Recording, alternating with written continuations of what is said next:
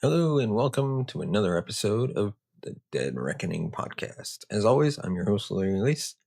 In this one today, the ghost ship, the Mary Celeste. Each week, we dive into a strange happening from across history and dive into the truth.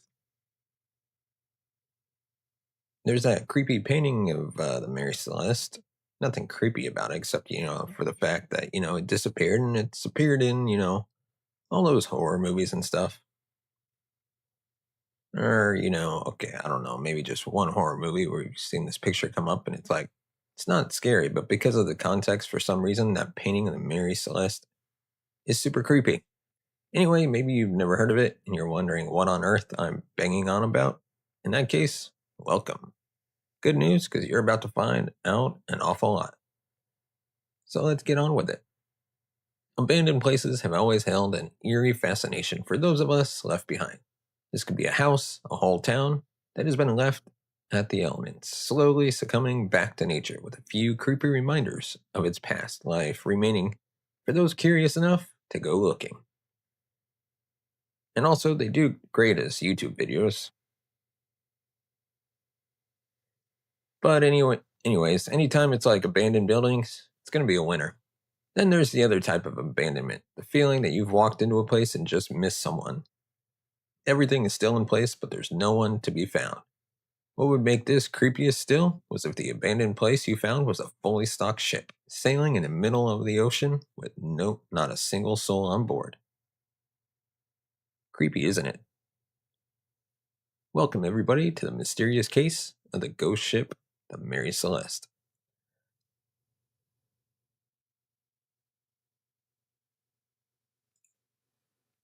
On the 4th of December, 1872, the Brigantine de Gratia, no idea where the ship comes from, no idea what language I should even be.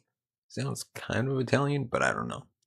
Under the command of Captain David Morehouse, well, he sounds decidedly less Italian, was on its way across the Atlantic when it spotted another ship coming towards them. Nothing weird about that, but this ship was sailing oddly and seemed out of control. Captain Morehouse's ship tried signaling the ship but got nothing back, confirming Morehouse's suspicions that something was wrong. As they got near, it was clear that no one else was on deck. So sailors Oliver Deveux and John Wright rowed over to check out what was going on.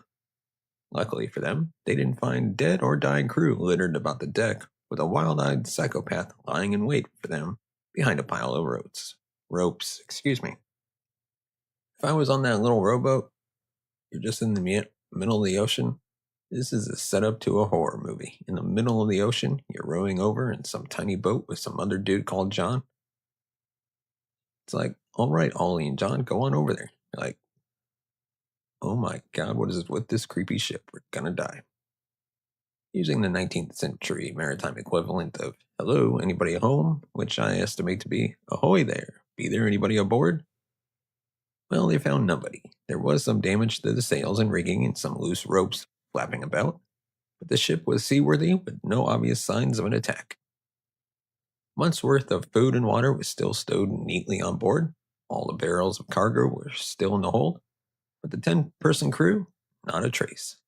The ship they had boarded was the Mary Celeste, which had left New York in November of that year under Captain Benjamin Briggs. And of course, apologize for butchering these names. Deveux and Wright found a ship's log, but there were no clues as to what might have happened. The last entry was dated November 25th, a full 9 days earlier. Pretty crazy. The ship, like 19th century ship, even a ship today, just abandoned and be like, isn't it gonna hit some rocks at some point and sink? It's just been floating around for 9 days. Also, the fact that there's no log entry doesn't surprise me. Whatever happened, everyone left really fast. Because otherwise, they'd have written something. They'd have taken something with them. They left in a hurry for some reason. The only thing that did appear missing from the ship, apart from the people, of course, were some navigational equipment, official paperwork, and the Mary Celeste's small lifeboat. All things that you would take if you were off that boat super fast. You'd be like, what should we grab? Navigational stuff? I guess I'd grab the documents. I'd grab my passport or whatever. I guess there's boat equivalents of that in the lifeboat, because obviously you need the lifeboat. Lifeboat. So where was everybody? Why was the ship abandoned in the middle of the sea when it didn't seem that there was anything wrong with it? Morehouse and his crew weren't the only ones scratching their head. Nearly 150 years later, we're still not sure what happened to the crew of the Mary Celeste. There are theories, of course, ranging from the possible to the bizarre, but it could also be that the ship was just unlucky from the start. And there's no such thing as, I don't want to say there's no such thing as luck, because obviously there's such a thing as luck, but it's like, yeah, that's an unlucky, it's a cursed ship. That ship, bad for news from the start. That's just nonsense, isn't it? So let's go back in time to 1861, 11 years before the empty ship was discovered. A newly constructed ship, almost 100 feet long, it's 30 meters, was registered in Nova Scotia as a British ship under the name Amazon. In case you've been wondering what a brigantine is this whole time, yeah, I might have been wondering that. Isn't it some sort of small transport ship? It's a two-masted ship with different types of rigging on the fore and aft, although, to be honest, the term is not concrete. And I got a bit lost in the weeds with all that gaff rigging and square masts going on, so just look up picture. All right, let's take a quick pause because this is actually important. These days, everything you do online is being tracked. Your searches, your location, your viewing habits, especially when you're on public Wi-Fi at airports, coffee shops, hotels, you name it. That's where Fastest VPN comes in. Fastest VPN protects your connection with military-grade 256-bit encryption and a strict no logs policy, meaning your data stays private. Period. No selling your information, no hidden tracking, just real protection. Speed matters too, and this is where Fastest VPN really stands out. With high-speed servers in over 50 locations worldwide, you can stream, upload, game, and browse without lag or buffering. Whether you're watching content, working remotely, or uploading videos, your connection stays fast and stable. Fastest VPN also includes built-in features like a kill switch, ad and malware blocking, and split tunneling, so you can choose what goes through the VPN and what doesn't. And yes, you can use up to 10 devices at the same time on one account. Phone, laptop, tablet, smart TV, all covered. And here's the deal that sets them apart. Fastest VPN offers a lifetime plan. One payment, no monthly fees, no yearly renewals, just long-term online security for less than what most VPNs charge for a single year. That's right, $35, one payment for one lifetime protection. So if you care about your privacy, your speed, and not getting ripped off, this one's a no-brainer. Click the link in the description today and grab Fastest VPN and take back control of your online life. If you care that much. Just imagine a big old sailing ship with lots of sails, and that'll do.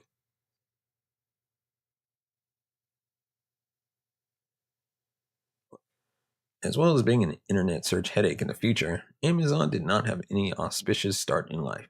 It's like, I'm looking for a 19th century ship called Amazon.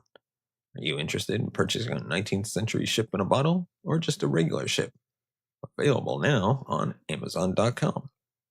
Our first captain was Robert McClellan, who was a part owner of the boat along with 8 other people.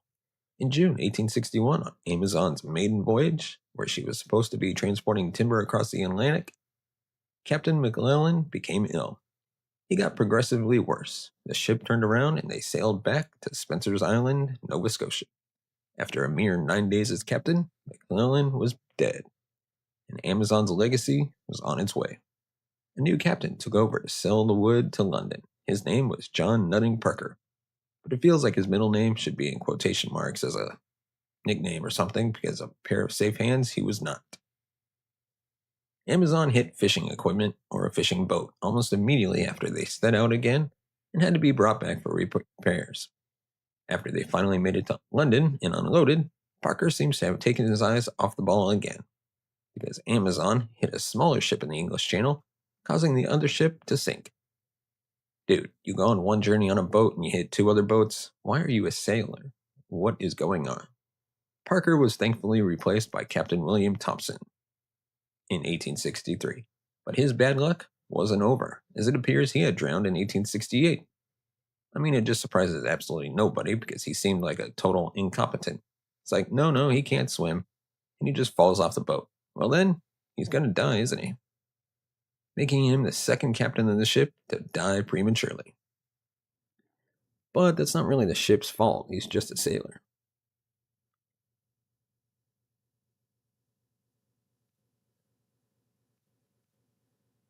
Amazon seems to have behaved herself under Captain Thompson with nothing notable happening until October 1867, when she was caught in a storm by Cape Breton Island in Canada and driven ashore.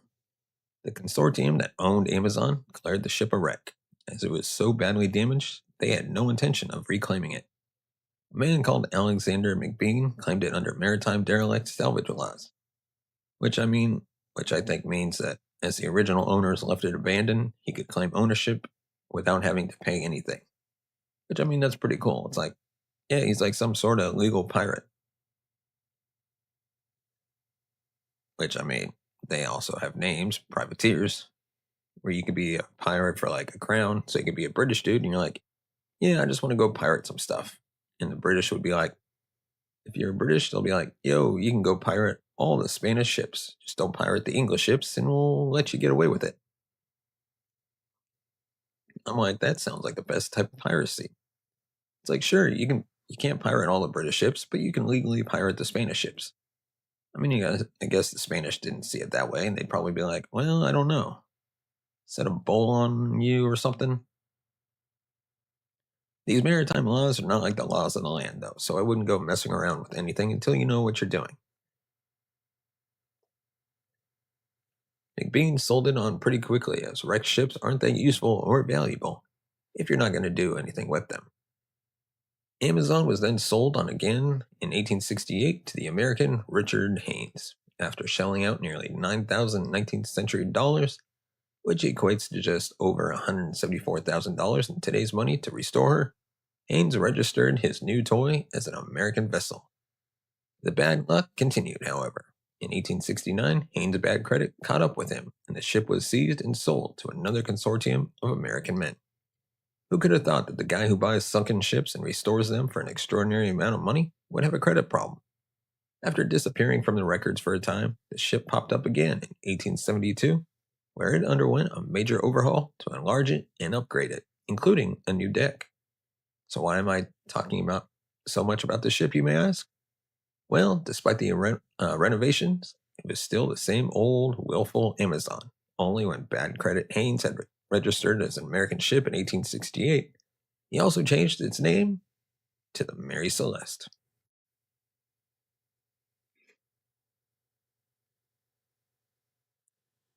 It's interesting how you just keep renovating them and occasionally changing their names. This happens today. Those what do they call them? Those post Panamax giant shipping vessels. They adjust them all the time. The largest ship in the world, it was called the Knock Nevis or something. I'm pretty sure that's the one they extended. They just cut it open, make the two parts, pull them apart, fill in the middle with some more stuff, and they're like, now it's even bigger. It's pretty crazy. I always just assumed they made new ships. It's not like, when your family grows, you're like, oh, now I need a people carrier. You're not like, well, let's just go get the sedan, cut it open, put a new section in there. It just doesn't work like that, does it? Now, with a new name, new owners, and a new captain, the Mary Celeste was ready to take to the waters once again. Now that we've all caught up on the history of the ghost ship, let's get back to the story of the mystery voyage. The new captain of the Mary Celeste was a man called Benjamin Spooner Briggs. He was an experienced sea captain, and for the Mary Celeste's first outing following all the upgrades, he was going to sail her to Genoa, Italy, with a large cargo of denatured alcohol. Well, the first thing I want to feel is finally a competent captain. The guy's probably, although maybe he's the one who loses the ship, or, just abandons it, but also the last guy crashed it twice, so, that was a pretty bad place to start. Briggs came from a solid sailing background, with most of his immediate family also working in the maritime sector.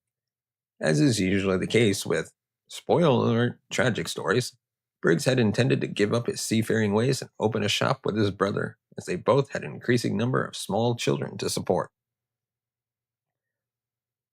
Oh no, it's like that guy, in every detective movie. He's like 4 days from retirement. Okay, maybe not a detective movie, but like, the buddy cop movies. They decided against this in the end, though, and both ended up buying shares in ships instead, making Briggs a part owner of the Mary Celeste. For his first foray as captain, Briggs was accompanied by his wife Sarah and their 2-year-old daughter Sophia. They also had a 7-year-old son Arthur, but luckily for him, they didn't want to take him out of school, so he stayed in the States with his grandparents. His existence also plays a role in debunking some of the more scurrilous theories that came up later in the story. Sometimes I'm reading these and I'm like, oh yeah, not so bright whistle boy. During the refit, the main cabin had been modified to accommodate his wife and daughter, so it seems that the voyage was supposed to be a nice family trip while also carrying some cargo to Italy. That does sound really nice. Like, I know it's going to be months long and stuff, and you're like a sailor or whatever, but it's still, just going on a nice, like, across the Atlantic trip to Italy with your family and getting paid for it. Also, you're doing denatured alcohol, which is the type you can't drink, right? You just like take a little bit off the top. Briggs wrote to his mother before they departed with some updates about 2-year-old Sophia, a few instructions for her if she needed money. And he also wrote, quote, "We finished loading last night and shall leave on Tuesday morning if we don't get off tomorrow night. The Lord willing, our vessel is in beautiful trim, and I hope we shall have a fine passage. But I have never been in her before and can't say how she'll sail." We know that Briggs had many years of sailing experience, so presumably he wasn't particularly worried about the technical aspects of their trip. Briggs chose a small crew and mentioned his regret that they hadn't also brought his son Arthur along after all. "We seem to have a very good mate and steward, and I hope I shall have a pleasant voyage. We both have missed Arthur, and I believe we should have sent for him if I could have thought of a good place to stow him away.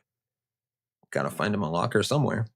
Sophia calls it for him occasionally and wants to see him in the album, which, by the way, is a favorite book of hers. As well as wanting him to remain in school, it appears that there just wasn't a convenient place for Arthur to stay on board the ship. When the Mary Celeste set off for Genoa, there were 10 people on board: Captain Briggs, his wife Sarah, daughter Sophia, first name Albert Richardson, second mate Andrew Gilling, steward Edward Head, or Ed Head as I like to call him, 4 German crewmates, Gottlieb Gutschall, I'm going to butcher these names, Arian Martins and brother Volkert Lorenzen, and Baz Lorenzen.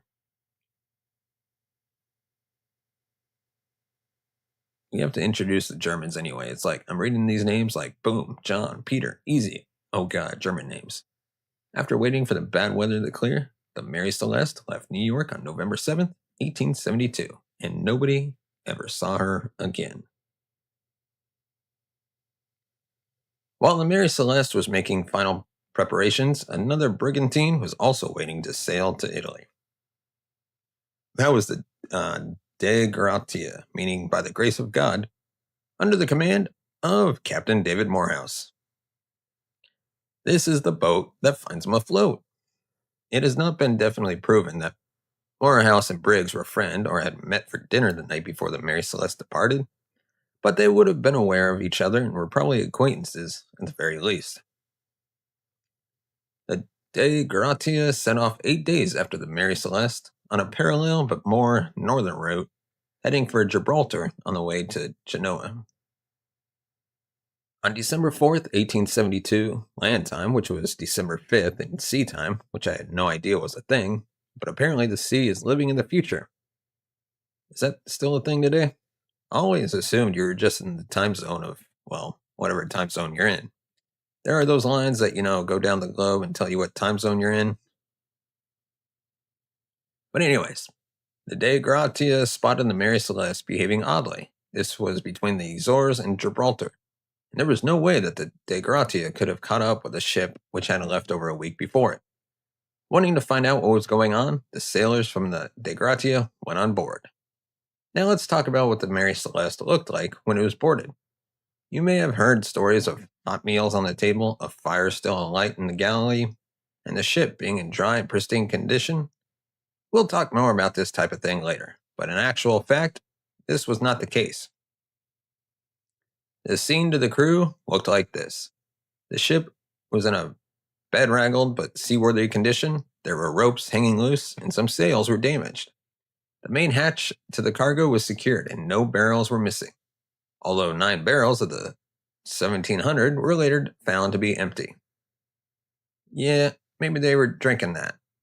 That is denatured, so is that like methylated spirit? Is that the one that makes you blind? Maybe that's what they drank. They all went blind and just walked off the side of the ship.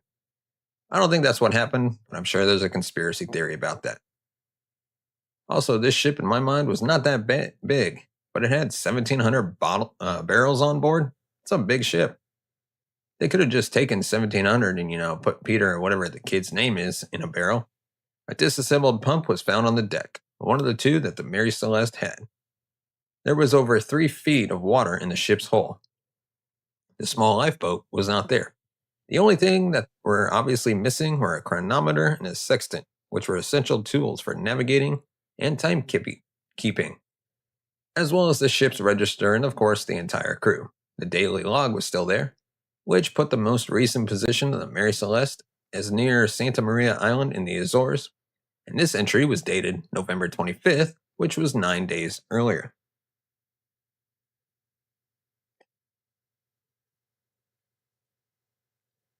When the De Gratia found it, the Mary Celeste was around 400 nautical miles, which is 740 kilometers away from where the last entry said it was. With nothing to be done, Morehouse decided to sail the Mary Celeste to Gibraltar and claim it as salvage, for which he could expect to get quite a chunk of change under maritime law. I mean, this is some intense finders keepers. It's like, yeah, I was just sailing along, discovered a massive boat full of booze, and also it seems like a pretty nice boat. Well, it's mine now. I feel like the company or whoever wasn't there, my brother who owns half of it would be like, my dude, you can't get like a little bit of it, but I want my boat back and I want my alcohol back. I have no idea how this actually works, but maritime law is totally nuts. If you recovered, say, an abandoned truck filled with stuff and notified authorities or drove it to the police station yourself, surely the original owners would be located and it could be returned to them. Like, I feel like you'd get like 10%. Isn't the maritime thing like you get 10% of what you find or something? Like if you discover a treasure, belongs to the government or whatever, but they'll like slice a little bit off for you. I mean, allegedly, if I found some treasure, I'd be such a piece of something because they'll be like, yeah, it's like if I found some chest of gold and it was like, yeah, you got to declare that to the Antiquities Organization. They're going to look through it and they'll give you 1% of the gold you found. I'd be like, yeah, I'm just saying I wouldn't do this allegedly. I mean, look, there must be plenty of gold that people find where they're like, I'm not just handing this in, I'm just melting that gold down and selling that. You got to give people more than just a little slice, guys. Come on. You may or may not receive a reward at their discretion. If you sold all the goods yourself, it would definitely be a crime. I guess things are different out there in the world of the sea. Anyways, Morehouse sailed into Gibraltar on the 12th of December, 1872, on the De Gratia with 4 of his crew. On the 13th of December, the Mary Celeste finally arrived. He's just shouting, "Look what I found, I'm rich!" Having been crewed by the remaining 3 of Morehouse's men. However, instead of a hero's welcome, he found himself on the wrong end of a criminal investigation, under suspicion of insurance fraud at best and murder at worst.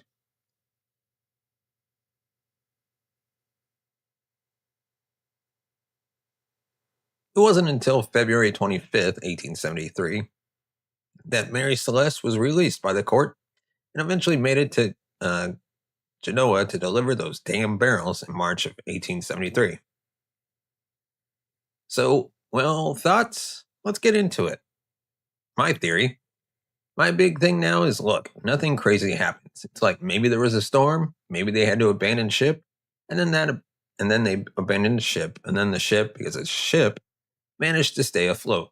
I know like modern ships, they're quite hard to sink, but I don't know about 19th century ships. So it's like they abandoned the ship because they thought, oh God, shit's going down. And then it turns out that it's totally fine. That's my theory, and that's my best guess. But of course, there's the possible theory of insurance fraud. Well, first off, insurance fraud, they all died. Or, like, I mean, 10 people disappeared. I'm assuming they're dead. It's a pretty shitty insurance fraud racket if you die. As we're here, let's start with the De Gratia Captain Morehouse. The possible case of abandonment for insurance fraud.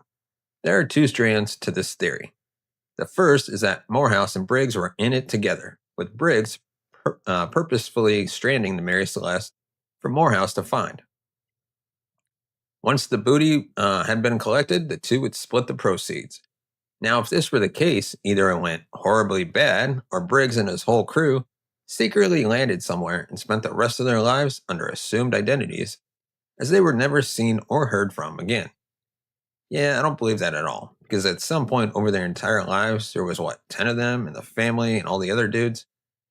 At some point in the next decades, it's just going to come out, because it just is. It's like why the moon landing can't be fake. Because, yeah, maybe at that time it's a bit more plausible. You'd be like, well, okay, people could keep a secret for about 10 minutes. And it's been 10 minutes since we landed on the moon. But then, like, what, 50 years go by? It's like no one spills the beans on it being like a cover up. It's not happening. Thousands of people were involved. I'm sure tens of thousands. And you're telling me no one talked? Yeah, right. Except for that one crazy guy. There's that one crazy guy, right? He keeps talking about it, and he was like a contractor for some tiny part of it, and he's like, no, it's fake. No, but that guy's just crazy. He's just one dude, and no one else came forward to back him up.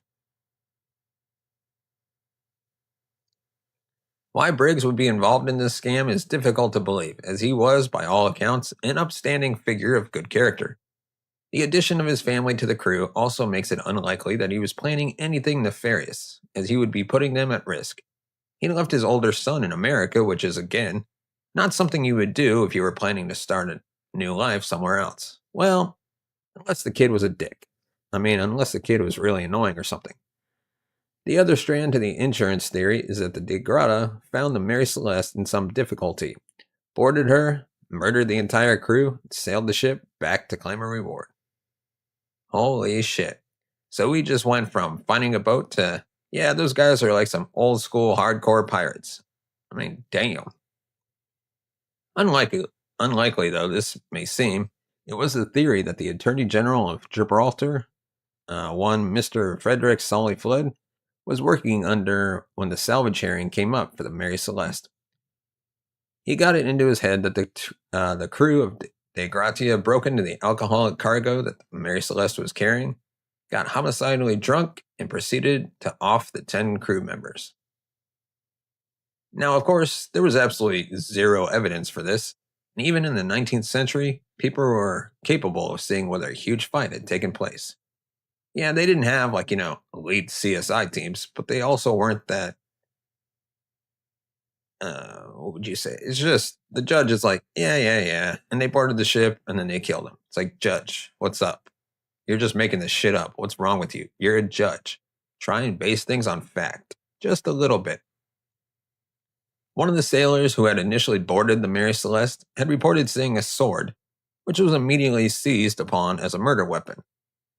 It was quickly found out, however, that the sword was not covered in damning blood as per Solly Flood's assertions, but rather was a bit rusty.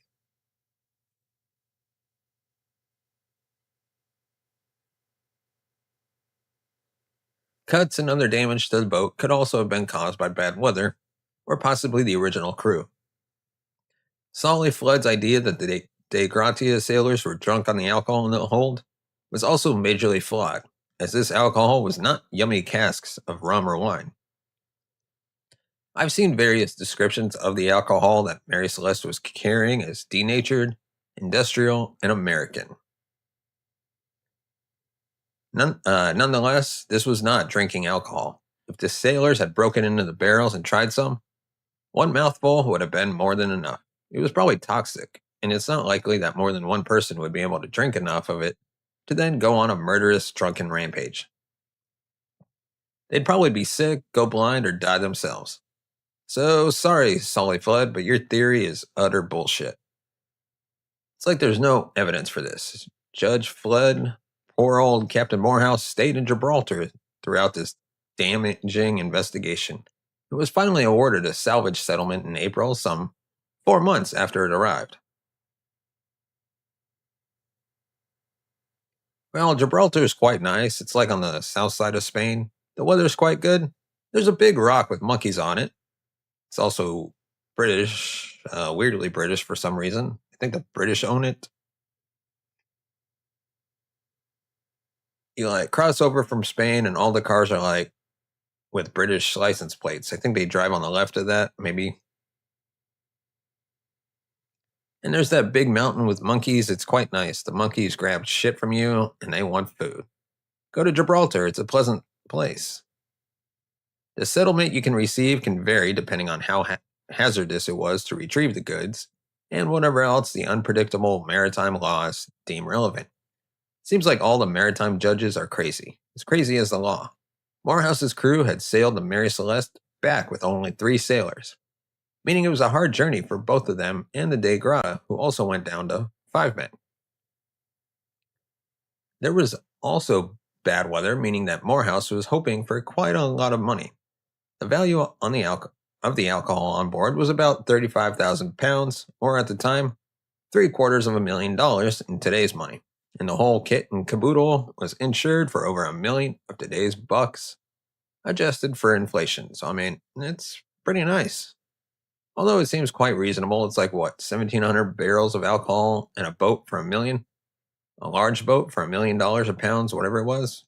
Not bad.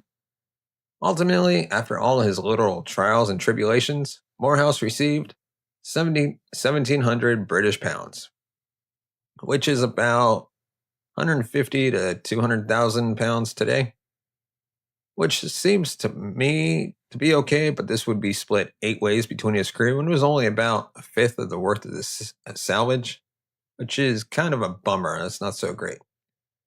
Given that possible substantial reward amount, might he actually have been tempted to murder the crew after all? No. I mean, yes, it's substantial, but it's also like 150 grand split between 8 people.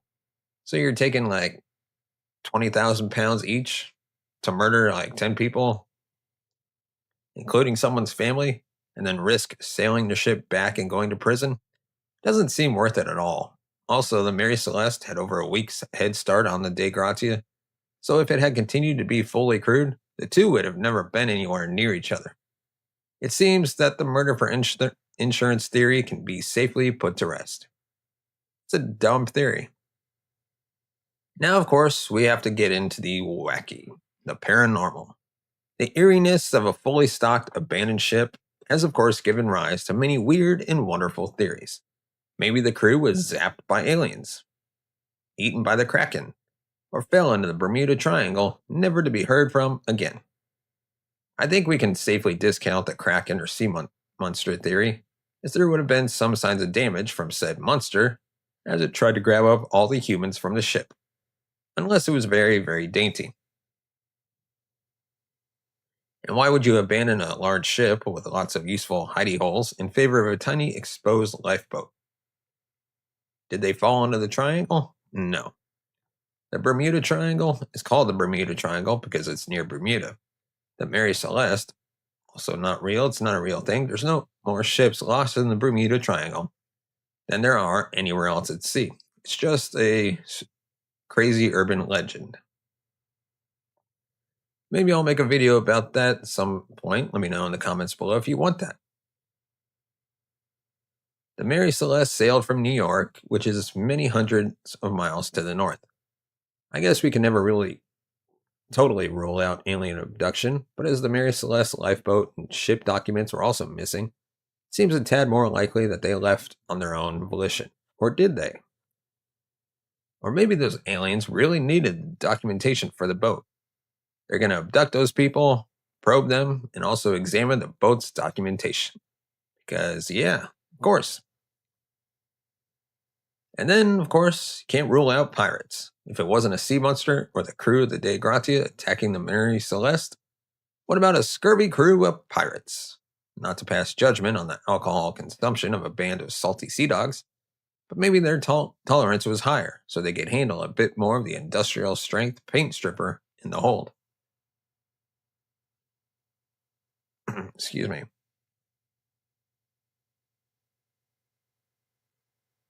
But if you're an alcoholic, you still can't drink poison. While pirates may seem a slightly possible theory for the deserted ship, the fact that nothing of value was taken puts the kibosh on it. They would have to be world's worst pirates to forget to take the booty with them after capturing the entire cargo ship. And again, no signs of struggle, are all cargo intact, etc., etc. But then, what about mutiny and or murder?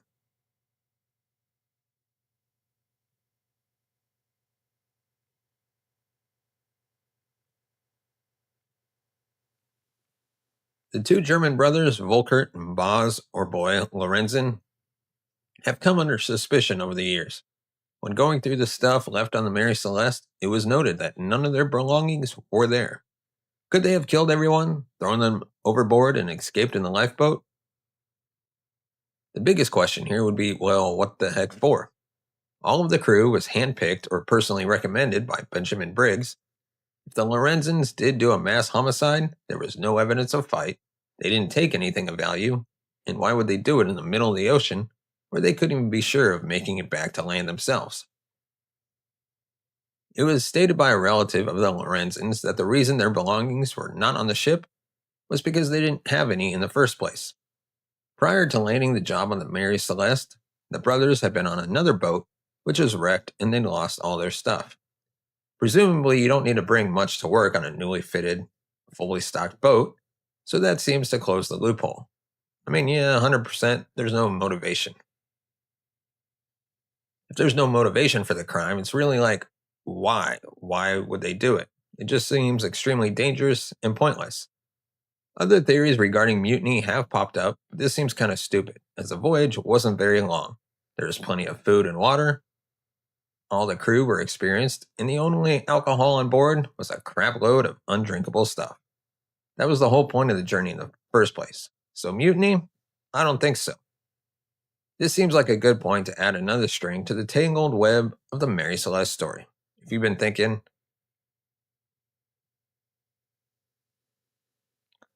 I always thought it was the Marie Celeste, or what about the hot meals on the table or the fire still burning? Well, I'm afraid to say that you've been diddled, so to speak, by a future Sherlock Holmes dad and professional meddler Sir Arthur Conan Doyle. If not for him, the strange, I was like, for a moment there, wait, Sherlock Holmes isn't a real person, so he didn't have a dad. But, of course, the father of Sherlock Holmes has to be Sir Arthur Conan Doyle. But if not for him, the strange case of the Mary Celeste might not be the mystery that it is today. It's not the only ship that's ever been found abandoned in the middle of the sea, but one of the main reasons, if it's at the top of the list, is the influence of a short story over the official narrative. In 1884, a whole 12 years after the crew disappeared, and uh, basically a propos of nothing, an anonymous story was published in the Cornhill magazine called J. Habakkuk Jefferson's Statement. I'm not sure how anyone could have believed it with a name like that, but it was written in the first person as though this terribly named J. Habakkuk Jefferson fellow was a survivor of the episode. In the story, the ship is called the Marie Celeste, which actually flows a lot better than Mary Celeste. Mary, it does. And after the crew is murdered by a serial killer with a hatred for white people, it's left abandoned for none other than the correctly named De Gratia to find.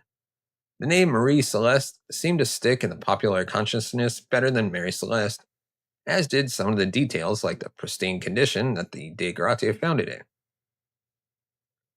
In the first-hand accounts, the crew of the De Gratia who boarded the Mary Celeste said a lot of things were wet and disorganized, as though people had just dropped what they were doing and vanished.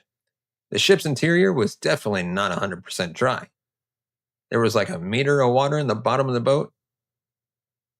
Conan Doyle's story then goes off on a tangent about a magical stone from a stone idol. But he'd done enough to muddy the historical waters that um, even to this day, his made-up events are still thought of as facts. As recently as 1992, the Maldives issued a stamp using the incorrect Marie Celeste name as part of its Mysteries of the Universe series. Although obviously their research is not as good. I mean, come on, the government of the Maldives, come on now, people. Now that we got the less probable stuff out of the way, let's move on to some more probable theories. A natural disaster, seaquake. While the term seaquake might seem to belong in the realm of the paranormal theories, it's actually a thing. I'd never heard of a seaquake before, but it sounds exactly like what would happen if there was an earthquake under the sea. And you get like a tsunami or something, or like if the bottom of the sea moved, like the plate was like chunked to one side, it's going to drop all that water, and that's going to be pretty intense, right?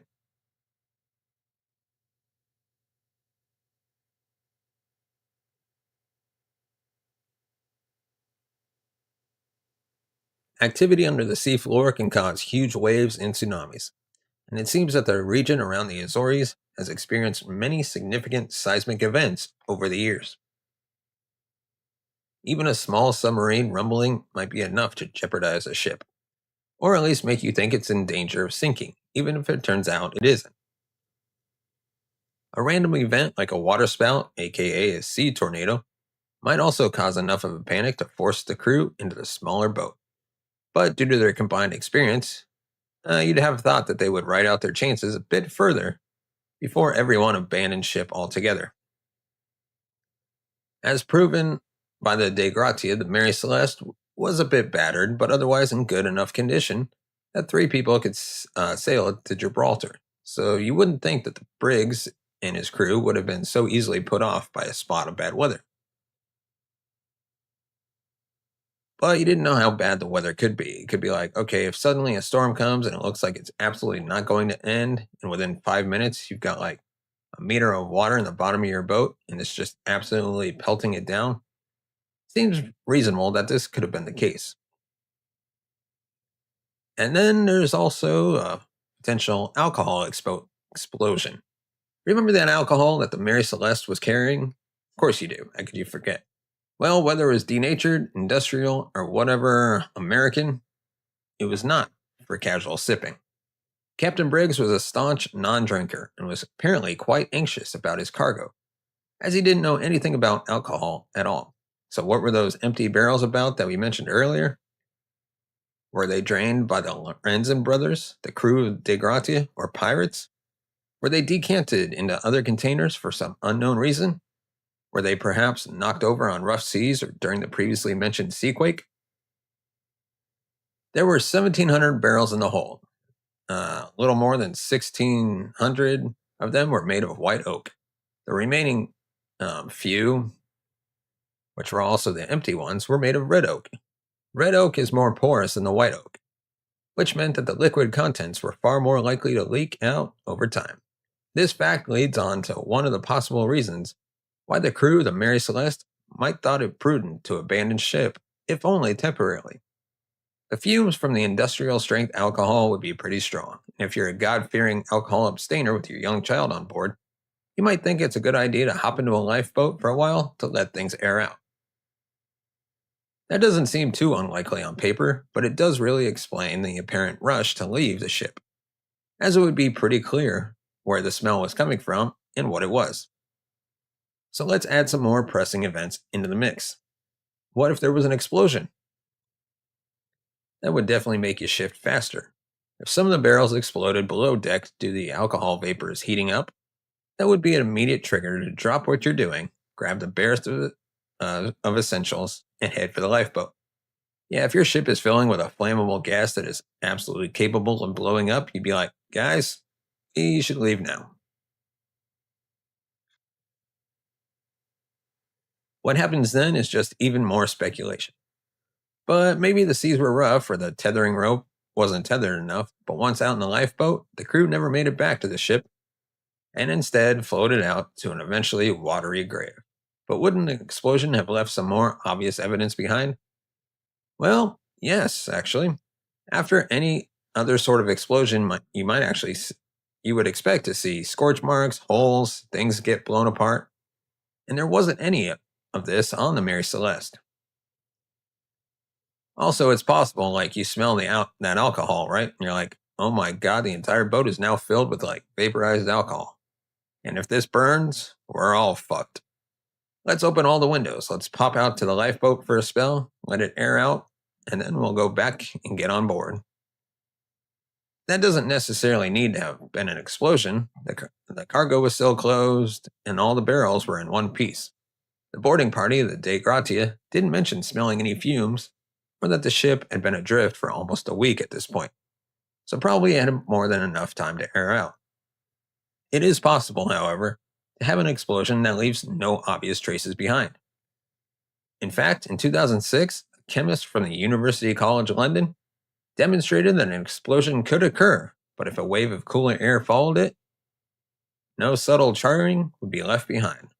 For some, this is the answer to why the ship was abandoned so abruptly. There was more than enough leakage from the red oak barrels to be ignited by a freak spark from the galley fire, perhaps. Or maybe there was just one poor idiot who dumped his pipe out into the wrong hatch. The only thing holding this theory back are the fact that the main hatch was fastened and not blown off its hinges, and that the conditions necessary for this type of non evidential explosion are rare. Still, even the possibility that the ship might be able to blow up would be enough to get most people jumping into that lifeboat.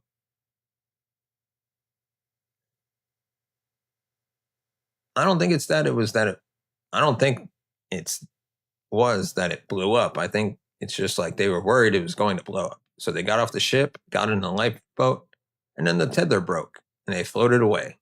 The ship floated away and it got knocked about a bit on the ocean, which seems by far the most likely thing to me. But then you have a potentially captain's mistake. According to Anne McGregor, documentary maker who made the true story, The Mary Celeste, with the Smithsonian Network, this is the mother of all theories. It all started with a dodgy chronometer and just developed from there. Using the location of the drifting Mary Celeste and backtracking its journey with the last recorded position on the running log, McGregor found that it was possible for the ship to have been where Briggs said they were just before abandoning it.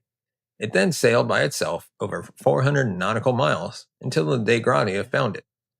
However, further information from the log, which was lost a few years after the Mary Celeste was recovered, was copied down by Frederick Solly Flood, the zealous Attorney General of Gibraltar, with an axe to grind against poor old Captain Morehouse. Assuming he copied down the last few entries correctly, McGregor and oceanographer Phil Richardson looked at historical weather and ocean current data and worked out that Briggs and the Mary Celeste were actually off course by more than 100 miles. A bad storm was noted in the log the day before the last entry, and if they had been on track, they should have already reached Santa Maria 3 days earlier. More pieces of the puzzle started coming together. The disassembled pump found on deck could have been clogged with coal dust from the Mary Celeste's previous voyage and debris from the refit.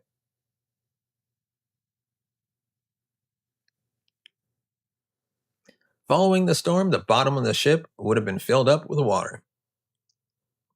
When it was found, the Mary Celeste had about 3.5 feet, or just over a meter of water in the hold. As proven by the fact that it was still afloat, this wasn't a dangerous amount of water to be carrying. Although it's about the same height as an average 5-year-old child, which seems like quite a lot to me.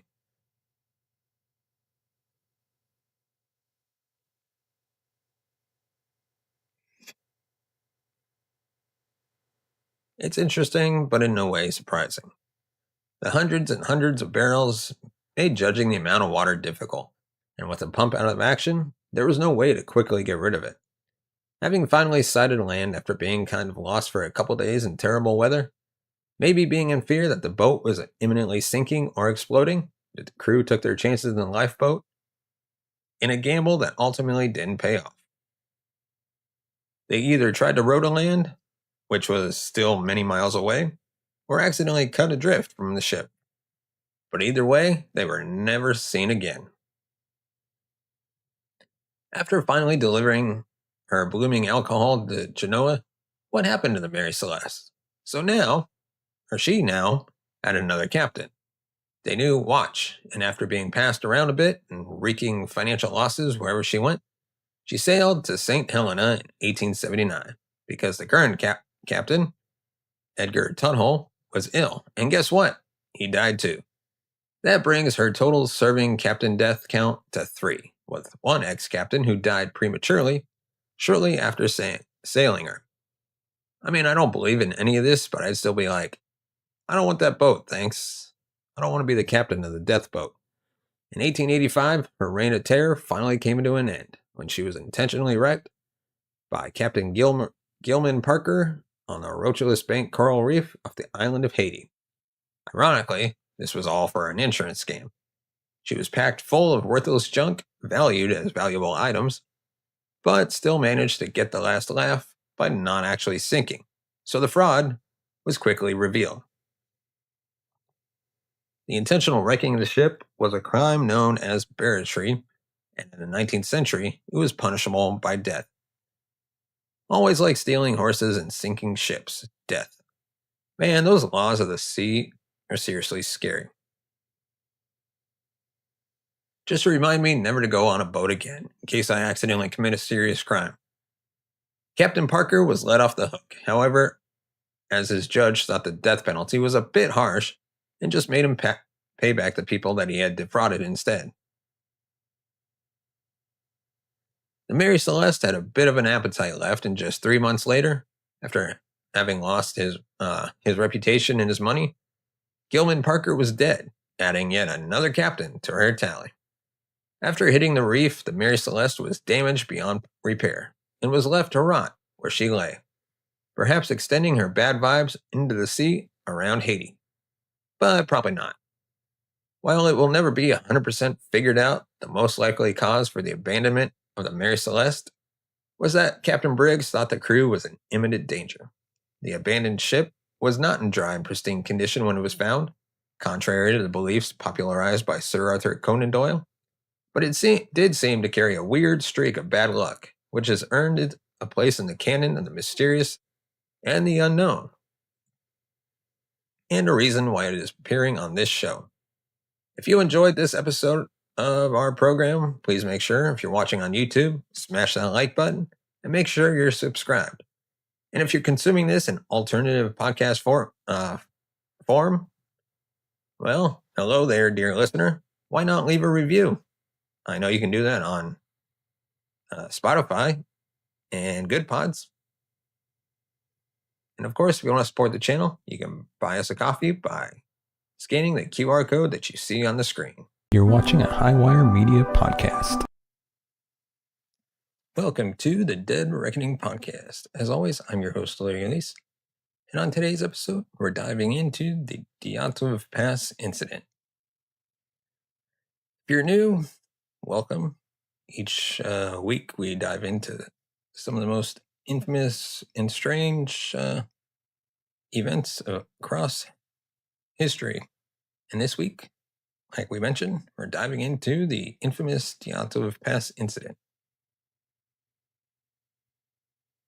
Excuse me. Look, before we get started, if you're watching this, make sure you give a thumbs up. Make sure you're subscribed. If you're listening as a podcast, subscribe. Leave a review. Let's just jump into today's episode. Gruesome deaths, strange lights in the sky, government cover-ups. If that sounds like an episode of The X-Files, you're not far wrong. However, this strange case occurred in real life, in Russia in 1959. I recently found out that The X-Files actually returned. I didn't know how I didn't discover this or anything like that, but I've got 2 seasons of The X-Files to catch up on. I heard that the X Files were still being filmed, and I was like, what? But I last saw the X Files, shoot, like 20 years ago.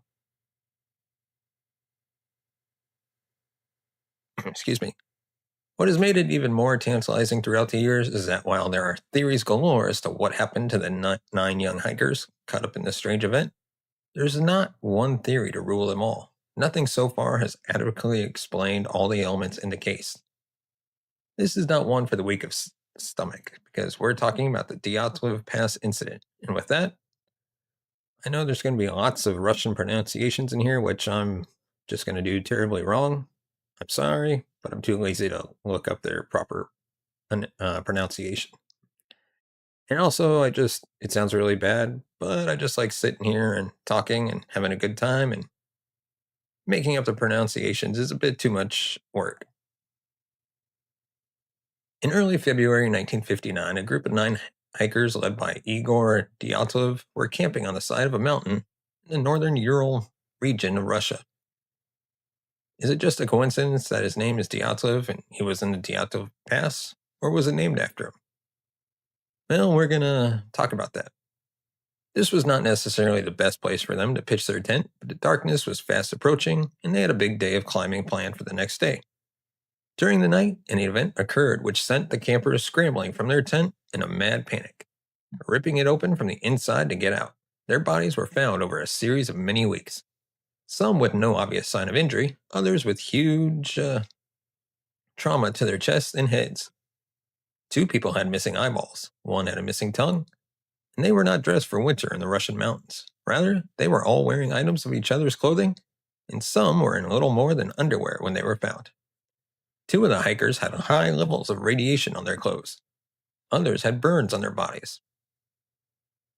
What in the living heck could have happened to cause these experienced people to flee into the night and then come to a horrible, grisly end? Around the time of the event, other hikers and local people had described seeing lights in the sky. The last photograph taken from one of the Dyatlov group's cameras is a blurry image of what looks like at least 2 lights hovering about in the night. There were rumors that one or more of the group were working for the KGB. The hikers were in range of a military base, which only added to conspiracy theories. In May 1959, less than 4 months after the tragic events, the case on the Dyatlov Pass incident was closed. Blame was handed off to Igor for camping in a dangerous area, and the official explanation given to cover up the entire weird manner of death was this. Quote, "It is concluded that the cause of their demise was overwhelming force which the hikers were not able to overcome." And that's not a explanation. That's just a statement of what happened. It's like, yeah, he was hit really hard. Yeah, but by who and why? Again, come on, what? It's not that's could be a little more vague there, please. What kind of overwhelming force are we talking about? A natural one like an avalanche, or a violent one like an animal or human attack? Or maybe an extraterrestrial force? The flipping force from Star Wars. Also, calling it the Dyatlov Pass incident seems to tone down the whole thing a bit. An incident sounds fairly benign, more like a title from a Victorian detective story. How about the Dyatlov Pass mass killing event? Let's get into the details then. There are a lot of them, and they ain't pretty. But it's mainly because of the range of weird injuries that the hiker sustained that this case has kept the public's attention for the last 6 decades. On the 23rd of January 1959, a group of 10 people, 8 men, 2 women, set off for what they expected to be a challenging but rewarding hiking and skiing trip up the Ural Mountains. They had all completed many hikes and treks before, and were all considered to be more than capable of finishing this expedition. In the time before cell phones and quick communication, they told friends and family they expect to arrive back at Vizay, a very small town, by February the 12th, and that was that. Nothing was expected to go wrong, and if it did, the party was large enough and contained at least one person with experience as a medic to be able to sort things out on their own. The people in what became known as the Dyatlov group were as follows. To begin with, we have Igor Dyatlov, leader of the group, 23-year-old Igor. It's kind of weird they have a leader. Like, I often go hiking and camping with my friends. We don't have a designated leader because we're not in the scouts. We're not 12. We're just like, what are we doing? We're going hiking. we going to have to make any complicated decisions which we need to defer to a leader on? No, we're going hiking. That's it. Simple. I will just point out that the Diato Pass was named after the, spoiler alert, tragic events that befell the party. It wasn't as though Igor said, "Hey guys, let's go for a hike over in the Urals. I'll let you check out my pass." The Diatov Pass is located near, but not exactly in the area where the bodies were found. Dyatlov was studying radio engineering at the Ural Polytechnic Institute, as it was known at the time. And then we have Yuri Doroshenko, a 21-year-old radio engineering student. And then, again, I'm going to butcher all these names so badly. Ludmila Dubinina, the youngest of the group at 20 years old. She was studying engineering and economics. Then we have Alexander Kolepetov, 24-year-old physics student. And then Zeneta Kolmogorova, a 22-year-old radio engineering student who had hiked extensively with Dyatlov. This seems to be a group of very smart people. And then I'm just going to use their last name initial, Yuri K., a 23-year-old construction graduate who had been part of the crew to clean up after the 1957 nuclear disaster. Then we have Rustam S., 23-year-old graduate of UPI with a fondness for long-distance running. And then Nikolai Lebo B., 23-year-old civil engineer. Then we have Simeon Z., the old man of the group at 37. He was a late and mysterious addition to the party. He died on his 38th birthday. Then we have Yuri Yudin, the only surviving member of the group. He was unable to carry on due to problems that he faced at the hike. That left 9 people in the Dyatlov party. He was probably like, "Oh my God, I'm really glad that I went away from the crazy eye-eating radiation situation." The remaining 9 carried on with the trip, hiking, skiing, taking photos, and writing in various diaries. The group dynamic seemed fine, with no one mentioning particular tensions over leadership or romantic rivalry of any kind. The weather was noted in the group diaries as being around minus 16 degrees Celsius during the day. That's 3.2 Fahrenheit, dropping to around minus 26 Celsius or minus 14.8 at night. That is fucking cold. Like, you've got to be Russian to want to go hiking in that, right? The last entry in the group diary is the 31st of January, 1959. In it, Dyatlov notes that the weather had closed in and that they were making slow progress at a rate of about 1 mile an hour. They're extremely tired, but managed to make camp in front of the forest, ready to push on to the mountains the next day. The last part of the entry reads, quote, "We're exhausted, but start settling up for the night. Firewood is scarce, mostly damp furs. We build a campfire on the logs, too tired to dig a fire pit. Dinner's in the tent, nice and warm. Can't imagine such comfort on the ridge with howling wind outside. Hundreds of kilometers away from human settlements. This is the area where the now named Diatov Pass is situated."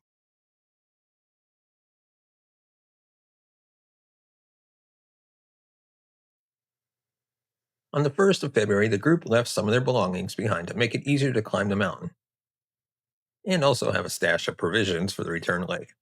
It's then theorized they went a bit off course on their trek and decided to pitch their tent on the north slope of the mountainside, rather than having to backtrack however far and then do the route again the next day. The mountain they camped on was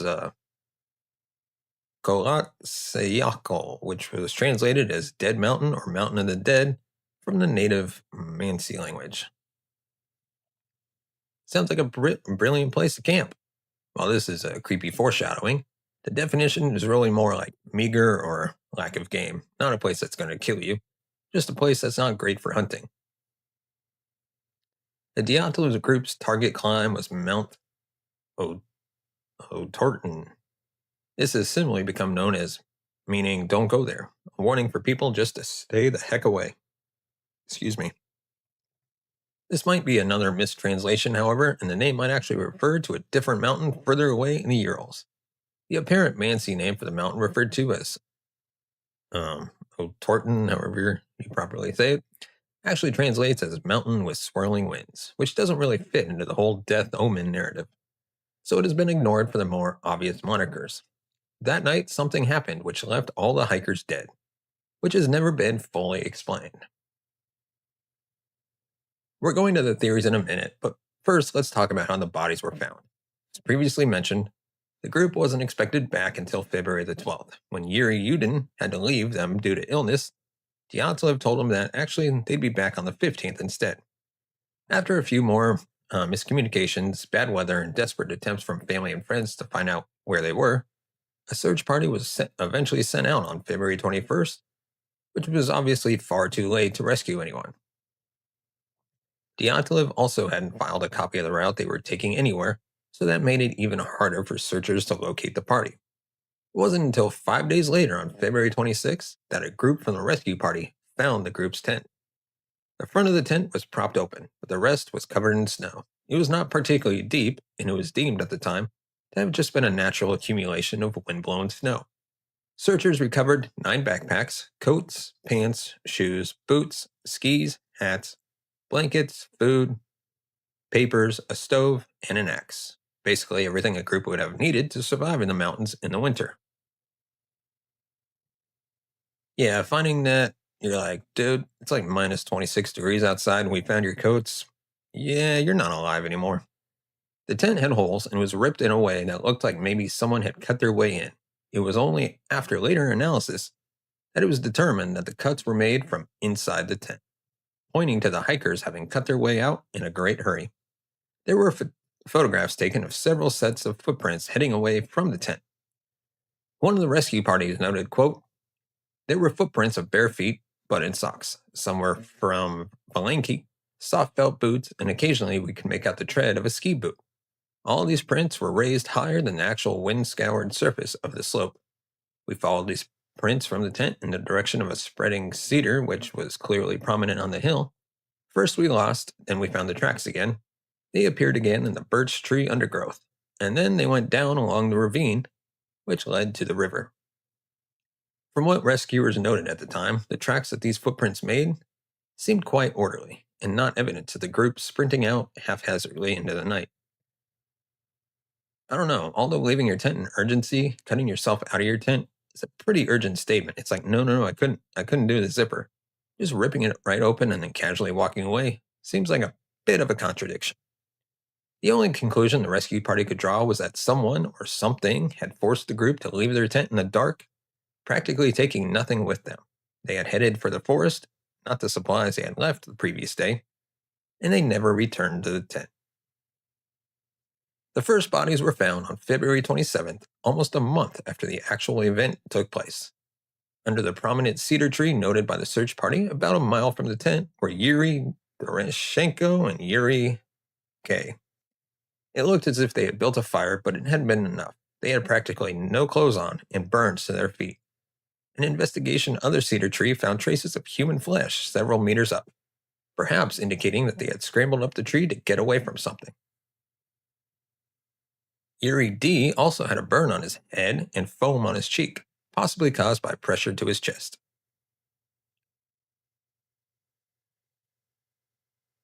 Oh my god, this is...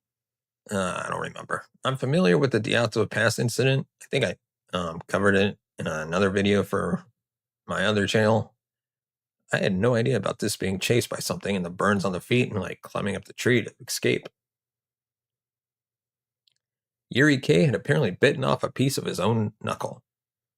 Yes, this gets a whole lot grimmer, so if you're already wrinkling your nose up, prepare yourself for a whole lot of grossness. I mean, to be fair, I do another podcast called The True Crime Never Sleeps, which, well, there's been beheadings on Greyhound buses, and people eating hearts and children, serial killers, so my stomach has become a bit leathery, having been through that traumatic experience of a podcast. But I mean, eating your own knuckle, it's pretty intense. Neither man was wearing shoes or a jacket. They were lying next to each other when found. It looked as if one or both had been moved post-mortem, and their cause of death was given as hypothermia. Later that same day, the bodies of Igor Dyatlov and Zaneta K were discovered. Dyatlov was found a few hundred meters from the cedar tree, wearing ski pants, a shirt, and a sweater, but no hat, and again, no shoes. He had some minor facial injuries, but he had bruising on the knuckles of both hands, similar to what you might get if you're in a fist fight and you punch someone really hard. He also had injuries on both ankles. His skin was described in the report as bluish red. He was found lying with his head towards the tent, perhaps indicating that he was trying to climb back up the slope when he died. His watch had stopped at 5:31. Zaneta was found under 50 centimeters, 20 inches of snow, by a search dog. She was about 630 meters, or a little over 2,000 feet from the tree, and the nearest body to the tent. She was also found with her head towards the tent, as if trying to get back to it. Of the first 4 bodies found, she was the best dressed, wearing several layers, but still no shoes. This episode is so creepy. Like, it's the middle of the day, and I'm looking around like, oh no, there's monsters. I really don't like it. She had some facial and hand injuries similar to Dyatlov, and her skin was noted as being purple-red. Further investigations also found a huge bruise on her side, like she'd been hit hard with a bat or a baton. The cause of death for these two were also given as hypothermia. And then Rustum, again, just using his last name, first initial S. Despite search teams searching the area meticulously after these finds, it wasn't until March the 5th, a week later, that the next member of the group was found. And that was Rustum. He was found between Dyatlov and K, also lying with his head in the direction of the tent. Because of the way the ice had melted under him, the search party concluded that he'd been alive and warm when he laid down. And for whatever reason, he just didn't get up again. He had 4 pairs of socks on and a couple of layers of sweaters and trousers, making him the best dressed of the group so far. He was also considered the strongest of the party, meaning that he would be expected to keep going longer, unless something happened to impair him. This might be explained by the huge fracture to his skull. He also had wounds to his arms and bruising on his leg. His watch had stopped at 8:45 a.m. His cause of death? Hypothermia. If you're wondering why it took the search party so long to find anybody, it's because they were basically completely blind. Any visible footprints stopped at a certain point. Snow had fallen constantly. And the search didn't even start until weeks after the group had died, so they were completely hidden from view. Yeah, that woman was like 50 centimeters of snow above her. A dog had to find her. Searchers used metal detectors, but none of the group had any significant amounts of metal on them to make using them worthwhile. In the end, they just had to fan out and use rods to poke down into the snow until they hit the ground or something else. They did this every 50 centimeters or 20 inches over a huge area with no real idea where to look. Most of the volunteers were students, friends of the Dyatlov group, desperately hoping to find their friends safe and sound. Because of the difficulty of this search, another 2 months went by before the final group of bodies was found on May 5th. A trail of cut branches was noticed, and eventually a small den or shelter was uncovered. The remaining 4 hikers had cut branches and piled clothes on them to form makeshift seats off the snow. There were a few other items near the den, but the knife used to cut the branches was never found. About 66 feet on by a stream, they found the body of, again, apologies for butchering their names, Ludmila, under about 4 meters or 13 feet of snow. She was also on her knees, upright against a rock, with her head facing upstream. She had damage to her face with significant amounts of soft tissue missing. Her eyeballs were completely gone, as was her tongue. She had broken ribs on both sides of her chest. Her cause of death was given as, quote, hemorrhage following the chest fractures and internal bleeding. She was wearing a brown sweater, which later tested positive for radiation. I feel like the missing eyes and the missing flesh on the face has got to be animals, right? Like the person died, and then the animals come and did their thing. Lovely. Simeon Z, who was next to be discovered right next to Alexander K, and appeared to be in a position of protection around the younger man. Simeon was wearing quite a lot of clothes and also had a camera around his neck. There was a deep wound on the back of his head, and yes, his eyeballs were also missing. He had crushed ribs on the right side of his chest. Alexander K. also had major trauma around the eye area and an open wound behind one ear. His neck is reported as deformed, but I'm not sure if that means broken or crushed. Either way, not a good thing to happen to a neck. His skin color was noted as gray-green with a tinge of purple because he'd been lying in the water for so long. His hands and feet were decaying. Part of his clothes had also tested positive for radiation. His official death was given as hypothermia. The final person in the group to be found was Nikolai. Like Zoltaryov, he was quite well dressed and was wearing a pair of soft boots that the hikers put on when they were in the tent. He had suffered a massive temporal skull fracture and had also gotten an injury on one arm. For some reason, he was wearing two watches, one of which had stopped at 8:14 and the other at 8:39.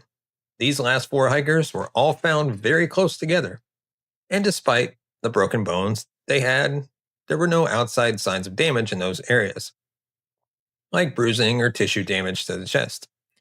It was later reported that the force needed to cause these types of injuries would be the equivalent of being hit by a car, which definitely implies an avalanche, right? Like a giant, fast-moving bit of snow that can hit you with the speed of a car or more. It's also of note that the last four autopsies seem to have been reported in far less detail than the previous five. The Dubinina's tongue is just noted as missing and left at that, for example. For one of the biggest mysteries ever, you could have at least done proper autopsies, although they didn't really seem very keen on investigating it, did they? What was it they said at the beginning? It's like, yeah, it was caused by something. They definitely died. Thank you. Thank you so much. That was great information. As you would expect, after the long slog to recover the bodies and the later autopsies and radiation testing on them, there would be a thorough official report to try and get to the bottom of the whole strange affair, right? Well, not exactly. On the 28th of May, 1959, just over 3 weeks after the final bodies were found, the conclusion to the case by Junior Justice Counselor Lev Ivanov was typed up on just 4 pieces of paper and submitted. Case closed. So to recap the official explanation, and this is a quote, considering the absence of external injuries to the bodies or signs of a fight, the presence of all valuables of the group, and also taking into account the conclusion of the medical examinations for the causes of the deaths of the hikers, it's concluded that their cause of death was overwhelming force which the hikers were not able to overcome. It's absurd to say this, like this makes no sense. And also, considering the absence of external injuries, are you joking? They just had injuries. Their eyes and tongues were missing. They had the force of a car, so we've got 9 dead people, various different types of injuries, radiation, mixed up clothing. So what the heck even happened here? Oh my God, so many theories. You could probably have a whole series on the theories alone. To call some of them a can of worms is a bit of an understatement. It's like opening a can of worms and then having those worms fall out into more cans. We're going to go down some weird rabbit holes, so strap in and remember that it can't possibly be all of them. Or can it? So, it might be easier to get the older ones out of the way first, and for once, aliens are not one of the older theories, but cryptids are. Yes, perennial mischief maker the Yeti makes a guest cameo in the Dyatlov Pass incident. It's not aliens, it's gotta be the Yeti, a creature that doesn't exist. It's like the abominable snowman, the chupacabra, and Bigfoot. Also not real. Like that video is just a man in a gorilla suit. Wasn't there even a dude who came out later and was like, yeah, I was the man in the gorilla suit? People were like, no, you weren't. Even though I thought he could prove it somehow or something, it doesn't matter. It's just not real. So was it a Yeti or some other large beast roaming around the Russian wilderness? I think we can cross this particular cryptid off the list, even though the group actually mentioned it themselves in a group newsletter they created during the trip. Although the original copy of the Evening O'Torton had been lost, there was apparently a brief paragraph saying something like, "From now on, we know the snowmen exist. Yetis live in northern Urals." There was also a photograph recovered from one of the group's cameras showing a large figure coming out from behind a tree. The missing tongue also gave this theory credence, as why else would that be missing? Apart from that, Yeti ripped it out and ate it. I don't know, maybe some other animal ripped it out and ate it? Some other animal that we know for a fact exists, rather than some Yeti? The paper the group made was just a fun, satirical news leaflet, not a scientific journal. The photo of the Yeti just looks like one of the groups wearing full-on winter clothes, standing a little awkwardly next to a tree. I'm obviously no Yeti expert, but I've never heard that they particularly like tongues. And if they do, why stop at one? Sorry, Snowman, don't think you're responsible for this one. And then, if there ever was an easy target, the local Mansi people were it. These are the people with the language. There was something, what was it? I did keep track of that. Anyways, sure, blame the indigenous locals and their unfamiliar religious practices for the horribly grisly end of 9 young Russians. There's no evidence that the tribe were in any way involved in the group's deaths.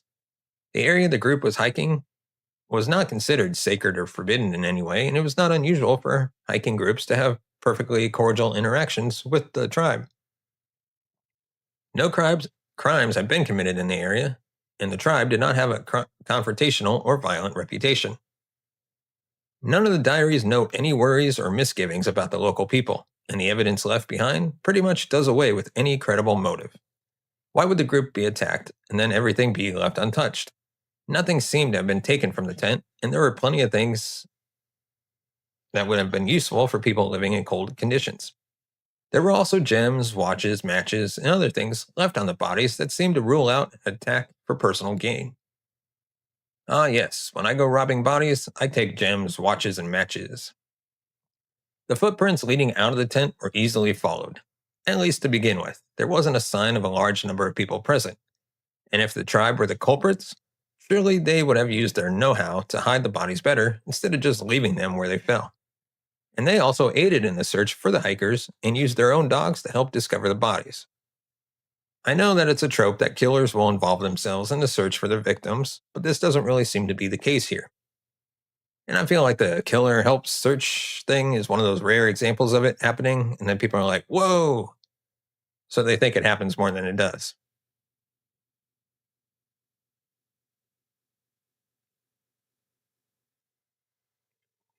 So if it wasn't these people, what about other human involvement? A psychotic murderer? Maybe an escaped prisoner or two? There was a prison camp a few miles away from the group's final camping spot, so there was the possibility of criminal involvement. Except, remember, this was on a mountainside in the middle of a Russian winter. Yeah, also they got hit with the force of a car. There's an escaped prisoner with a car in the mountains? That car drives on the mountains? If anyone had escaped and there were no recordings of this having happened at the time, they wouldn't be in a fit state to take on 9 strong hikers by the time they'd reach the camp. Injuries to some of the hikers' hands might coincide with having punched something, maybe a person, but at this point, it's just not possible to tell. Also of note, however grim, is that none of the bodies had any signs of sexual assault, another strike against an attack by people. And again, the fact that many useful and valuable things were left behind seems to close the door on any sort of attack by random criminals. Picture the scene. You're setting up to cook a nice meal for your buddies on the mountainside when all of a sudden a wild animal, maybe a large wolverine, comes leaping out of the forest at you. It charges the tent, starts ripping it to shreds, and in its panic, unleashes its smelly spray, stinking up the place. Everyone calmly gathers a few bit and bobs and heads off to give the animal some space and let the stench clear. Okay, sounds vaguely reasonable. Might even explain why the hikers left the tent in the first place. But then what? They all split up, fell over enough to give themselves skull fractures, and died?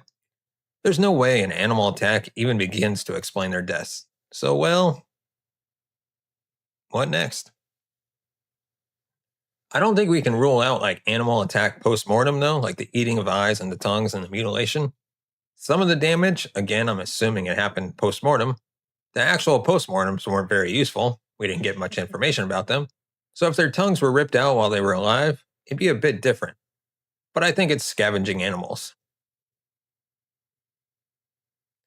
There are a couple of different theories suggesting that the group was basically off its base and everyone wandered around in a disoriented state until they either killed each other or fell down the ravine and died.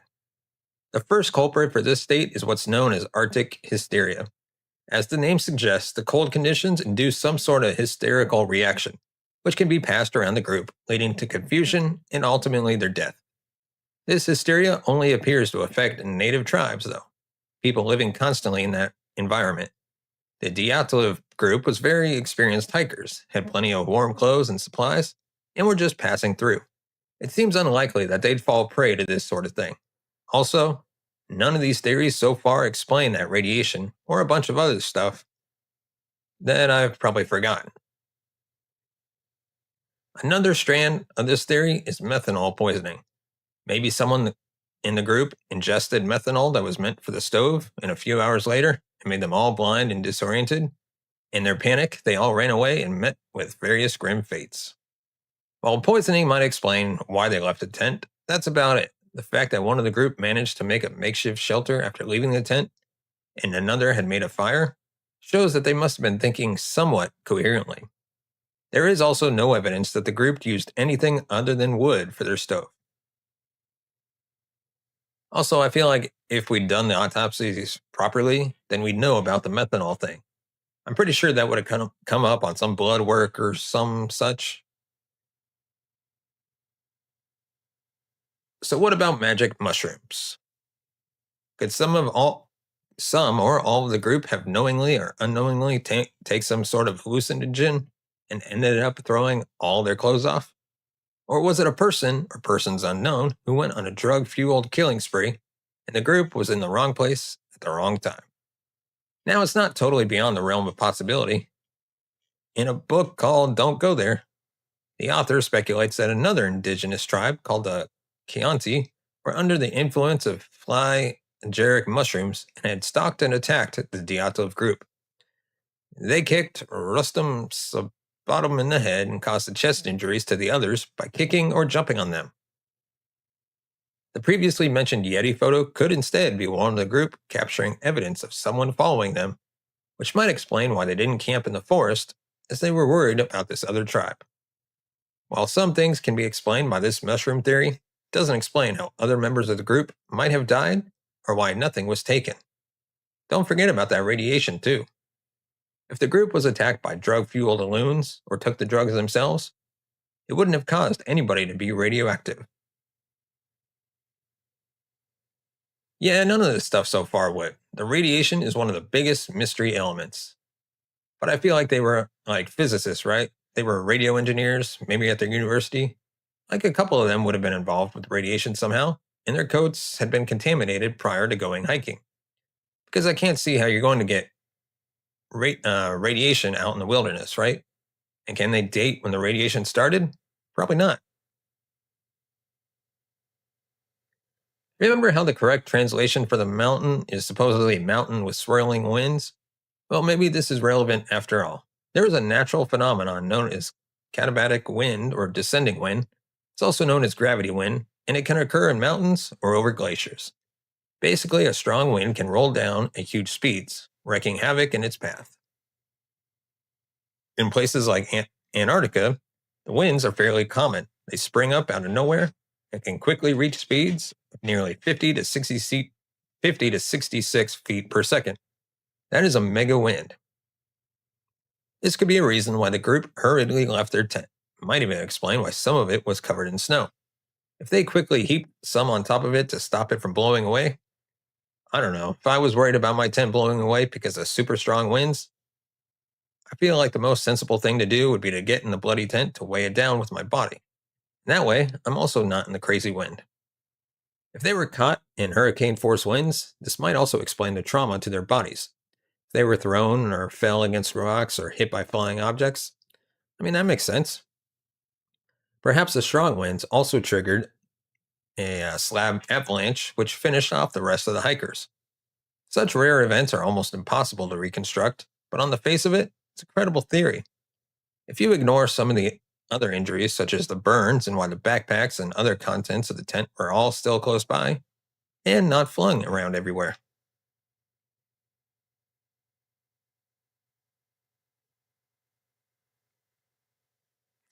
And now we enter the conspiracy theories. Enter at your own risk. The whole thing takes place in Soviet Russia during the Cold War. That alone should have you reading the official reports with a liberal sprinkling of salt. But some elements of this case just smack of a cover up. It has been posited that at least two members of the group were working for the KGB and using the trip to carry out some sort of secret mission, maybe to find some pesky CIA agents hiding in the wilderness. Yeah, it seems likely. Remember that hastily added member, Simeon Zolotarov? He had a shadowy past involving the military and sported cryptic tattoos that nobody could work out the meaning of. This might not mean anything, though. I've read enough tattoo mistake clickbait articles to know that a lot of tats are not particularly significant to the wearer. Yeah, my favorite ones are where someone gets like a Chinese symbol from the um, Chinese alphabet, whatever it's called, but it doesn't make any sense. And there's the translation. You know what we've done? His identity has been his identity has been subject to debate over the years, and he was even exhumed in 2018 to check if he was who people thought he was. Turns out he wasn't. While the skull in his grave matched known photographs of Zoltyrov, a DNA test from a private lab showed no matches to his sister's daughter, leading people to wonder if the real Zoltyrov had been rescued by his KGB handlers, some other body planted in his grave. A further DNA test carried out by the Russian Center of Forensic Expertise, however, did find that DNA from the body in Z's grave matched that of his niece. That's confusing. How can DNA be so different and so wrong? Are the two like different parts of the same body buried in the grave? This is weird and worrying. So maybe I should recant my previous statement.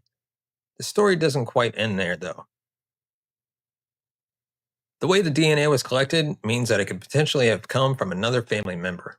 His brother disappeared during the Second World War, leading some people to speculate that it was actually his body that was buried, leaving Special Agent Simeon Zoltarov free and clear. Well, this genuinely sounds like a super shady KGB way to cover up someone's death so they can go off and live some other life, like putting the brother's body in the grave instead. Alexander K. has also been tapped as a potential KGB agent. His source of income didn't really match the average wage a young science grad could normally expect, and he had been given a work placement in a secretive ministry department straight out of university. The theory goes that the undercover agents were meant to deliver radioactive samples to the CIA, but things went horribly wrong, leading to the deaths of the entire group.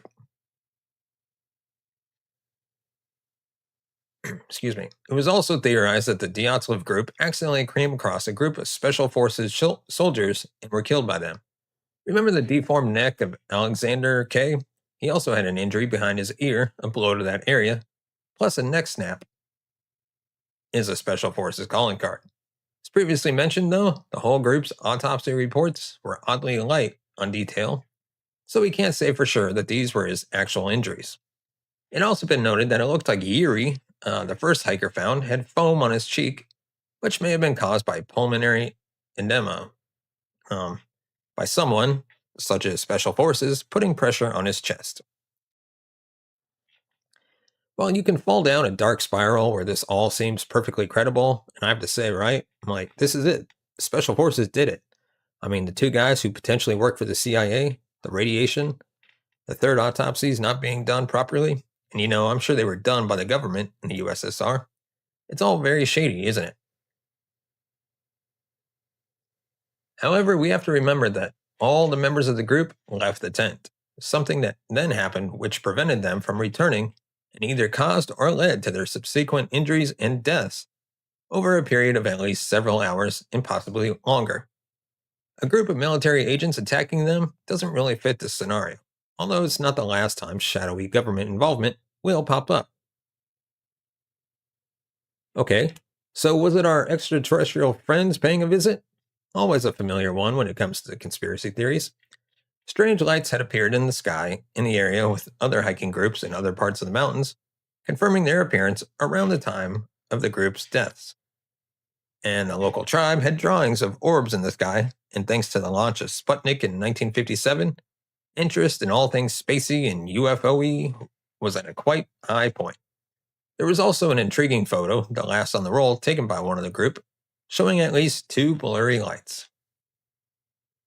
This theory states that weird lights were appearing in the sky. The group left the tent in a huge rush to capture the photographic evidence, and then whatever happens, happens. They were in a huge, who is that? I'm going to see. I see some lights in the sky. I really want to go take a photo of them. So I'm going to cut my tent open so I can get out faster. I don't think that ever happens. You'd just be like, I missed the lights in the sky, didn't I? That's a shame. At least my tent isn't ruined.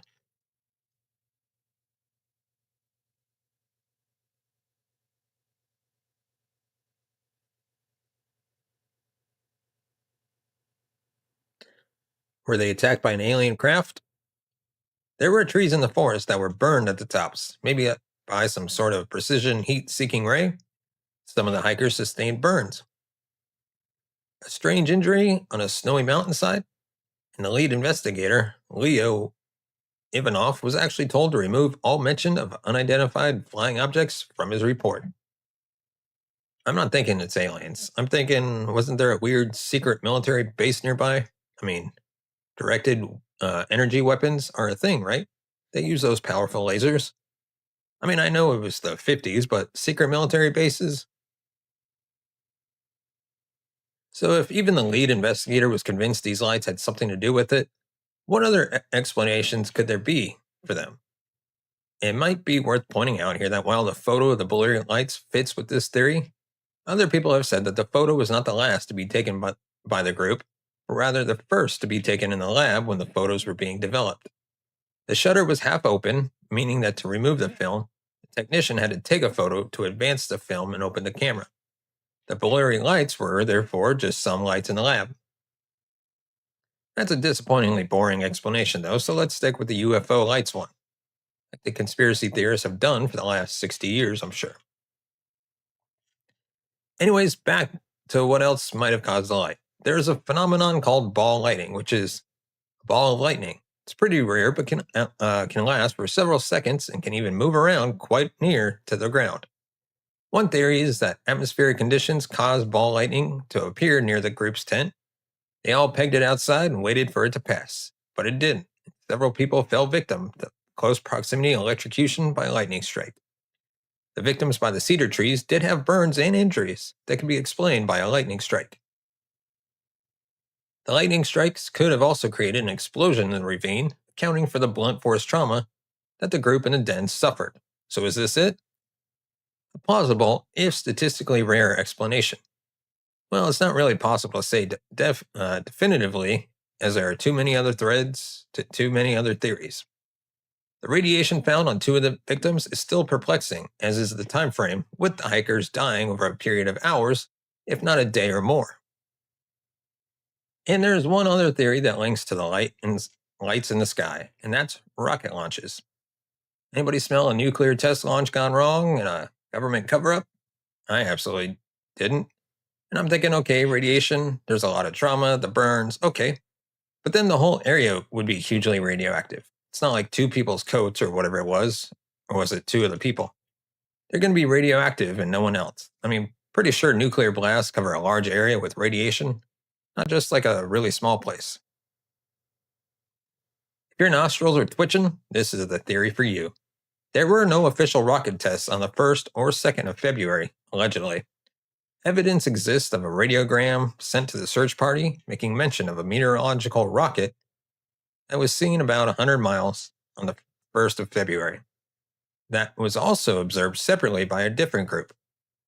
It was suggested in the radiogram that the Dyatlov group had made the fatal error of leaving their tent to see what was going on in the sky because of this rocket.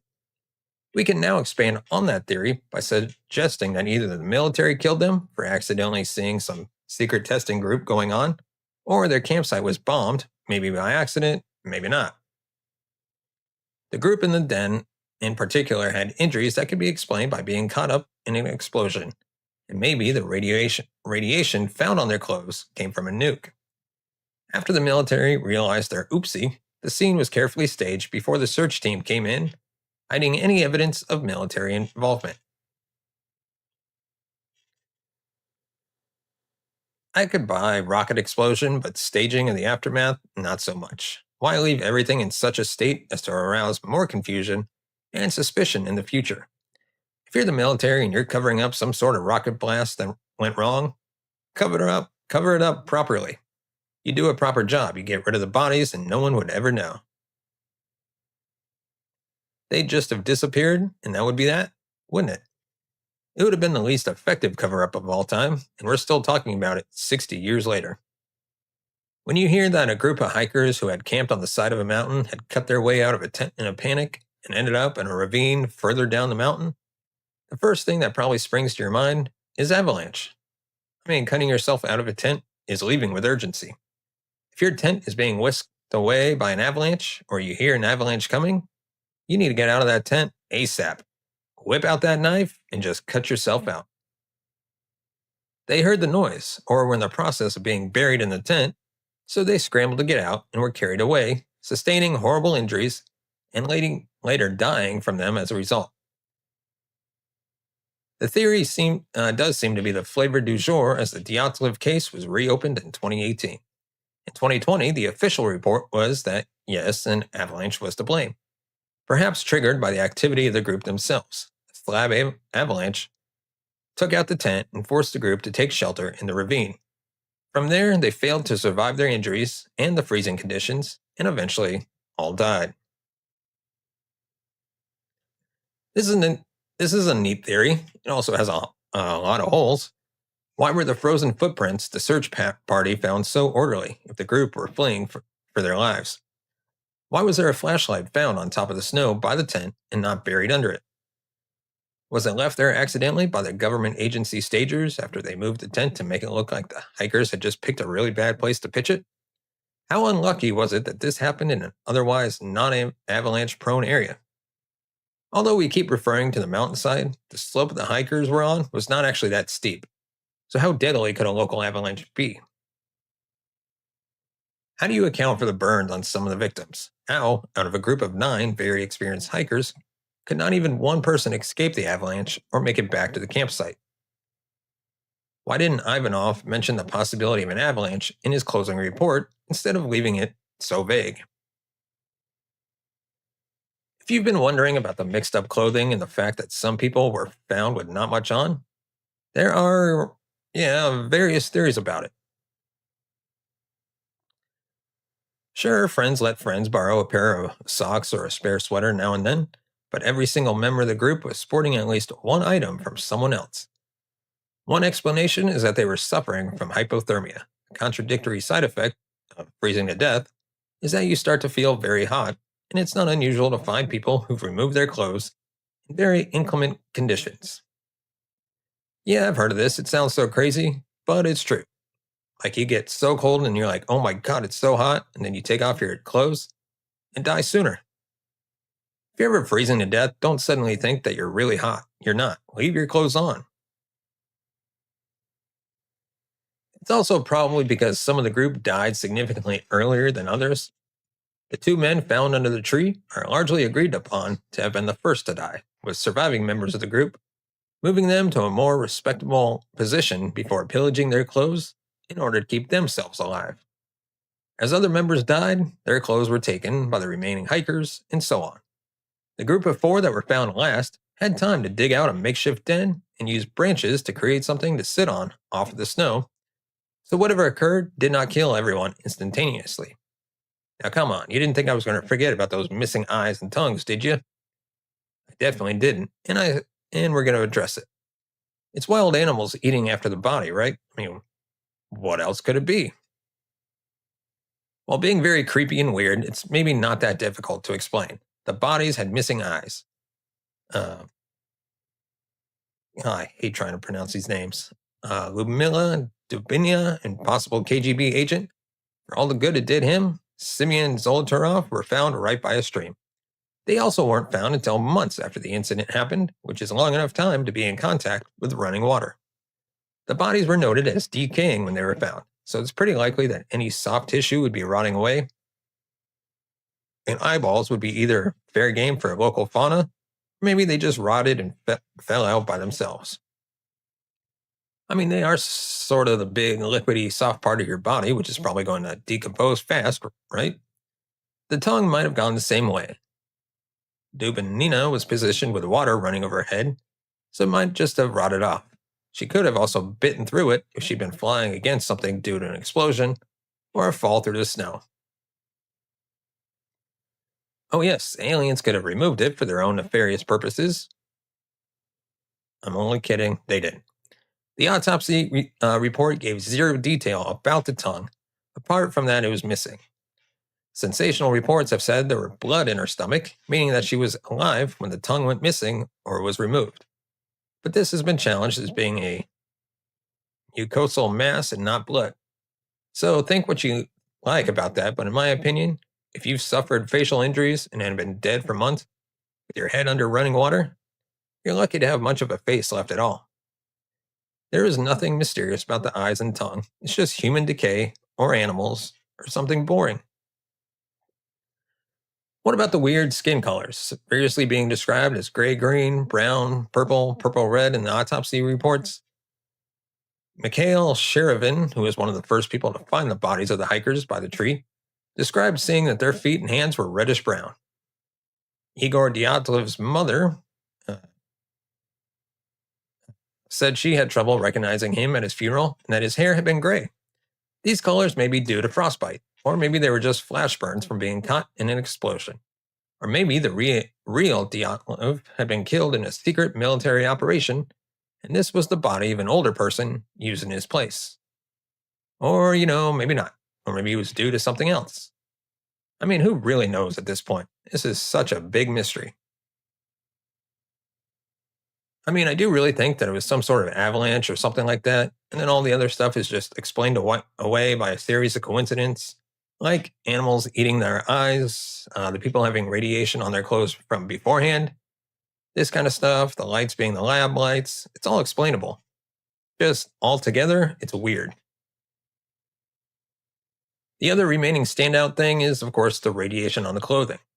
Why were the clothes even tested for radiation in the first place? Is this routine for bodies found on a mountain? Whatever radiation was detected was on a sweater Dubina was wearing, and on the sweater and ski pants of Alexander K., who was the guy with the deformed neck. These two were both found in close proximity near the makeshift den they'd created. It's interesting to note that even after being exposed to running water for a few months, the radiation level in the clothes was still significant. Was it something in the water then?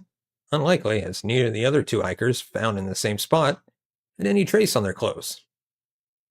Also, the sweater that she was wearing was not hers, and while it was not formally identified during the investigation, it's been speculated that it belonged to Yuri K. If you'd recall, and I'd be impressed if you did, it was several thousands words ago that he worked in a nuclear facility and was involved in the cleanup after their infamous nuclear accident. Now, I don't know how easy it is to get a lot of radiation on your jumper and for it to still be significantly radioactive 2 years later. Radiation lasts a long time, though, right? That's kind of radiation's thing. But at least that's kind of a reason for his clothes to have traces on them. As for why K's clothes also tested positive, apparently he and Krivonishenko had previously trekked in a site known to have been contaminated by the nuclear explosion on more than one occasion.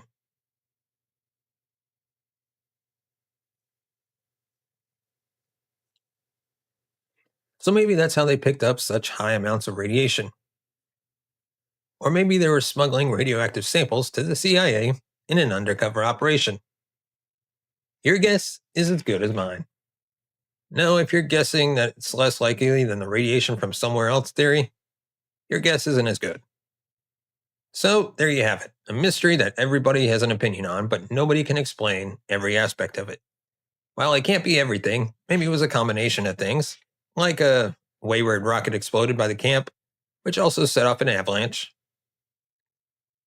Hey, now that I mention that, it does seem like a plausible theory. I guess we've cracked the case. Now, there is a giant granite memorial to the 9 dead hikers at the pass that's been named after them. And the Diatlov Pass incident, with its wide range of tantalizing clues and theories, will remain one of those weird, unknown events that keeps history interesting. And on that note, I do hope you found today's video interesting. I mean, I do like the ones where we get to the end and it's all nicely wrapped up in a bow with a solution. But it's also interesting to speculate about the ones that have no answer. If you've enjoyed this show, please do give it a thumbs up below. If you're watching on YouTube, make sure you're subscribed, hit the bell notification button to be notified of future videos. And of course, if you want to support the channel and help us create even more quality content, you can buy us a coffee at buymeacoffee.com/Larry Lease. As always, the link is in the description. And with that, thank you so much for watching and listening. We'll see you next week.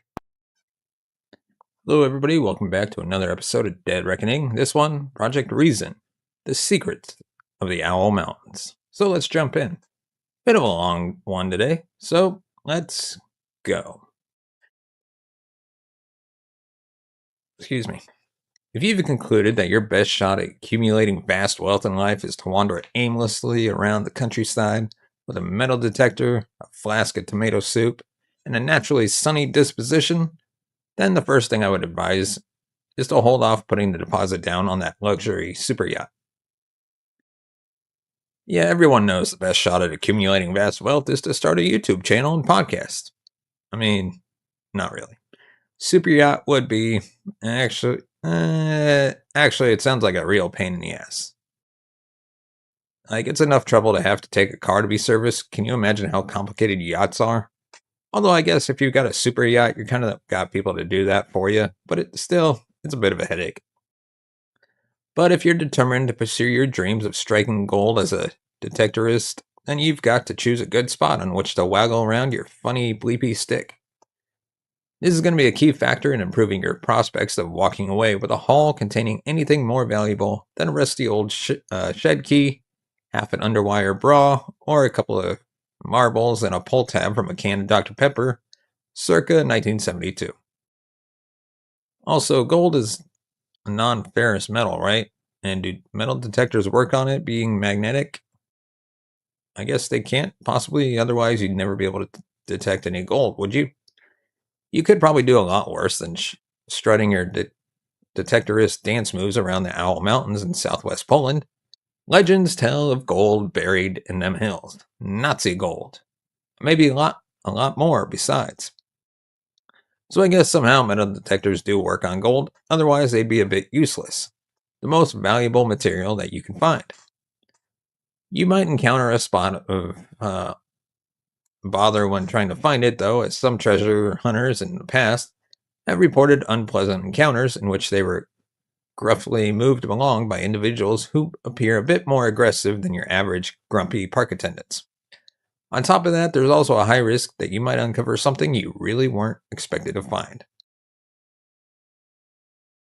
Lurking inside and deep beneath the Owl Mountains are the remnants of one of the most mysterious construction projects ever undertaken in history, codenamed Project Reason. The unfinished project, consisting of 7 sprawling subterranean complexes, was first commissioned by Adolf Hitler during the height of the Second World War in 1943. But the exact purposes of the project have never been made entirely clear. I don't know, maybe he just wanted some big old bunker to hide out underground in case it all went wrong. I mean, it didn't exactly work out in the end, did it? Because he was hiding in that bunker in Berlin and then, still popped it. He popped himself off, but only because otherwise he would have got popped off. Excuse me. Speculation runs rife that Project Reason was intended to be a boss-sized bunker, a fancy new headquarters for the Third Reich, or an entire underground city. But it may also have been the site of a grim laboratory in which the Nazis were secretly developing anti gravity weapons, nuclear bombs, flying saucers, and time machines. I mean, wait, this is heavy duty, Doc. This is great. Two of these are absurd. I mean, anti gravity weapons, maybe, possibly someday, but current understanding of science, no way. And then nuclear bombs and flying saucers, definitely things that exist. I mean, flying saucers, not aliens. But like the military has built flying saucer shaped stuff in the past. Time machines, come on. If they had time machines, why wouldn't they use one to come back and redo World War II? And it could well be the spot on the map which marks the rough location of long lost treasures, including a vanishing Nazi gold train, which is said to have been heaving with quite a few more valuables than you're ever likely to pick up when flinging a metal detector around on the local beach. The intriguing point here is at least some of those wacky theories aren't quite as outlandish as they may first sound. So, what kind of secrets could really be hiding in the bowels of the Owl Mountains? And are we ever going to dig up the truth? Or is it destined to remain buried forever? In August 2015, preliminary excavation work got underway near a railway embankment known as Kilometer 65 in the Polish city of, I apologize, I'm going to be butchering most of these names, Polish city of Wałbrzych, around 80 kilometers or 50 miles away from the Owl Mountains Landscape Park. A couple of guys had convinced the government that the legendary Nazi gold train was waiting to be found deep beneath their surface, and they had ground penetrating radar images to prove it. I feel like I would have definitely heard of this, like giant Nazi gold train being found, so I'm going to guess those penetrating radar images didn't actually prove anything. It may seem like an odd final destination for a locomotive laden with gold, but to understand the logic behind this lust for loot, we naturally have to rewind back to the Second World War when Adolf Hitler first began to form yet another one of his slightly potty ideas. It was at some point in late 1943 that Adolf Hitler, famous for the Holocaust and possibly having a tiny deformed micropenis, issued the order for construction to begin on Project Reason in the Alm Mountains in Lower Silesia, a region which is recognized as Polish territory today, but back then was considered to be within German borders. The Owl Mountains seemed like an ideal location to start tunneling underneath the earth like little Nazi moles. Covering an area of roughly 200 square kilometers, the tough, often inaccessible terrain is a steep, twisted wilderness where secrets are likely not to be found in a hurry. But it is also described as a picturesque site that offers breathtaking landscape views, which can be admired while hiking, biking, or cross country skiing. But Hitler probably didn't have cross country skiing on his mind when he first ordered the digging. No, no, no, Hitler always just had genocide on his mind. Well, we don't even know the full extent of what he had in mind when he ordered the digging, but judging by the sheer vast scope of the project, it was something a little more serious than a man cave where he could chill out in the evenings and get a bit of peace after a hard day at the office. The actual name of the project might give you a clue, as Reason is the German word for giant.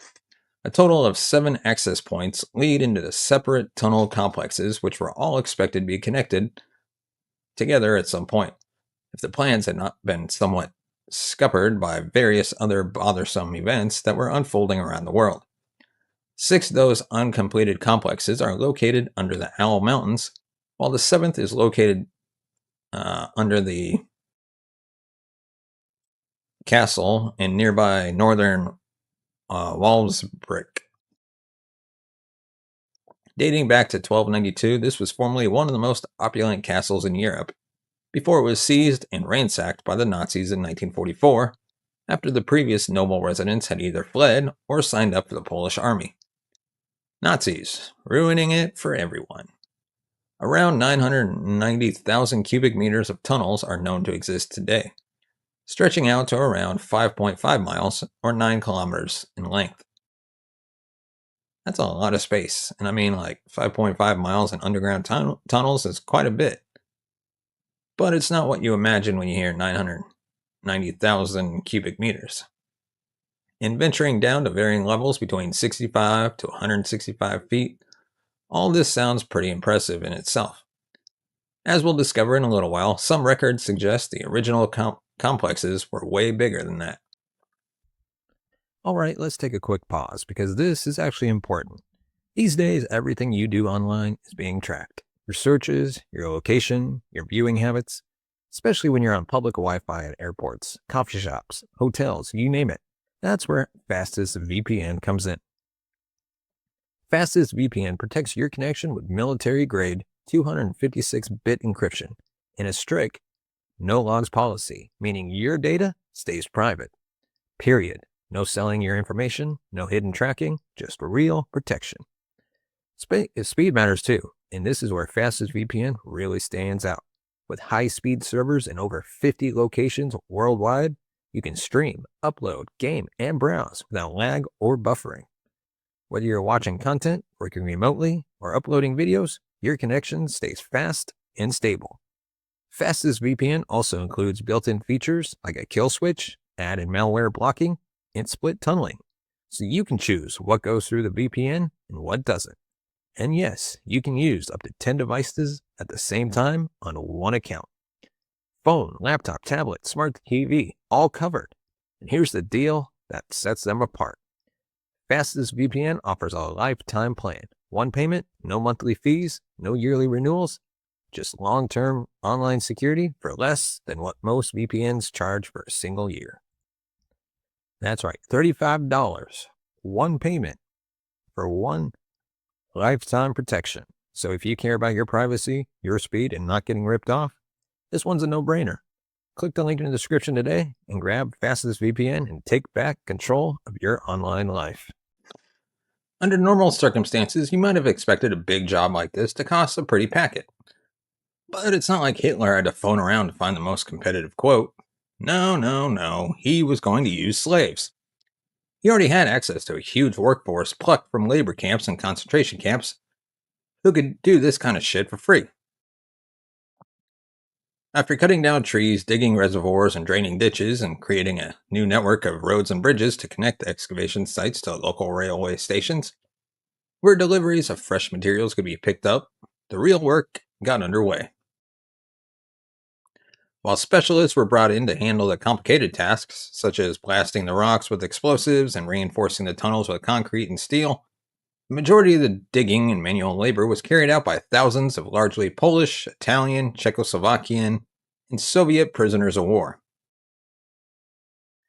along with thousands more Jewish prisoners transferred from the Auschwitz concentration camp. And this was clearly no picnic, as the forced laborers were shoved into a humid and dangerous environment and ordered to dig in a rock which has about the same hardness as steel. Excuse me. It's reported that even children as young as 10 were roped into the project, pushing around mining carts or performing other menial tasks. Of course, it's the Nazis. What do you expect?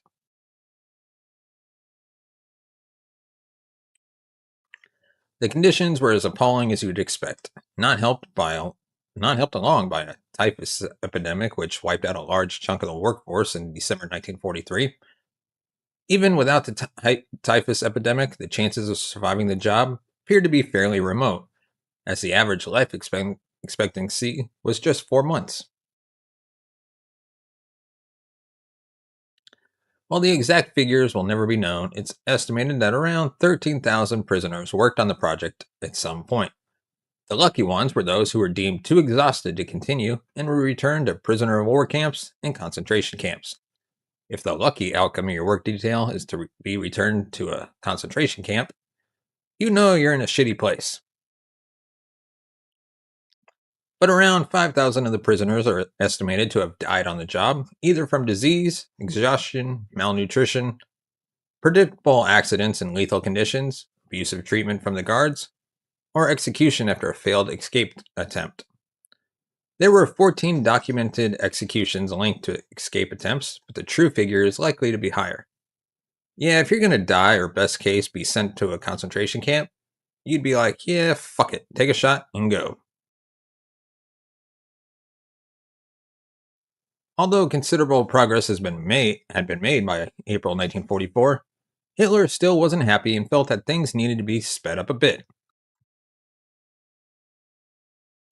He perhaps never paused to reflect on how working the half-starved prisoners to death wasn't proving to be very effective as a long-term strategy.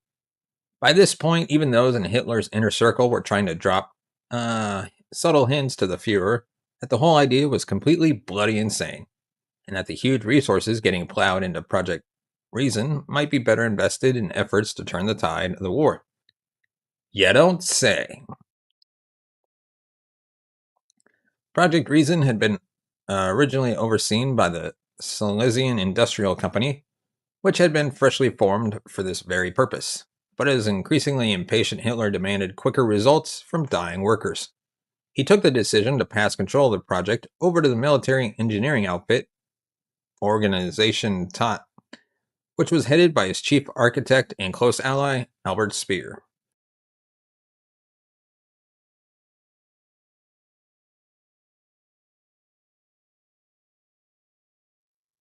Although Albert Speer was unlikely to have dared voice his concerns to Hitler, he did later suggest in his memoirs that he had reservations over how the project was tying up indispensable mining specialists and draining critical resources, noting how it was getting through more concrete than it had been put aside for air raid shelters for the entire population of Germany. I mean, it's Hitler, right? But also, like, what the fuck are you doing, dude? You need this elsewhere. You don't want to build some giant gold bunker in Poland when you don't have enough air raid shelters in Germany proper. Come on, dude, get it together.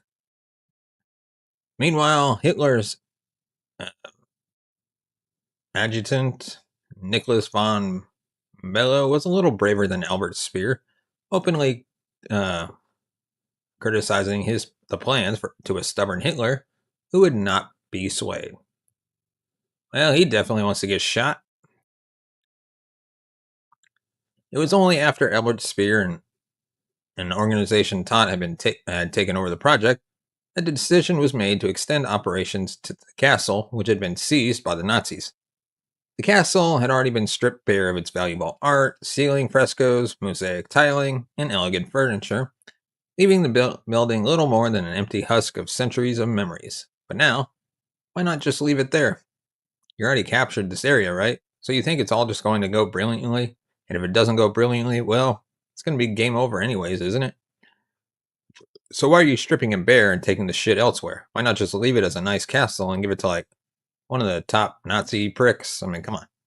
But now the workmen were moving in to install new elevators, so it wasn't all doom and gloom. Although we can't be sure the exact purpose of Project Reason as a whole, it's generally presumed that these new castle elevators, two words that don't go together very often, would either lead down into a complex that would serve as Hitler's own private bunker, or an entire new headquarters for the Third Reich, or possibly both. It's interesting to note that all the seven separate complexes, the castle complex is considered to be the most complete, even though work didn't start on it until very much later than the others. So it was clearly a pressing priority in the eyes of Adolf Hitler, who may have considered an emergency evacuation route to be of more importance than whatever else was going on in the other complexes. But the problem is, if you have something like this isn't a good strategy to go and hide out in like a giant bunker, because you've enslaved thousands of people to build it, and they're going to talk. And as soon as the concentration camp's liberated, they'll be like, yeah, you might want to check out those mountains in Poland because that's where he is. Assuming that's how it went, excuse me, you've got to just disappear. It seems that the ultimate plan was to eventually connect all seven complexes together to create one giant subterranean labyrinth of tunnels and halls and chambers and laboratories. I don't know, staff break rooms with ping pong tables and water slides. But it turns out that Nicholas von Bellow was bang on with his gut feeling that he'd never see the completion of Project Reason. By early 1945, the Allied forces were closing in on Germany, and the Red Army were heading in the general direction of the Owl Mountains. And it didn't look as if any of them were in the mood for biking, hiking, or cross-country skiing. No, they're in the mood for death. Although work continued on Project Reason up until the dying days of the war, even after the death of Adolf Hitler, The last remaining SS unit eventually fled for their lives as the Soviet forces descended on the Owl Mountains after liberating Poland.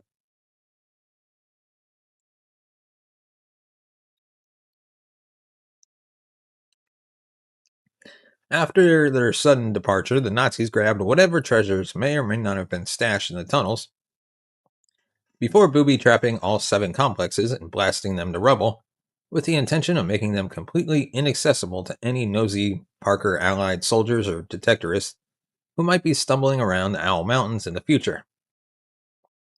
It's not yet clear what happened to the prisoners who were still working on Project Reason at the time, but we can make a grimly calculated guess. They were nowhere to be found when the Soviet soldiers arrived, and no mass graves were located, and it seems unlikely that the fleeing SS unit would have taken the prisoners for a ride. Oh no, they're just in there, aren't they? They left them in the complex and then blew it up. So they're just sealed in there, which is fucked up. But Nazis, not really a surprise. That only leaves us with the most realistic outcome, that the prisoners were herded into the tunnels before the explosives were detonated. Now, if you were to take a wander around the Owl Mountains today, you'd still come across evidence of what the Nazis left behind. The barricaded tunnel openings, fragments of military barracks and bunkers, and piles of excavated matter seem somewhat at odds with the otherwise naturally picturesque setting frequented by hikers, bikers, and cross-country skiers. And despite the best efforts of the fleeing Nazi soldiers to obliterate the evidence, many of the actual complexes can still be seen today thanks to exploration work, which has been carried out over the ensuing decades. Not all of them, though. 3 of the complexes situated in the Owl Mountains. Again, I'm going to butcher these names. Complex Soban, Complex Wodaraz, and Complex Jugowitz are still inaccessible and definitely not recommended for picnic spots. Portions of the other 3 are now thriving tourist attractions run by private companies, along with portions of the complex nestled under the castle.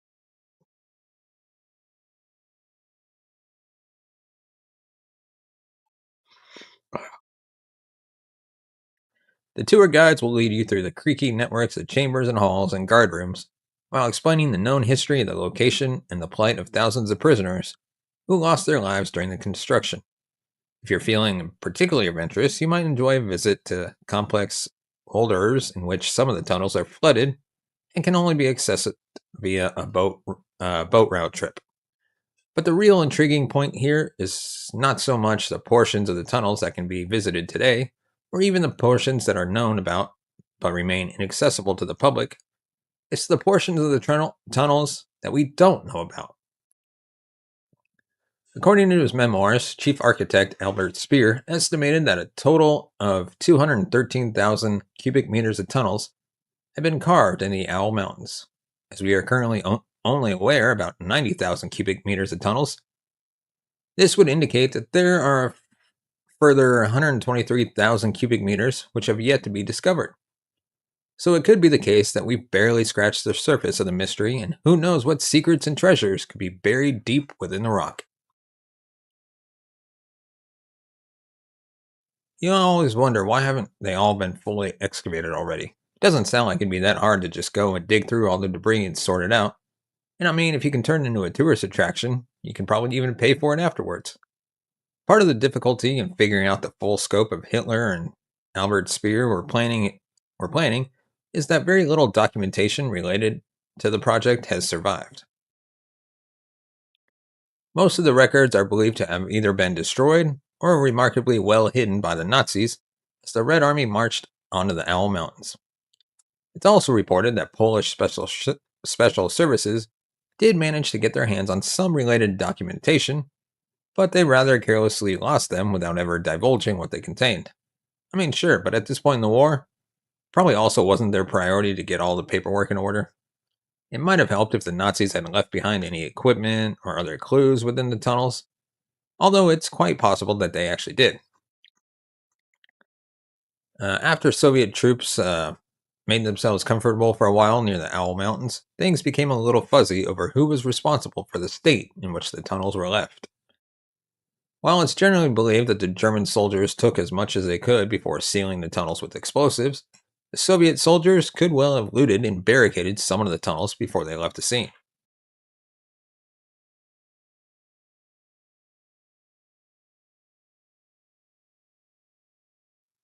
The abandoned tunnels were certainly pretty empty by the time most of the region of Lower Silesia, including the Owl Mountains, was handed back to Poland in 1945 following the post war Potsdam Agreement, which would lead to the almost total expulsion of all previous German citizens from the region by 1949.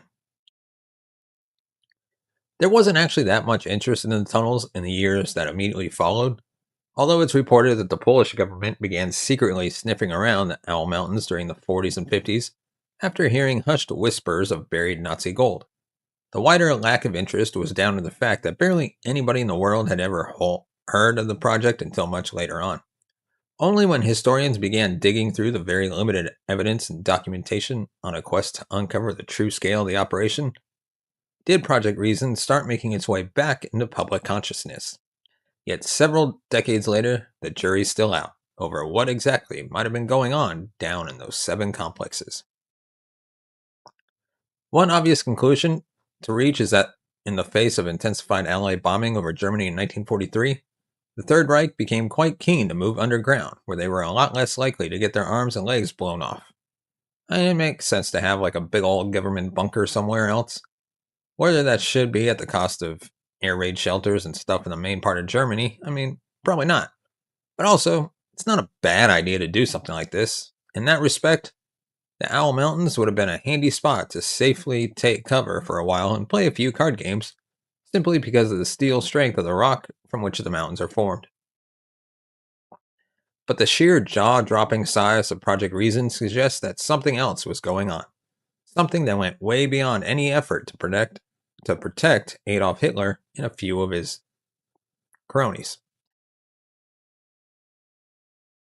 Is it more than just a bunker? I mean, the British did it. They built like a underground city where like the main parts of government and stuff could hide underground.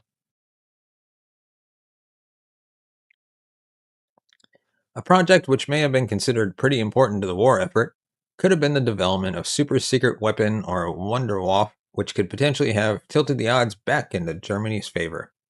According to the relatively recent discovered transcripts taken from the interrogation of SS officers, a mysterious machine nicknamed the Nazi Bell was indeed in development down in the Project Reason tunnels, and depending on how far down the rabbit hole you're willing to travel, this could have either been a devastating anti-gravity device, which killed many of the scientists working on it, a flying saucer, a time machine, or a really fancy coffee machine, which also dispensed a wide variety of soupy drinks with proper croutons and everything. But, excuse me.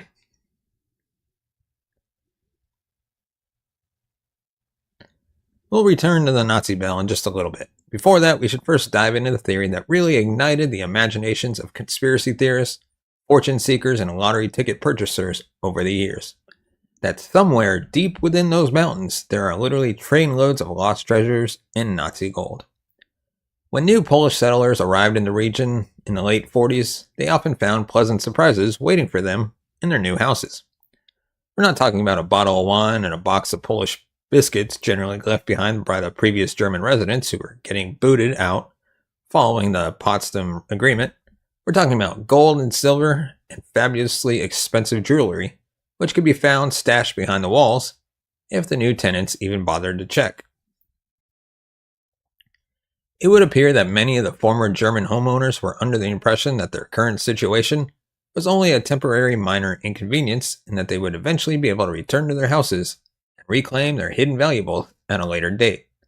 But that later date never resurfaced, and the land was given back to Poland, leaving many of the new settlers to come across some quite remarkable discoveries when it was time for a spot of interior decorating.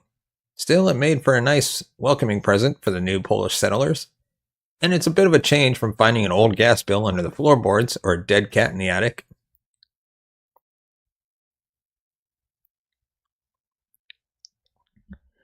This kind of thing helped push the notion that gold was leaking out of every corner of Lower Silesia, particularly after a German police officer admitted under interrogation that he played a part in hiding German treasures towards the end of the war.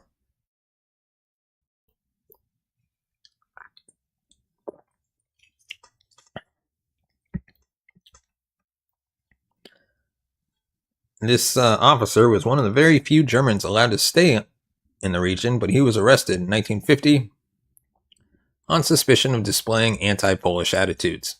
During questioning, he claimed that truckloads of personal valuables were taken by the BLM and buried in various secret locations around Lower Silesia, with the hope that they would eventually be retrieved and given back to the owners, perhaps after the Nazis won World War III. Or II, excuse me. So the owners of this gold were surely just looted from Jews and civilians, right? And then the Nazis were like, yeah, we'll have that. We'll redistribute it to these people we're giving houses to. And then they're like, yeah, we're the owners now. However, Herbert kept changing elements of his story, the officer, so we're not sure if his claims are entirely reliable. But the idea still persists that the region is littered with loot, which either rightfully belonged to German citizens or was stolen and hidden by the Nazis during the war. And while the concept of Nazi gold hiding in the Owl Mountains sounds more suited to an Indiana Jones plot than a potentially real-life scenario, it's not quite as far-fetched as it may sound. It's well documented that the Nazis had a nasty habit of plundering as much loot from occupied territories as they could get their grubby little hands on during the war. They even set up special programs dedicated to thieving from museums and palaces and banks. While some of the stolen treasure and precious artwork were rightfully returned to their original owners or descendants, a great deal of it is still unaccounted for. We also know that towards the end of the war, retreating Nazi soldiers adopted a widespread tactic of hiding some of this booty in old mines and underground locations, where it was deemed to be reasonably secure from prying eyes of Allied forces and reasonably well protected from any bombs that might get dropped in the general area. And when it came to choosing the safest and most secure underground location of all in which to hide the lion's share of the loot, you have to concede that those 213,000 cubic meters of tunnel came into the Owl Mountains seem like a pretty promising contender to top the list. One of the most enduring theories related to buried treasure is that the Owl Mountains were the final destination of a locomotive that just appeared to vanish into thin air during the final months of the war.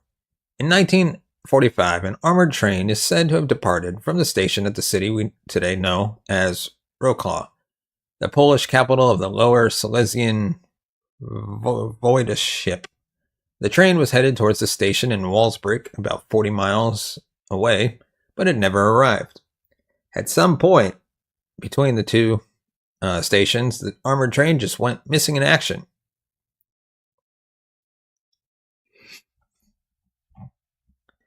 This was something a little more serious than a public train service getting canceled due to the wrong type of leaves falling on the track.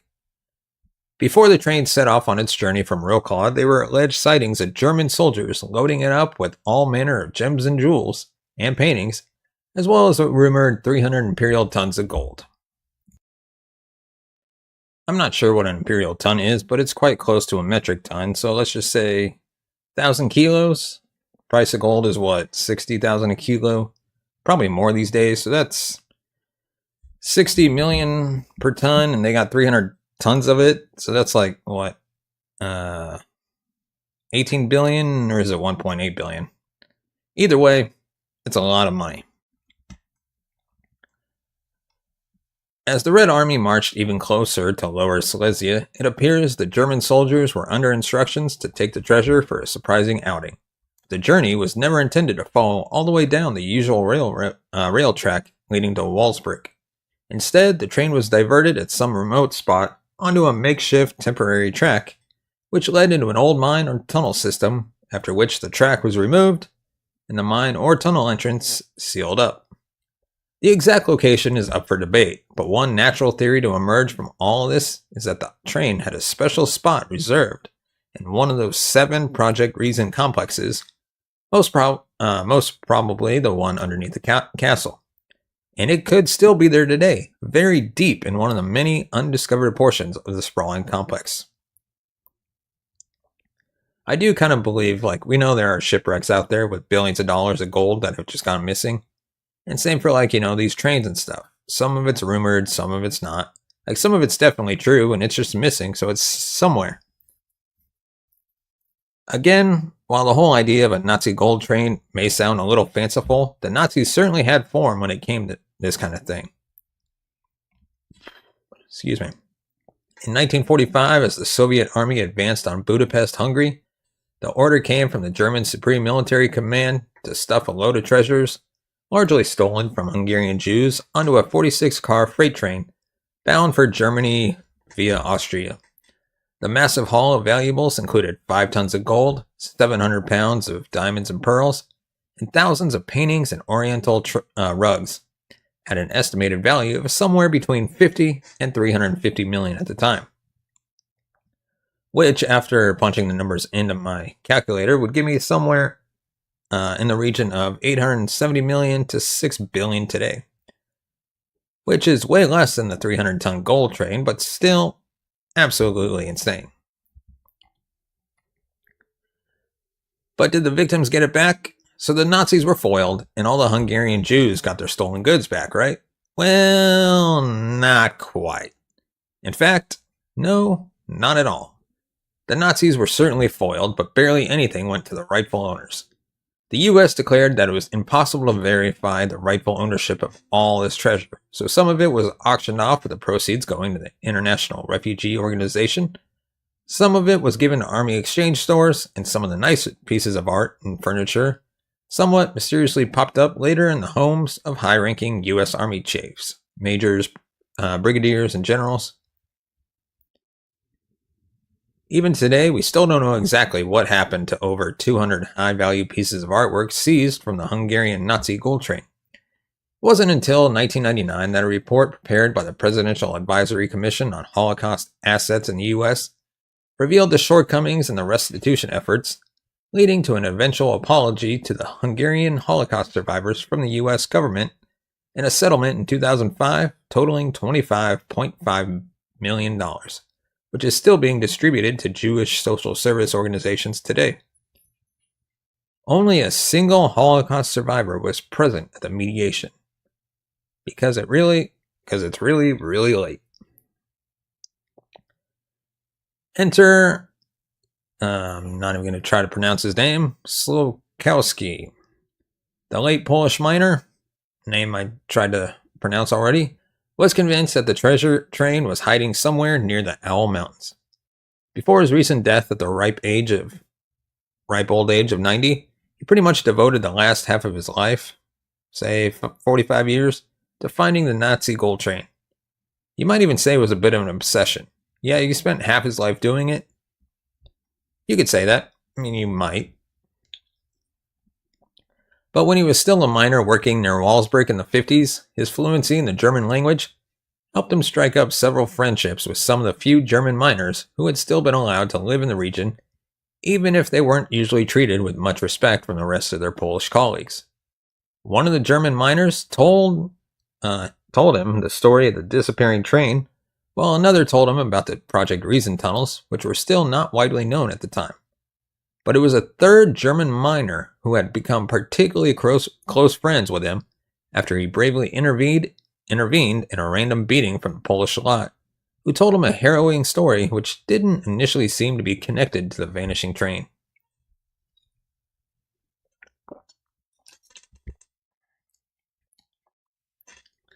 Towards the end of the war, this miner had been very good friends with a whole family of fellow Germans who were murdered by Nazi soldiers. Now this raises an obvious question: why would Nazi soldiers be murdering German civilians? But many years later, he believed that he had stumbled across the answer. At some point in the 70s, he had a conversation with a former train stoker who witnessed a high-security fence being erected around the train tracks near an embankment known as Kilometer 65 between Wrocław and Walsburg. This was on the very same day that the gold vanished. Curious to find out what was going on behind the fence, the stoker climbed on top of one of the carriages of the train, on which he was working, which sounds a bit dangerous if it was moving, and witnessed several other train carriages being pushed into a tunnel by German soldiers. It was only when he later visited kilometer 65 himself that he was hit by a sudden realization. The embankment was overlooked by a house which once belonged to the very same German family that had been murdered by Nazi soldiers. This led him to conclude that the family had been permanently silenced because they had potentially seen something that they weren't really meant to see. However, he had great difficulty convincing Polish authorities to get out the shovels and start digging around kilometer 65. He reckoned that in the 70s he put together a few documents outlining his evidence, which he gave to Polish security services, which promptly went and lost them. During later attempts to secure permission to excavate the site, 4 of his dogs were poisoned. Damn. If this is all true and he's dead now, do we have reason to doubt him? I mean, maybe some people just tell stories. But this is actually pretty intense if it's true. After decades of hassling the authorities, he was finally granted permission to dig in 2003. But he claimed he was ordered to stop by the Polish government after just 3 days because they suddenly decided that his work could damage the integrity of the railway line. He was beginning to sense a conspiracy to stop him from digging up the truth and said in his own words, quote, "There is this invisible hand that is always stopping things from happening." But was there really a conspiracy? It's an odd situation because it's reported that the Polish armed forces were instructed to carry out discreet searches for the gold train near the Alpine Mountains at various points between the 60s and the 90s. But the government didn't seem to want citizens getting involved with their own private enterprises. And that all finally changed in 2015 when a couple of hobbyists finally managed to triumph where Slawikowski had failed. The pair seemed a little shy at first. They chose to remain anonymous and only made initial public statements via their lawyers and spokespeople. But what statements were they making? The pair, later identified as Polish construction owner Piotr Koper and German geologist Andrei Richter, announced that they had heard a deathbed confession from a former SS guard who had witnessed a diversion of the Nazi gold train and was able to pinpoint the precise location where it was abandoned underground at kilometer 65. Not shoved into a tunnel as such, but buried in a big hole. Koper and Richter weren't just relying wholly on the dying words of a miner, though. A pair of keen train spotters had since taken images of the area with a powerful ground-penetrating radar system, which appeared to reveal a deep man-made shaft containing what they felt looked like the carriages of a train, stretching out to just 100 meters or about 330 feet in length. They found something massive. After the pair had broken their anonymity, Piotr Koper told the New York Times, quote, "We carried out similar examinations in many other locations, but we never encountered anything like this. There is no way these shapes are of natural origin." In the past 70 years, 3 Cold War secret services, the US, the Russian, and the Polish, carried out searches. We succeeded because we are local people. But there was a catch. Part of the reason why the pair chose to initially remain anonymous was because they were trying to thrash out a secret deal with the Polish government before going public. While they later claimed they had no interest in any cargo found on the train and suggested that it may be crammed full of weapons rather than gold, this rather conflicts with what had earlier been going on behind the scenes. Their lawyers had point-blank refused to tell the government the exact location where they had taken the radar images until they had been guaranteed a 10% finder's fee. This seems extremely reasonable and fair. I mean, that's a pretty big slice of the pie for a couple of guys who later claimed to have no interest in the cargo and just really like digging. I mean, people can change their mind. Also, 10% is not that big of a share. That's a perfectly fine finder's fee. If the train was indeed carrying over 300 imperial tons of gold, as many still suspected, the pair would have walked away with well over $1 billion between them. Not everyone was convinced by the radar images. The mayor of Walsbrick expressed his doubts over the whole thing while trying hard not to come across as too much of a party pooper. But the governor of the Lower Silesian Voivodeship was more blunt in his appeal, saying, quote, "There is no more proof for this alleged discovery than the other claims made over the years. It's impossible to claim that such a find actually exists at the location indicated based on the documents that have been submitted." However, the mayor and the governor clearly couldn't spot a real train if they were standing on platform 8 with a pair of binoculars and a telescope, because Koper and Richter had managed to convince the higher authority anyway, specifically the Polish deputy culture minister Piotr Zikowski. He publicly declared that the radar images he had viewed confirmed a 99% likelihood that the shaft did indeed contain an armored train of around 100 meters in length. That's a bold statement. We don't know what happened with the negotiations over the 10% finder's fee, but some kind of deal must have been struck. Koper and Richter revealed the exact location of the train to the government, and the official go-ahead was given for an initial non-invasive assessment of the site. Of course, this immediately aroused the attention of a few other interested parties. For starters, the World Jewish Congress got on the phone to the Polish government to make it clear that any retrieved treasure stolen from Jewish victims should be returned to their original owners, or more likely their heirs. In such a scenario, you'd hope the rightful owners wouldn't be left hanging until 2075 for things to get sorted out.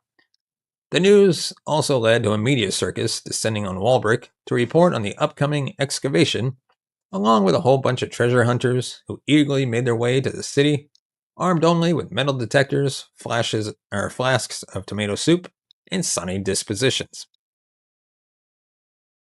But not everyone was welcome. These amateur foragers didn't exactly meet the approval of the Polish government, but you can't help feeling that the deputy culture minister might not have played this in the smartest way. After all, he had just excitedly announced that there was a 99% chance that a gold train containing billions of dollars worth of treasure was buried under the earth at kilometer 65. And now he was making an unconvincing suggestion that it would be a bad idea for anyone to try looking for it. He said, quote, "There's billions of dollars in those woods. Don't go looking for them, okay? Trust me, you just don't." In the end, the entire area was cordoned off from the public, and any budding detectorists were given short shrift from the military. The official line from the Polish government was that the move had been taken purely to protect civilians, as there was a good chance that the Nazis had booby-trapped the train, or that it might contain dangerous materials. I mean, that's fair. Also, it's the government land, right? It's theirs. They can do whatever they want with it. Still, I'm not sure if the risk of losing a limb or two would have deterred every detectorist from searching for billions of dollars worth of treasure. But they weren't going to get past the military with those flasks of tomato soup.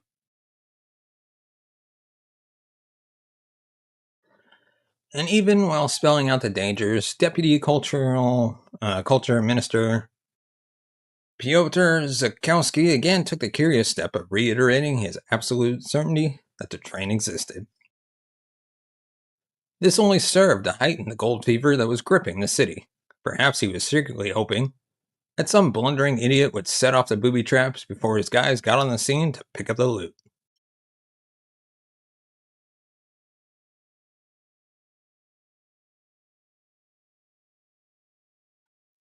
Excuse me.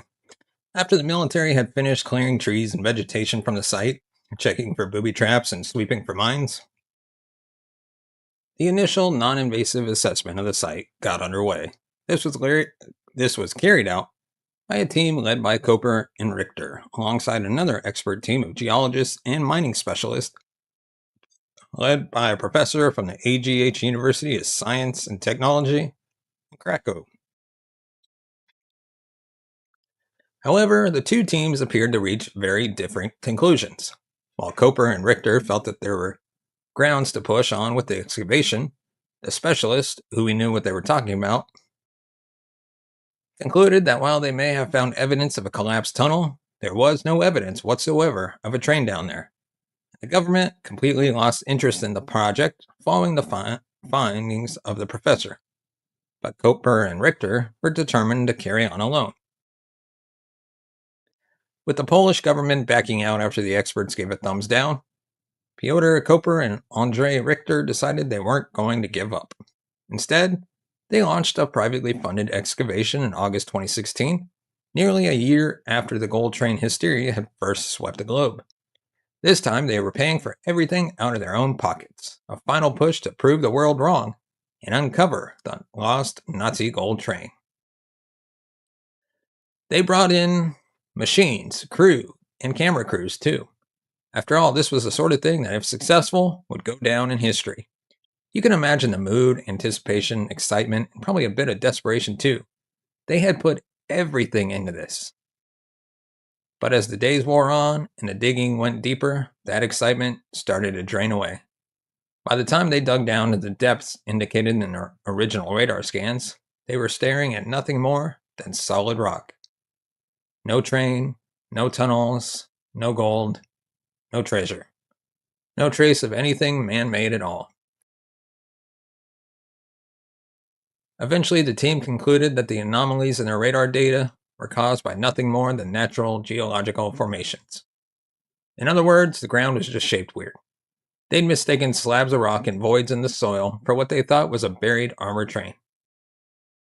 To rub salt in the wound, the total cost of the dig came to around $131,000, money that the two had to cover themselves.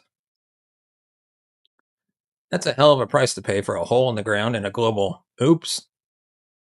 The media that had once swarmed Walsbrick largely vanished once it became clear there would be no glittering treasure chest unearthed from the hillside.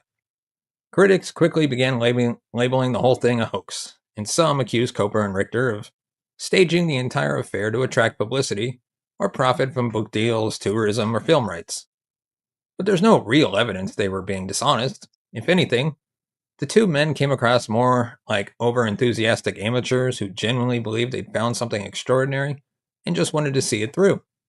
And to be fair, I mean, if I found something on a radar that I thought looked like a train and the whole world's watching and saying I'm probably wrong, yeah, I'd want to see it through too.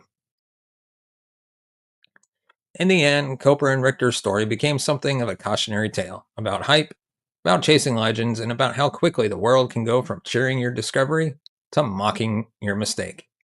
But even after the failed dig, Koper maintained his belief that something was down there, insisting that the job had ended too early and that the train might still be just a few meters deeper.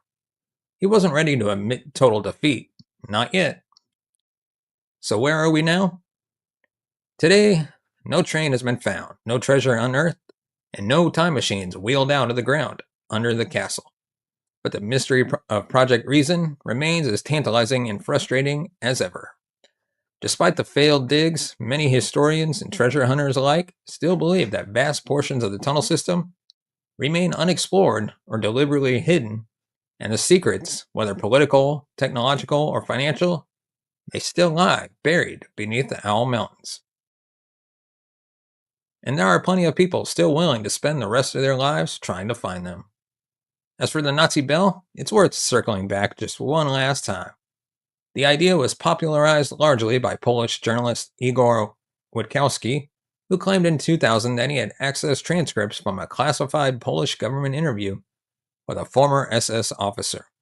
According to those transcripts, which were never verified, the SS officer described a top secret Nazi experiment at a site only known as Der Reason, involving a bell shaped machine that levitated, glowed, and killed test subjects when activated. The machine reportedly used a strange red liquid called Xerium 525 and required huge amounts of electrical energy. When running, it allegedly created a gravity-altering field that was being researched for advanced propulsion or possibly even time manipulation. Well, that sounds credible. So is any of it true? The vast majority of historians and physicists agree that Die Glock is most likely fictional nonsense, a modern myth cooked up from Cold War paranoia, SS mystique, and sci-fi flavored conspiracy theories. There's no photographic evidence, no physical remnants, and the only documentation is hearsay based on transcripts that have never surfaced. Still, the concept became catnip for shows like Ancient Aliens, various Discovery Channel specials, and YouTube rabbit holes too deep to measure. And honestly, as far as conspiracy theories go, it's one of the more entertaining ones. But the line between fact and fiction in the case of Project Reason is unusually thin. And that's why it continues to captivate imaginations all over the world. We know the Nazis carved out massive underground tunnels for some secret purpose. We know they spent an astronomical amount of concrete, steel, and manpower to build something on a truly unprecedented scale. We know there was desperation in the final years of the war. We know about lost gold, stolen art, disappearing trains, and plans for last resort bunkers. And we know they tried very hard to hide it all. So even if Die Glock was just a steampunk fever dream, and even if the gold was nothing but wishful thinking, there's still something real under those mountains. And someone someday might finally find out what the hell it was. And there we end today's episode. Thank you so much for being here for this one. It's a crazy story. Even if it ends in mystery, it's the kind of mystery that makes this show what it is. If you like this kind of deep dive mystery and dark history, don't forget to leave a review on the podcast or subscribe on YouTube, whatever platform you're on. And if you want to support the channel, you can buy us a coffee at buymeacoffee.com/Larry M. Lease. As always, thank you so much for watching and listening, and I will see you next time. Hello and welcome to the Dead Reckoning podcast. As always, I'm your host, Larry Lease. And on today's episode, this is probably the most requested topic I've ever had, even mentioned by my friends. I can't even count how many times people have asked me to cover this one, and honestly, for a long time, I didn't really want to. It just seemed so big, too much, too insane, and I figured, what's the point? It's already been covered by so many other people, and a lot of it just seems like political mudslinging more than anything else. But then I started looking into it, actually researching it, and once I did, I realized there was something compelling there. Not because I think it's all true, spoiler alert, I don't, but because of how far it's spread, like how long it's lasted, and how deeply it's ingrained itself into American culture, or political culture. And I'm talking, of course, about the Clinton body count. If you've never heard of it before, the Clinton body count is the idea that Bill and Hillary Clinton have been connected to a suspiciously high number of deaths over the course of their political careers. Friends, associates, staffers, journalists, even bodyguards. People who knew too much, got too close, or became a liability. And then, conveniently, they died. Accidents, suicides, plane crashes, robberies gone wrong. The theory suggests that the Clintons, or someone close to them, orchestrated these deaths to protect themselves, to silence whistleblowers, or to prevent damaging information from coming to the light. Now, to be clear, there's no hard evidence that the Clintons have had anyone killed. None. But that hasn't stopped the theory from spreading. In fact, it's only grown over time, especially with the rise of the internet and social media. And every time someone connected to them dies under unusual circumstances, the theory gets revived all over again. So in this episode, I'm going to break it all down. Where it started, who's on the list, which deaths are the most suspicious, and which are honestly kind of ridiculous.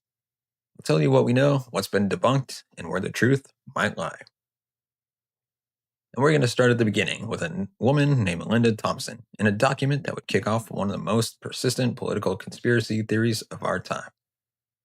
To tackle a topic this massive, I've decided to go case by case, death by death, focusing on the most notable and suspicious entries.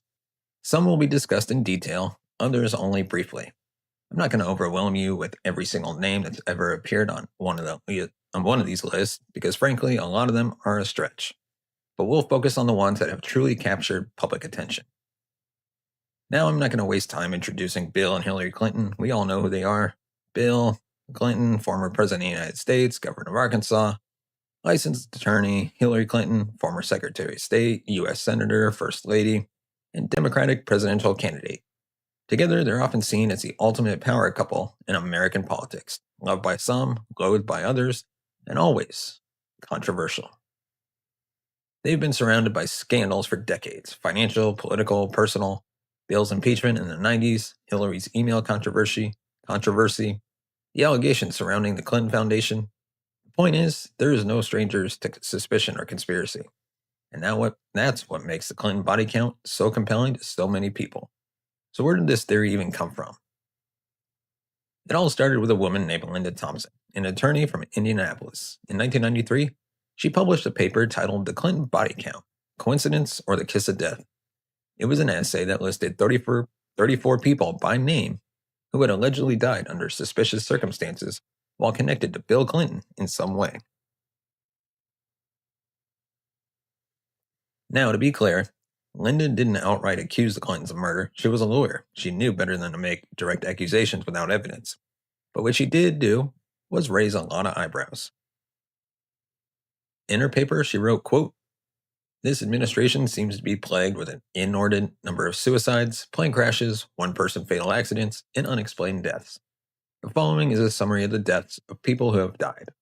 None of them from natural causes who are connected to Bill Clinton." And that's how it started. She didn't claim to have proof. She didn't say, "Here's the smoking gun." What she did say was, "Here's a list of people who are dead. A lot of them knew Bill Clinton. Doesn't that seem strange to you?" And that was it. That's all it took. Linda herself even admitted she didn't believe the Clintons had personally killed anyone. Instead, she suggested that someone behind the scenes, someone who wanted the Clintons in power, might have been eliminating threats on their behalf. And with that vague, unsettling suggestion, the seed was planted.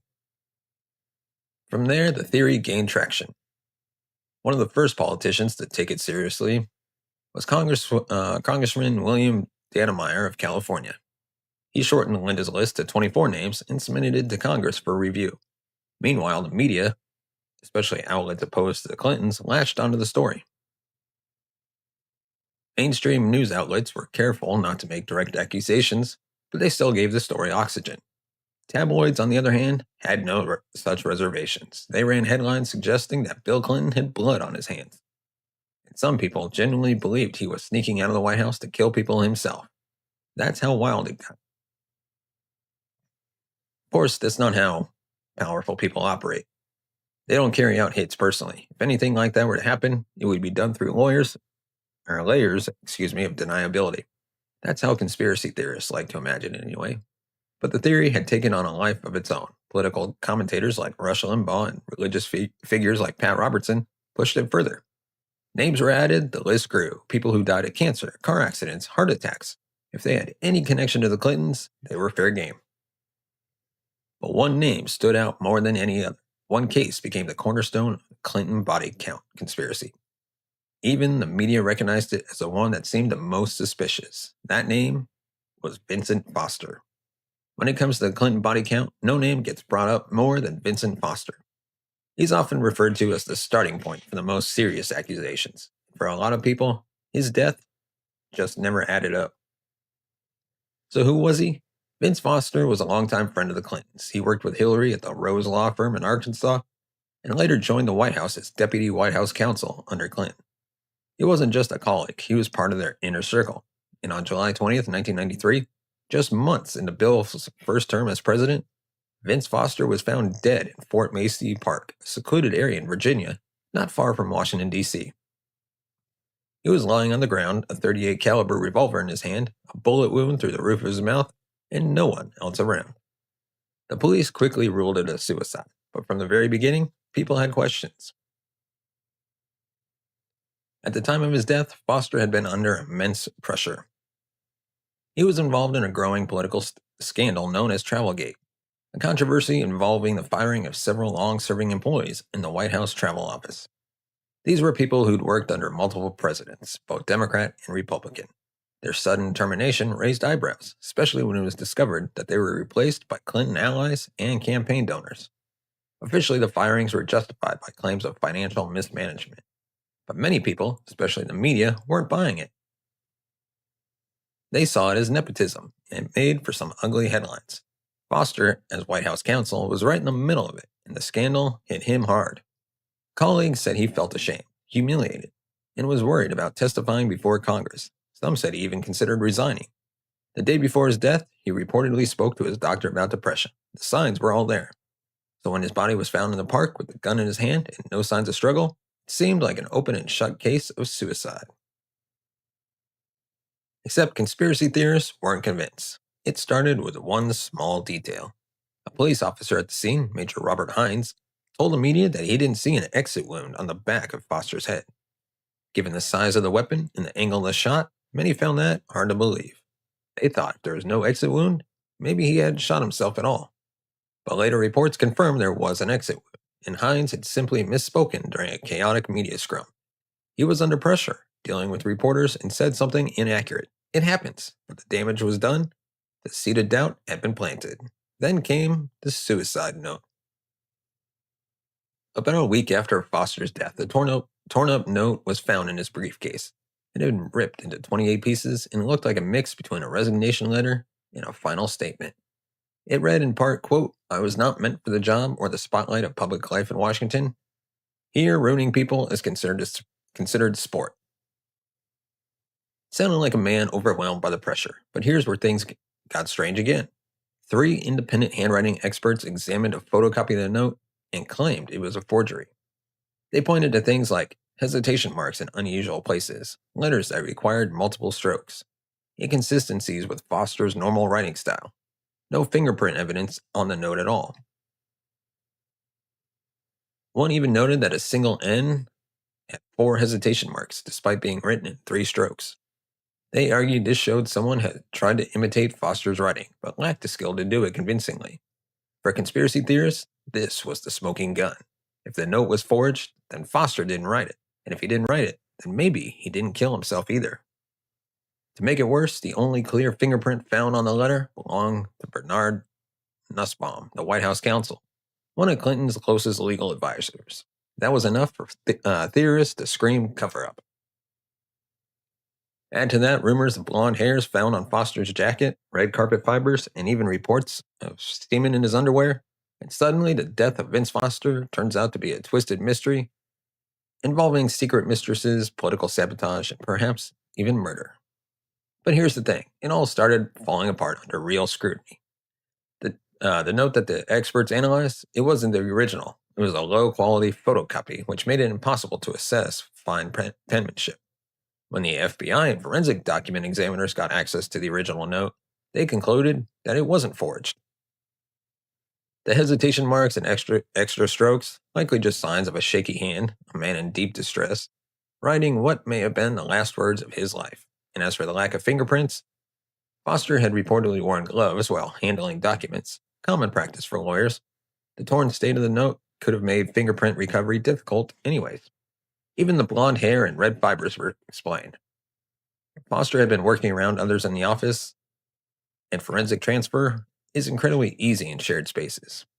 As for the semen, that's never been confirmed. It was tabloid rumor, repeated enough times that people began to take it as fact. After multiple official investigations, including by the FBI, Congress, and independent counsels, the final ruling was this, quote, "Vincent Foster committed suicide by gunshot in Fort Marcy Park. There is no evidence of foul play." But even today, many people still don't believe it. The Vince Foster case became foundational to the Clinton body count. It's the death that gets cited again and again, usually by people who've never read the report, never studied the autopsies, and never questioned the evidence being passed around on conspiracy blogs. It's a classic example of how a handful of anomalies, magnified by media noise and political agendas, can fuel suspicion for decades. If Vince Foster's death became the intellectual backbone of the Clinton body count, then the case of Don Henry and Kevin Ives was its emotional core. If this one didn't involve lawyers or political aides, it involved teenagers. This case goes all the way back to August 23, 1987. It was just after 4 a.m., and a Union Pacific freight train was barreling down the tracks near the town of Alexander, Arkansas, headed towards Little Rock. The engineer sitting in the cab noticed something horrifying: 2 boys lying motionless on the tracks about 300 feet ahead. He immediately hit the brakes, blasted the horn, tried everything to stop that train. But it was moving at over 50 miles an hour, pulling more than 6,000 tons of freight. There was no time. The train hit them, and the boys were killed instantly. When police arrived at the scene, they identified the victims as Kevin Ives and Don Henry. Close friends, local boys, good kids. Nearby, police found a flashlight and a .22 caliber hunting rifle, suggesting the two had gone out into the woods that night to do a little spotlight hunting. Common, though illegal, local activity where hunters shine a bright light into the trees to spot deer. The next day, the state medical examiner, a man named Dr. Fahmy Malak, conducted autopsies on both boys and ruled their deaths accidental. He claimed the boys had been under the influence of marijuana, specifically that they had smoked the equivalent of 20 joints each, making them so high that they laid down on the tracks and simply passed out, unaware of the oncoming train. The official ruling? Death by misadventure.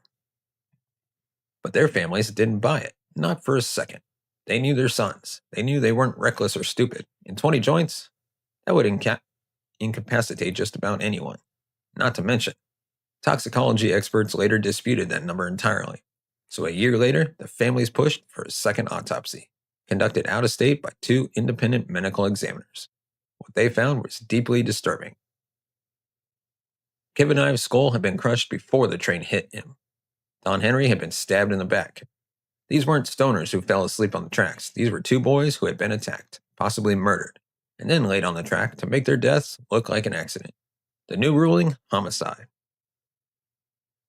That should have been the moment everything changed, but instead it only raised more questions. The case went nowhere for years. Witnesses died, suspects disappeared, files were misplaced, and the man overseeing it all? Prosecutor Dan Harmon, a man who would later be arrested and convicted, not for murder, but for drug trafficking, racketeering, extortion, and witness tampering. He was found to be actively obstructing the investigation into the boy's death, the very investigation he was in charge of. One witness, a man named Keith McCaskill, was stabbed to death shortly after giving a tip about Harmon. Another man, Jeff Rhodes, was found shot in the head, burned, and dumped at a dump site just days after claiming to have information about the boy's death. At this point, people started talking, not just about a murder cover-up, but about a drug operation. The theory went like this. There had been illegal drug drops happening in rural Arkansas, often at night from low-flying planes. These were part of a larger trafficking network, allegedly protected by law enforcement, possibly even state officials. The night they died, Don Henry and Kevin Ives accidentally witnessed one of these drops. Someone saw them, and someone silenced them. The bodies were laid on the tracks to destroy evidence. The train was just the cleanup crew. So how does this connect to the Clintons? Well, at the time, Bill Clinton was the governor of Arkansas. Conspiracy theorists believe that not only was he aware of the drug smuggling operation, that he may have enabled or protected it either directly or indirectly. They claim that the state's drug task force was intentionally kept weak, that local prosecutors like Dan Harmon were shielded from scrutiny, and that the medical examiner who botched the original autopsy had been personally protected by Clinton. And the truth is, there is evidence that Clinton defended the medical examiner even after multiple botched autopsies, not just this one. Clinton claimed he was trying to avoid destabilizing the state's criminal justice system. Critics said he was covering for someone who covered up a double homicide. And that's why Don Henry and Kevin Ives are permanently cemented in the Clinton body count narrative. Two kids, dead on the tracks, prosecutor turned drug lord, corrupt coroner, and a silent governor. Do I think Clinton personally had them killed? No. But do I believe there was a cover-up? Absolutely.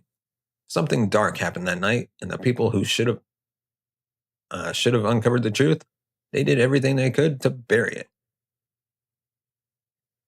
We've covered political suicide, a double homicide, and a scandalous business collapse. Now let's turn to the skies, because one of the strangest aspects of the Clinton body count is just how many people connected to the Clintons died in plane crashes. Let's start with one of the more high-profile cases, Victor Raiser II. In the early 90s, Victor was a national finance co-chairman for Bill Clinton's presidential campaign. He was a major fundraiser, key player in the money pipeline that helped Clinton get to the White House. On July 30th, 1992, Raiser, his son, and 4 others boarded a single-engine plane in Alaska. They were flying from Bristol Bay Lodge, one of the most exclusive fishing lodges in the world, to a remote camp near the Togiak River. Weather conditions had seemed fine when they took off, but shortly into the flight, the pilot encountered low clouds and poor visibility over a mountainous area. While trying to reverse course, the plane stalled, lost altitude, and crashed into a mountain. The pilot was the only survivor. Everyone else, including Victor and his son, died. At first, the crash seemed like a tragic accident, but once Razor's name appeared on Linda Thompson's original body count list, things escalated. Suddenly, people began speculating. Was the crash really caused by bad weather, or was it sabotage? Some even claimed the pilot may have been a hired assassin sent out to take out Razor because he knew too much. That theory doesn't hold up under basic logic. What kind of assassin kills 5 people, including himself, to take out a campaign fundraiser? Spoiler, he did, because he survived. And by all accounts, the crash was consistent with pilot error during bad weather. Still, Razor's name stayed on the list, and other aviation-related deaths followed. Excuse me. Just over a year later, on September 10th, 1993, another crash occurred, this time killing Dr. Stanley Hurd. Hurd was the chairman of the National Chiropractic Healthcare Advisory Committee, and he had served as a personal chiropractor to the Clinton family, including both Bill and Hillary's mothers. Hurd had just attended a meeting at the White House to discuss healthcare policy. According to reports, the meeting hadn't gone well. He was frustrated with the administration's position. Shortly after leaving D.C., he boarded a private plane with his attorney, Steve Dixon, to fly home. But the plane caught fire in midair, and both men died in the crash. That alone might not raise eyebrows. Planes crash, fires happen. But then it came out that this wasn't even their original plane. Their usual aircraft had developed mechanical problems, and they had rented this one last minute. Add that to the fact that Hurd had just left the White House, was rumored to be frustrated with Clinton's policies, and had access to the Clintons personally, and well, the conspiracy theorists had a field day. They claimed it was all too convenient, too many coincidences, too many people with access to the Clintons ending up dead in small planes. Then there's Jerry Parks. Parks wasn't a pilot. He wasn't on a plane, but his death often gets lumped in with this set of mysterious events. So it's worth talking about here. Parks was a private investigator and head of security for Clinton's '92 campaign headquarters in Little Rock. A few months after the campaign ended on September 26, 1993, Parks was gunned down while driving home from a Mexican restaurant. Another car pulled up beside him and someone opened fire with a 9mm pistol. He was hit 10 times. It looked like a professional hit. There was no robbery, no theft, just execution. After his death, Jerry Parks' son Gary came forward with explosive allegations. He claimed that his father had been gathering damaging evidence on Bill Clinton, photos, files, financial statements, even witness statements. According to Gary, his father was planning to blackmail the Clintons. Shortly after his murder, their home was broken into, and all the files, everything his father had been working on, was gone. Gary also appeared on a straight-to-VHS documentary called The Clinton Chronicles, where he described what he believed was a cover-up at the highest level. Was any of it true? There's no physical evidence of these alleged files, no backups, no hidden copies, just Gary's word.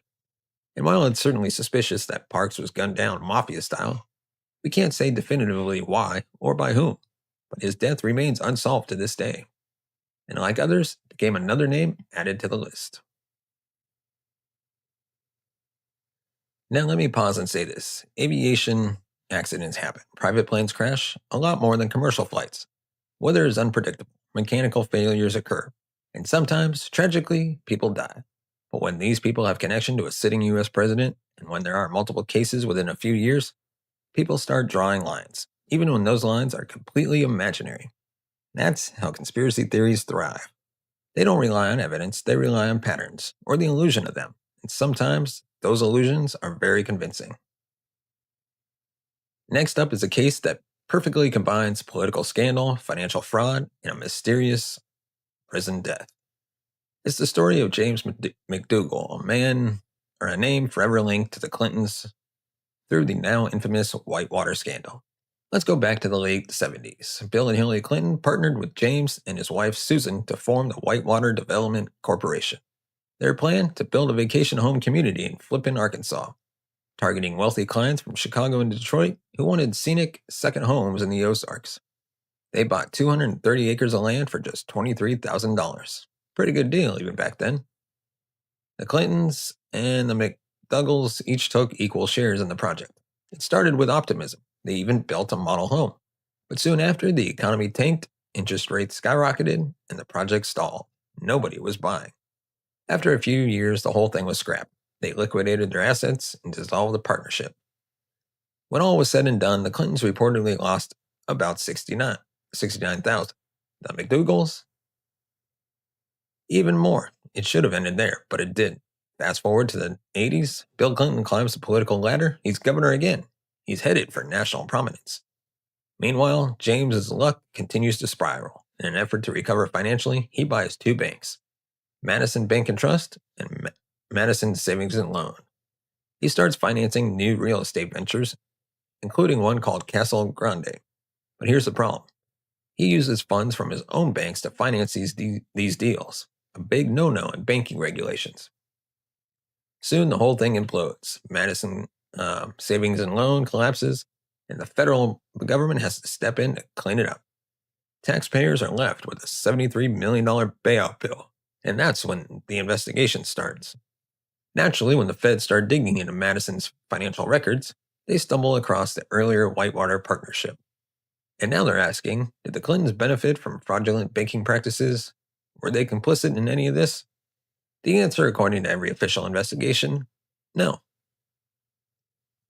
Yes, the Clintons were passive investors in a failed land deal. There was no evidence they were involved in or even aware of the fraudulent activities that followed. Still, the media went wild. Whitewater dominated headlines, and it didn't take long before it evolved from a local banking scandal to a national obsession. By the 90s, the Clintons were in the White House, and James and Susan were under indictment. They were charged with bank fraud, mail fraud, conspiracy, and more. Susan refused to testify against the Clintons and ended up serving time. James, however, took a different path. He agreed to cooperate with prosecutors. In fact, he was set to testify in an entirely separate investigation, one involving illegal campaign fundraising that allegedly tied back to the Clintons. And just before that testimony, James died. He was being held at a federal prison medical facility in Texas. He had a known heart condition and was supposed to take regular medication, but reports say he refused his meds that night, claiming the side effects made him feel groggy and confused. That night, he suffered a massive heart attack. There was no defibrillator nearby. There was no immediate medical intervention. By the time someone checked his cell, he was already gone.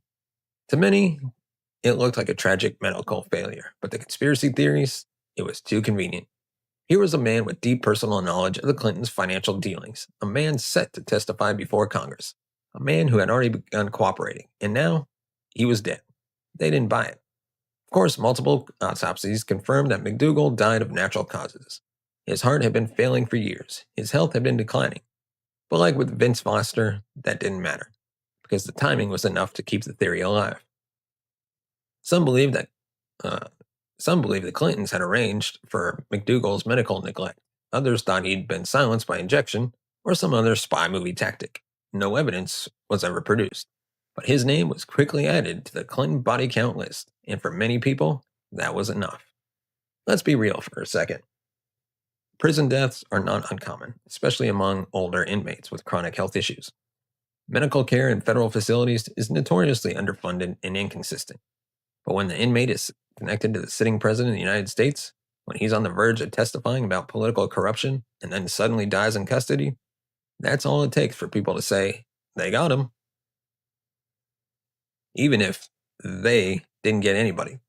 By the late 90s, the Clinton body count conspiracy had already been circulating for years. It had moved from fringe newsletters and talk radio to tabloid TV and cable news. What really gave it new life, what turned it from a whispered suspicion into a viral phenomenon, was the internet. Message boards, email chains, online forums. Suddenly, every death, every accident, every overdose, or plane crash involving anyone even loosely tied to the Clintons became content, fuel for a growing fire. And as more names were added, the original list started to lose all proportion. It stopped being about suspicious circumstances and started being about association. People didn't even have to die under mysterious conditions anymore. They just had to die, period, and have once worked in the same state as the Clintons. Take Seth Rich, for example. He was a young DNC staffer shot and killed in D.C. in July 2016, during what police said was a botched robbery. His wallet, phone, and watch was still on him, but investigators believed the killer was interrupted and fled the scene. No witnesses, no leads, a tragedy. The conspiracy world wasn't interested in facts, they were interested in connections. Because Seth worked for the DNC, and because WikiLeaks released hacked DNC emails that same year, a rumor began to spread. Seth Rich was the leaker, and the Clintons had him killed to keep him quiet. This theory took off fast, amplified by internet forums, Twitter accounts, and even some mainstream political pundits. The only problem? There was no evidence Seth Rich had anything to do with the leaks. WikiLeaks never confirmed it. U.S. intelligence agencies said the emails were stolen by Russian hackers. Seth's family begged people to stop using his death as political ammo. Didn't matter. Once a name hits the Clinton body count list, it sticks, whether it belongs there or not. Then there's the big one, Jeffrey Epstein. We all know how this goes. Epstein was a convicted sex offender, accused of trafficking underage girls to powerful men, billionaires, politicians, royalty. He had connections to everyone: Donald Trump, Bill Gates, Prince Andrew, Bill Clinton. Clinton had flown on Epstein's private jet multiple times, though he denied ever visiting Epstein's private island or knowing about his crimes. Then, in 2019, Epstein was arrested again. And just weeks before he was set to stand trial and potentially name names, he was found dead in his jail cell, hanging by a bedsheet. No cameras working, guards asleep, autopsy results questioned. And the moment that news broke, everyone said it. Clinton killed him, except people on the other side said Trump killed him. Didn't matter which side you were on, everyone believes someone killed Epstein. The idea that he committed suicide, to this day, most Americans don't buy it. It became a meme, a punchline, a symbol of everything corrupt and untouchable in elite society. And because Clinton's name had appeared in flight logs, that was enough. One more body on the count. Even though no evidence has ever emerged tying Clinton to Epstein's death or to any of the crimes Epstein committed. At this point, the body count has ballooned to dozens upon dozens of names. Some are legitimate tragedies, some are deeply suspicious, and some are complete fabrications. We're talking about journalists who died of cancer, bodyguards who died in car accidents, even people who are only rumored to have known the Clintons. And in the minds of conspiracy theories, it all adds up to one conclusion. The Clintons kill people, and they keep getting away with it. But it doesn't actually add up. Let's talk about that. So what do we do with all this? We've looked at the key deaths, the plane crashes, the suicides, the scandals. We've examined high-profile names like Vince Foster, Seth Rich, James McDougal, Jeffrey Epstein, and we've seen how the Clinton body count has ballooned over the years. From a list of 24 names in the 80s or in the 90s to dozens more in the internet age. So the obvious question becomes, is there any truth to it? So let's break that down. First, have people died under unusual or suspicious circumstances while connected in some way to the Clintons? Yes, without a doubt. But that's not unusual. Powerful people know a lot of other people. Politicians, especially those in the national spotlight, have thousands of contacts over the course of a career. So statistically speaking, some of those people are going to die in tragic, messy, or unexplained ways. Now, if there had been hard evidence, actual forensic proof that the Clintons orchestrated even one of those deaths, that would be a very different conversation. But so far, there has been none. And in the more suspicious cases, like Vince Foster, James, multiple investigations were carried out, autopsies were done, congressional committees reviewed them, independent counsels, FBI agents, forensic experts, and still, no charges, no evidence, no proof of foul play. But conspiracy theories don't run on evidence. They run on emotion. And this one taps into some very deep emotions: distrust of government, resentment of political elites, fear of corruption at the highest levels, and yes, for many people, a deep hatred of Hillary Clinton. Whether it's fair or not, Hillary has become a kind of lightning rod in American culture. For some, she represents everything wrong with the system. So when something bad happens to someone remotely in her orbit, people are ready, eager, and even to assume the worst. Doesn't help that real government conspiracies have happened. Iran-Contra, MK-Ultra, Watergate. So when people hear about the Clinton body count, it's easy to think, yeah, that sounds like something they do, even if the evidence isn't there.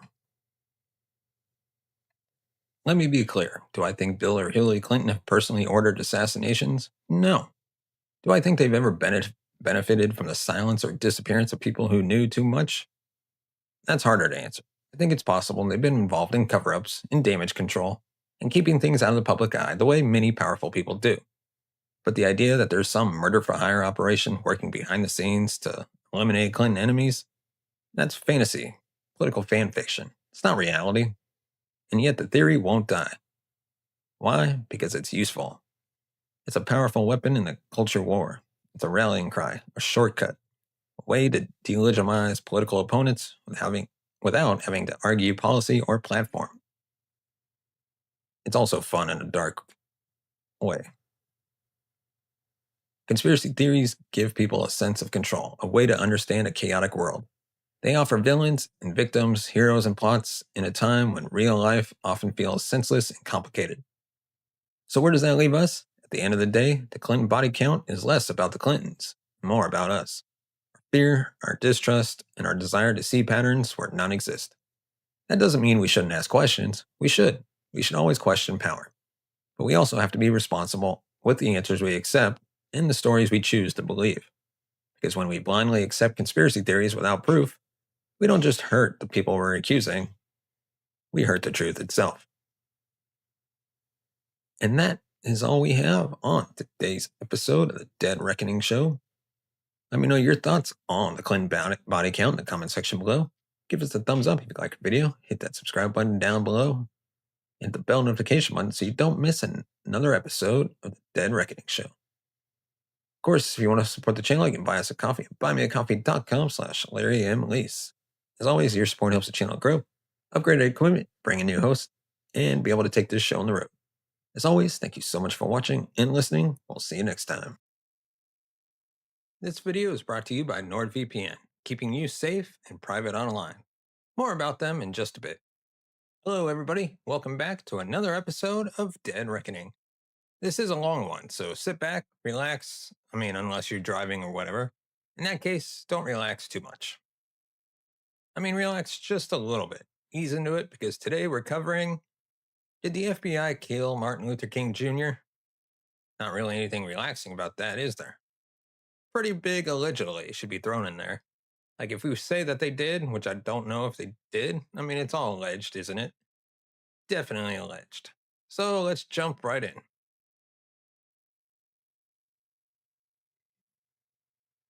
Dear listener and viewer, to venture once more into the breach and examine the world of outrageous sound and conspiracy theories. It does sound outrageous, right? When you're saying the FBI killed MLK. Is there a difference? We never really know who MLK is, but.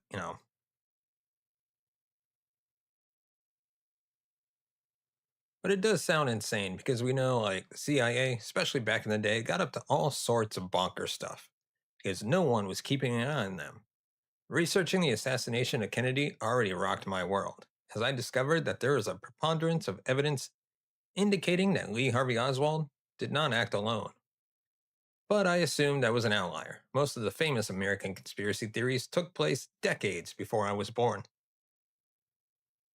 That makes sense because most of America took place decades or even centuries before I was born. The problem with that is, unless someone is motivated to research a particular topic, they all kind of get lumped in together. The moon landing, Kennedy assassination, alien spacecraft, Area 51. These conspiracies were taught to us as footnotes, if at all. Excuse me. Alongside evolution, they teach us creationism, which is bizarre because it's like, yeah, sure, teach one in religious class and one in science class because one is science, one is religion. It's not that complicated. It's America. Why'd you have to be like this? These weren't complex historical events worthy of greater understanding. They were outlandish conspiracies to be used as punchlines in pop culture. To be fair, in the vast majority of cases, that's an accurate assessment. We really did land on the moon, and extraterrestrials have never been to Nevada. Besides, with decades to uncover these conspiracies, before I would have even learned about them, obviously everyone would have known the truth already, right? Even if the full conspiracy had yet to be uncovered, if there was any merit to these ideas, then of course those details would have been in the history books. But there, of course, was nothing there, except that JFK one, right? Where it's like that main narrative, it's just like, there's obviously more going on. Do I know what it is? Absolutely not. But is there more? Oh my God. Like, look how much random bits of evidence and stuff, and look how it just doesn't add up together. It's like there's definitely something there. Don't know what it is. And that's what I discovered previously researching JFK for actually a episode for this channel. And I had like inklings of that before, and we were like, no, this is actually real now. I feel like the major Kennedy assassination theory has some truth to it. And then at the end of the day, after researching, I was like, whoa. And a future episode, a future episode of Dead Reckoning. Uh, Usually, it's like there's no ghost, aliens aren't real. But in this coming video of the Kennedy assassination, it was like, hey, this conspiracy theory is real. Why? Perhaps this was just the result in American public schooling. Or maybe it's because I grew up in a quiet area. In school, I was taught that King was a civil rights leader who was assassinated by James Earl Ray, an escaped convict, an unhinged racist who wanted to stop the civil rights movement. MLK Jr. Day had been a federal holiday since the year after I was born, and yet that's pretty much all I was ever taught about him. I mean, it's an important part of American history. I feel like the civil rights, that's a pretty big deal in American history. Excuse me. Like, I don't think I ever really studied topics like that where they go deep into it, like the MLK assassination or like the First or Second World War. We kind of got the, broad strokes of it. And don't get me wrong, it's super fascinating, but it's weird, like not studying those two major wars that deeply. That was the last major thing I remember studying. Super interesting, the period between the wars, though. It sounds really boring. But it's like there's some wild shit that went on. Never was it mentioned that King was standing in the room when President Lyndon Johnson signed the Voting Rights Act of 1965, and that he had moved on to larger goals. In a 1967 report, said the staff of the Southern Christian Leadership Conference, a civil rights group of which he was president, King stated to quote, "We have moved from the era of civil rights to the era of human rights, an era where we are called upon to raise certain basic questions about the whole society. We've been in a reform movement, but after Selma and the Voting Rights Bill, we moved into a new era, which must be the era of revolution. We must recognize that we cannot solve our problem now until there's a radical redistribution of economic and political power. This means a revolution of values and other things. We must now see that the evils of racism, economic exploitation, and militarism are all tied together. You can't really get rid of one without getting rid of the other. The whole structure of American life must be changed. America is a hypocritical nation. We must put our own house in order."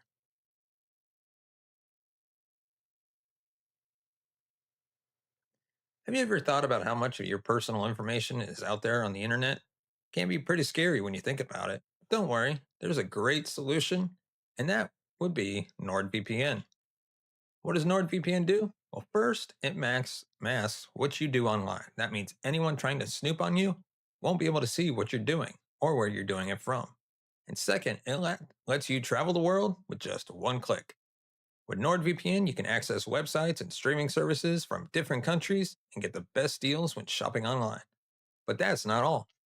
NordVPN also has some amazing use cases to keep you secure online that can monitor your personal data so you can get real-time breach alerts and protect your identity.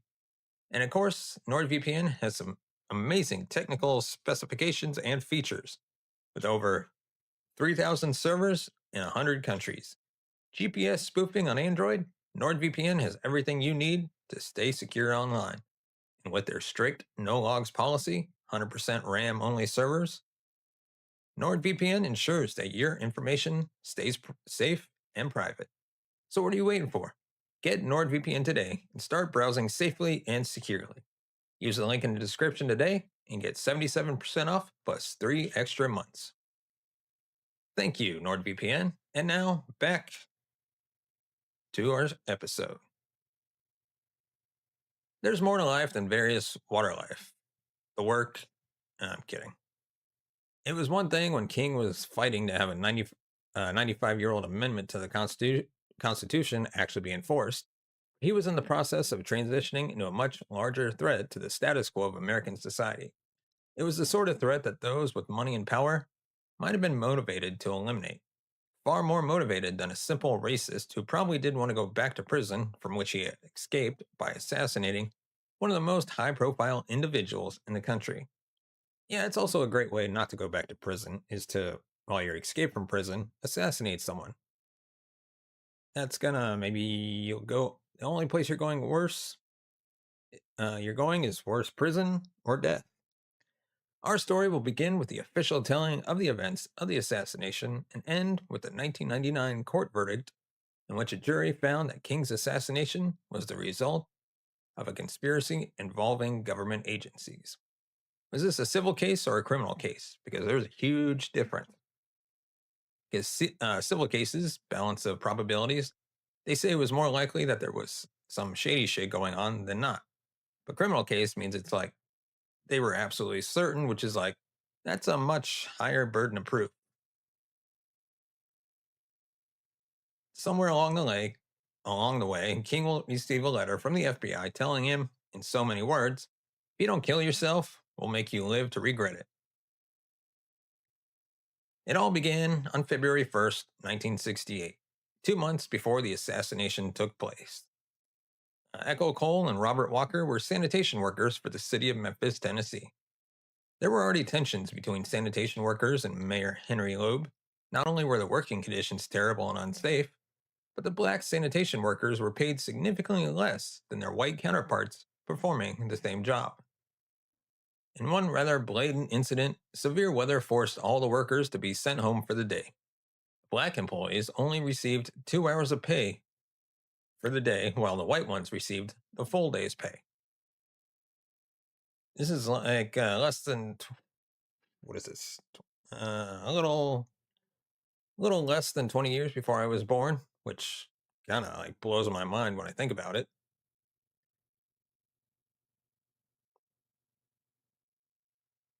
Excuse me. The day of February 1st was another day of terrible weather. The rains were so severe that the streets were flooding and the sewers were overflowing.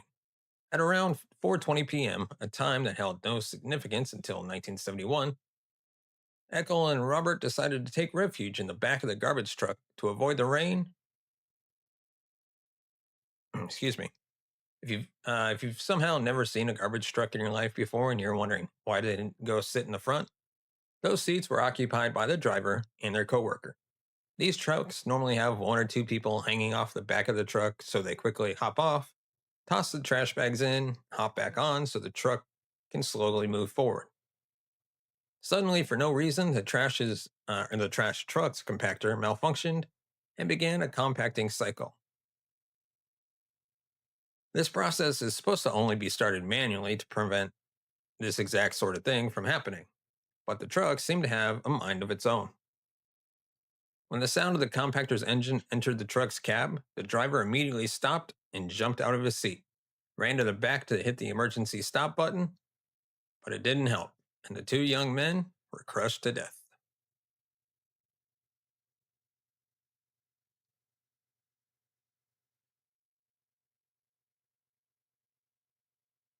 10 days after the tragic deaths of Eckel and Robert, the union held a meeting and voted to go on strike, demanding safer worker conditions.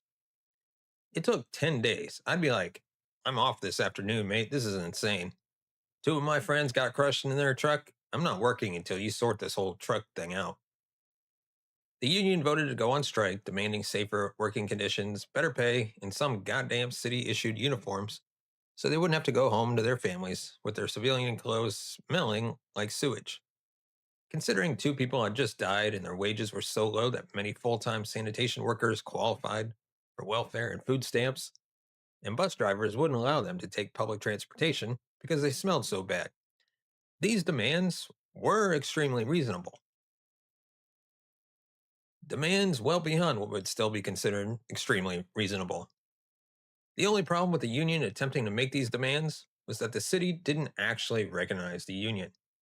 That and the newly elected Mayor Loeb had been the previous head of the sanitation department, where he was responsible for creating many of the conditions they were now complaining about.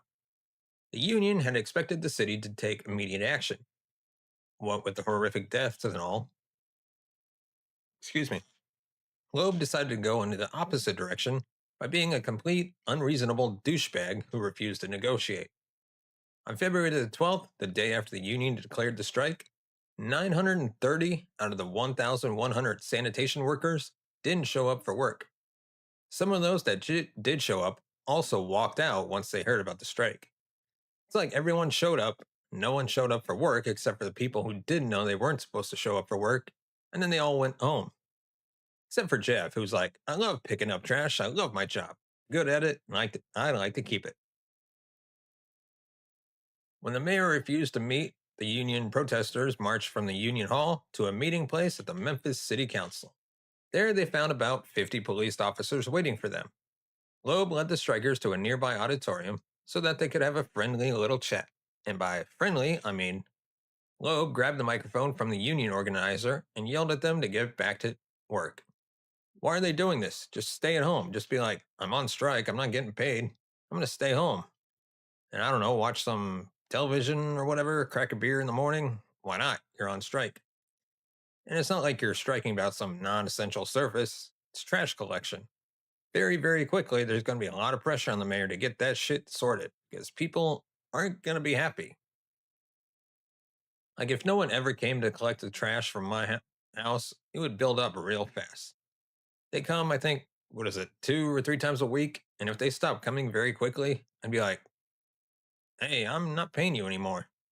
And then they would come and everything would be better. Especially if I heard that 2 of them had been crushed. I'd be like, hey, stop not paying them all and fix those trucks. This outburst was met with choruses of laughter and people chanting boo. Loeb went on to make several public statements about the strike, and in each and every one, he looked like a right prick. Within 3 days of the strike beginning, there were over 10,000 tons of garbage piling up in the streets of Memphis. So Loeb began to ask strikebreakers to go and pick up the trash. While all this had been going on, King was working on creating the Poor People's Campaign. It was to be a diverse, multiracial coalition of poor people from all across the country. Based on census data, anywhere from 22 to 23% of Americans were living below the poverty line at the time. That's like 1 in 5 to 1 in 3 people. Jesus. So it shouldn't have been too hard to find people that agreed with sentiments that King espoused in the quote at the beginning of the episode. Yeah, honestly, it sounded quite reasonable. So I get why governments like the status quo and like, look, governments get a lot of money from the rich people to like keep their status quo, but this seems quite reasonable. Well, I'm with these guys. They're like, this man is not right.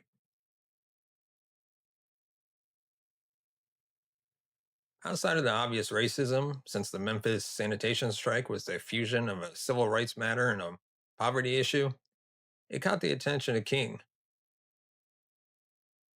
Excuse me. On March the 18th, over a month into the strike, he made his first visit to Memphis. While there, he spoke before a crowd of 25,000 protesters and activists, calling for a citywide shutdown.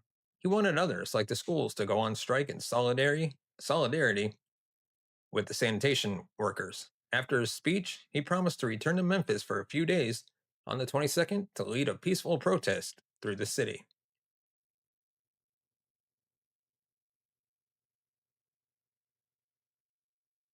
I know that fans of this channel typically don't believe in things like ghosts, aliens, and magic, as they shouldn't, but if for some reason you do happen to believe in signs, the protesters in Memphis were about to get one. On average, Memphis receives about 3 inches of snow over the entire year. That protest march had to be canceled because they were hit by a massive snowstorm that dumped over 117 inches of snow on the city. Excuse me. Undeterred, the protesters opted to reschedule the protest from March the 28th rather than canceling it entirely.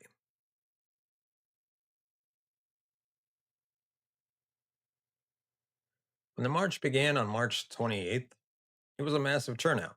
City officials estimated that 22,000 students had skipped school in order to participate in the protest. King was late, and when he arrived, the crowd was already on the verge of chaos. It was meant to be a peaceful protest, as that was how they had achieved results in the past. However, unbeknownst to King, there was the division among the African American residents of Memphis. The peaceful protest had been infiltrated by a militant black power group based in Memphis known as the Invaders. It's a cool name, though, right? I mean, militant group, not awesome, but I mean, the Invaders sounds like a 70s rock band. As the march proceeded through downtown, members of the Invaders began smashing the windows of every storefront and looting everything in sight.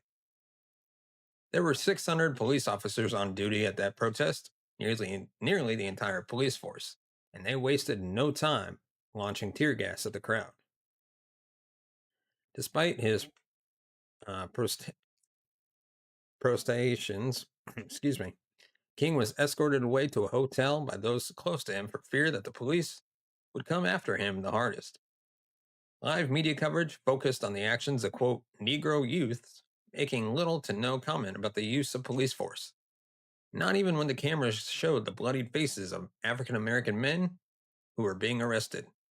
The only comments with regard to the show of force were about the use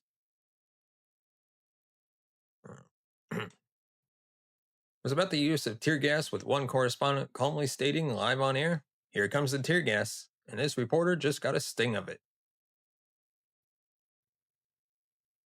When the dust had settled, there were a total of 276 people arrested. Excuse me. And 60 injured during the riot. There was also a single fatality, 16-year-old Larry Payne. There were conflicting reports over exactly what had happened to Larry, by which I mean the police officer who killed him said one thing, and literally every eyewitness said something else. I didn't kill him. 100 people? Yes, he did. According to witnesses, Larry came up from his basement in the projects to see what was going on when Officer Leslie Dean Jones pressed his sawed off shotgun barrel against Larry's stomach. Why the fuck does a police officer get a sawed off shotgun? Larry put up his hands and asked the officer not to shoot, but he pulled the trigger anyway. According to Leslie, Larry was holding a butcher's knife, a claim that every witness stated was false. The county court did not press charges, and the Department of Justice said that there was insufficient evidence to prosecute him for civil rights abuses. I'm sorry, are you fucking kidding me? There's a dead body, and everyone says he had a sawed off shotgun, and he shot him in the gut, completely unprovoked. And you, Department of Justice, stuff like this is why the police now have body cams.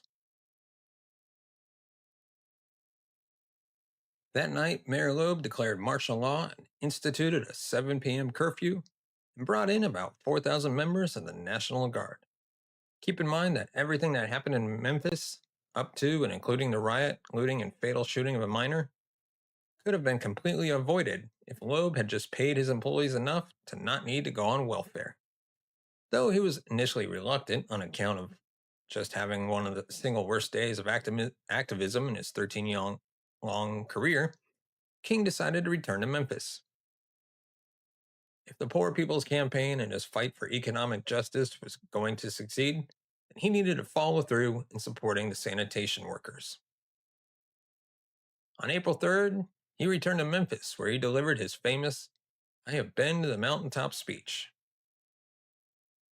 There had been a bomb threat, but King was not concerned. He had been the recipient of death threats for well over a decade, and had even survived an assassination attempt 10 years prior, when a woman stabbed him at a book signing. The tip of the blade had been touching his aorta, and after the surgery, the doctor told him that if he had sneezed during the hours awaiting surgery, the blade would have punctured his heart, and he would have drowned in his own blood.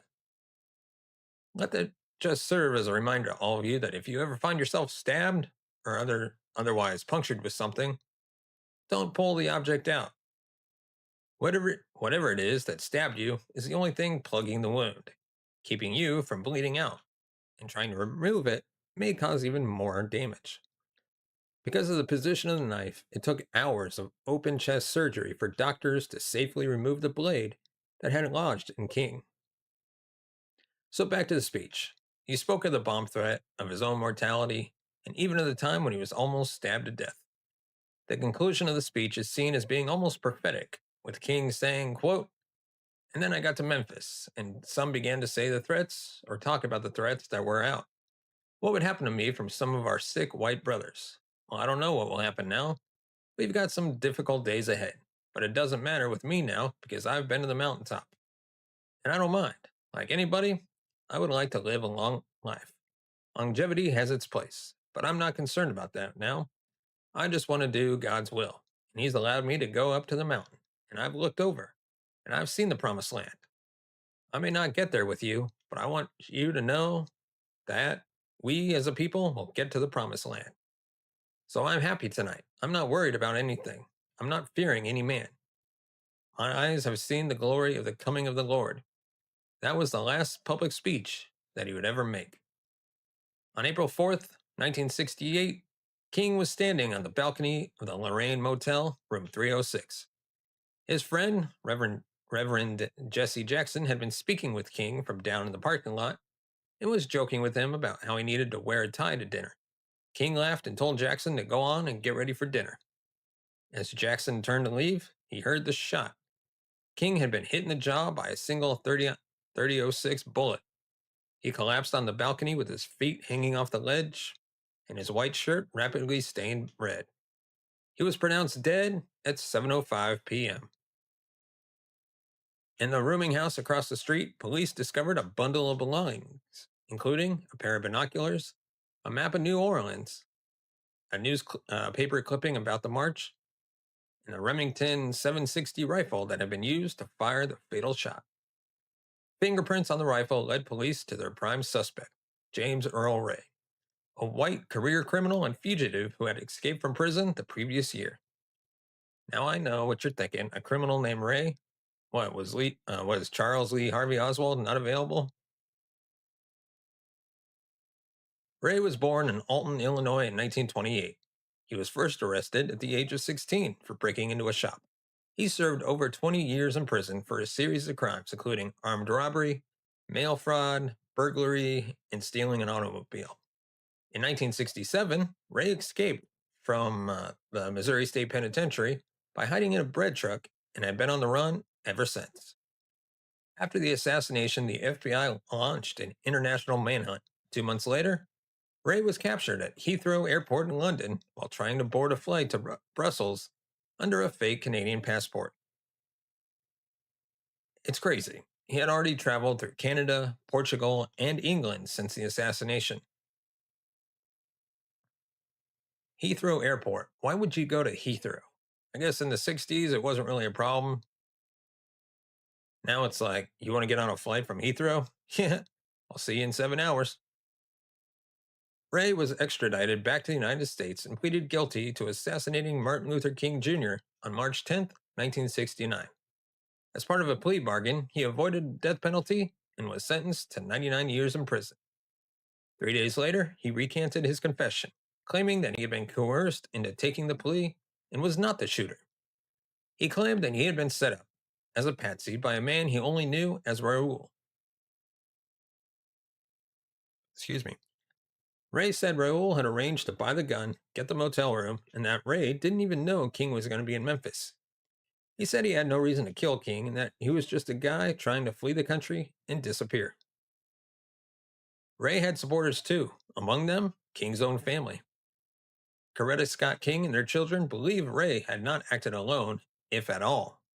In later years, the King family would publicly support Ray's calls for a new trial, saying they believed government agencies were involved in a conspiracy to assassinate King. But the courts repeatedly denied Ray's motions, and no retrial was ever granted. In 1999, a man named Lloyd Jowers claimed on national television that he was part of a conspiracy to assassinate Martin Luther King Jr. This was during a 1993 episode of Primetime Live on ABC. Jones said he had been paid $100,000 to help facilitate the assassination. He ran a small restaurant near the Lorraine Motel called Jim's Grill. According to him, he stored the murder weapon, helped plan the logistics, and knew James Earl Ray was just a patsy. Well, I mean, this guy's just like, yeah, I helped kill MLK. Here's how. So the King family sued him. They filed a civil wrongful death lawsuit against Jowers and unnamed co conspirators. The trial took place in Memphis and lasted about 4 weeks. 70 witnesses testified. Among them were former FBI agents, police officers, friends of Jowers who claimed he had confessed to them privately. One of the biggest bombshells came from a woman named Olivia Catling, who lived near the motel. She testified that she saw a man with a rifle crouched in the bushes behind the motel moments before the shots was fired. Those brushes were later cut down by the city in what some claim was an attempt to cover up evidence. Another witness said they saw a man running from the same area right after the shot, carrying something wrapped in a cloth, possibly a gun. The defense argued that this was all conspiracy nonsense and that James Earl Ray acted alone, just as the official story said. After 4 weeks of testimony, the jury came back with their verdict in just 1 hour. They found Lloyd Jowers liable for the wrongful death of Martin Luther King Jr., but more importantly, they found that government agencies, including local police and federal government, were involved in a conspiracy to kill King.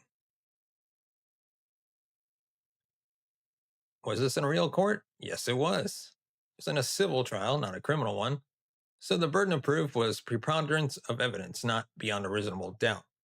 Still, a jury concluded that the American government helped kill Martin Luther King Jr., which, I mean, is crazy.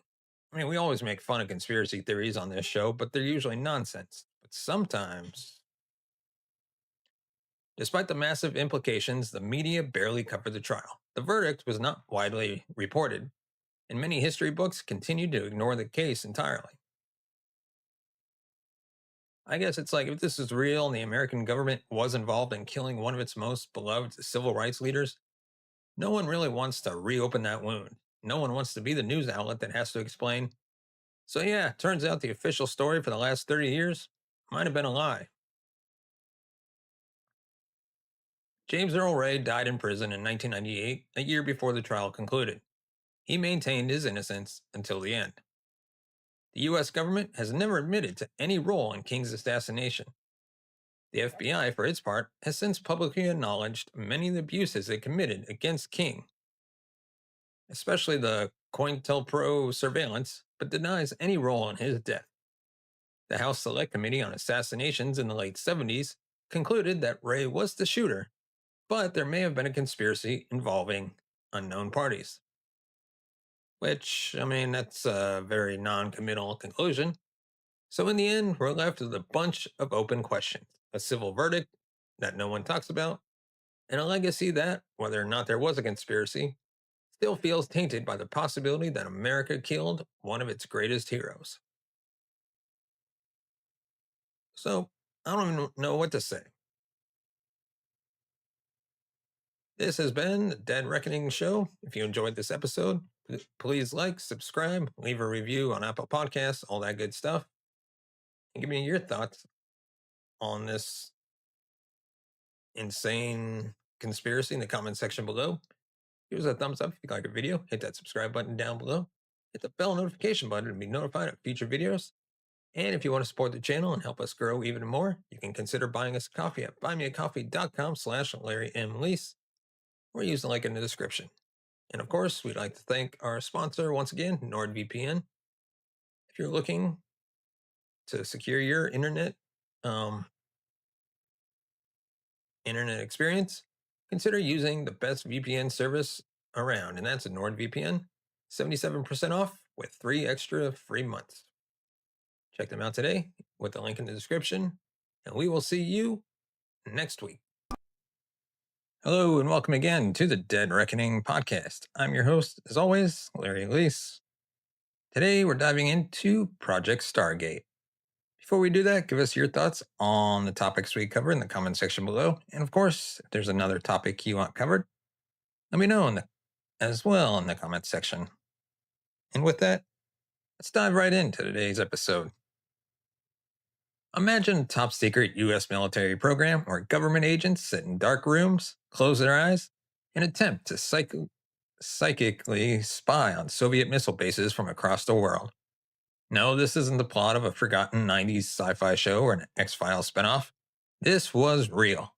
Funded by the CIA and the DIA, backed by senators, and sustained for over 2 decades, Project Stargate was America's official attempt to weaponize psychic powers. The goal? Use remote viewing, a kind of mental GPS powered by meditation, intuition, and a sprinkle of wishful thinking to gather intelligence, that is.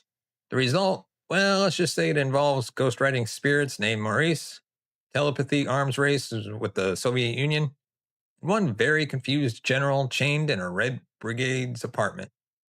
This is the strange, true story of how U.S. intelligence spent $22 million trying to read minds, fight communism, and maybe, just maybe, see through walls. It's the winter of 1982. NATO is in turmoil. One of their top officers in Europe, U.S. General James Dozier, has been kidnapped by a cell of Marxist terrorists in northern Italy, the Red Brigades, infamous for executing their captives. Excuse me. Just before we continue with today's episode, I do want to share with you a message from our fantastic sponsor today, and that, of course, is NordVPN. If you're looking to surf the internet with a peace of mind that you can only get from a VPN, then you need to check out NordVPN today. 72% off, 3 free months. Also, with NordVPN, you can get access to hidden content from all streaming platforms like Netflix. You just, with the press of a button, you change your location, and bam, you can get Netflix in Britain right at your home in Las Vegas, Nevada. It's that easy. So check them out today. Use the link in the description. And with that, let's get back to the rest of the episode. The Italian police do what the police do. They round up suspects, kick down doors, bust terror cells, and confiscate military-grade arsenals. Allegedly, they also conduct some intense interviews using water-based adult interrogation techniques. But the DIA, America's Defense Intelligence Agency, is not sitting idle either. Unable to conduct investigations on the ground, they've deployed one of their best assets, an operative, who will be able to locate where the general is kept hidden without leaving U.S. soil. His name is Joe McConnell, an agent and psychic expert in remote viewing. This totally sounds like an intro to a cheesy 90s TV show. Following an established procedure, the agent practices meditation to remove any blockages which may hamper his mental conduits. Then a colleague, acting as a monitor, provides information and documentation related to the target, in this case, the general. The information provided evokes a signal line which strikes at a cognition within the psychic's autonomic nervous system.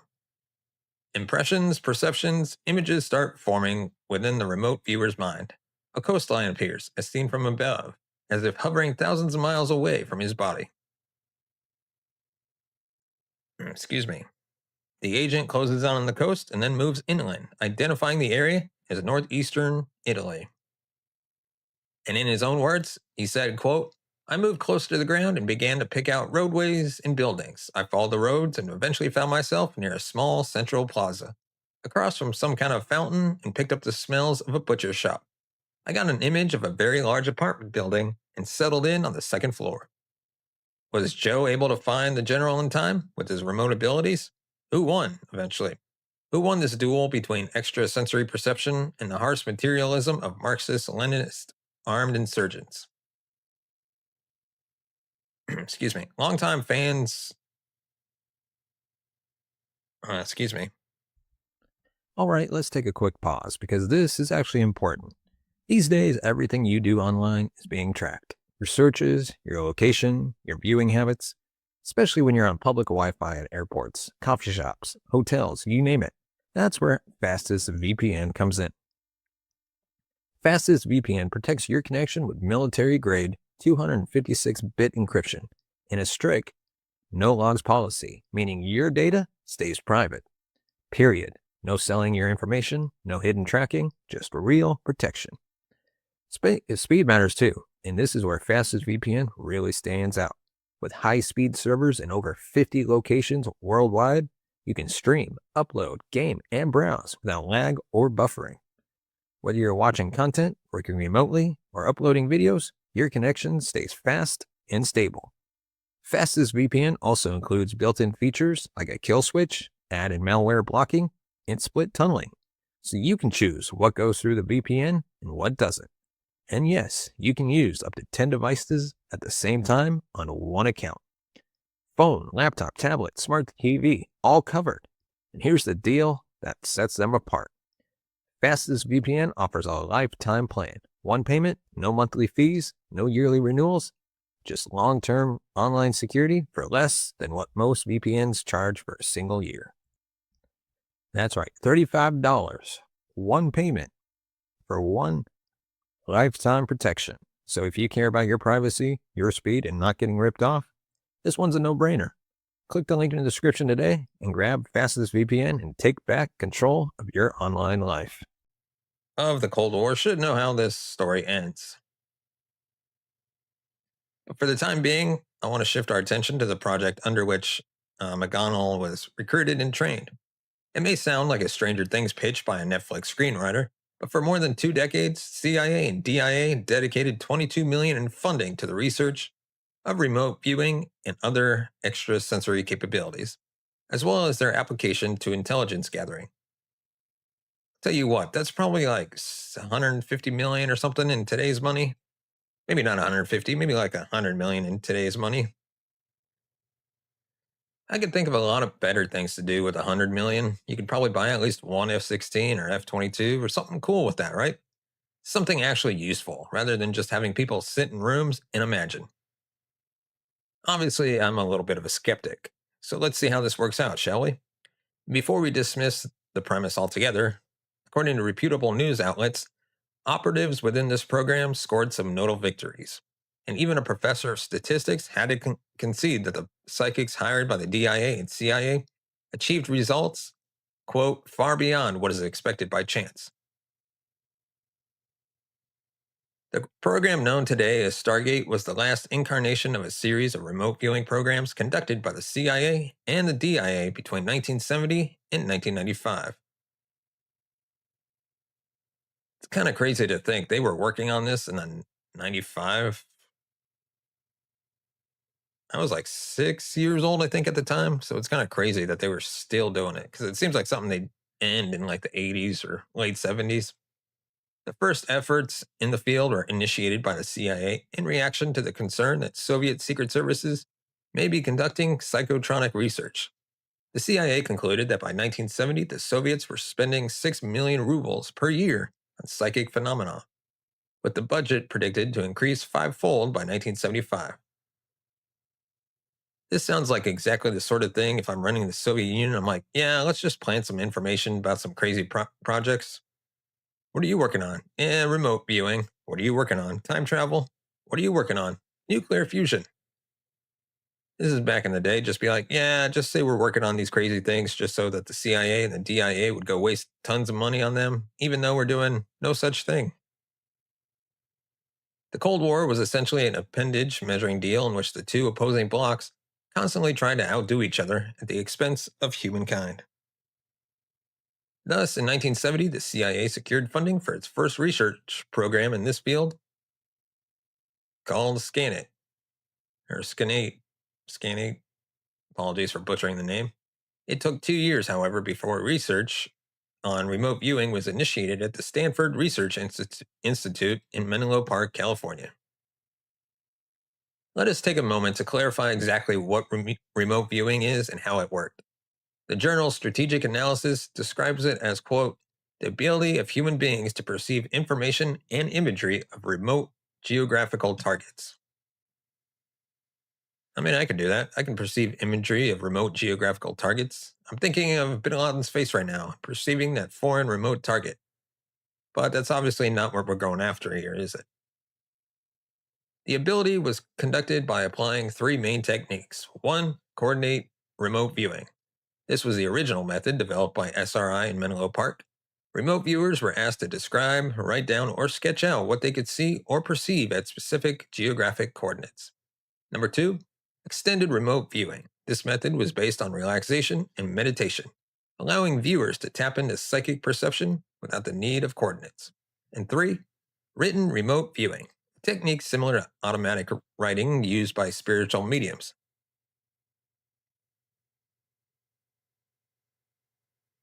Excuse me. I've searched the CIA archives for descriptions of how these techniques could work out and found a detailed set of instructions for CRV, the technique based on coordinates. The document, dated July 1988, described CRV as a technique that can be taught to anyone, even without innate psychic abilities, with a 6-stage training program. The unnamed author admits that not all about the CRV process is clear. He says, quote, many theory questions remain unanswered, but enthusiastically concludes, the fact is, the stuff works. So let's see how. Our unconscious mind supposedly contains a structure known as the matrix, described as all-knowing and omnipotent. The matrix contains elements called patterns, also referred to as thought balls. I mean, the brain's enormously complex and we still don't understand it, but how about we just assume that something's not there until we can prove that it is, or like have any evidence at all that it is, rather than just be like, maybe there's some thought balls in there. It's ridiculous. Each pattern radiates its own energy in the form of a signal line which causes cognitrons to resonate. But now you might think, what is a cognitron? I found references to this concept in a 1975 issue of the journal Biological Cybernetics, as well as a 1964 report by the U.S. Defense Technical Information Center.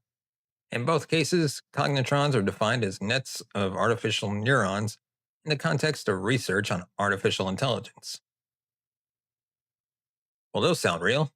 Sounds like actual cybernetic science. The unnamed CIA author, however, seems to ignore the fact and assume that they're actual neural networks within our mind. More precisely, inside the autonomic nervous system. When a signal line has a cognition, it resonates, thus producing perceptual feedback. So during a CRV session, a monitor will read a set of coordinates to a remote viewer.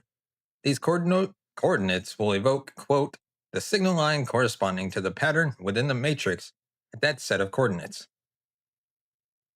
The signal line then hits the cognitron, generating, and I quote again, impressions or perceptions of the target area keyed to the specific issues he is concerned with. For example, structure, terrain, emotions, etc. Sounds like some guy read some science from a journal that he didn't really understand and was like, yeah, okay, cool. Let's put this into practice for psychics and sell it to the CIA for 100 million. Governments have too much money. The explanation, therefore, implies the matrix within our subconscious already contains all the information and knowledge available in the entire universe. Clearly, it doesn't. The main purpose of the training program is to unlock the free flow of information as it leaves the unconscious mind and crosses the border with the conscious mind. This information travels via conduits or channels, which are normally blocked by inhibitors or physical inclemencies. For example, sickness, fatigue, hunger, or even the simple act of moving about. I'll tell you what, if I'm not sick, I'm not hungry, I'm not tired, and I'm sitting still, it's not like, oh, suddenly I know next week's lottery numbers. Suddenly I understand all the complex science. It's like, no, my brain is far too small for that. I don't have that information locked in my brain. Have you seen how tiny it is? Come on. The author advises that for the viewer to be effective, these inclemencies should be removed. Thus, the viewer should not view when they are sick, fatigued, hungry, or in motion. Bring me another snack, CIA man. I'd like a bagel now before I completely fry. Okay, now I love a bagel right now for some reason. It's just the first thing that came to mind. The research kicked off in 1972 at SRI and was led by physicist and parapsychologist Russell Targ, as well as engineer and parapsychologist Harold Putoff. The latter had previously worked with the NSA and was alleged to have ties with Scientology. The two targeted promising agents among gifted individuals such as artist and psychic Ingo Swann. The remote viewing capabilities of the subjects were tested to ensure that they achieve a minimum accuracy rate of 65%. In parallel to the CIA sponsored SRI research, the DIA Army Intelligence launched their own psychic program under the supervision of the Army Assistant Chief of Staff for Intelligence Systems Exploitation Detachment. That's a hell of a job title, isn't it? The Army initiative, dubbed Gondola Wish, was launched in 1977 and was focused on evaluating how Cold War adversaries, may be potentially using remote viewing. In 1978, Gondola Wish became Girl Flame, an operational collection effort. In other words, using psychic abilities to gather intelligence on the location of enemy installations or the whereabouts of friends and foes alike. Girl Flame was headquartered at buildings 2560 and 2561 at Fort Meade, Maryland.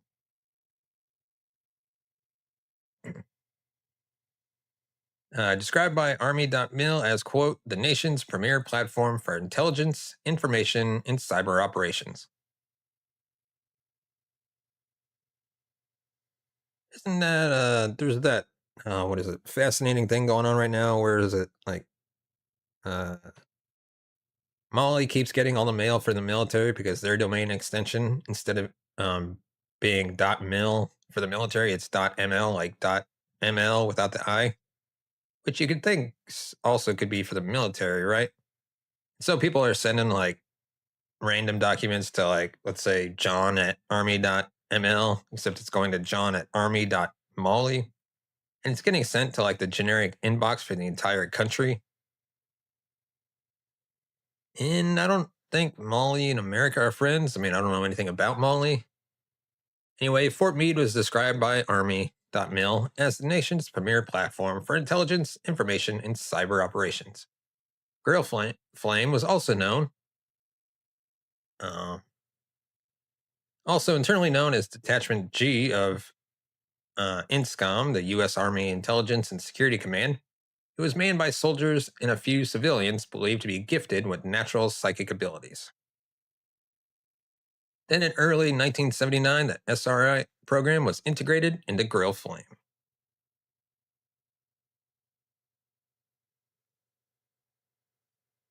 Four years later, the naming department at DIA decided it was time for a change.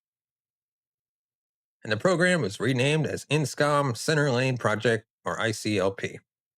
Harold Putoff, one of the initial researchers at Stanford Research Institute, still called the shots, and his recruit, Ingo Swann, devised a training program which, in theory, could allow even non-gifted individuals to become proficient remote viewers.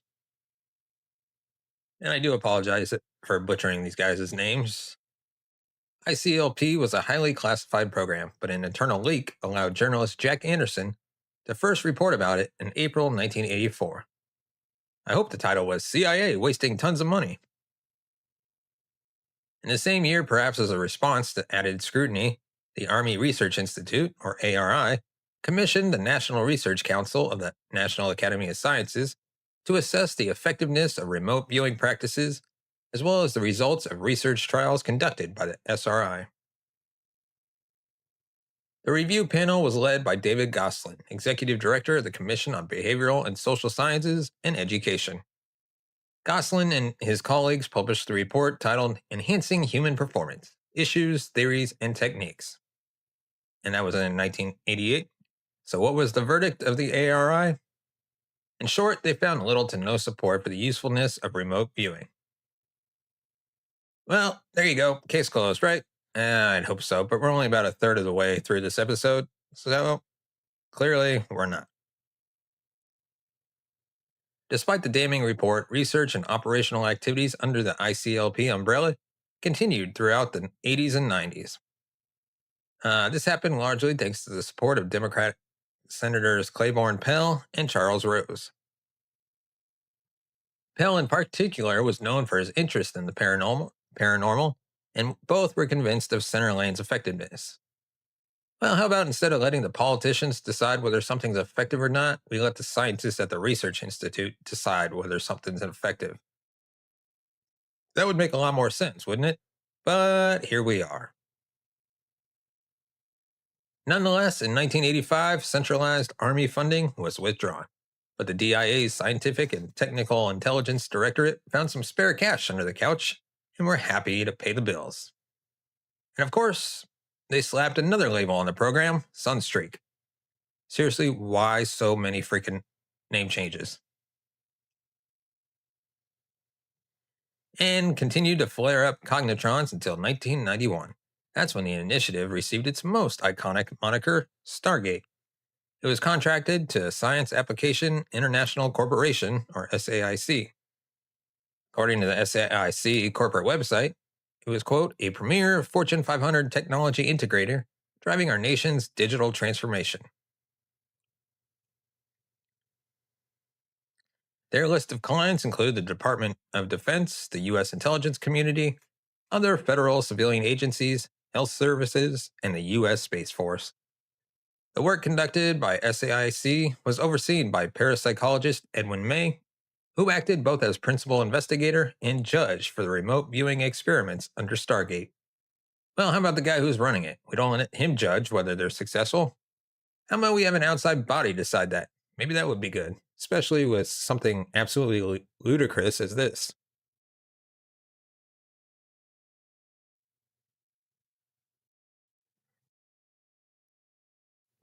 The government is spending hundreds of millions of dollars on what the fuck? By the early 90s, the program was afflicted by poor morale, bickering at the top levels, and poor performance. In 1995, the Defense Appropriations Bill decreed for Stargate to be handed over to the CIA, where it all started. As soon as this hot potato landed in the CIA's lap, the agency contracted the American Institute for Research to conduct a retrospective assessment on the effectiveness of Stargate remote viewers. Excuse me. Or in detail, they were to evaluate the success rates of the trials conducted by Edwin May at SAIC. AIR asked two academics to prepare two independent points of view. One was Dr. Jessica Utz, a professor of statistics at the University of California in Davis, Dr. Raymond Hyman, a professor of psychology at the University of Oregon. Their evaluations were, I must say, rather surprising and diametrically opposed. We're going to explore them in the next segment, but for the moment, I will just report that the final recommendation by AIR, was to shut down the Stargate and throw away the key. Thus, at the end of 1995, 25-year effort to use remote viewing for intelligence gathering work was terminated. As mentioned earlier, the overall budget of Stargate and its predecessors had totaled $22 million as of 1995 value. Adjusted for inflation, that's more than $44 million in today's value. An expense of roughly $1.76 million per year of the program, which now doesn't sound so bad. I mean, I thought that was like 1980s dollars, the 22 million or whatever, but it's 95, which apparently has only doubled. I mean, lost half of its value, which is crazy, but half as expensive as it was in 95, or twice as expensive because of inflation. Sure, those are drops in the ocean that's worth 1.7 trillion, which is the Department of Defense's annual budget, basically 10 times the entire net worth of the richest person in the world every year. But one wonders if the budget could have been more wisely spent elsewhere. For example, according to today's military.com, the U.S. Armed Forces Tuition Assistance Program pays for up to 100% of the cost of tuition or expenses, up to a maximum of $250 per credit, and a personal maximum of $4,500 per fiscal year per student. Wait, so the military only pays for $4,500 of your student fees, and then you have to go into the military? Assuming a 4-year college course, Stargate funds could have supported over 2,000 service personnel in studying actual science rather than cleaning conduits linked to the Matrix and Cognitrons. Instead, Stargate and its predecessors only employed a total of 40 employees, of which some, 23, were remote viewers. This leads me to the first of two elephants in the room staring at me from opposite corners. So, what did these remote viewers achieve in terms of intelligence collection? As I mentioned earlier, the AIR produced an extensive report on the effectiveness of viewers in the testing environment.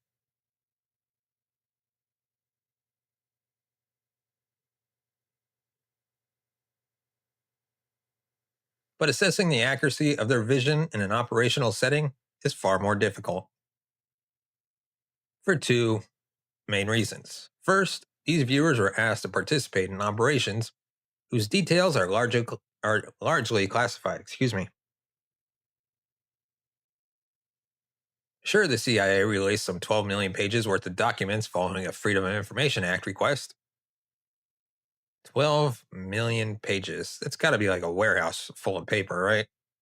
Though I examined some of the most famous assignments, and even in those cases, large portions of the files have been redacted.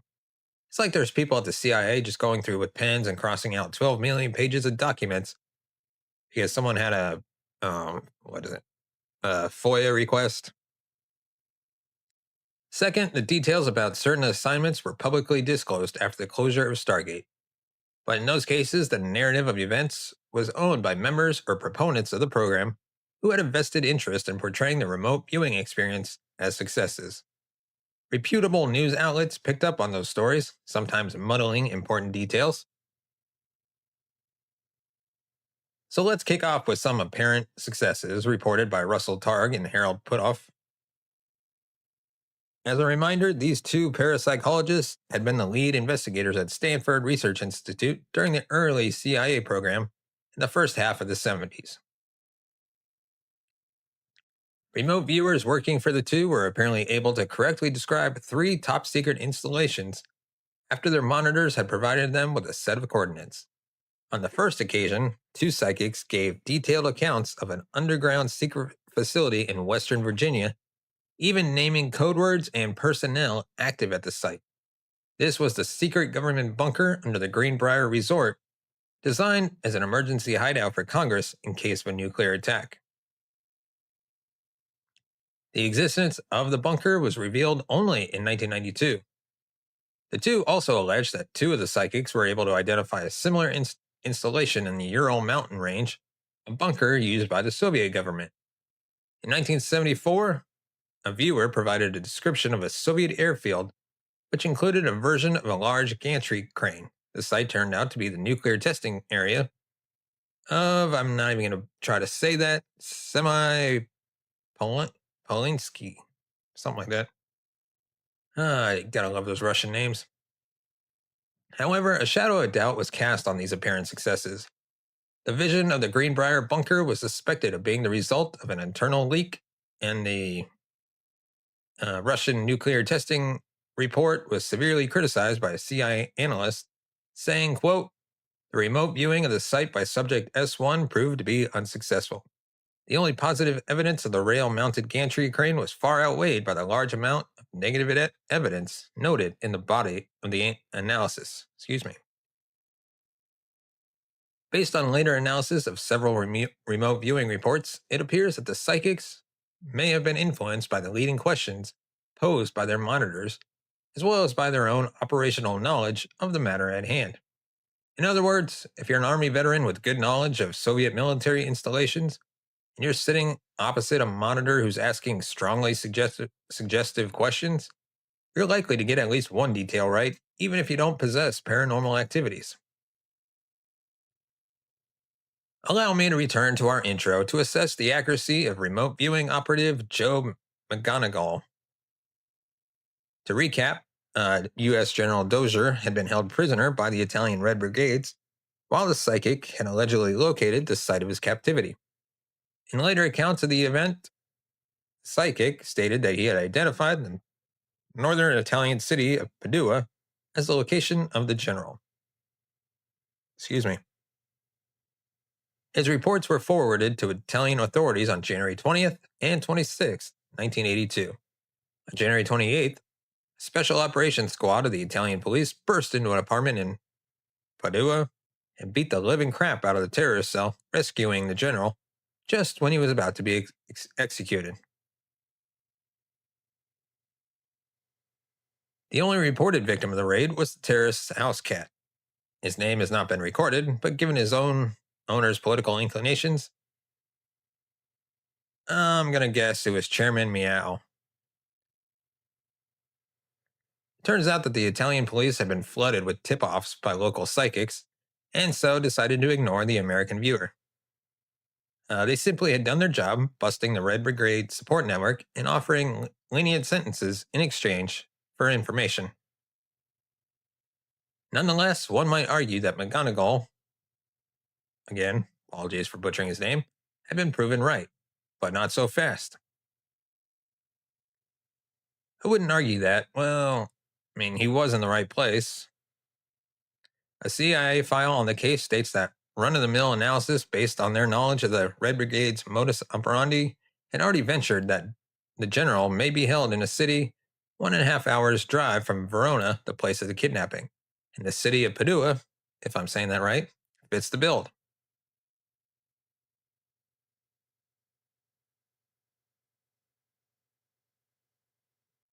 After the general returned to safety in the U.S., a meeting was arranged between him and the psychic to ascertain whether the psychic's visions had been accurate.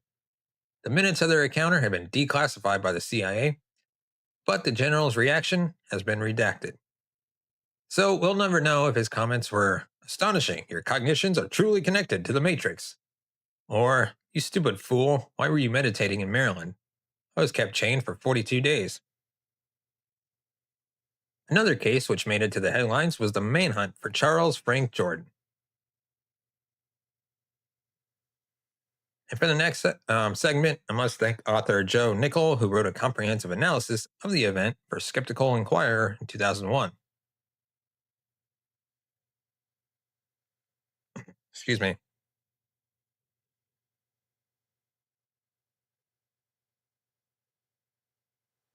So, back in 1989, the Drug Enforcement Administration sought the help of Project Sunstreak, as it was known back then, to locate Charles Jordan.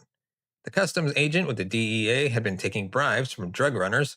Once he learned he was being investigated, Jordan fled, evading law enforcement and America's Most Wanted for a good 2 years. I feel like that's kind of risky. Like, if you work for the DEA and you're taking bribes, you're going to end up in scary prison with all the gang and gang members that you put in prison. And they're going to be like, what did you do? I took bribes. And then they'll be like, well, you're going to be murdered before breakfast. The fugitive was eventually arrested in Wyoming, and it appears that a Sunstreak operative was instrumental in securing Jordan's capture, at least according to a version reported by the Washington Post on December 30th, 1996. A November 1998 BBC documentary also covered this case, stating that Jordan was arrested in northwest Wyoming, some 100 miles from a town called Lovell, next to a Native American burial ground. Another account of the event comes from Dale Graff, former project director with Sunstreak, and author of the book Tracks in the Psychic Wilderness. In the book, Graff states that one of the remote viewers, quote, narrowed down Jordan's location in northern Wyoming near a campground. Although our data was not acted upon, the fugitive was captured a few weeks later at a campground in northern Wyoming. This data was totally contrary to the DEA's expectations. They believed he was hiding somewhere in the Caribbean region. In a later work published in 2000, Graff wrote a slightly different version of the psychic's account stating, quote, he is in Wyoming, near a place that sounds like, lol, there is an Indian burial place nearby. This kind of sounds like adjusting things after the fact, doesn't it? You might have already noticed some discrepancies in these versions. The Washington Post writes that the psychic was instrumental in capturing Jordan, while Graff states that the Sunstreak report was not acted upon. But there's more. The BBC and Dale Graff mentioned northern Wyoming as a location of the arrest. But in reality, Charles Jordan was eventually caught in southern Wyoming. Graff also mentions that law enforcement was looking for the corrupt official in the Caribbean. But the truth is that Colorado State Police had already found Jordan's car just outside of Denver some days before his capture. The car was located on an interstate road leading to Wyoming, which had prompted officers to look in that direction. And one last observation. Graff mentions the town of Lovell and the Indian burial place only 2 years after these details were included in the documentary. Joe Nickel and the Skeptical Inquirer identified the Sunstreak viewer as Angela Della Fiora, previously a civilian analyst with INSCOM, the Army's Intelligence and Security Command. Della Fiora did not follow the standard remote viewing technique codified by Puthoff and Targ, and preferred to rely on spirit communication. She would fall into a trance during which she channeled one of three entities: George, Dr. Einstein, why can I not say his name right? Einstein, or Maurice. The CIA paid for this. One of the three would take control of her body and reply to the monitor's questions via the technique of automatic writing. Della Fiora had previously worked on the search for Lieutenant Colonel William Higgins, kidnapped in Lebanon in February 1988 by a terrorist cell associated with Hezbollah. Della reported that Higgins was alive and soon to be released. On July 18, 1989, all the terrorists released was a video showing Higgins' death by hanging. Joe, as you might expect, raised doubts on Della's revelations via automatic writing. First of all, besides Graff's 2000 book, other publications stated that she had almost guessed the location of Charlie Jordan by writing a word similar to LOL, low, or even low. But all these accounts were published at least 10 years after Jordan's arrest in Lovell and were already common knowledge. Second, Nickel reports how Della Fiora's own colleagues within Sunstreak doubted her abilities and that she was, quote, too often and inadvertently coached towards targets by her customers' questions and answers. The conclusion to this rather confusing example is that it's not possible to ascertain whether remote viewers' contributions were actually accurate or useful, as tale of their successes are too often A, circulated years after events had taken place, or B, compiled by individuals with a vested interest in deferring the program or defending the program, or C, not corroborated by primary sources, which are often classified or redacted. To evaluate the accuracy and operational effectiveness of remote viewing, it's better to rely on an academic review of a large number of experiments, allowing us to establish the presence or not of statistical significance. So it's time to circle back to the analysis commissioned by the CIA in '95 and conducted by AIR. Earlier, I hinted at the fact that AIR had involved two academics in the review, a statistician and a psychologist. What I did not specify is that their quest for a balanced view pitted against each other a believer in paranormal powers versus a skeptic. So let's consider the non-skeptical assessment first. This was compiled by Professor of Statistics Dr. Jessica Utz, published with the title An Assessment of the Evidence for Psychic Functioning. Dr. Utz focused on research conducted by the SAIC Laboratory, the private firm contracted in '91 by the DIA. The statistician noted how SAIC performed some investigation on anomalous perturbation, also known as telekinesis, but the bulk of their efforts were directed at anomalous cognition, another term for remote viewing. By analyzing test results, Dr. Utz conducted that 1. Anomalous cognition is to some extent possible in the general population. However, certain individuals seem to be more gifted than others. She singled out a subject identified as viewer 372, who is particularly proficient at describing technical sites. Look, if you've got 372 viewers doing loads of remote viewing, at some point they're going to get it bang on. It's just like, you give enough monkeys typewriters and eventually you're going to get Shakespeare. It's just how math works. She also concluded that training was nonetheless required for remote viewing to be accurate. She admitted that this technique was, quote, rarely 100% accurate, and there is no reliable way to learn what is accurate and what is not. But the same levels of inaccuracy were true for the traditional sources used for intelligence gathering.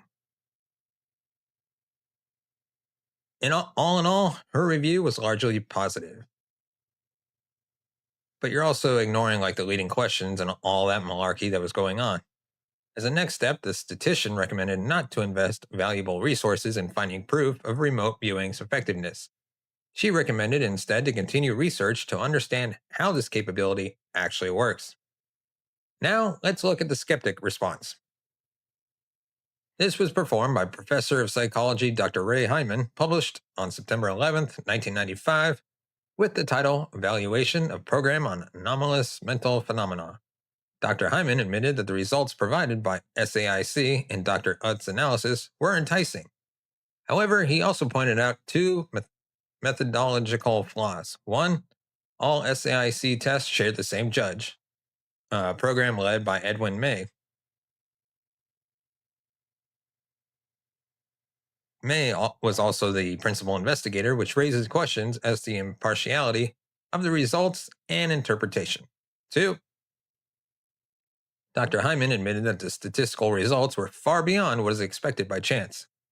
But this did not prove that remote viewing abilities were responsible.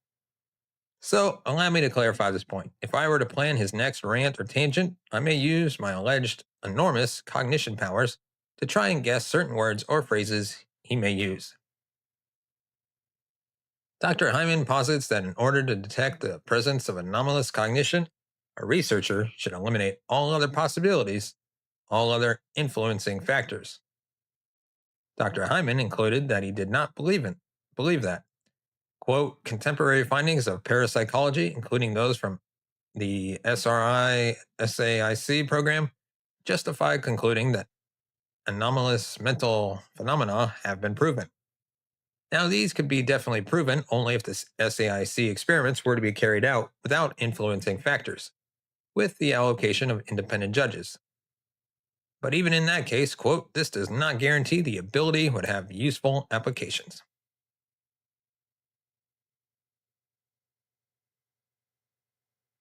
I care about useful applications, but I'm way more interested in like, is this actually possible? Is this actually a thing that people can do? And they haven't even got that far. Hyman proceeded to quote Edwin May himself, who stated that AIR that only 20% of intelligence provided by a remote viewer were accurate and actionable. Moreover, it is not possible to discern which 20% of the information is the accurate one. This implies that remote viewing reports need to be complemented by human or signal intelligence gathered through traditional methods. Now, if an intelligence analyst has to invest resources in traditional methods, why rely on psychics in the first place? After having reviewed the diverging opinions of Utz and Hyman, the AIR panel presented their conclusions. They concluded that the SAIC lab research identified a statistically significant anomaly, but the nature and source of this anomaly could not be ascertained. Moreover, there was no evidence that anomalous cognition could, quote, prove useful in intelligence gathering information. Information collected with this method was deemed to be, quote, 1, vague, 2, inconsistent, and 3, dispersed with large amounts of irrelevant and erroneous details. And here's the final nail in the coffin. To quote, in no case had the information provided ever been used to guide intelligence operations. Thus, remote viewing failed to produce actionable intelligence. As mentioned earlier, this AIR report finally convinced the CIA to get rid of Stargate for good. But I find it pleasantly refreshing that the world of academia did not dismiss outright the idea of remote viewing, but took a rigorous, scientific, and open-minded approach to prove or disprove its existence. I think it's a bit of a waste of money because I think personally it's nonsense, but the reason I'm able to draw these conclusions about it being nonsense is because academia has been there and done that years ago. The conclusion of AIR does not simply brand paranormal capabilities as outright hokum, but focuses instead on observable results and the methodology of the research. So, to reiterate their verdict, they admitted that further, more rigorous research may be needed, but the operational results obtained thus far did not warrant further investment. I very much hope that a similar combination of rigor, open mindedness, and respectful dialogue would be applied by both sides to all future discussions between believers and skeptics. Wouldn't that be nice? Like, I'm always open to having my mind changed. It'd be cool if someone was like, bro, ghosts are real. And I'd be like, show me. And then they show me and I'd be like, God damn, dude, ghosts are real. It's not going to happen. I don't think, but it's interesting. I'm open to that. Early on, I mentioned my room was crowded by two elephants. One being the accuracy of remote viewers, and the second deals with the events that kicked off the CIA's paranormal projects back in the 1970s. The reports that the Soviets had been investigating the application of psychotronics to intelligence and military work. Is this because it's fake? They just set it up so the American government wastes tons of money on it and it distracts them from doing actual work. I must admit that I'd actually initially laughed off this claim as a result of clever Soviet disinformation. Surely a Marxist Leninist government would not invest in such activities, right? Well, I've been served a hefty slice of humble pie by Serge Kernbach, a researcher at Cybertronica Research, a center of advanced robotics and environmental science, and an offshoot of the University of Stuttgart in Germany.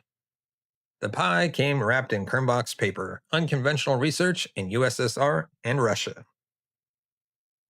which provides an overview of paranormal activities actually conducted and funded by the Soviet Union. It was it appears that the Soviet government was prompted to fund paranormal research in the 50s and 60s following the acquisition of the Nerbe archives during World War II. It was an organization within the SS initially tasked with researching the origins, of the Aryan race, but it later evolved into other sinister endeavors such as performing medical experiments without anesthesia or allegedly delving into cult research. So there you go. We managed to get through more than 5,000 words without mentioning the Nazis, but here they are, popping up at the end. The paper casts more doubt on this origin story as it seems the Soviet leaders were interested in unconventional research since the 20s. Still, in the 50s and 60s, the research received a considerable boost, focusing on three branches. 1. Parapsychological experiments in the field of remote viewing. 2. The influence of electromagnetic fields on biological subjects. And 3. The possibility of physical manipulation with bioradiation, which involved both telekinesis and telepathy. The latter research was led by Professor Chaletsky, who interestingly concluded that his experiments, quote, do not leave us in doubt about the presence of radiation emanating from the human body. While radiation emanates from everything, Professor, all fields must have been considered promising enough. In 1973, the Secretary of the Central Committee of the Communist Party, P.N. Dmitriev, established a special commission to investigate psychic phenomena. The commissioner's conclusions was, quote, we were able to articulate and to defend a principal point. The phenomenon exists. The communication channel is unknown. The affecting channel is unknown. In other words, we believe that psychic phenomena exist. We just don't know how.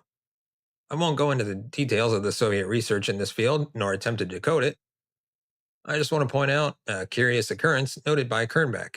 The author of the paper states that Soviet Minister of Defense Arya Malinovsky in 1960 received reports documenting U.S. attempts to weaponize telepathy. The publications appear to be unreliable and probably fake. However, they may have contributed to provide additional momentum to Soviet research, which in turn inspired the Americans to do the same, and so on. It's just a building circle of nonsense. And that's where we end today's episode. Thank you so much for being here. If you enjoy the show, do leave a review on Spotify or Apple Podcasts. Or if you're watching on YouTube, give us a thumbs up and hit that subscribe button. And of course, if you want to support the channel, you can buy us a coffee at buymeacoffee.com/Larry M. Lease. As always, thank you so much for watching and listening. We'll see you next time. Hello, everyone. Welcome back to our brand new episode of Dead Reckoning Podcast. As always, this episode is brought to you by NordVPN. And tonight, it's the walking statues of Rapa Nui, which is a pronunciation I definitely looked at before this. Now, normally I don't like to bother. I mean, it sounds like way too much work, doesn't it? But given that it's the subject of today's video, I thought it would be a good idea. Anyways, let's jump into it. Let's see what there is to decode, because I don't think statues can walk. On the shores of a tiny windswept island, 7 statues patiently gazed out over the open seas. In the distance, a tiny speck appears, bobbing up and down in the restless ocean. Slowly, the speck becomes 3, and finally, the 3 specks turn into the 3 ships fighting their way through the pounding waves. It would be interesting to know who was more surprised, the 7 statues seeming really big and impressive canoes for the first time, or their crew aboard the 3 ships coming across a small island that, up to that point, no one knew existed, and being greeted by locals dressed in bright colors and looming up behind them. Really big stone heads. Tell you who wasn't surprised? The stone heads, because they're made of stone. They can't be surprised. Ever since that fateful Easter Sunday in 1722, when Dutch Admiral Jacob Roggeveen, I know I butchered that name, came across the tiny piece of land he creatively called Easter Island, the Western world has been captivated by the giant statues called Maui that can be found all over the island. The Dutch admiral himself stayed for one day. He was looking for a continent, Terra Australis, not another island, but his visit was the first of many to come. The past, I always say, was the worst. The past, in this case, kind of awesome. These were people out there exploring the world, and they're like, no, I'm not looking for some boring island. I'm looking for a continent. And it's like today, I feel like all the islands have been discovered, right? I mean, we have satellite technology, and it's like there's no big secret island out there that no one's discovered. That is actually awesome. What a disappointing time we live in. My disappointment is immeasurable. Excuse me. Today, thousands of tourists flock to the island to see the enigmatic Maui, and researchers have spent years trying to figure out the secrets of the giant statues, with limited success. Sadly, much of the history of the islanders known as the Rapa Nui and the story of the walking Maui have been forgotten by a people that was nearly wiped out by multiple disasters that befell them. And let me guess, some of these disasters have got to do with the Dutch dude arriving, because it's like, yeah, they're all getting on a ship, and oh yeah, smallpox, the plague, all that, horrible. Through all that, the Maui have stood, patiently watching the story of the island unfold. They've seen it all. They know all the secrets. But like most ancient gods, they have no intention of sharing. Not that they can. They're made of stone. What makes Easter Island, or Rapa Nui, as it's known by the locals, so unique are the statues. Close to 1,000 statues of different sizes have been found standing or lying down all around the island. Only there are 1,000 of them. I thought there were like 5. So that's a lot. They were busy on the island making those statues. They were probably like, yeah, no farming. Nah, hunting? No. Looking after our kids? No, it's an island. What's the worst that can happen? Nope. Building massive statues? Yes. Through archaeological excavations and conservation efforts, some of the fallen statues have been returned to their platforms, but most of them are still buried up to their shoulders, leading to the mistaken belief that they're nothing more than heads. There's a body underneath them. It better be a tiny-ass body, because otherwise those statues are going to be buried deep. On average, a Maui can weigh up to 80 tons and stand around 10 meters tall. However, the largest found to date weighs around 150 tons and stands at an impressive 20 meters or 66 feet, with the smallest Moai only standing at 1.13 meters or 3.7 feet. Some of the Maui also wear a pakau. I know I butchered that name. I forgot to look it up before I recorded this. The pakau was made from soft redstone and shaped like a hat. Probably represents some kind of headdress or perhaps a top knot. The Maui all appear to be male, though a handful of female Maui have been found with an oversized head and similar facial features: a long, sloping nose, deep set eyes with a narrow mouth, and a very prominent chin. The news that the statues had bodies took the world by storm in around 2012. No archaeologists have ever been to Easter Island and been like, have we considered digging below them, see if there's anything down there? Because isn't that literally the job description of an archaeologist? Have a dig at the ground and see if anything's down there? Below a giant head would seem like a great place to look. The archaeological community, however, had known about the bodies since 1914. The statues have been standing around the island for hundreds of years, so most are still buried in rocks and sediment, which both hid but also preserved the bodies. It's not the full body, though, it's just the torso and two arms. Each statue sits on a stone platform called an ahu, and an ahu can contain up to a dozen statues. The platform is a raised rectangular platform made with large worked stones and a ramp paved with beach pebbles. The area in front of the platform is usually leveled. So far, around 360 of these platforms have been found. Research suggests that the construction of these megalithic platforms probably started around the 13th century. The largest found to date, and probably the most photographed of the lot, is the Ahu Tangariki, which contains 15 Mauai. Yes, I know I'm butchering some of these names. In my mind, these are just like scattered around the island, and their heads poke out of the ground. I didn't realize there were so many, or that they were like clustered together like this. I'd say I'd like to go to Easter Island, but I know it's in the middle of nowhere. What you need to know is that Easter Island is off the coast of Chile, and I still think it does take a really long ass time to get there. So no, I'm not going. I don't think I'll ever go there. It's too much travel for too little excitement. Like if they were like, yeah, we got like adventures on Easter Island, I'd be like, sweet, but just to see some statues that I can look up on Google. I know it sounds super uncultured, but I don't really need to go there and see those in person. The statues stand with their backs to the ocean, looking inland towards the people who made them. One exception is the 7 Maui on Ahu Kiwi. Legend goes that they face the ocean to help lost travelers find their way. Yeah, they'd be like, yo, yo, Dutch, lost traveler, over here, over here, over here. Around 95% of the statues were carved at Raraku Quarry, an extinct volcano from volcanic tuff, a porous stone formed from solidified ash. The native islanders didn't have metal, and the tuff being a soft stone would have been easier to work with their limited stone tools. These were basalt picks known as toki. Oh, I hate butchering these names. The Raraku Quarry is home to statues in various stages of production, which gives us a good idea of how these statues were carved.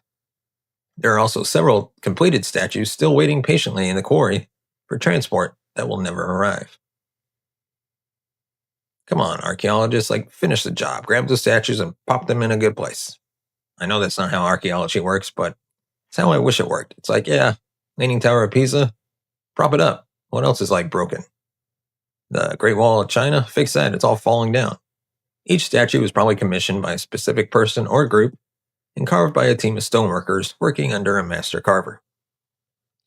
They would start by quarrying a large rectangular block, first carving out the front and sides of the statue, gradually separating the back from the quarry rock. Once the basic figure was carved out, the master carver and his assistants would add some of the details. When this was done and the statue was separated from the quarry rock, it would be moved downhill and placed upright in a hole so that the master and his little helpers could finish the rest of the detailed work and the back of the statue. Finally, the statue was ready to move. Eye holes would only be carved once the Maui arrived at its destination. Placing the paku on the head became part of the process much later. It seems that the idea to put hats on the massive statues only started around the 15th and 16th centuries. These headdresses, with a diameter of up to 2 meters, 6.5 feet, weighed up to 12 tons. They were quarried from the red stone at the quarry before being moved to the statues to give them a new look. Once the hat was on and all the final details carved, eyes of coral would be added, finally turning the Maui into a ringa ora, or a living face, and that process was complete. Why would the eyes be made of coral? Is there some sort of coral that I don't know? Coral me, isn't that like the spindly stuff? How does that work as an eye? Despite the small size of the island and the fact that a little over 1,000 Maui have already been found, new Maui are still being discovered. This is actually crazy. The most recent one was found in February 2023 in a dry lake bed. The sculpture is smaller than the other statues on the island, but it was an exciting moment for researchers who believe that there could be even more lying around the revered quarry waiting to be uncovered. Again, at the risk of sounding like super uncultured, it's like, yeah, what did you expect? It's going to be some buried statue underground. It was centuries ago. They're like, oh wow, exciting, another statue. You found 1,000 of them. How exciting can it be? Why this little guy was in the lake in the first place is a bit of a mystery. However, Maui love company and apparently tend to travel in packs. So when there's one statue, there's probably more. And archaeologists just can't wait to find the rest. Like, I think archaeology is cool sometimes. Also, the other times you're going to be like, oh god, that's boring. Like, what's your job going to be for the next few years? Literally just uncovering more of the same. The story of the statue builders who first settled the island is one of the many mysteries of the Rapa Nui. The small island, only around 63 square miles, lies in the southeastern Pacific Ocean, uh, 2,000 kilometers away from the islands of southeastern Polynesia and around 3,600 kilometers away from mainland Chile in South America.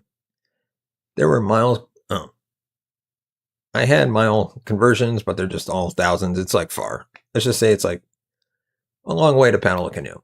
While some argue that it's unlikely early navigators and seafarers could have covered such vast distances without precision instruments, the Polynesians were among the first skilled seafarers, so they probably wouldn't have had any problem finding their way to Rapa Nui as it became known. When exactly they arrived is also up for debate, but it appears that once they arrived in their new home, they remained there in complete isolation. No one ever returned to the mainland, and no one from the mainland dropped in for tea. But then, if thousands of visitors go there, they're not going to get a boat for like a week, are they? Sounds pretty grim. And whenever I'm on those things, whenever it's like, oh yeah, you do that, it's like, you get on a boat for a week and you go to these islands, it's like, what if I get sick? It's literally a week back on the boat. Excavations at the beach in the Rapa Nui National Park show signs of early settlement in the form of charcoal, tools, and even bones. The researchers doing the excavations figured that this might be the original settlement. These finds were dated to around 1200, suggesting that this was when the people first arrived. However, a 1977 study analyzing pollen claims that deforestation started as early as 800 CE, which would mean that new inhabitants arrived 400 years before Anakina Beach became home to a settlement. Again, apologies for butchering these names. Joanne Van Tilburg, founder of the Easter Island Statue Project,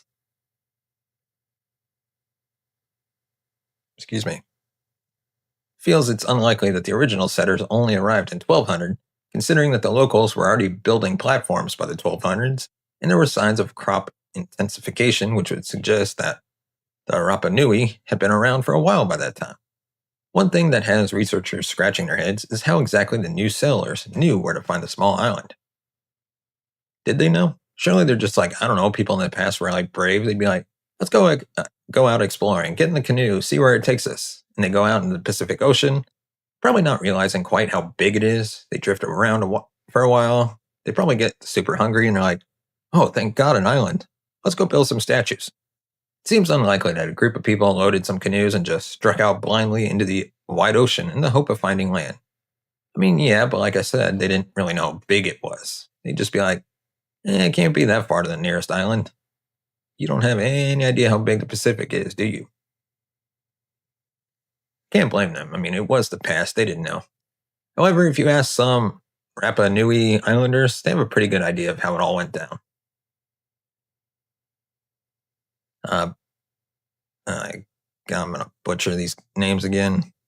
Benedicto Tuki, an islander since passed on, claimed to be a descendant of the island's first king, Hoto Matua, and his grandmother was the last queen of the island. According to tales told to him, Hoto brought his people from Eva, an island in the Marquesas, due to fighting there. He arrived on the island with 7 different races who then became the 7 different tribes of Rapa Nui. How many people are there? 7 different tribes arriving by canoes? I don't feel like that's realistic. Hotu knew where to go because his tattooist and priest had seen the island in a dream and described it in great detail. Okay then, well, we know that's not real. Hotu decided that the island was the ideal home to settle his people and set sail in canoes loaded with people, food, water, plant cuttings, and animals. Everything a group of settlers would need to survive. They sailed across the sea for 2 months before finally arriving at the bay, finding the island exactly the way the tattooist saw it in his dream. However, this is just one version of how the islanders came to the island. Other stories tell of 7 explorers sent out by Hotu Matua to find the island.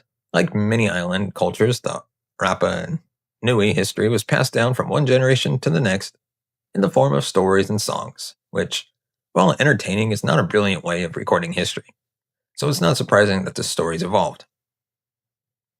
However they got there, the island the new arrivals found themselves on was beautiful and rugged, but without the abundance of natural resources that you'd usually expect to find on a tropical island. The soil is still not well suited to agriculture, and fresh water is scarce, as the island has no permanent freshwater streams. I mean, it's a small island, but it's still fairly large as islands go, and there's no permanent freshwater streams. That sucks. You'd be like, oh no, this wasn't the island I want. There's nothing to drink. Unlike most other islands, there are also no large coral reefs offshore and no lagoons. However, despite these limitations, the Rapa Nui still managed to grow some staples like yam, sweet potato, and sugarcane. And while they couldn't feast on shellfish, the fishing around the island is pretty good. So they probably had enough food to go around at first. Always at first. Now there are 2 versions of what happened to the Rapa Nui people. One is a cautionary tale of what happens to the environment when people start getting greedy and overpopulate and overwork their lands. It's good we've all learned that lesson. Easter Island sported forests of palm trees for thousands of years, possibly as many as 16 million trees, with some standing 30 meters high. Excuse me, that's a lot of trees, which means hell of a lot of coconuts. And if you crack those bad boys open, you know what's inside? Drinkable, delicious coconut water. When people first arrived, they needed fire to cook, and they needed to clear the land for farming, which led to large parts of the forest being chopped down and burned in order to clear the land. Once they started building the Maui and the Ahu, they needed timber for construction and possibly for moving the statues. Of course, once the trees were gone, the soil eroded. And if they'd already cut out all the trees, well, the birds packed up their stuff and set off for distant lands or just died out. They probably died out, unless they were migratory birds.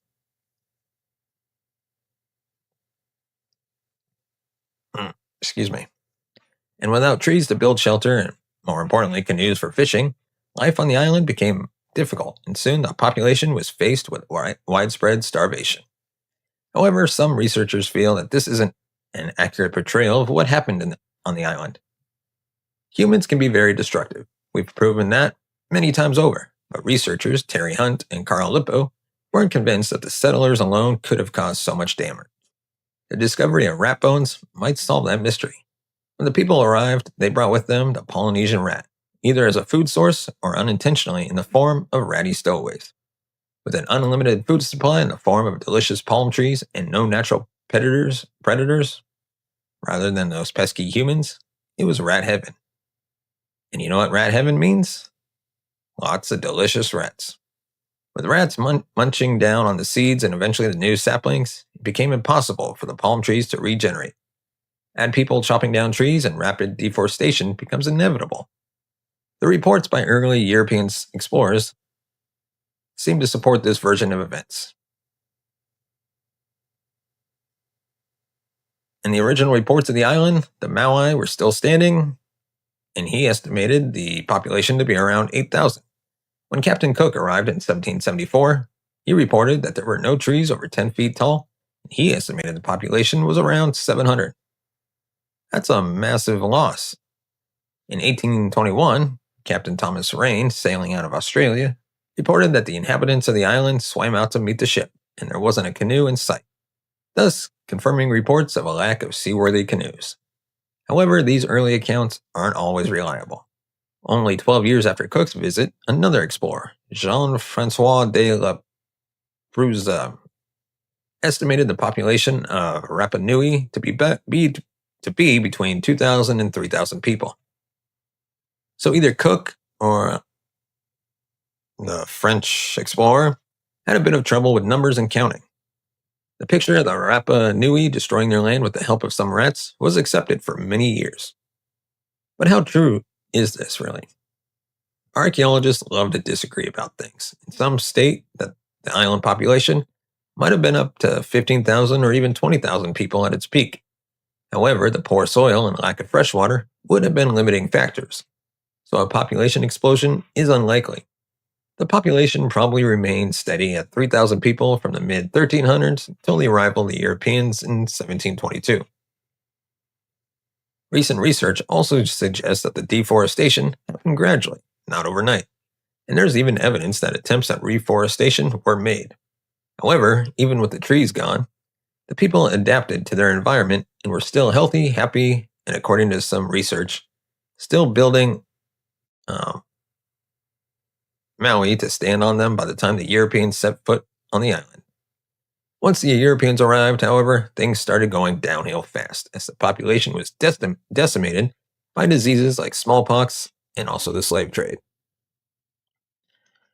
The Europeans simply bagged the locals to sell in the slave markets. By 1877, the once proud people had been reduced from 3,000 to 111. A few articles claim that the people who built the statues had all vanished, and what happened to them is a big mystery. But that's not true.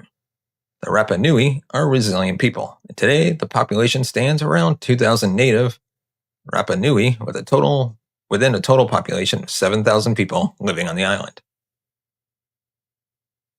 Based on their oral traditions, we know that the Rapa Nui who built the statues were living in a complex society with chiefs, priests, and aristocracy, but also had people who took great pride in their work. Many of the lower castes became master craftsmen, carvers, divers, canoe builders in their own right. Many of the crafts, song, and dances of the great statue builders are kept alive by their descendants. So much like the statues, the people lived through some difficult times, but they're still very much alive and kicking. So the big question is, why were the Maui made? Carving and then moving the huge Maui took some time, so it stands to reason that if you're going to be making very large statues, you probably have a good reason to make them, right? I mean, sort of. You think it's a good reason, but it's a not good reason. And my bet is sky gods. Unfortunately, we're not really sure what reason was, but as always, we have some theories. Throughout history, large statues have often had some kind of religious or ritual purpose. According to the Dutch explorer, when he arrived on the island in 1722, he found the native islanders praying and performing rituals to honor the Maui. He noted in his ship logs that the people of the island didn't appear to be carrying weapons, which must have made his colonizing heart beat just a bit faster. But instead, they appeared to rely on their gods or idols, standing along the seashore in great numbers for protection. You'd be like, as a colonizer, you'd be like, excellent. Idiots think the gods are going to protect them. Only my god is right. Like many other ancient cultures, the Egyptians come to mind.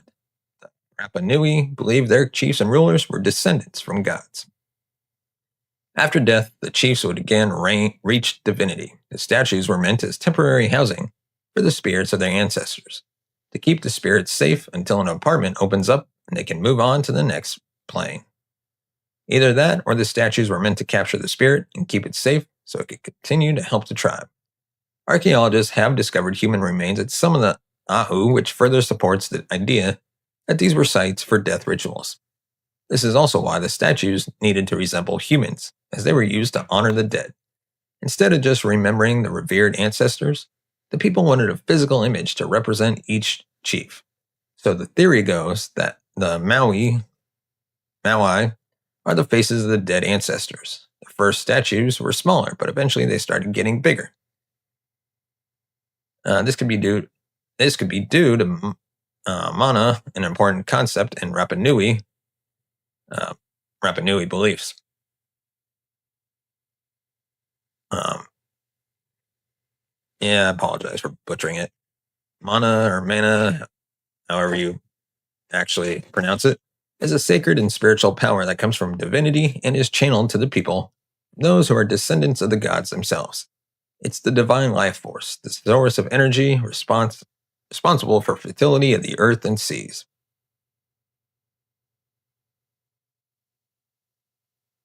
So researchers believe a larger statue meant that the chief who ordered it had more mana.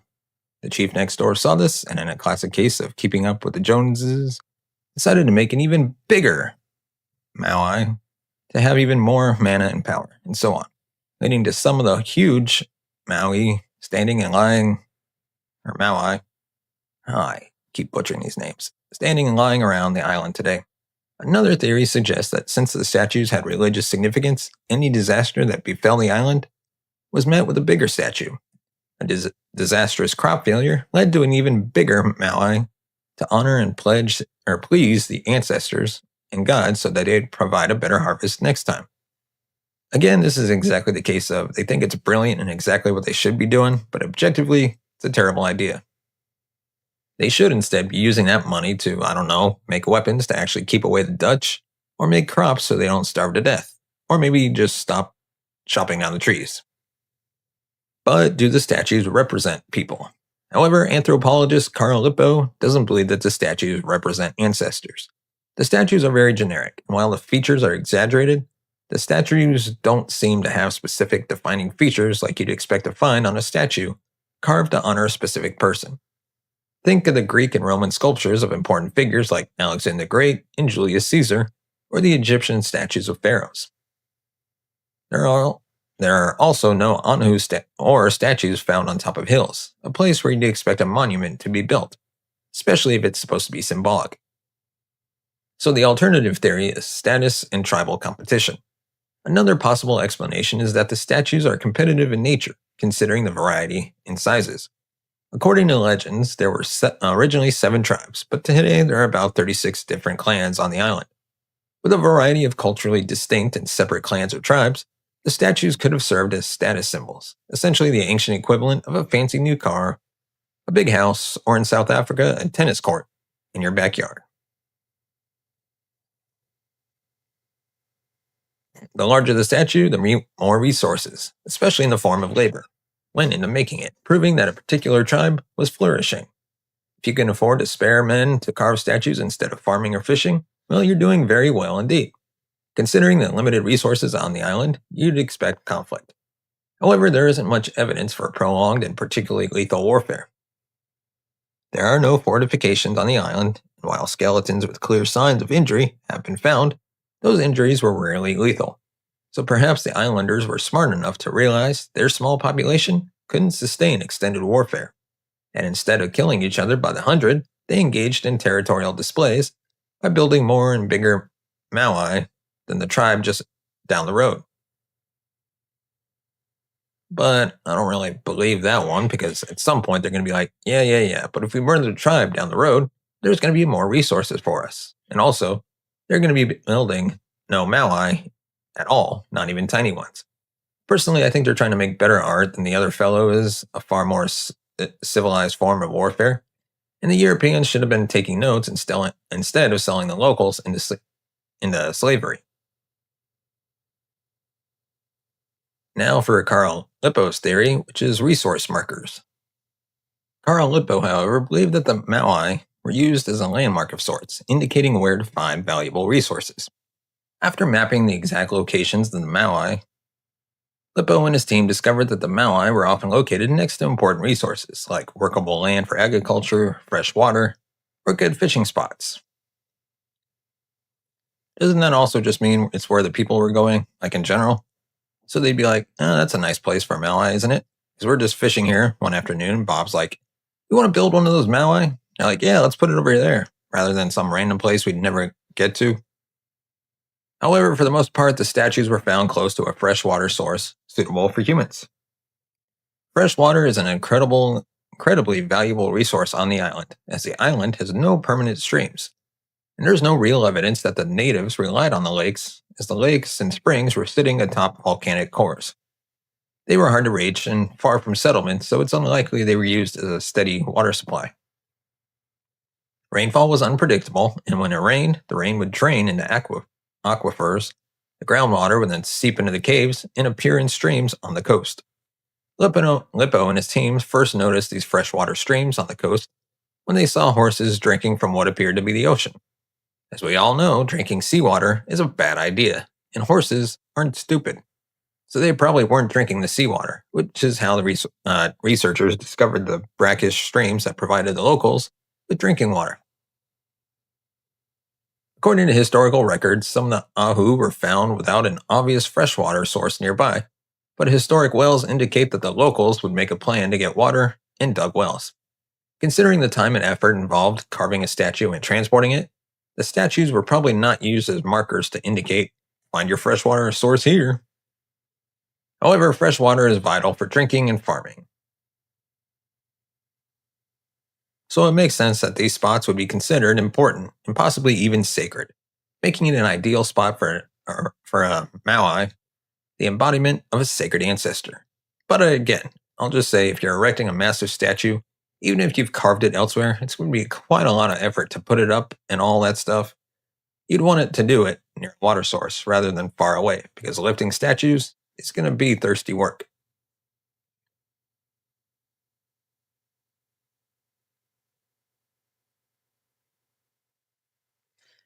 The ahu and Maui found near freshwater sources might also have been used to show that it belonged to a specific tribe or clan. In true competitive fashion, the size of the Maui, or perhaps some of its features, would indicate the quality of the water. The higher the status and the bigger the statue, the more competitive advantage that tribe had. However, it's possible that the Maui were more than just religious icons and served a practical purpose, perhaps without the islanders themselves being aware of it. According to a study by Joanne van Tilburg, the Maui were believed to improve agriculture, which made them critical to food production. Excuse me. Van Tilburg's team, which includes geoarchaeologist Sarah Sherwood, spent around 5 years studying two Maui excavated the Ranu Raku quarry on the eastern side of the island.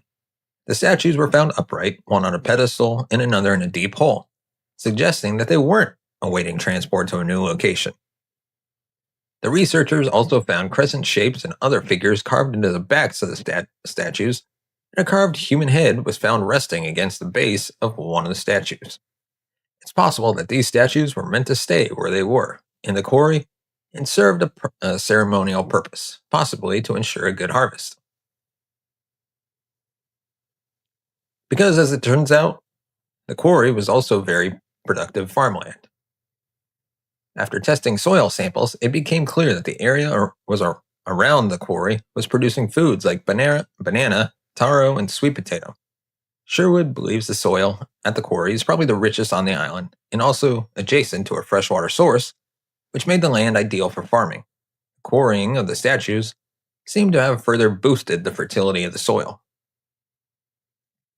While other soil on the island was being eroded away or leached developments for plant growth, the smaller fragments of bedrock raining down from the constant quarrying and carving of the statues provided the soil with elements like calcium and phosphorus, which are vital to agriculture. The combination of small bedrock fragments and fresh water created a perfect feedback system, providing the soil with water and natural fertilizer. Similar research done by Mara found that the Rapa Nui people would place basalt pebbles, cobbles, and boulders in the mulch gardens they kept for cultivating yams, sweet potato, and other crops. The stones would trap moisture, and the boulders protected the plants from the winds, but the weathering of the rock also allowed minerals to leach into the soil, boosting nutrient levels and thus improving yields. In a good example of the divine being used to explain source, the Rapa Nui farmers probably didn't realize it was the minerals from the rock shards leaching into the soil, improving their harvest. Rather, they ascribed to the great harvest to divine intervention. Unfortunately, much of the Rapa Nui oral tradition has been lost. While we have many theories, even the descendants of the Rapa Nui still living on the island today don't know why exactly the statues were made. Making large idols contain the spirits of your ancestors and placing them near valuable water and fertile lands, inadvertently making the lands more fertile, seems like the most likely explanation. However, I quite like the idea of people making big statues to show superiority rather than making spears and killing each other. I like the idea, I just don't think it's very likely. Jacob Roggeveen, again, butchered his name, and his crew reported that when they arrived on the island in 1722, the statues were still being used by the locals for rituals and religious practices. However, when James Cook arrived in 1774, he found the giant statues in ruins. The Maui were such an important part of Rapa Nui culture, that is, why did the islanders stop making them? While the Maui, standing on their platforms, were still in use by the time the first Europeans arrived, archaeologists believe that the Maui carving practice reached its peak by the 1500s. However, from the 1600s, things started going in a different direction. According to a local Rapa Nui historian, one of the possible reasons for the end of the Maui was the deforestation of the island. Dwindling resources meant the islanders were spending more time building and cultivating specialized rock gardens and gathering what limited resources they could get their hands on, leaving less time for carving and transporting the huge statues all over the island. On top of that, if they needed logs to transport the Maui, the lack of trees would have made transportation much harder or even impossible. If the population further declined due to lack of resources, the Rapa Nui people simply wouldn't have had the manpower necessary to continue carving and moving the great Maui. Alternatively, deforestation and lack of resources could have led to societal collapse. With the resources on the island dwindling, the people were starving. So they made their idols big and fat. When they finally ran out of resources, they not only stopped carving the Maui, but even toppled their idols, perhaps thinking that their ancestors had abandoned them. More in anger as an act of taking power away from the ancestors who were unwilling to help their people. Eventually, people started killing each other for what resources remained. See, you get there eventually, you know what it's like. We're making better Maui than you. But it's like when the resources run real thin, humans are gonna be humans. Obsidian spears points found in a layer of subsoil would seem to support this theory, and even among the islanders themselves, there are tales of cannibalism and general carnage. However, the islanders don't seem to think any less of their ancestors. After all, it was desperate times and all that. Later years saw the rise of the Birdman cult. Rapa Nui didn't have a whole lot of mammals or reptiles, and by the time the islanders were properly deforested, the only thing in abundance was seabirds, probably nesting on safer offshore rocks and small islands. So eventually, as is the nature of all creatures and their beliefs, the Rapa Nui began to consider the birds as more sacred and decided that rather than stone statues, their ancestors were keeping an eye on them from above in the form of feathery friends. With the ancestors moving on from stone statues to birds, there was no longer a need to carve statues for the spirits of the ancestors to reside in. After all, the new homes came with wings and spectacular views. If only they had done that previously. And then they wouldn't have destroyed or potentially possibly destroyed their island-making giant, pointless statues.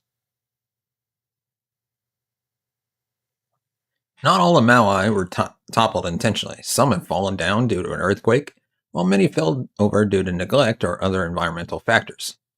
Once the focus shifted to birds by the mid-1800s, not a single statue was still standing. While many of the Maui made it to their final resting place, nearly 400 statues are still awaiting transport at the quarry. That means only a third of the statues reached their final destination. We're not sure quite why so many of the Maui never left the quarry. Perhaps moving the larger stone statues just wasn't that easy. Moving the giant heads without breaking the detailed features like the nose and lips would have been quite the challenge. And some broken statues lying at the bottom of slopes indicate that transport didn't always go smoothly. So, how exactly do you move a stone statue weighing a couple of tons if you're not Egypt and you don't have the manpower? If local legends are to be believed, the statues simply got up and walked. Well, we could not believe those local legends here at the Dead Reckoning, because obviously it's nonsense. The word, I'm going to butcher it, but neke in the Rapa Nui language literally means walking without legs. And according to the stories, that's exactly how the statues moved. Those who possessed mana or divine power could command the Maui to walk from the quarry to their final home. According to legend, only a select few people had enough mana to make the statues move, either by commanding them or by reciting magical chants. Another tale claims that the greatest god of the island, Make, was the one who commanded the statues to move. If you couldn't get a hold of a great chief or the great god, all was not lost. Priests could chant the statues into place. However, if the priests stopped chanting, the statues stopped moving. Some of the statues never made it because an evil spell halted their march, leaving them stranded by the side of the road. Evil spells were also used to topple the standing statues. Apparently, there was an old woman working as a cook for the sculptors who had enough mana to command the statues to walk. When the image makers, as they were called, refused to share their meal, she ordered the statues to fall down. Moral of the story? Don't mess with the cook. However, it seems that the statues could only walk after dark. That must have been quite a sight, and probably not something you'd want to run into unexpectedly on a dark and lonely night. Well, good news, everybody. You're not going to have to, because obviously, it's not real. For some inexplicable reason, scientists don't want to accept the theory of statues walking around the island in the dark. And they have some more practical theories to explain how the statues were moved. One theory suggests that the statues were moved by rolling logs or possibly using wooden sleds pulled with rope, similar to how the blocks were moved for building the Great Pyramid of Giza. Joanne Van Tilburg and her team managed to move a 10-ton replica using a sledge moved with eucalyptus rollers and a team of 60 people. This is certainly a plausible method, but 60 people is still a lot if you have a small tribe. However, according to a study done in 2012, the old legends might have some truth to them. Terry Hunt and Carl Lippo decided to give the story of walking statues some consideration. Unlike the ancient Egyptians, the islands couldn't spare too many people to carve and move statues. Cultivating food and finding water were far more important to the people's survival. So what if they walked the statue from the quarry to the Ahu by rocking the statue from side to side in the same way that you would move a fridge? Based on the breakage patterns of the statues that didn't quite make it from the quarry to their final home, it became clear to the researchers that the Maui were standing upright before they fell, which meant that they weren't being pulled along horizontally on rollers and sledges. The base of the unfinished statues in the quarry, as well as the ones lying on the sides of the road, was wider than those sitting on the Ahu. The unfinished statues also lean forward by about 17 degrees, so the center of mass is positioned just over the rounded bottom edge. This allows the statue to roll from side to side. However, leaning so far forward means that they wouldn't have been able to stand by themselves, they would tip over. Lippo theorized that the statues were modeled on how people walk. Essentially, you rotate your hip and fall forward. So the Rapa Nui designed a statue that did the same thing. I think I've heard this theory before, and it's the one I just find the most likely. And that these, who was it, Lippo and the other guy, have cracked this, the statue would rotate and fall forward, moving step by step. Even the paths on the island seem to support this theory. After studying the paths leading from the quarry to the Ahu all over the island, the team concluded that the concave paths were designed the way to make it easier for the statue to walk. The Maui were probably guided using ropes by a team on either side of it, and a small team behind it to steady the movement. Walking the statue would require a much smaller team than dragging it on a sled. Once the Maui arrived at its Ahu safe and sound, the final touches would be added and the base reshaped to adjust the center of mass, allowing the statue to now stand upright without assistance. Of course, when you find amazing feats of human engineering, you find aliens. Yes, it's never a Dead Reckoning episode if aliens don't get involved. According to Eric von Daniken, a name I know so well, spouting, in my opinion, allegedly nonsense theories. He's the guy who wrote Chariots of the Gods, who studied the Egyptian pyramids and the giant geoglyphs in Peru. He claimed that the work is too detailed to have been done with the stone tools available, and it must have been done by aliens. A small group of aliens found themselves stranded on Easter Island. Of course they did.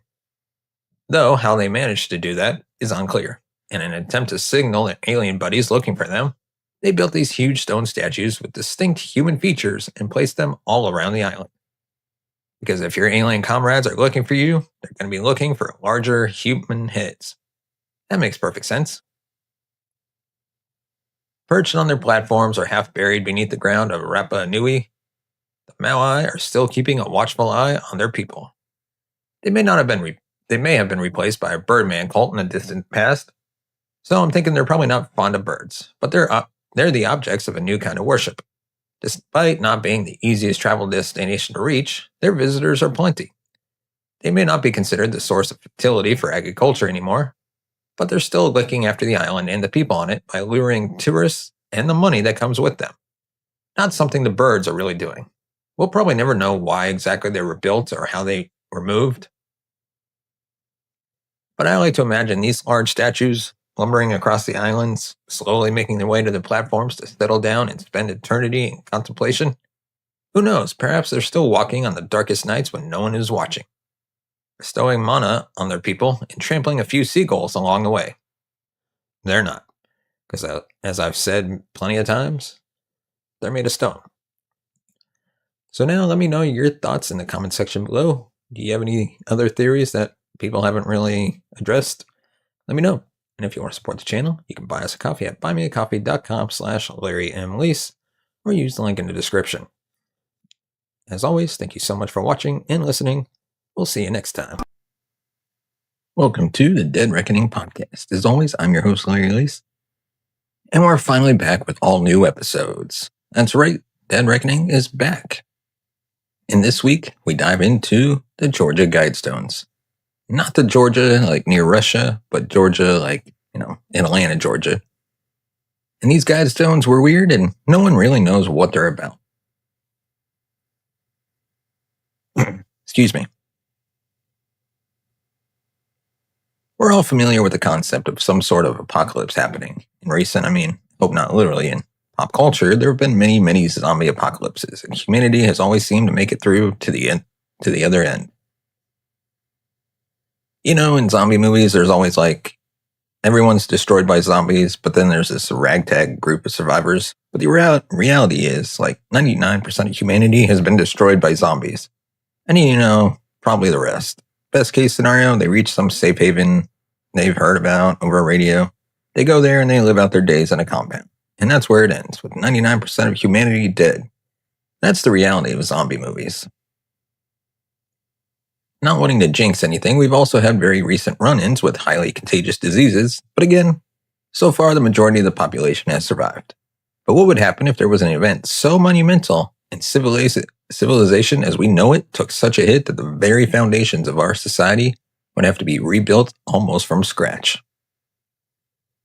Let's try to do it better this time around, shall we? Because there's a whole lot of stuff that I don't like. I don't think most people like. Let's just try and do a better job, It's like a blank canvas to paint a better society on.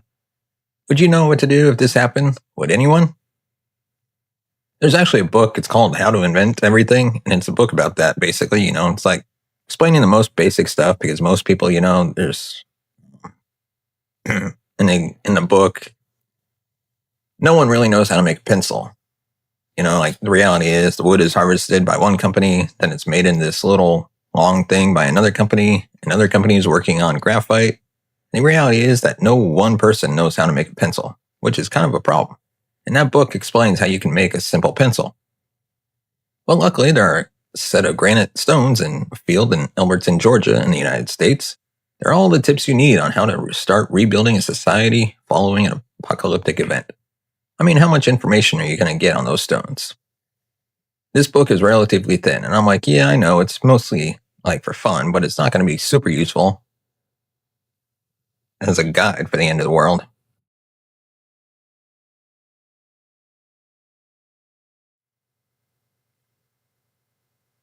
Elberton, Georgia is known as the granite capital of the world. This is because there's tons and tons of granite. Shocking news there. But also because the granite found there is finer grained and higher quality than the crappy old granite found anywhere else. So if you're looking to build a monument of something that will last, Elberton might be the place to go. You're welcome, Elberton. Next time you can sponsor this show for all the people looking for high quality granite. In 1979, none other than the president of the Elberton Granite Finishing Corporation himself, Joe Finley Sr., was contacted by a mysterious stranger. This stranger was a well-put-together man who said that he represented a group of fellow Americans, all of whom wished to remain anonymous. This group wanted to leave an enduring message for future generations and wanted Elberton both as the source of granite for the project and to act as the actual site for the monument. I mean, it makes sense, as otherwise you've got to ship those big granite stones somewhere, which I'm sure is expensive. Sensing a potential nutter in the immediate proximity, Finley gave a ridiculously high quote for the project, assuming that that would end the matter. Yeah, I've definitely done that at points where it's like, I really don't want to work with you, but I can't think of a reason. So just quoting like absolute massive prices, and then people are like, oh, okay, thanks. Not really interested anymore. So yeah, you and me both. The stranger surprised him by agreeing to the amount, and Finley's colleague, Wyatt Martin, ended up being nominated as the intermediary agent between this anonymous group and the people actually constructing the piece for them.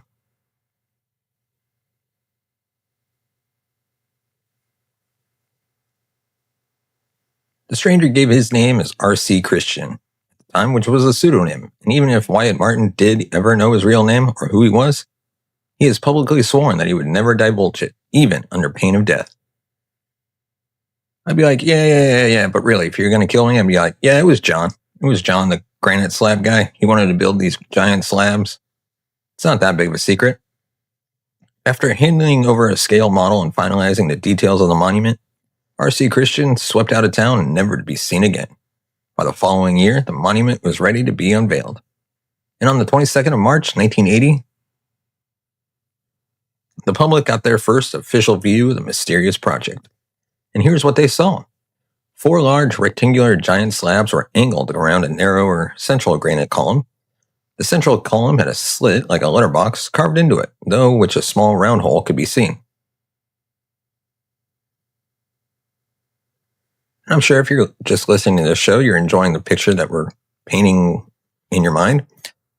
Because this show is a podcast, but it's also a YouTube channel. And if you're watching the YouTube channel right now, you're probably getting some glorious images of this, which do a better job than the picture in your mind. I mean, not always.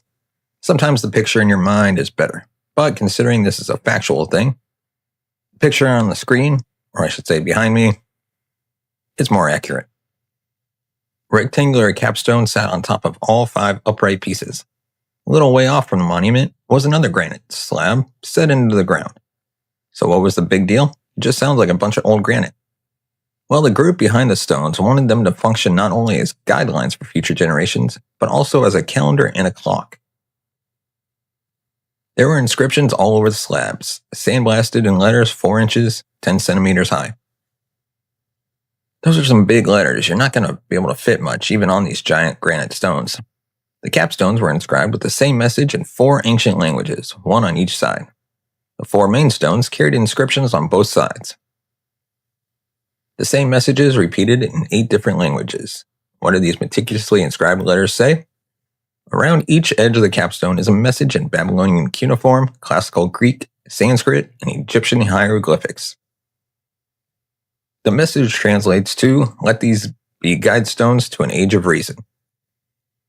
And the messages on the 4 main stones were a set of 10. I hesitate to call them rules, but let's call them guidelines. In English, Spanish, Swahili, Hindi, Hebrew, Arabic, Chinese, and Russian. This is something that's going to really confuse future archaeologists in like 1,000 years. They'll be like, wait, why is there ancient Egyptian hieroglyphics in North America? It doesn't make sense. Although I assume by the future they got way better archaeological techniques, and they're like, yeah, no. Archaeology really got a bit pointless when we invented this device, which could just look into the past. Anyways, these guidelines are inscribed as follows. Number 1, maintain humanity under 500 million in perpetual balance with nature. Wait, like a population under 500 million, it's going to be really difficult because you're eventually going to get to 500 million. And someone's going to be like, oh, don't forget that granite stone said no more people. So we have to wait for people to die now. People are going to be like, dude, seems like there's plenty of space. Number 2, guide reproduction wisely, improving fitness and diversity. Yeah, that sounds a bit like, what's it called? Eugenics. I mean, it does kind of sound like eugenics. Number 3, unite humanity with a living new language. Number 4, rule passion, faith, tradition, and all things with tempered reason. Number 5, protect people and nations with fair laws and just courts. Number 6, let all nations rule internally, resolving external disputes in a world court. Number 7, avoid petty laws and useless officials. Number 8, balance personal rights with social duties. Number 9, prize truth, beauty, love, seeking harmony with the infinite. Number 10, be not a cancer on the earth. Leave room for nature. Leave room for nature. I mean, this all feels a bit, I don't want to say cliche because they are like, okay, great, but it's a bit like dreamy, isn't it? Let all nations rule internally, resolving external disputes in a world court. Yeah, I mean, we tried that, didn't we, with like the League of Nations in the 1920s? Then we had World War II. Didn't work out so well. It's just saying a lot, but not doing a lot, isn't it? Not to worry. We'll come back to these later. The granite slab set into the ground is a useful explanation tablet, giving the date the stones were erected and a guide to the languages used. It also explains the astronomical uses for the guide stone, saying that the oblique cut hole in the central column indicates celestial pole, which appears to mean that you can always see the North Star through it. Okay, this is one of those things where it's like, this is just going to confuse future people because they're like, these messages are on here, but then why are they lining it up with the stars? That feels like very 3,000 years before this was made. So it feels like Stonehenge rather than like modern era.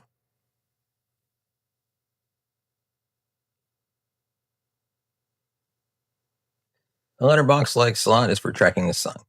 And the monument is oriented so the sun will shine through a slit in the capstone at noon each day. From above, the guide stones are set in an X shape, apparently following the annual journey of the moon.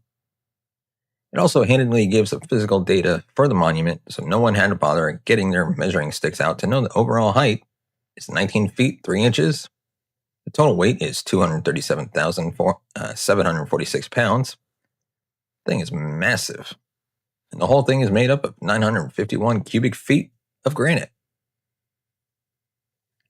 The weight of each of the big slabs is over 20 tons. There's also other measurements, but I couldn't be bothered converting all those numbers. And of course, you can easily look them up yourselves. The tablet only gave the imperial measurements, by the way, not the metric ones, because as we all know, we're making something for the long distant future. And imperial measurements makes a lot of sense. Said no one ever. Also, the tablet had an inscription relating to a time capsule buried 6 feet below, but the parts showing where it was buried and when it should be dug up are blank, so maybe they didn't get around to it. Or maybe it was someone in the group's idea, but other people thought it was a bit lame to welcome civilization back with a copy of the Daily Albertan Rag, scrambled up Rubik's Cube, and a cassette tape of My Sharona. Yes, and none of that stuff. This thing is clearly made of granite and built to last, like thousands of years. All that stuff will have decayed a really long time ago. And that's pretty cool. It's designed to last like 1,000 years or 70,000 years or something crazy. The other inscription on this highly detailed explanatory tablet states that the sponsors are a small group of Americans who seek the age of reason.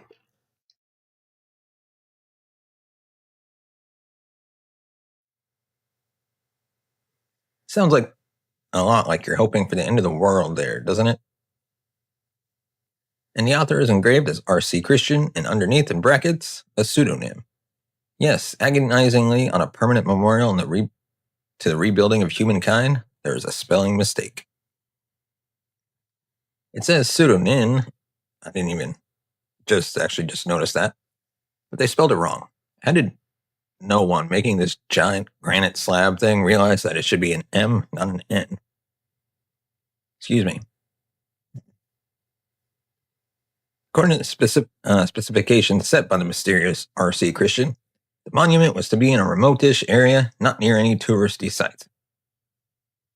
He wanted it to be left in a natural state and accessible to all, so no fences or historic site paraphernalia were to be put up around it. From the moment it was unveiled, people started having opinions about it, with local priests declaring it a symbol of the occult. Alright guys, chill out, it's not that. And others wondering if there were hidden meanings behind the messages. Again, no. It's like the group of people just wanted to leave a nice little message. A nice little slightly cliched message, for future generations after there's been some apocalyptic event. It's not cursed, it's not mysterious, it's just a giant block of granite that someone carved some weird information in it. So in the decades since they were erected, have we found out any more about these mysterious stones that have been referred to as America's Stonehenge? Could the inscriptions maybe hold darker meanings? Why did the anonymous group think these guidelines would even be necessary? Is there devilry afoot? Let's find out. It's just like some weird club and they were like, let's build a weird thing, shall we? Probably some dudes who have too much money because they bought 100,000 kilograms of granite. And I know granite's expensive. I don't have a granite countertop in my kitchen because I was like, well, one, definitely have to break it at some point. I've already broken the one here, and I'm sure it's going to be super, super expensive and hard to fix. So I got some artificial granite thing where you can actually fix it, which is useful because I've already chipped it twice because I'm such a big brain. But these dudes, whoever they are, had a lot of money. On the face of it, the messages on the guide stone seem pretty straightforward, and the sponsor group declared that people should be totally take them at face value and not try to read into them any more than what they said.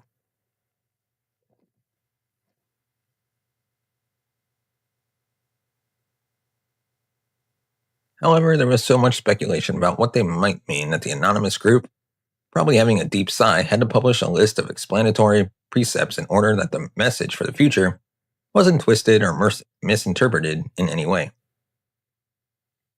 We'll go into what these guidelines are supposed to mean in greater detail in a minute, but first I think we should talk about why these guide stones were created.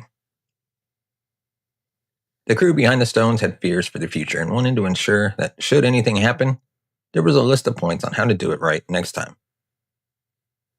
Depending on how far you're talking about into the future, though, I always want to just come back to the idea of the world court, right? Or any of those precepts. Really, it's just, there's so much of a problem with this.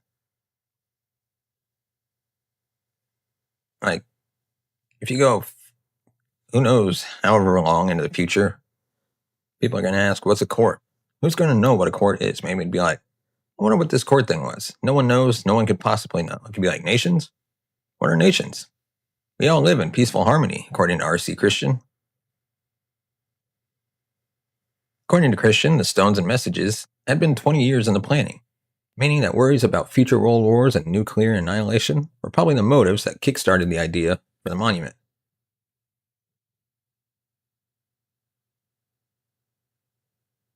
It's so sad that at some point, just because time is, it goes on forever, basically. At some point, there's going to be some other major war that's going to kill billions or hundreds of millions of people. And the whole of the world is going to get all screwed up. And all sorts of old stuff going to get destroyed. And there's going to be more genocide. I mean, not that genocides aren't going on, but there's going to be some other turbo genocide. And it's going to be, depressing. And I like the fact that I'm 30 plus right now. And I like the fact that my parents are 70s and we haven't lived through anything crazy. I mean, there's been wars and stuff. But we haven't lived through anything, majorly, crazy like the world wars and whatnot. Grandparents and stuff, they were born at the tail end. I don't know how old my grandparents are. They're 90s, 97, I think. So yeah, I mean, they lived through some crazy times. I remember my grandma talking about rationing and stuff, and it's just yeah, I'm glad they had to live through that and not us. And I hope that my children and children's children don't have to. But the reality is that at some point, grandchildren are going to have to go off and fight in some sort of war and probably die. And I'm like, that's really depressing because I like my kids. I don't want their, or I should say, I don't have kids, but I do. I like my kids and I don't want their kids or kids to have to go because it will be sad. Obviously, war is depressing. Just carry on. The group was worried about a nuclear event so large that civilization would have to be rebuilt from the ground up. A nuclear war definitely fits into that category.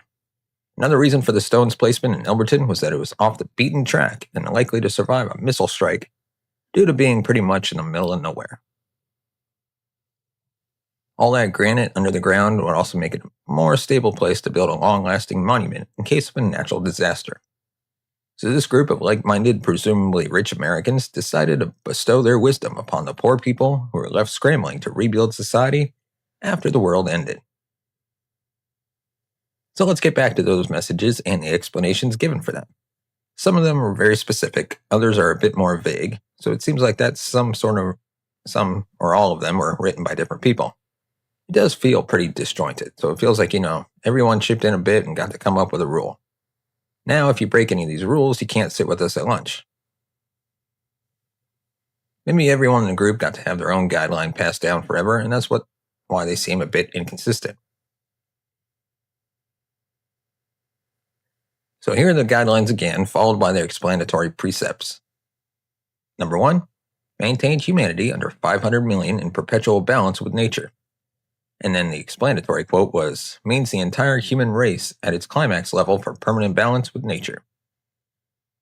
Well, the explanatory note means less than the actual thing on the stone, which I guess is good. We all know that the planet is groaning under the weight of humans, and we're really, cooking up the place as far as living with nature goes, but 500 million people?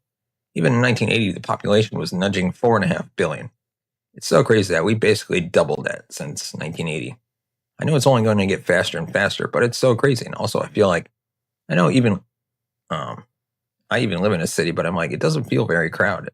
And then you go out into the countryside and you're like, there's no one here. This is actually kind of nice.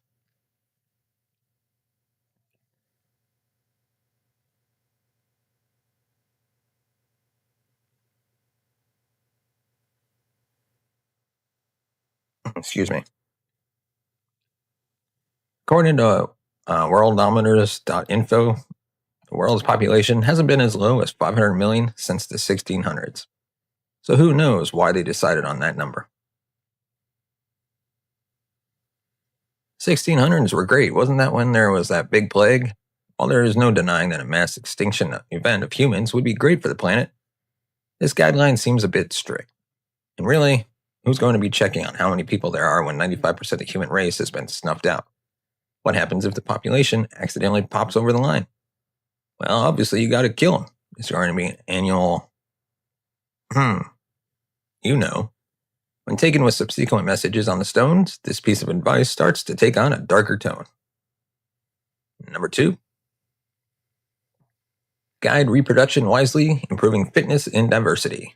Explanatory note, without going into details as yet undiscovered, this means humanity should apply reason, knowledge to guiding its own reproduction. Fitness could be translated as health. Diversity could be translated as variety. Like I said before, this just sounds straight like eugenics, right? Like selective breeding of humans. Well, thanks for the lesson on how to use the thesaurus, anonymous American person, and way to dodge a bullet by adding diversity to the guideline. Although the explanation sort of narrows this down a bit with the word variety. Diversity implies to broaden the genetic pool as much as possible by reproducing with other races. Variety, to my mind, means, for example, different hair color within the same racial group. Diversity seems like a more clear word other than variety, which is generally not applied when talking about this stuff. It's all very weird, isn't it? Also, if humanity's taken such a hit that it's been reduced to practically nothing, probably pretty slim pickings out there for who you might want to start repopulating the planet with. Yes, we seem to be edging around the murky world of eugenics here, and it definitely bears pointing out that during the inception of this granite monument, forced sterilizations of people deemed mentally unfit were being carried out all over the United States. And minorities, such as Native Americans, were still being sterilized against their will into the 1970s.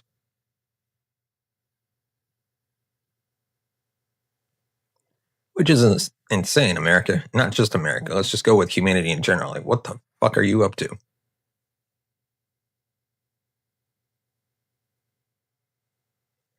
And then, number 3, unite humanity with a living new language.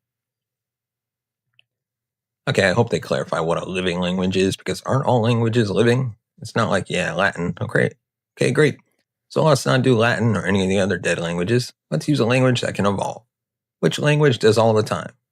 Okay, well, they are explaining it, and they're explaining is, quote, living language grows and changes with advancing knowledge. A new language will be developed and need not necessarily be adapted from any languages now in existence. These people sound like the person who wants you to think they're smarter than they actually are, but then someone with reasoning goes, it's a bit stupid, isn't it? But hey, at least this one's a little less contentious. Okay, so we've got a bunch of people living all over the place, speaking different languages. What does one do? Well, refer to the guidelines and just make up a whole new language that somehow everyone will be able to learn. Sounds hard. It does, and it's been tried before with Esperanto. I think if humanity's down to the bare bones, people are just going to stay where they are and continue using the language of the people that they now live with. Yeah, it's like, oh my god, the world's been destroyed by nuclear war. Fortunately, we've got these guidestones to guide us to a better thing. And they say that we should just be learning a new language. So we'll be like, yo, how about we just speak English? Because these other languages we have to worry about, like, radiation, food, shelter, basic survival. But the guidelines say new language, Jeff. I always like to give my people character names like Peter and Jeff and John. If a stranger turns up, what usually happens? They learn the language of the people they now live with. And it's not like languages will be wiped off the map. I'm sure there'll be some people left with knowledge of more than one, and we have Google Translate. But I suppose it would make sense for everyone that's left to be able to communicate. So a new language seems smart, but how do you start it though? And how to work with all the grammars, etc. And I'll leave that to the future survivor people. Emojis, anybody? Yeah, I mean, this is such a pointless entry on there. Rule 3 is just stupid. Number 4, rule passion, faith, tradition, and all things with tempered reason. Okay, that's super generic. Any explanation? Faith here may be used in a religious sense. Too often people are ruled by blind faith, even when it may be contrary to reason. Yeah, okay. Reason must be tempered with compassion here, but must prevail. So just be reasonable. So everyone just has to calm down and be reasonable. I don't really have a problem with this one. Although some people's interpretation of what they think is reasonable is going to be the exact opposite of other people's. This particular guideline, with its emphasis on reason, is one of the central tenets of this group's beliefs, which we'll get into in more detail later on. Number 5, protect people and nations with fair laws and just courts. Courts must consider justice as well as the law. I mean, that's what courts do now. It's like, yeah, okay, the law's there, and it's interpreted by the courts. Isn't that what justice is? Isn't that what law is? It's like you go there and you make an argument, and then if the law seems dumb, either, I don't know, for, obviously in America, the courts change the law, like Supreme Court, stupid law. Or the courts will interpret it in a way that basically changes it, okay, well, this previous case that we should go on, it's from a higher court, or the same court or whatever, says this, but like we're going to just, interpret it a little bit differently so that justice prevails, because that's fair.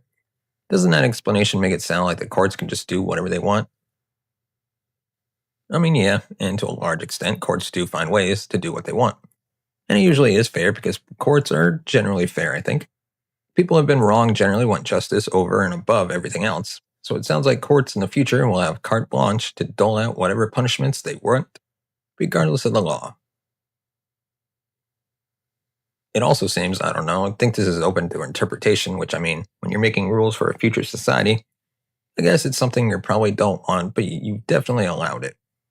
Also seems that in the future post-apocalyptic world, nations have remained and are going to get into arguments with other nations.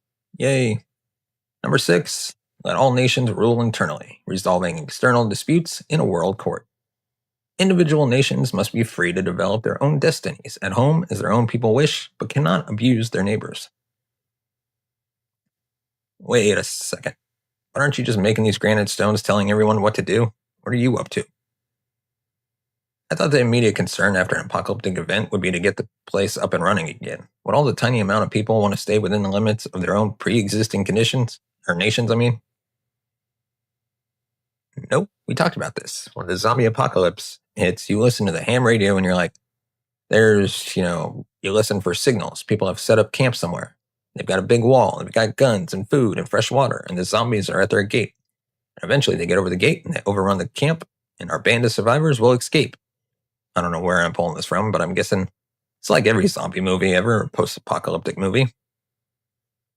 Would countries even really exist anymore? Surely some populations would be almost totally annihilated, but the survivors have got to keep up. But have got to keep it all local while also learning a new global language at the same time. Don't forget, setting up a brand new legal system, and depending on what resources the countries have remaining to them, you know that some of them are going to develop way more quickly than others. I mean, can't we all just get along? Would be nice, probably not going to happen though. And number 7, avoid petty laws and useful officials. And the explanation is self-explanatory. And yes, we'll probably succeed at that at the beginning, but then let me introduce you to the world of inevitable bureaucracy. The explanation says it all. I bet this person had a specific useless official in mind when they submitted this guideline. Yes, oh my god, useless officials, useless people.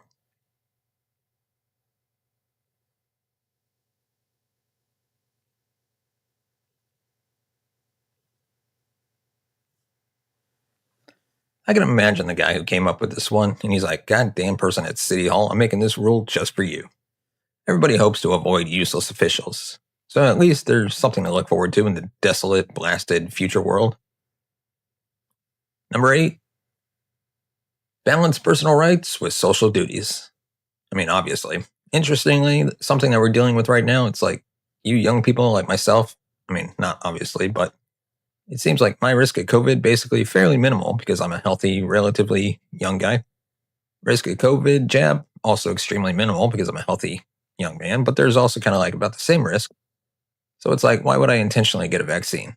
It's like, well, because I'm not a piece of, and I want to do my part for society that I live in so that I don't get sick and then pass it all onto some old person that I kill. But mostly because I'm not a piece of crap. So go get a vaccine if you want. Oh my God, some people are going to be smashing that dislike button. They'll be like, hey, I'm a sovereign citizen. Wait, hang on. Let me put on my appropriate voice. I'm a sovereign citizen. I will do as I please with my body. It's given to me by Jesus. Okay, chill out. Do your thing, do your bit for humanity. I'm a bit confused why these guidelines want to push people to work for a greater good, yet still remain insular and within their own nations. Probably because different people wrote each guideline.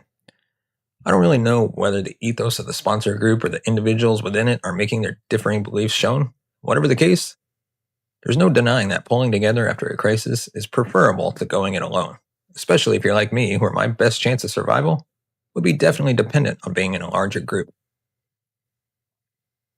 It's like, one, I live in a city. 2, I don't have any means of defending myself because I don't have any fighting skills. I don't own a gun. So I guess I'd have to get a gun. But it's like, nah, I'm joking. I'll be finding a group ASAP who has guns and then hopefully giving me one. And or hopefully not, just protecting me. I'll be like, what skills do you have, Simon? What do you bring to the group? It's like, I got a good knowledge of random facts. There's no electricity. We could sit down in the evening. I could read you stories. Please don't leave me. Preferably with people who can cook. Yeah, I'm not a brilliant cook. Even though I can cook, I'm not a brilliant cook. So, number 9, prize truth, beauty, love, seeking harmony with the infinite. Whoever wrote this is a hippie who somehow got rich. The explanation? The infinite here means the supreme being. The infinite here means the supreme being whose will is manifest in the workings of the cosmos, if we will seek for it. Oh my God, who let this guy in the rich people group? How did you get rich, hippie? I won the lotto, okay? Get out. Come on, but we need your money, lotto guy, okay? Who let hippie Charlie have a guideline? Doesn't this contradict Guideline 4 about ruling everything with tempered reason? So number 10, be not a cancer on the earth, leave room for nature, leave room for nature. Did they really need to repeat? I just assumed maybe it was a mistake, but no. They really appear to have written, leave room for nature, twice. Dude, you're literally carving into granite. It's like, I mean, the guy who's carving this has got to be like, really, dude? Did we need to do that? Did we? Really? Come on. The explanation is, in our time, the growth of humanity is destroying the natural conditions of the earth, which have fostered all existing life. We must restore reason balance. Well, I mean, yeah, I know it's bad and stuff. Like, I mean, humanity, we're really screwing up the planet. I saw something the other day, it was about Europe, and it was like, there was just, I can't remember the figures or anything, but it was about the amounts of CO2 that we need to be consuming, to sustain Earth and not fuck it up more than we already have. It was like this tiny little sliver, and then it was like actual consumption of CO2 by people in Europe, and it was massive. And I was just like, oh my God, we're fucked. We're so screwed. What I want to do, and I kind of feel bad for not done it yet, is join one of those things where you carbon offset your life. Because I don't know, I'm not probably going to buy I'll get an electric car, but right now the parking bay doesn't have a charger near my house. Because honestly, just offsetting is easier than reducing my carbon emissions because I love steak and I like driving a car and I like flying places. And I will happily pay more to be able to do those things. And is it really that simple? Seems like way too easier of a solution. There are references to it all over the guidestones. The inscription on the capstone is, let these be guidestones to an age of reason. And the sponsors are described as a small group of Americans who seek the age of reason.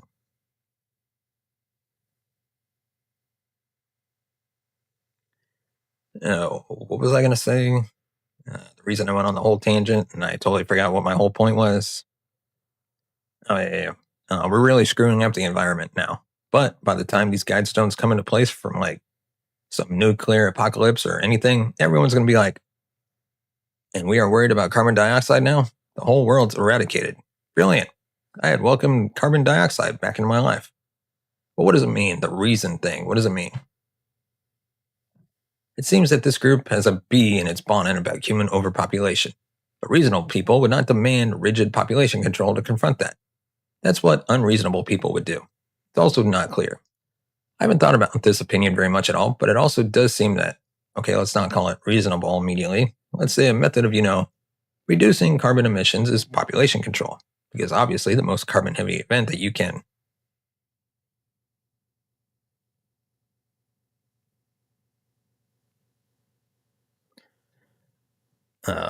population control, a reasonable way to control like climate change. And I mean, kind of is. We should all be better with our carbon thing, but the best thing you can do is not have 7 kids because, they're all going to use a lot. They're all going to make a lot of carbon dioxide. It's also not clear why leave room for nature is repeated. And I'm not saying we should kill everyone, by the way. I'm just saying maybe we should have less kids. Is it to underline the importance of the message? Or did the stonemason accidentally keep chipping away, so ended up doing the whole sentence again? This one more or less says the same thing as Guidelines 1 and 9, but it's delivered in a more biblical Ten Commandments way than either of the other two. Judging by what little we know about the group who sponsored the Georgia Guidestones, we can make a few assumptions. They were all American. This is stated in the explanatory tablet. At least some of them were very wealthy. The group was quoted a silly amount to get the monument built, and they accepted the price without haggling.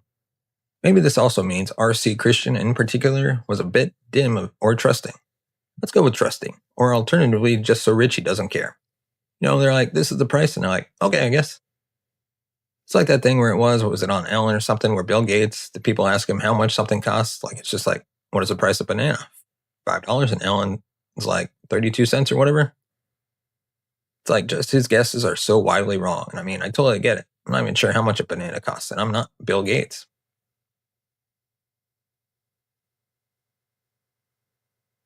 The overall impression given by the messages and the enterprise in general smacks of a group of wealthy white American men generously bestowing their largesse on the world in the form of their 10 wise commandments.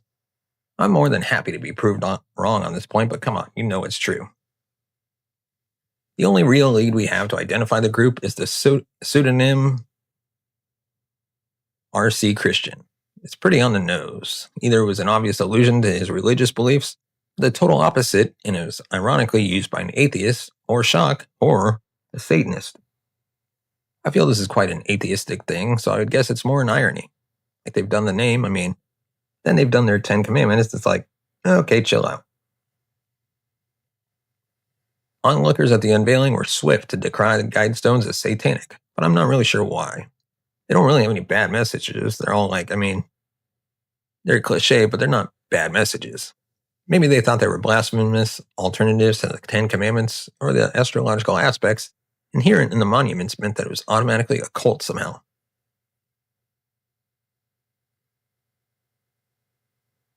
It's been speculated that R.C. Christian is a thinly veiled reference to the Rosicrucians, apologies for butchering that name, a movement that sprang up in the 1600s and whose manifesto referred to a universal reformation of mankind. The central figure of this movement is the belief that its members possess secret wisdom that was handed down to them from ancient times. Okay, sounds like a conspiracy theory. The Guidestones even kind of resemble the Rose Cross, so maybe these 20th century members thought they should quickly pass on their secret knowledge before humanity accidentally destroyed itself. A lot of big names from the past have been linked to the Rosicrucian movement, including Jefferson, Washington, Thomas Paine. Paine has been widely credited with helping to inspire American revolutionaries, particularly with his pamphlet entitled Common Sense. In 1794, he released part 1 of a pamphlet called The Age of Reason. Excuse me. This does cover a lot of ground that the Guidestones espouse and comes under the umbrella of deism, which is, according to dictionary.com, an intellectual movement of the 17th and 18th centuries that accepted the existence of a creator on the basis of reason, but rejected the belief in a supernatural deity who interacts with humankind.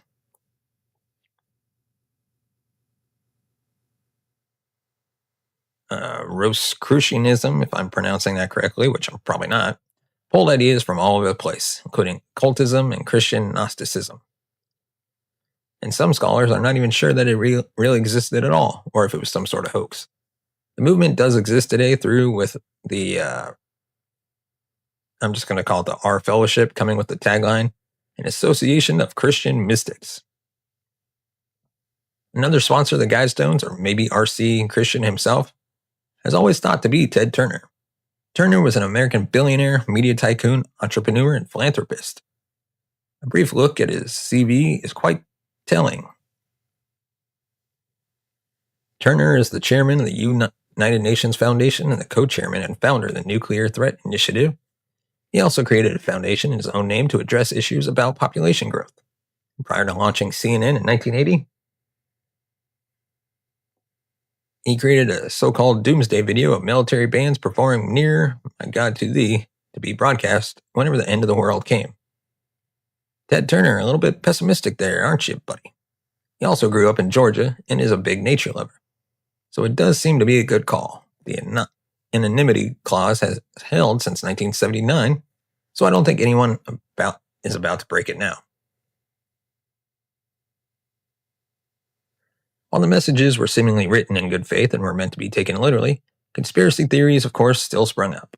The stones have been vandalized many times over the years, with graffiti saying things like "Death to the New World Order," "I am Isis, goddess of love."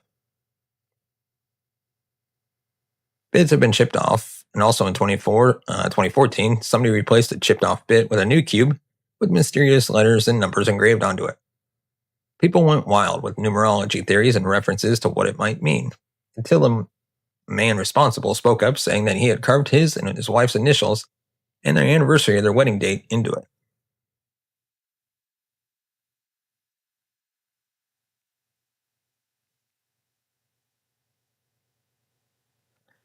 So, if you find yourself on the other side of an apocalypse and need to work out how to rebuild society according to a group of wealthy white men from the 70s North America, where else would you go for information? Well, now you know where to find the answers. Good luck, future humans. Good luck. Yes, and that is the end of today's episode of Dead Reckoning. The mystery, of course, is who made them, but also, who cares?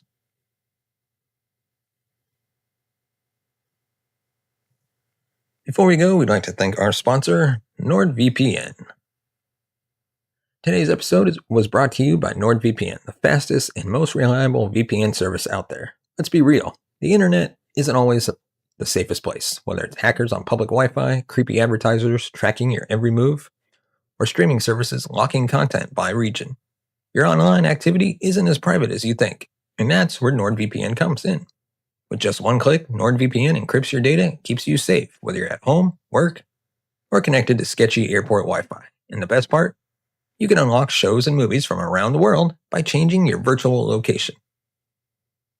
Want to stream that series only available in the UK? No problem. NordVPN makes it happen in seconds. I've been using NordVPN myself, and the speed is incredible. No lag, no buffering, just secure, private browsing. So join today and get 72% off with 3 free months. Use the link in the description today and join and protect your internet. And with that, thank you so much for watching and listening. If you want to support the channel, you can buy us a coffee at buymeacoffee.com. Larry M. Lease. It's buymeacoffee.com/Larry M. Lease. As always, thank you so much for watching and listening. We'll see you next time. Welcome back to another episode of the Dead Reckoning podcast, the show where we talk about mysteries, generally dumping all over them because they turn out to be not very mysterious. Stonehenge is what we're covering today, and of course, it was definitely aliens that built it. I feel like I've discussed Stonehenge in the past on videos and with people I know, so I'm definitely going to know pretty much everything we're talking about. But anyways, let's jump in. Sit back, relax, and indulge in your stimulants of choice. And let's dive right in. After briefly rereading my introduction, it occurred to me that I had somewhat naively assumed that everybody would immediately know what I was talking about. Although it's probably safe to assume that anybody who lives in the UK knows at least something about Stonehenge. It's a fairly famous monument internationally. It's like, people know the, what is it, the palace in India. It's not King Tut, because that's the Egyptian guy, but it's the one he built for his wife or something. Oh, the Taj Mahal. Anyways, it might be useful to provide a little background information. Believed to have been built during the transition from the Neolithic period to the Bronze Age, with work estimated to have begun around 3000 BC and ended in 1520 BCE, Stonehenge, as its name suggests, is a large stone monument consisting of an outer ring of freestanding stones that stand about 13 feet or 4 meters in height. Yeah, they're much bigger than you think. Like, me personally, I always thought Stonehenge would be about my height or a little shorter, but it's actually big. These stones are connected with lintels, which are, you guessed it, also made of stone. Inside the outer circle is a smaller circle consisting of a number of blue stones, which in turn originally surrounded 5 trilithians.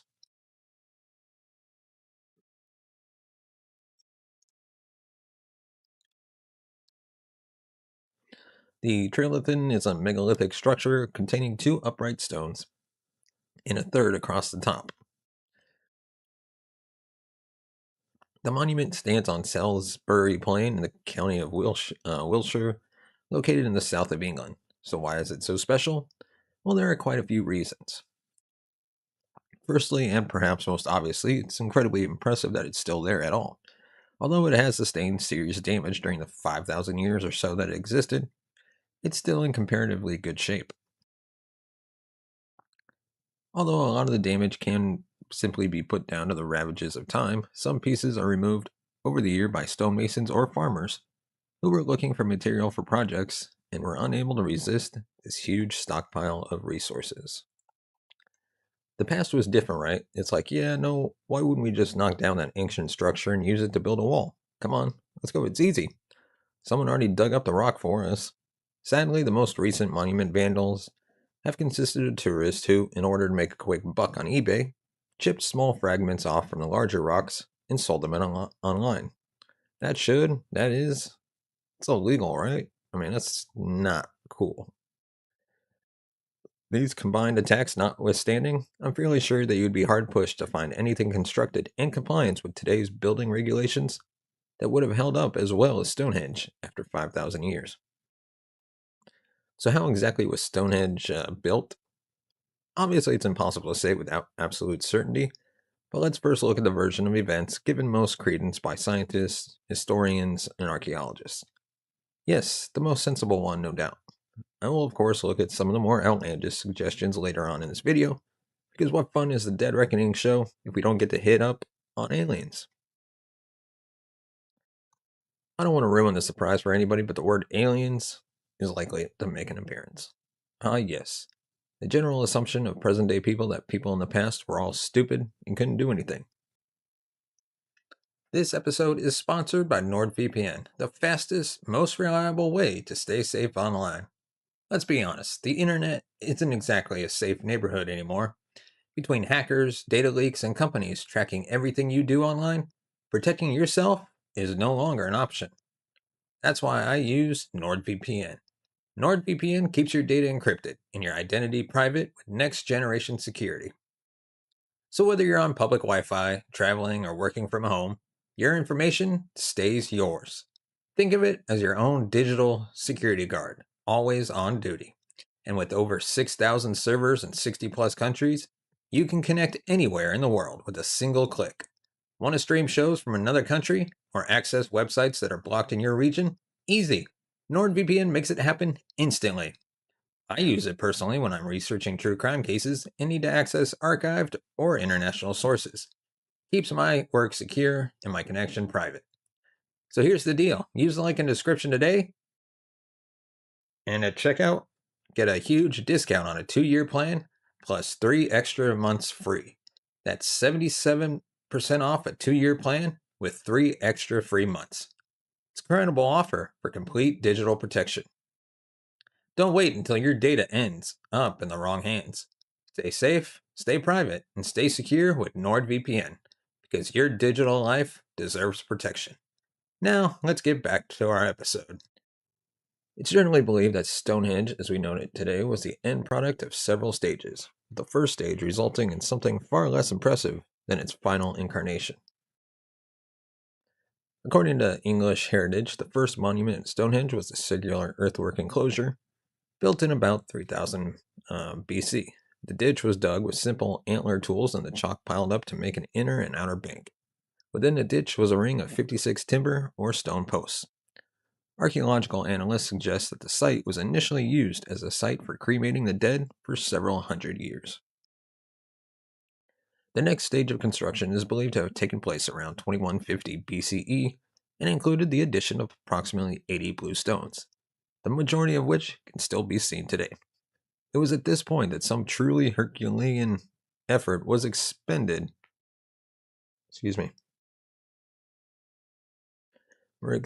on this effort. You see, there was something a little bit special about these two blue stones. Leaving to one side for a monument, the fact that they each weighed between 2 and 5 tons, they weren't exactly what you might describe as a local.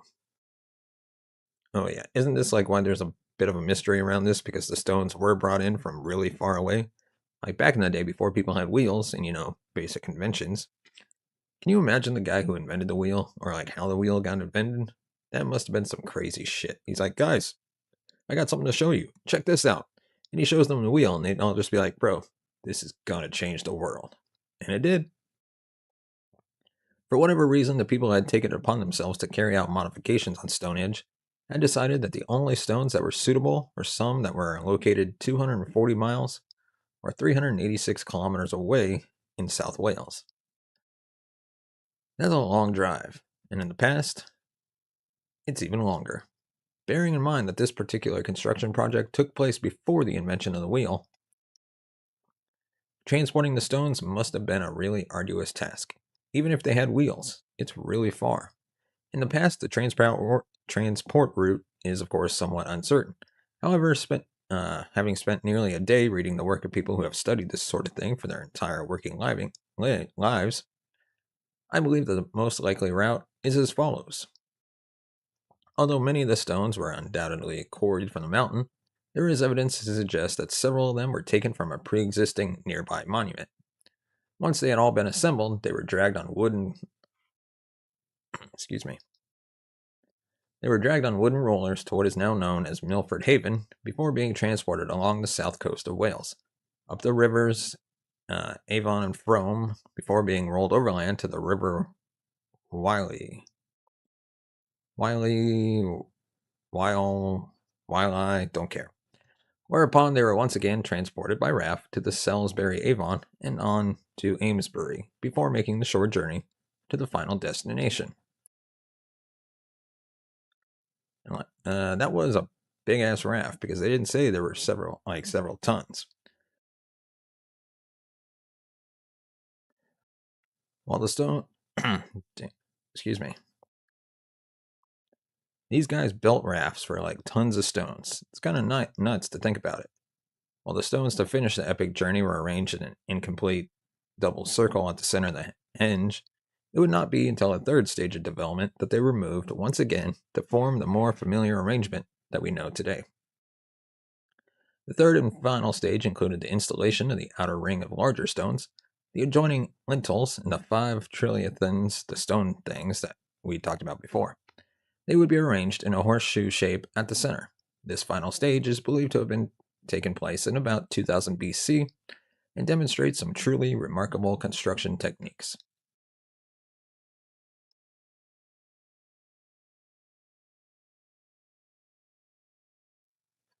But before these remarkable techniques could be put into practice, the builders once again found themselves in need of material.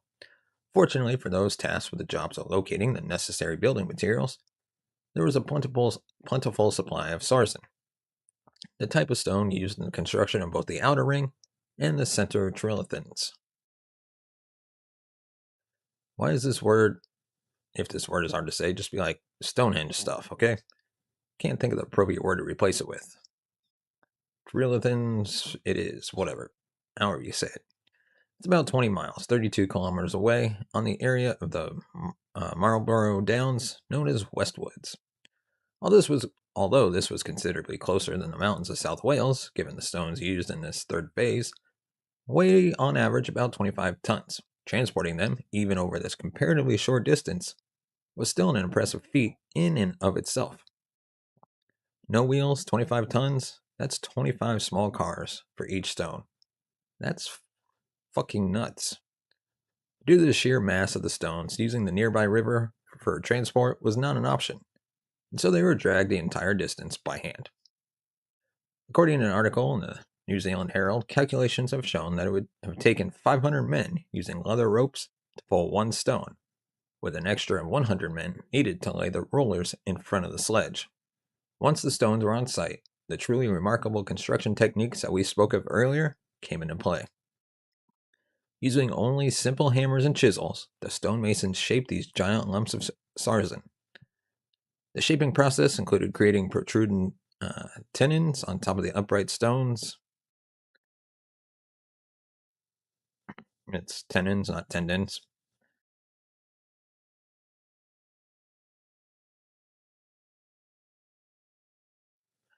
A tenon is a projecting piece of wood made for insertion into a mortise in another piece. In addition to this, either a tongue or a groove was carved in the end of each lintel so that the entire outer structure slotted seamlessly together. The use of these techniques, primarily found only in woodworking, demonstrates a level of craftsmanship only usually associated with far more modern construction.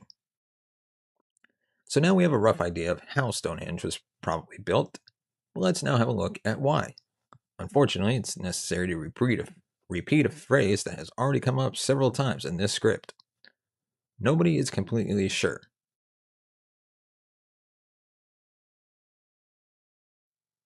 Once again, we're going to look at the suggestions that are the most scientific evidence and move on to some, shall we say, slightly more outlandish suggestions later on. I promise the aliens are coming. One thing that almost everybody within the scientific community agrees on is that Stonehenge, or at least the site of Stonehenge, has been used for several different things over the years. Well, yeah, obviously.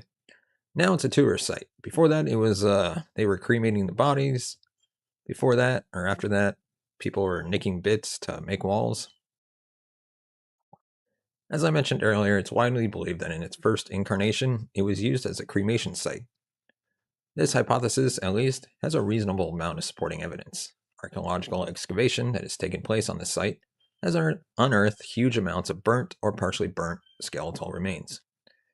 Interestingly, though, although many of these were discovered during an archaeological dig in the 1920s, there was very little interest in either studying or displaying these remains at that time. According to one archaeologist who studied the remains more recently, said, quote, "These people had been cremated. They did not have nice skulls with gleaming teeth fit for display. They had bundles of ash and pieces of broken bone. The archaeologists were not interested in those objects at that time. It was firmly believed that there was nothing you could learn from looking at cremated bone." Yeah, that's one of those things where I'm like, I don't know what you could learn from looking at cremated bone, but I'm always like, never underestimate the sort of technology that they can make in the future. Like, that DNA evidence that was thrown away or that just doesn't exist now because people are like, well, how's that? Nah, it's not possible.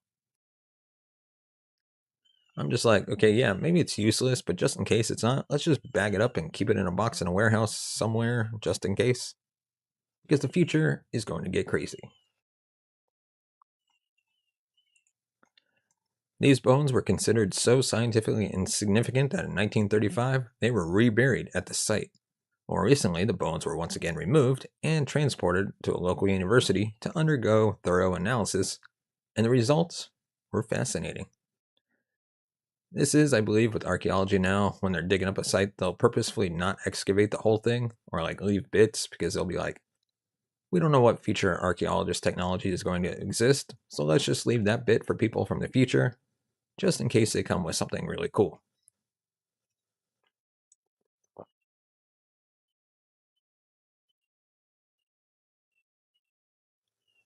Although next to nothing is known about human social construct from the time of Stonehenge, analysis of these bones have allowed archaeologists to gather evidence which supports the theories that even so long ago, the country was run by at least one group of social elites, and it was these individuals who were chosen for burial at Stonehenge. Yeah, every time through history, it's always like, wonder how long before the humans put a hierarchy in place. We just love hierarchies. We're just into that stuff. We're just not into everything being equal. We've tried it many times and it always comes back to, let's make sure there are some social elites. Let's go ahead. The bones that were excavated appear to have come from comparatively healthy individuals and show very little sign of the damage caused by hard labor. Additionally, they seem to be mostly male and mostly had died between the ages of 25 and 40. This information, although not entirely surprising, has led archaeologists to infer that they came from a patriarchal society, with most, if not all, positions of power and responsibility being held by men. Ah, yes, the good old days. But what about the second and third stages? What could possibly have been so important that it necessitated the transporting of almost 100 incredibly heavy stones hundreds of miles from their original location? As for the stones, the most likely reason that they were transported from Wales is that whoever organized the second stage wanted to include some aspects of the previously mentioned, much more ancient monuments, from which many of them were taken. Unfortunately, we know even less about the aforementioned monument than we do about Stonehenge. So, although this theory is the most popular, it remains just that, a theory. One of the few things that we definitely do know about the last stages of construction is that it was at this point when it began to take on a far greater cultural significance. It has long been believed that Stonehenge was constructed as some sort of calendar, but until very recently, it was not entirely clear how it worked.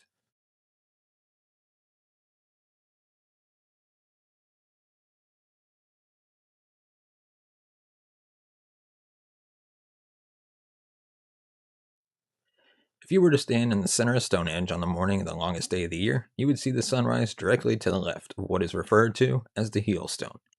Originally, there were two stones, and the sun would have risen directly in between them. There is a second alignment to the southwest, which highlights the shortest day of the year.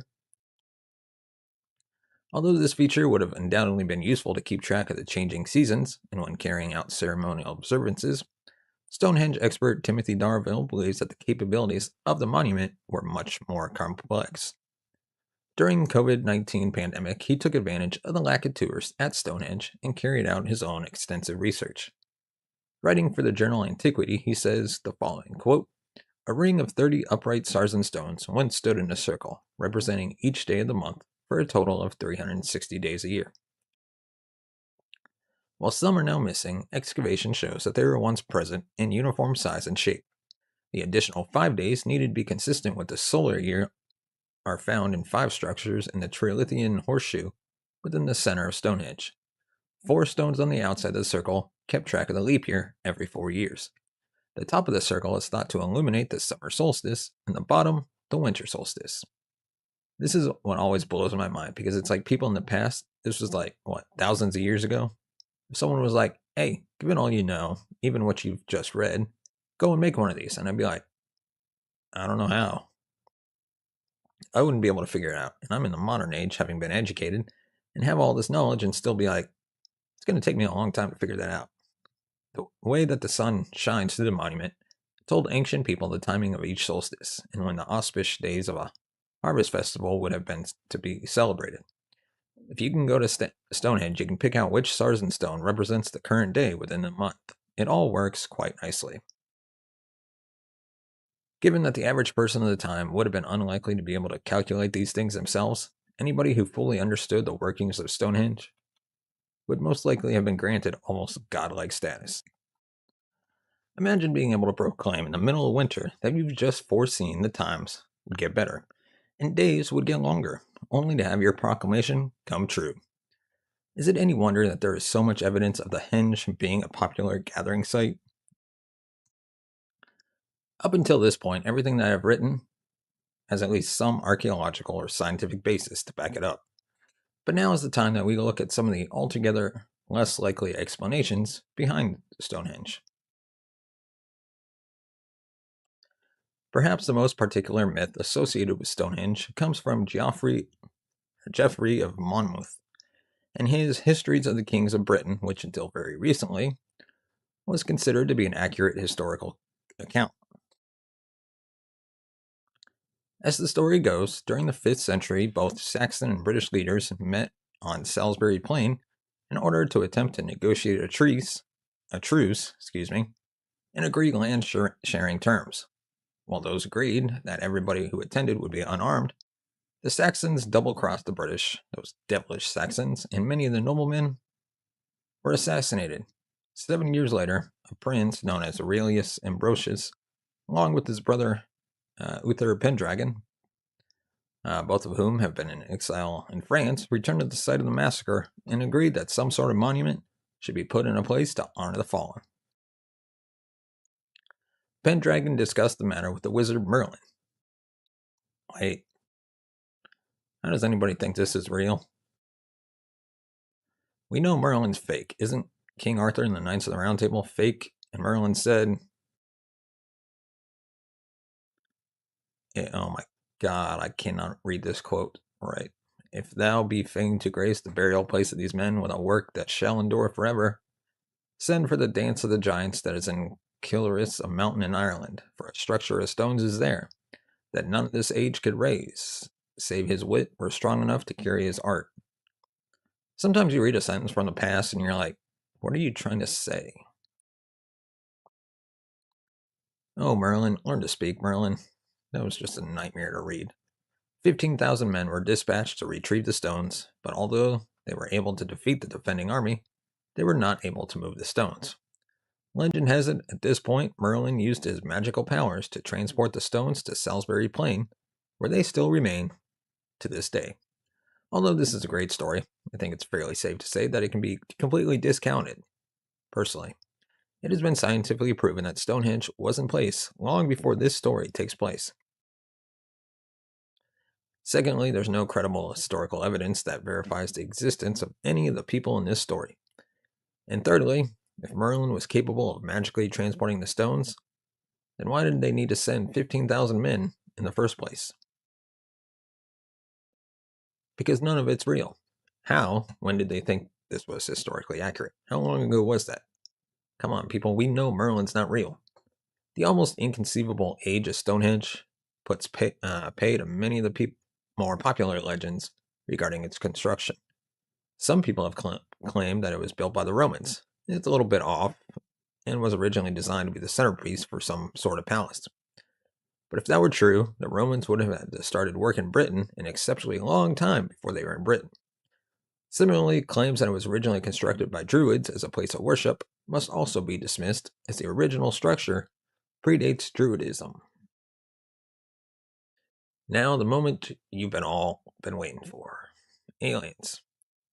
No slightly baffling problem would be complete without at least one group claiming alien involvement, and Stonehenge is no exception. You don't have to go to Google too hard to find websites and YouTube channels that are dedicated to this topic. And I imagine that exactly none of you would be surprised to hear that it has frequently been discussed on History Channel's Ancient Aliens.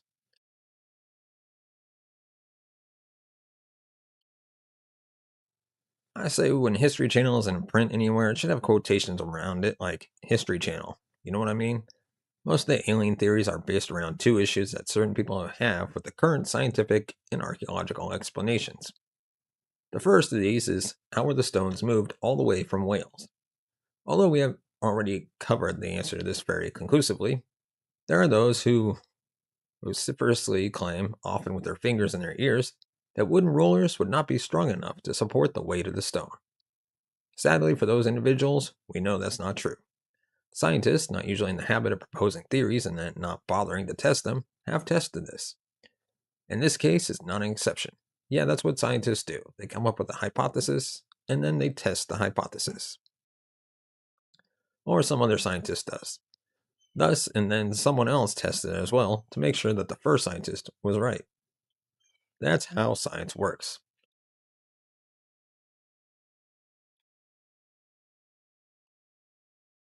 On more than a few occasions, the log rolling concept has been tested and proved to be viable.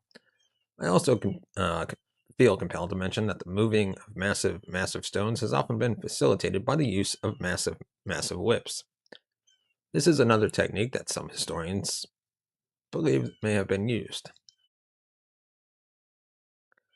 The second argument that is often used to back up the alien involvement theory is the lack of stone masonry skill around that time. Although it is certainly true that there's very little evidence to suggest that joinery techniques used in the creation of the second and third stages at Stonehenge were in common use at the time, it is generally accepted that these techniques were used when working with wood, and therefore it's not an inconceivable stretch of the imagination to suggest that they may have been adapted. Yeah, but something important enough, they'd be like, let's just do the wood thing. And they're like, with stone? But why do people think that aliens travel thousands of light years just to build a few stone circles and a handful of pyramids? Again, there are several popular theories. The first of these, most often referred to as the helping hand or something similar, implies that, tired of watching us struggle to make any sort of progress, these alleged alien life forms just stop by to teach us a bit of stone masonry and joinery before heading home again, and occasionally popping back to monitor our progress. Sounds incredibly likely. The second theory was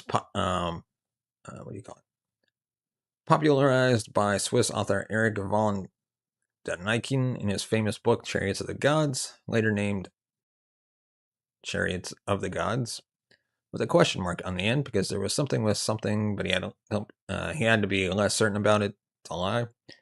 Anyway, and I'm like, well, it has to be believable. In the book, he populated the Stonehenge had been built by aliens and was a replica of the solar system and could be used as an alien landing pad. Of course it does, because the aliens who have traveled thousands of light years need some rocks to land on. In my opinion, as there is no verifiable evidence of it ever being used as such, seems like an awful lot of work for very little use. The third and final theory that I'm going to mention today is definitely my favorite. First put forward by David Hatcher Childress, the theory, which he calls the world grid, suggests that Stonehenge and a number of other ancient monuments were constructed by aliens in order to recharge their space-going vehicles. Right? That makes sense. They would charge them with rocks. That's why they need rocks. According to Hatcher, quote, the world grid is an intelligent geometric pattern of the Earth and its energies, a wave that the sunlight hits the Earth and wraps the Earth like a ball of string of energy, creating this energy grid. Though it doesn't, Hatcher, that's not how it works. Although nobody else seems to be aware of this grid, our alien visitors certainly were. And to that end, they set about utilizing this resource. So why can't we as humans utilize these wireless charging pads? Well, he has an answer for that too, because they're broken. Oh no. While playing with a scholastic set in order to demonstrate a simple circuit, he explains that due to the fact that all these structures have sustained serious damage over the years, the electric flow has been interrupted and the world network is no longer functional. Wow, so disappointing that something so real and realistic just stopped working. It's such a shame. Poor aliens. So, I'll leave it up to you to decide which theory is most likely. Is it the most scientifically supported theory that we spoke of at the beginning? Is it the legend of Merlin, the helping hand, the world grid, or a combination of all the above, or something else entirely?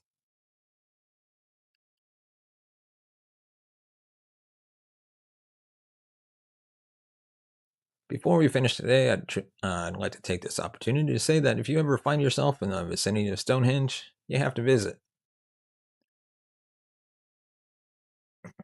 Thank you for being here for this episode about Stonehenge. Relatively short one today. How about that? If you like this show, please do leave a review if you listen to it as a podcast. If you're on YouTube, like, subscribe, and if you want to support the channel, you can buy us a coffee at buymeacoffee.com/Larry M. Lease. And don't forget to follow us on social media. All the links are in the description. And with that, thank you so much for watching and listening. We'll see you next time. Hello and welcome to the Dead Reckoning podcast. I'm your host, as always, Larry Lease. Today's episode, we dive into Edgar Allan Poe's death. How did he really die? Was it murder? Suicide? Rabies?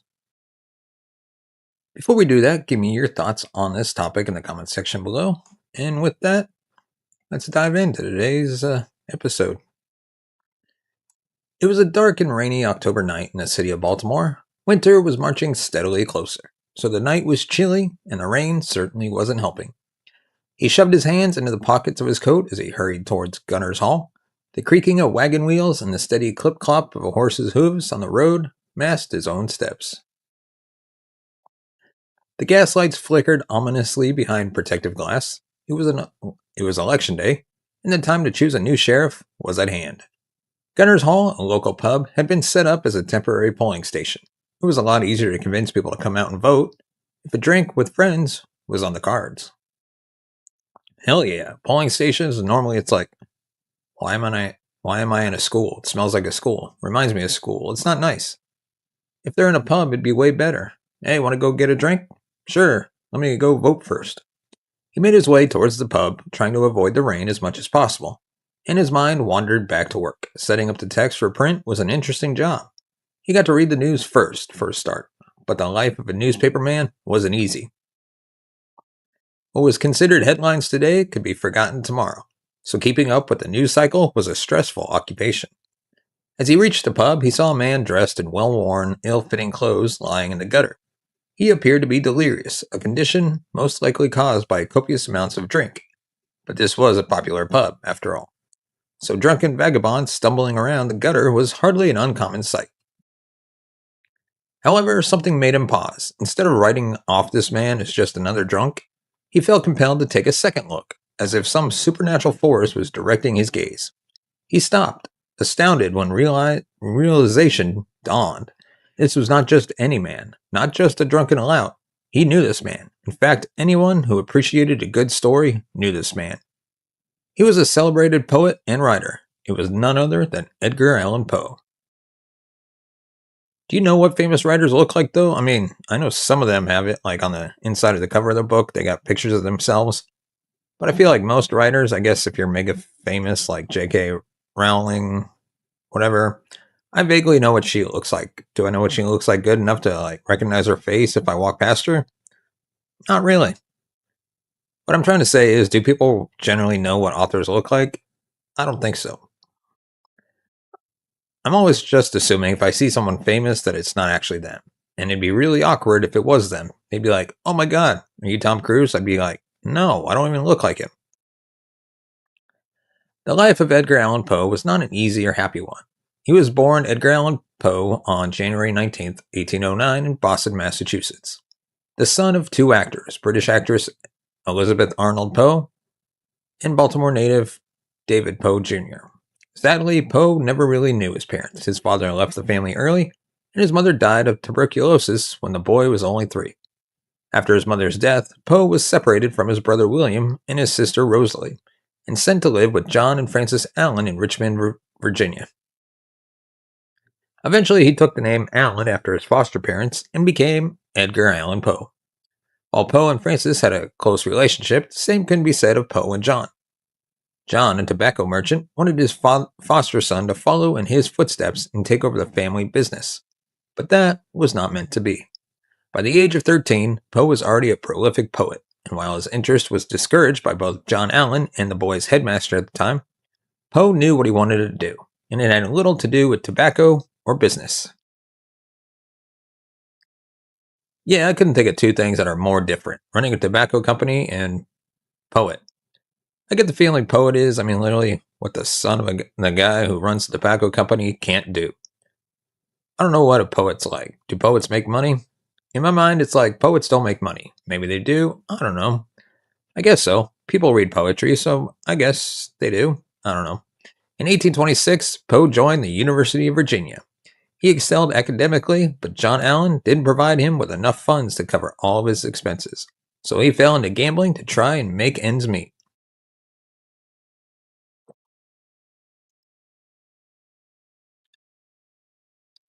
Gambling, as we all know, is not really a solid business decision, and Poe soon landed in debt.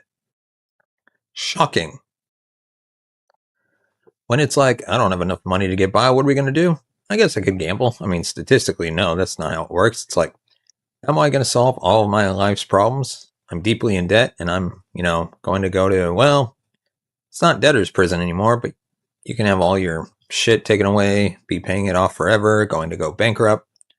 Don't worry, I'm just going to go play the Mega Millions. The losses aren't easy.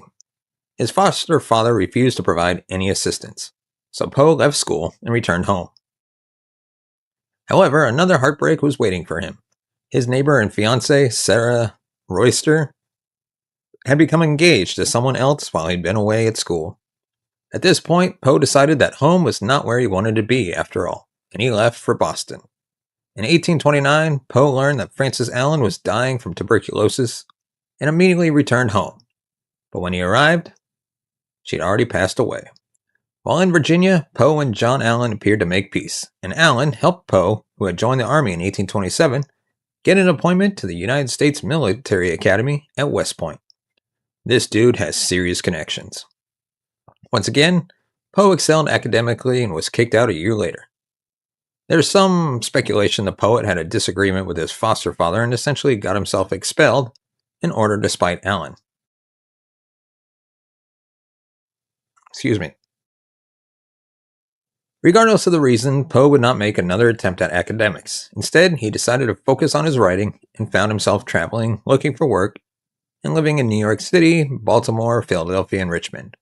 In 1834, John Allen died, and in a last act of rejection, he cut Poe out of his will, leaving everything to an illegitimate child that Poe had never met. By this time, however, Poe and his foster father had cut ties completely, and Poe was living in Baltimore with his father's sister, Maria Clem, and her daughter, his cousin, Virginia, who soon became his love interest and his inspiration. Yeah. They married in 1836 when Virginia was only 13. Holy fuck. Did you just marry your 13-year-old cousin? Even by 1836 standards, 13 was a very young age to get married. Yeah, dude, what are you up to? However, by all accounts, the union was a happy one. I don't think that really matters. It's still fucking weird. The couple never had any children. In 1847, at the age of 24, Virginia died of tuberculosis. The same disease that had claimed both Poe's mother and foster mother, and also loads of other people. I mean, hey, it was the 1800s and tuberculosis. Poe took the death of his wife very hard and drowned his sorrows in drink. There are many rumors regarding Poe and suggestions that he was both mad and an opium addict. Most of these rumors originated with R.W. Griswold, a critic who was no fan of Poe and decided that the narrators in Poe's short stories, the majority of them murderers and madmen, were in fact manifestations of the author's psyche. Now, I'll admit, we writers can go to dark places in our imagination, and Poe's imagination was particularly dark. Yeah, it is Edgar Allan Poe. Thankfully, however, most writers of horror are not secretly mad, opium addicted murderers.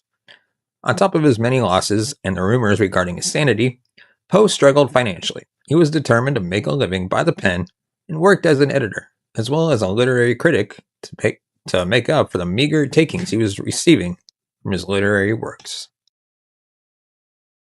Despite their popularity, he was not a particularly beloved critic, though as he was rather harsh and didn't make many friends.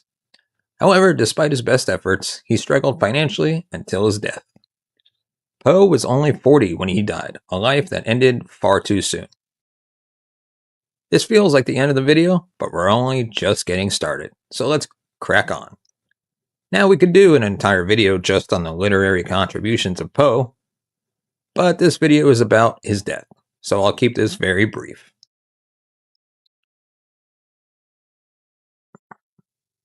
Excuse me. Poe may be best known for The Raven, but he is considered by some as the father of the short story, as we know it today, and his work inspired future authors like Ambrose Bierce and H.P. Lovecraft, an author well known for creating grisly tales himself. While he was well known for his horror tales, Poe is also credited with being a pioneer in science fiction. The unparalleled adventures of one Hans Pfaall tells the story of a man escaping from his creditors, flying to the moon in a balloon. The journey takes 19 days, which Hans carefully documents, and upon his arrival, he finds the moon already inhabited.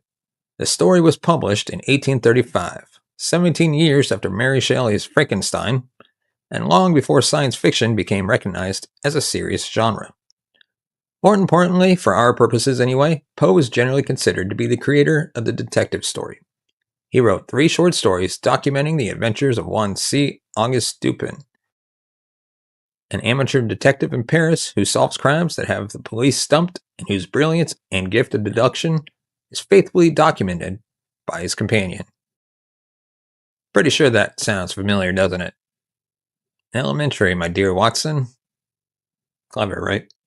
The story of Poe's death plays out like a story that could have only been written by Poe himself. On September 27th, 1849, Poe left Richmond, Virginia for Baltimore. From Baltimore, he was to continue on to Philadelphia to edit a collection of poems for Mrs. Leon Loud, a minor American poet at the time. He was in Richmond as part of a lecture tour to collect subscribers and money for Stylus, a magazine he hoped to launch. He was in good spirits as he had recently reunited with his first love, Miss Royster, and they were engaged to be married.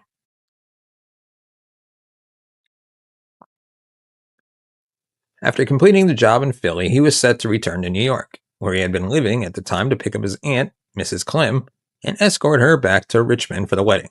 Poe never made it to Philadelphia. In fact, after getting on the boat to Baltimore, Poe disappeared without a trace. An interesting little factoid is that on his last night in Richmond, he visited the office of Dr. John F. Carter. Upon leaving, he mistook Dr. Carter's cane for his own.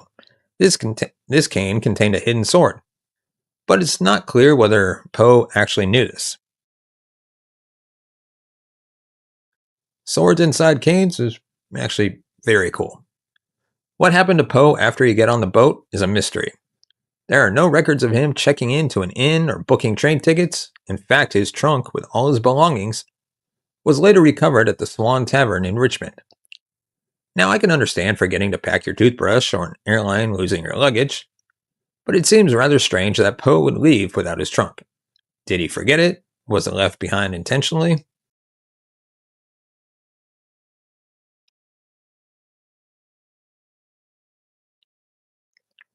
On October 3rd, 1849, Joseph Walker, compositor at the Baltimore Sun, came across Poe wandering the street outside Gunner's Hall. The writer was delirious and dressed in cheap stained clothes, instead of his usual smart black wool suit. According to some sources, he still had Carter's cane with him. Walker never specified where exactly he found Poe. The claim that he was found in the gutter makes for a far more dramatic story, but this seems to be a later addition. Poe could have been inside Gunner's Hall, outside in the street, or in fact lying in the gutter. Gunner's Hall, usually a pub, was also a temporary voting station, so it was crowded.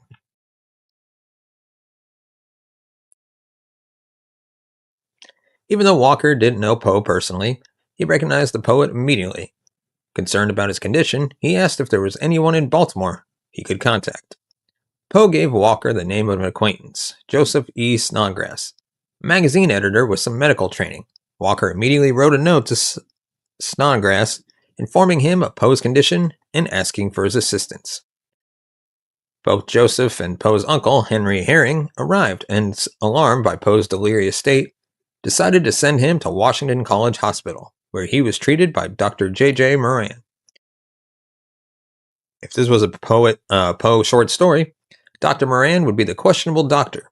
He appears to be the only person who had access to Poe for the 4 days that he was in hospital, and his accounts of what actually happened in those 4 days vary so widely that he's quite possibly one of the least credible witnesses. Not exactly the traits I look for in a doctor. I'm like, yeah, you should be writing this down or some sort of chart, something, doctor. Sounds like a good idea, doesn't it? Poe was admitted to the ward reserved for patients suffering from alcohol-induced ailments. However, Dr. Moran later stated that there was no smell of alcohol on his breath or any other indication that he'd been drinking. This contradicted other statements that he made to friends, which suggested that Poe was in fact drunk at the time he was admitted. Not only did his account of Poe's last days constantly change, the doctor also refused to allow any visitors. When Poe's cousin tried to visit, he was turned away and told that Poe was too excitable to allow any visitors. Sadly, in the 4 days between when he was found and his death on October 7th, 1849, Poe never fully regained consciousness. Instead, he remained delirious, experienced visual hallucinations, and the night before his death, he repeatedly called out for Reynolds. To this day, we don't actually know who this Reynolds person was. This being mystery, though, there are a few theories. I remember one of the theories that was intense was that he got rabies, that he got bitten by a rabid animal, and that these symptoms were like the rabies setting in and then obviously killing him a few days later, which is what rabies does to you, even today. Like if you get rabies and you get a symptom, rabies is fucking scary. Like you get bitten by something infected by rabies, and then if you have any symptom, you're dead. There's like 2 or 3 people in the history of the world that have survived rabies. So yeah, and it's a horrible death. Some suggest that in his delirious state, Poe could have been confusing reality with fiction, and he was referring to Jeremiah Reynolds, who might have been his inspiration for a character in his novel, The Narrative of Arthur Gordon Pym of Nantucket. Others think that Reynolds could have been Henry R. Reynolds, a carpenter and election judge in the 4th Ward, where Poe was found. If you support the cooping theory, which I'll come to in a moment, this might make sense. W.T. Bandy suggested that Poe might have been calling out for Herring, his uncle, but was unable to say the name clearly. However, I'm not exactly sure what you're talking about. How does that sound like Reynolds? Reynolds, Herring sound completely different? Of course, we only have Dr. Moran's word that any of this actually happened. According to Dr. Moran, Poe's last words were, quote, "Lord, help my poor soul." Or in a later paper, Dr. Moran claimed that Poe's last words were, quote, "He watched the heavens and upholds the universe, as his decrees legibly written upon the frontlet of every human being and upon demons incarnate." Dude, you're a fucking doctor. What is with your freaking inconsistent telling of this story? Did you not think anyone would compile this when a famous author dies and they just realize that you're just clearly making shit up? Like, what the fuck? However, considering that he was barely conscious at the time, I suspect the doctor may have gotten a little creative with this one. There is no death certificate for Poe, and his death was ascribed to congestion of the brain, which doesn't really tell us anything. Quick pause, because if you're online in 2025 without a VPN, that's basically the digital equivalent of leaving your front door wide open with a neon sign that says, "Come on in." Fastest VPN fixes that instantly. Fastest VPN gives you military grade encryption, zero logging, and a blazing fast connection that keeps your browsing private, whether you're streaming, researching, or diving into those late night true crime rabbit holes. It blocks trackers, stops ads, and gives your data a suit of armor, excuse me. And right now, they're running a ridiculous lifetime special deal. You can save 93%. That's right. Instead of paying the $600 you normally would, you only got to pay $40 once for a lifetime access. No renewals, no subscriptions, no, oh hey, we charged you again surprises. You just pay them $40 once, and you're protected forever.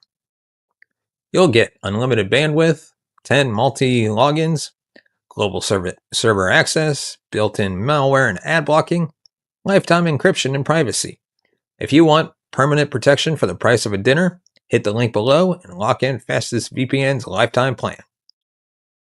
Stay private, stay secure, stay fast. And now, let's get back to the episode. While I personally find the mystery of where he was for 5 days far more interesting, there is simply no information on that. So, like my fellow Poe sleuths, I'll have to focus on the mystery of how he died. I'm fairly sure that due to the lack of medical advancement, quite a lot of people died mysteriously in 1849. However, let's follow in the example of Mr. Dupin, look at the evidence, and solve the mystery of Edgar Allan Poe.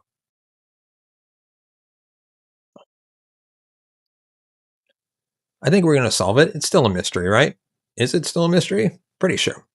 Because the rabies theory, I know, and it's definitely not confirmed, people still speculate on what caused his death. For a long time after his death, alcohol was considered to be the killer. It's true that alcohol was no friend of Poe's. During Virginia's illness and after her death, he took to the bottle and drank quite heavily. However, he never drank to such an extent that he would have died of cirrhosis of the liver or any other health defects associated with prolonged alcoholism. This is partly due to an interesting hereditary defect.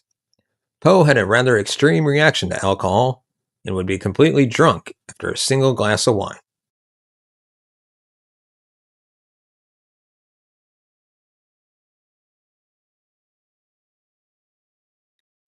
That actually sounds convenient and cheap. A couple of months before his death, however, Poe joined the temperance movement and was, according to letters written to his aunt, determined to stay completely sober. According to Susan Archer Talley Weiss, a biographer during Poe's final days in Richmond, he had fallen very ill. He was staying at his rooms at the Old Swan Tavern, where he was taken care of by Mrs. Mackenzie. He improved, but after suffering a second relapse, was taken to Duncan's Lodge, where he was cared for by his doctor. After making a somewhat miraculous recovery, his doctor informed him that another attack like that would be fatal. According to Weiss, Poe replied that if people would not tempt him, he would not fall. This would suggest that whatever the illness was, drink was to blame. It also appears that Poe was easily tempted by the demons of the bottle. Yeah, and if he can get super drunk after a glass of wine once, after 2 glasses, he's like passed out in the gutter drunk. Then it sounds entirely possible that this is what happened, because a couple of glasses of wine, it's quite easy to do. Those around Poe on his last day seemed convinced that Poe did fall off the wagon in Baltimore, and alcohol was to blame for his death.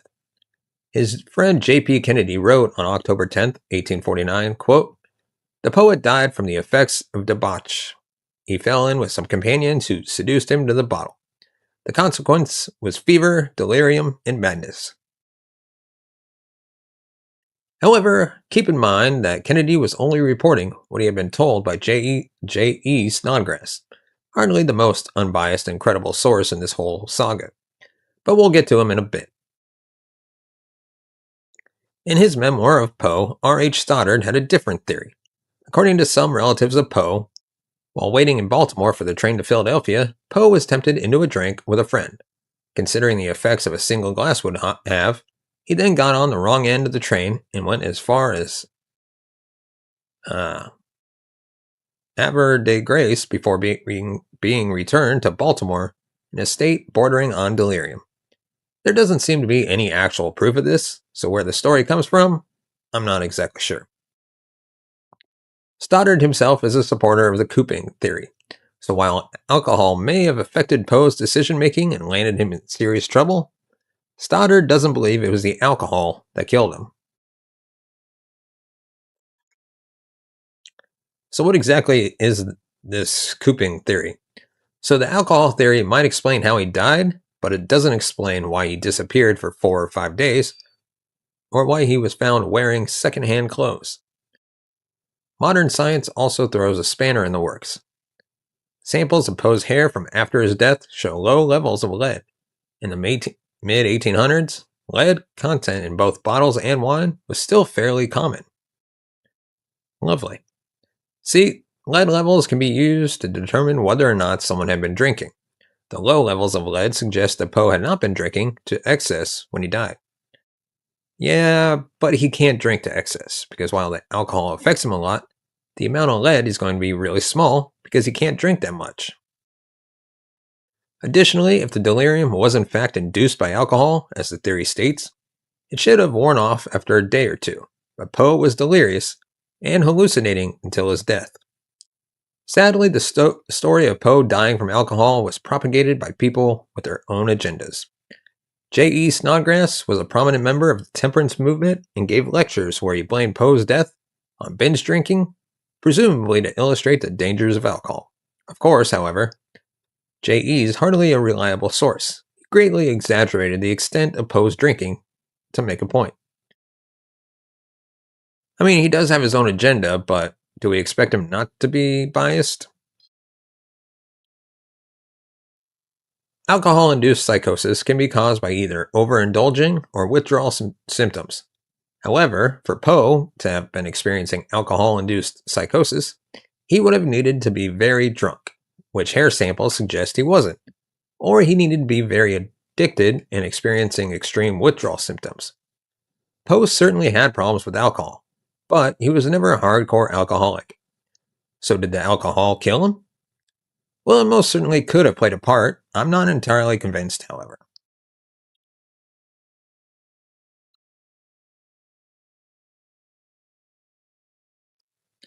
I personally think with alcohol, if you're a hardcore alcoholic, you tolerate your booze pretty well. Like you can drink a lot and you can deal with it. Whereas Poe isn't an alcoholic, so the chances of him like being super messed up by it, especially because he has this hereditary thing, if he just went on some crazy binge where he doesn't regularly drink, it's going to ruin him and make him a lot more messed up than an alcoholic who goes on a crazy binge. Because the alcohol will be just drinking a crazy amount and just be like, yep, feeling pretty good. Feels so good. Whereas Poe will be like, oh my god, I'm in the ditch again. Another possible culprit in Poe's death was his poor health. He had health issues aplenty. Dr. Valentine Mott, a famous New York doctor, and Mrs. Shue, a trained nurse, were both of the opinion that Poe had some sort of lesion in his brain and had suffered a brain fever around 1847. There was some suggestions that his lesion may in fact be responsible for Poe's extreme reactions to alcohol. I thought they said it was hereditary. It's a genetic thing, right? Excuse me.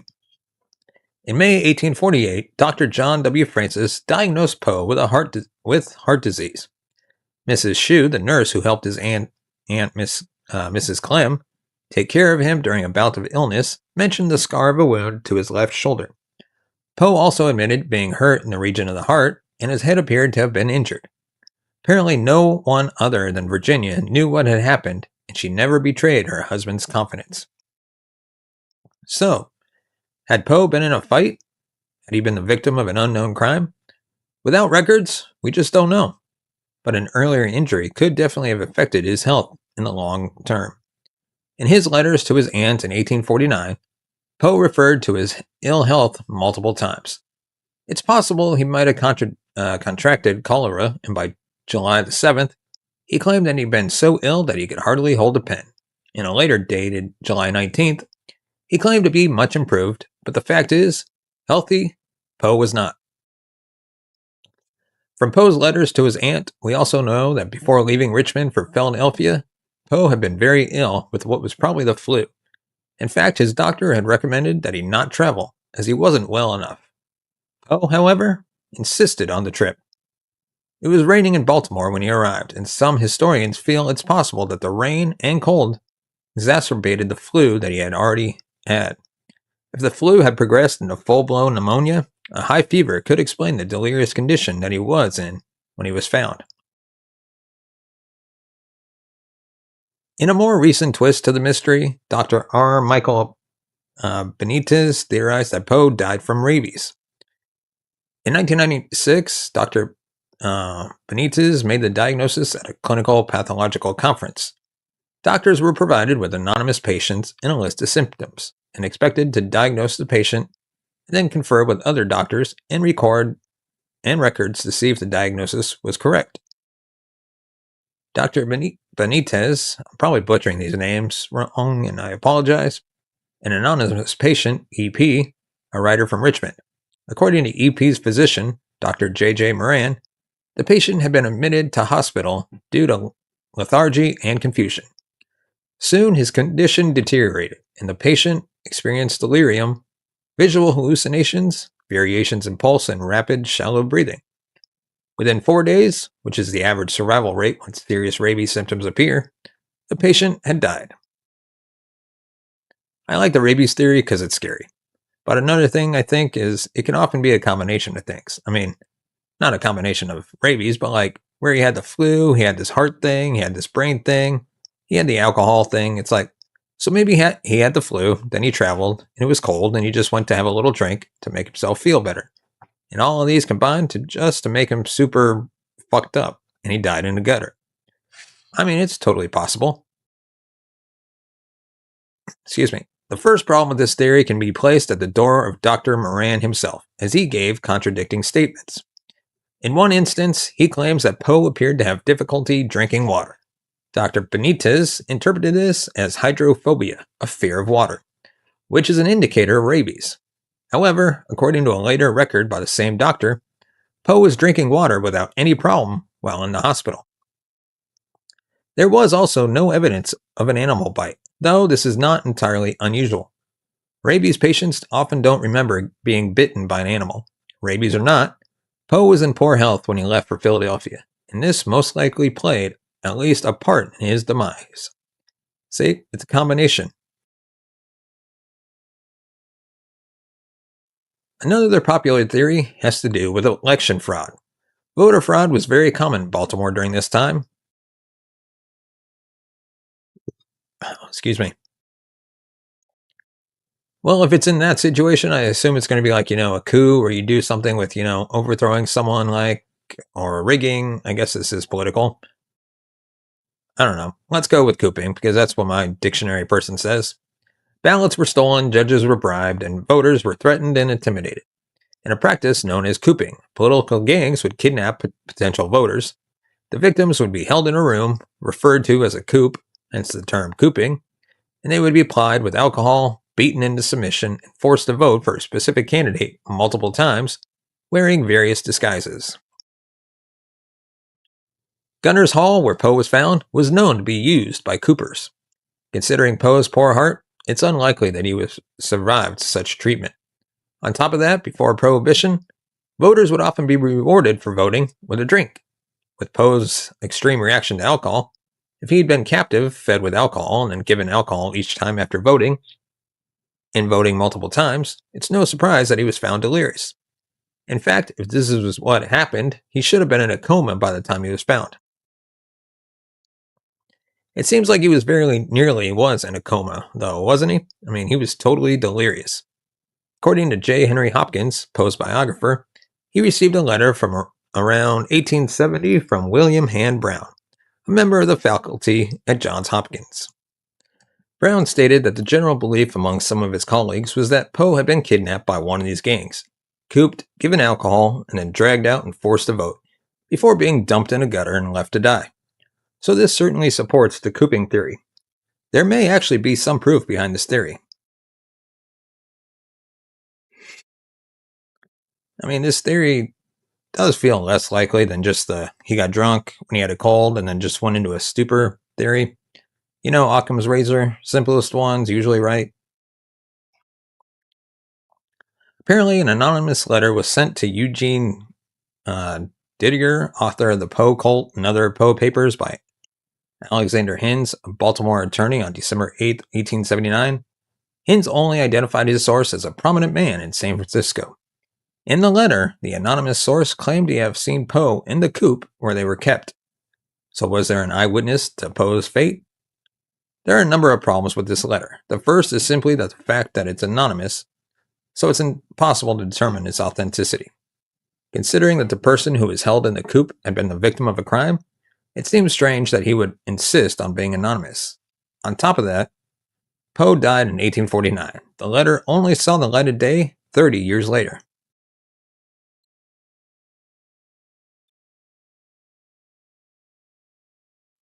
So I'm completely discounting this, because its reason for being biased, eyewitness testimony decades after the fact, it's nonsense. So why was the mysterious source anonymous? Why did he choose to remain quiet for 30 years? Considering the mystery around Poe's death, most serious scholars consider a letter to be sensationalist journalism at best. And honestly, I tend to agree.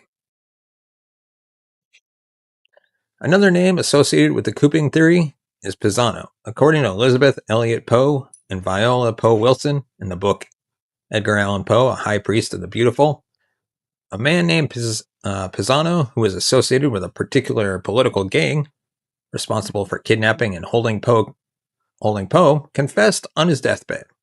However, no records exist of his testimony, and since it's not even clear whether he was Pisano was a first or last name, sleuths have very little to go on. There is one big unanswered question about the cooping theory. Why was it only mentioned the first time in 1860 during John R. Thompson's lecture tour? What made Thompson come to this conclusion? Was he privy to some information that others weren't? Cooping was a highly illegal practice, and if it could be linked to the death of a well-known poet, anyone involved in the business would at least lose their careers, and at worst, go to prison.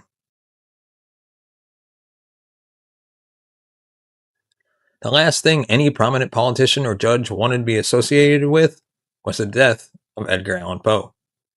Did Thompson overhear something in a pub? Did he get a secret letter confessing to the truth from a guilt-ridden gangster? We'll never know for sure where this theory originated, but it's become one of the most popular theories to explain Poe's demise. There's not enough evidence, maybe it happened, but until there's more evidence, I'm really more inclined to go with the simpler theory.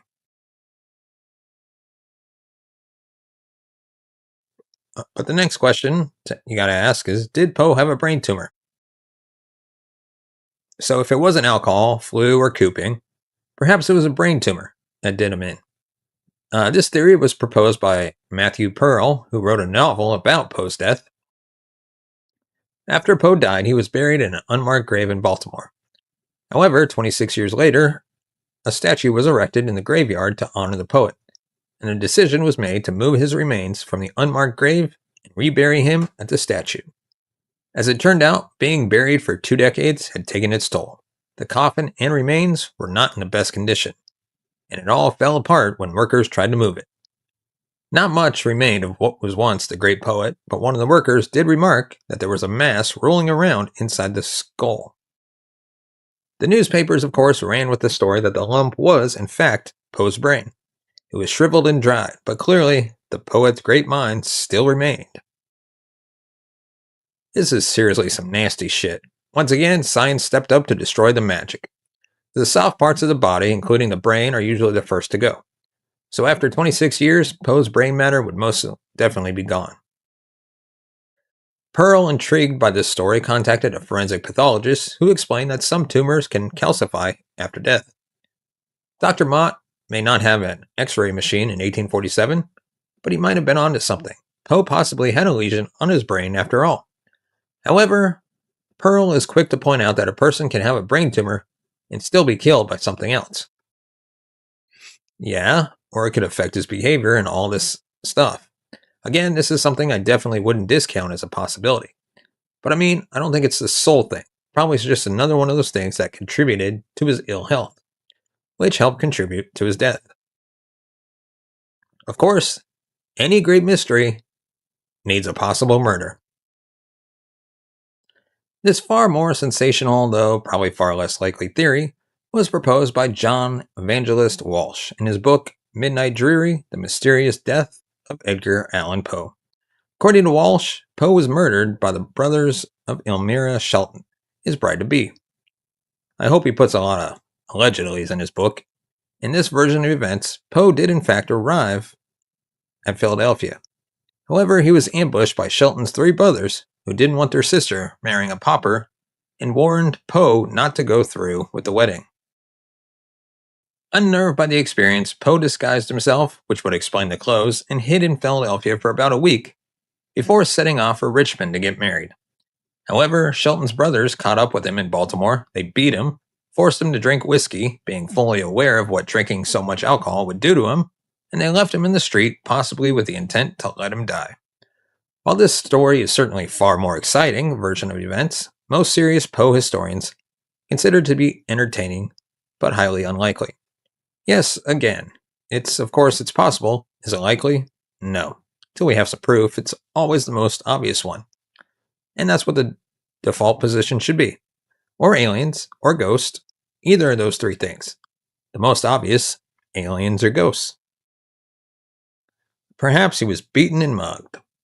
This theory is a little more plausible, but not so much. In her article, Autobiographic Note, Edgar Allan Poe, E. Oak Smith suggests that Poe was beaten up by a ruffian who knew no better mode of avenging supposed injuries because of a woman who considered herself injured by him.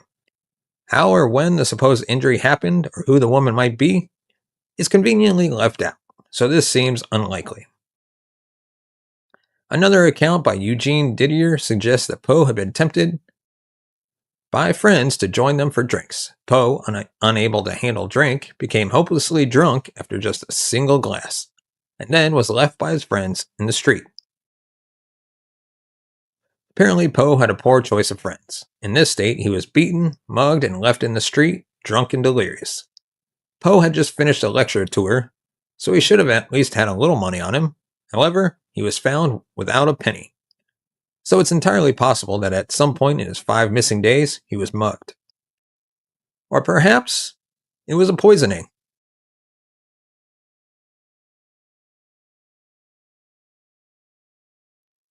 In the 19th century, coal gas was used for indoor lighting, so perhaps Poe was poisoned by something far more common.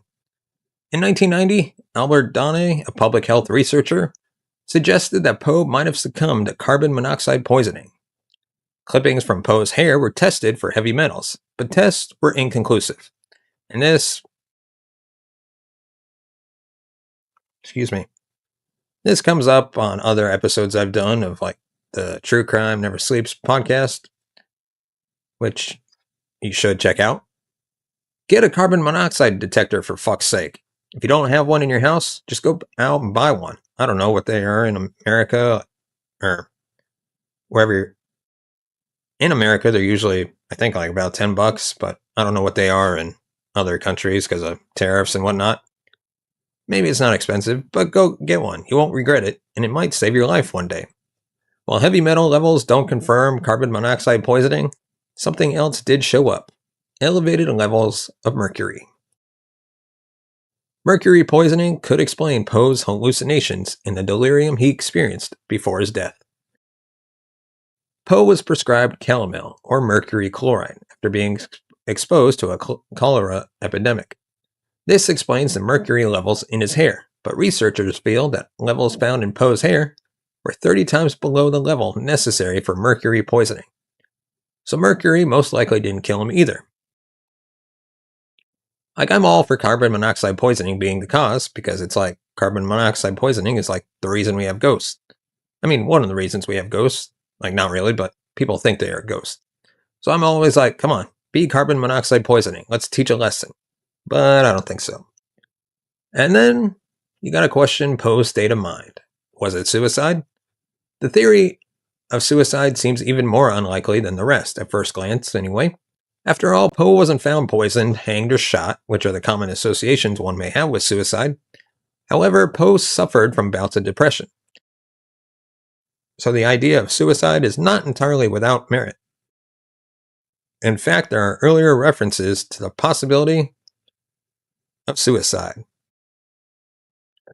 I'm going to butcher this name, of course. Charles Baudelaire, a contemporary of Poe's, referred to his death as almost a suicide prepared for a long time. On top of that, Poe did in fact attempt suicide a year before his death by overdosing on laudanum. Dr. Ryan Boyd from Lancaster University did an analysis of Poe's writings, his poems, short stories, personal letters, to find indications of suicidal ideation. There is a definite link between language, depression, and suicide. By analyzing the poet's use of language, keeping his style and idiosyncrasies in mind, researchers can identify periods of the poet's life where he most likely suffered from depression. The letter that scores the highest, however, was a letter written in July 1849 to his aunt, Maria Clem. Poe was already at risk for suicide. He'd repeatedly lost people close to him, and despite his best attempts and the popularity of his writing, had been struggling financially for his entire life. Add to that his occasional struggles with alcohol, the poor relationship with his foster father that was never resolved, and his overall poor health, and things aren't looking too good for him. At the time he wrote the letter, he once again complained about his health and financial woes. Does this mean that Poe tried to kill himself? There doesn't seem to be any clear evidence that this was his plan. While drinking himself to death would certainly have been one way to do this, thanks to his inconsistent doctor, we'll never know if he was drunk on arrival. So depression or suicide might not have been directly responsible, but if he was suffering a depressive episode, it could have affected his state of mind. If he wasn't thinking clearly, he could have walked into a situation he couldn't escape. Or it just adds to this plethora of things that I'm really coming around to believe in, which killed Poe. It wasn't one specific thing. I don't think it was a brain tumor, or alcohol, or all this. It was like, okay, so he was sick, he was depressed, it was cold, he went drinking, and this all leads to a bad outcome. So what killed the master of horror? The truth is that we'll never know. Well, I should say for sure. But most Poe historians believe that it was a combination of factors and circumstances. Poe was quite ill when he left Richmond. It's plausible that by the time he reached Baltimore, he realized he was too sick to continue on and decided to remain in Baltimore and recover before either continuing on to Philadelphia or returning back to New York. If he was suffering from flu or pneumonia, he was probably experiencing a high fever already. If you combine a high fever with a possible brain tumor, possible depression, and general poor health, you find yourself with a man whose decision-making skills would be highly impaired. This would leave him extremely vulnerable to violence, such as a mugging, a beating, or cooping. It would also leave him open to suggestion, so if someone invited him out for a drink, he most likely would have accepted. Add a single glass of wine to this volatile situation, and Poe wandering the streets delirious becomes a very real possibility. Yeah, I totally think this is what happened. I'm glad the historians are on the same page. While this explanation appeals to logic and common sense, and of course, I love logic and common sense, I'm far more intrigued by the mysteries. I mean, yeah, there's mysterious and they're intriguing, it's a good story, but I mean, really, it's the obvious one. The first mystery being, did Poe forget his trunk in Richmond, or did he leave it behind? I also have to wonder about Dr. Carter's sword cane. I found this little nugget on the Edgar Allan Poe Society of Baltimore website, and I've been pondering it for a while.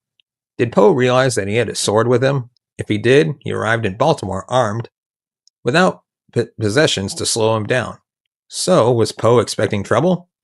There's also the mystery of the 5 missing days and the clothes. Now that's an interesting mystery. Even if he was in a feverish state, stumbling through the streets, he had to receive food, or at the very least, water from someone. So someone knew where he was. Was it the Coopers? Did a good Samaritan find a confused, soaking wet man in the street and give him dry clothes without realizing who he was? Whoever this caretaker was, they took their secret to their grave. And then, of course, there's the mystery of Poe that doesn't end with the poet's death. From 1949, precisely 100 years after the writer's death, to 2009, a mysterious figure visited the monument on January 19th, the day of Poe's birth. The mysterious figure known as the Poe Toaster was dressed in a black outfit with a white scarf and a big hat. Always arrived early in the morning when it was still dark. Every year, it was the same ritual. The toaster would toast Poe with a small glass of cognac and leave 3 roses and the remainder of the cognac on the grave. In 1999, a note left at the monument suggested that the cloak of the toaster had been passed from father to son, and the last visit from the toaster was in 2009. Despite multiple attempts to unmask the secretive toaster, the identity of the original Poe toaster remains a mystery to this day, and the significance of the cognac and the 3 roses went with the toaster to his grave. In 2016, the Maryland Historical Society held auditions for a new official Poe toaster, who will also remain anonymous to continue this strange tradition, keeping this delightful mystery around Edgar Allan Poe alive and well. Did Poe wander the streets of Baltimore, delirious and confused, lost in his own imagination, pursued by monsters only he could create? Was he kidnapped by villains as dark and devious as any of the characters he could come up with? Why did the Doctor keep changing his story? What did he know? And what did he have to hide? Who was this mysterious Reynolds character? Does he hold the key to the enduring mystery that is the death of Edgar Allan Poe? Even Dupin, I suspect, will have trouble with this one. It's a mystery that will most likely remain unsolved. In his short story, The Premature Burial, Poe wrote, quote, "The boundaries which divide life from death are at the best shadowy and vague. Who shall say where the one ends and where the other begins? It seems somehow fitting that the father of the detective story, a writer well known for horror, would in death become the very thing he created in life, an unsolved gothic mystery, with dark forces both abstract and real, engaging lovers of fiction for over 200 years. And that is the end of today's episode. If you enjoyed it, please do consider leaving us a review wherever you get your podcast.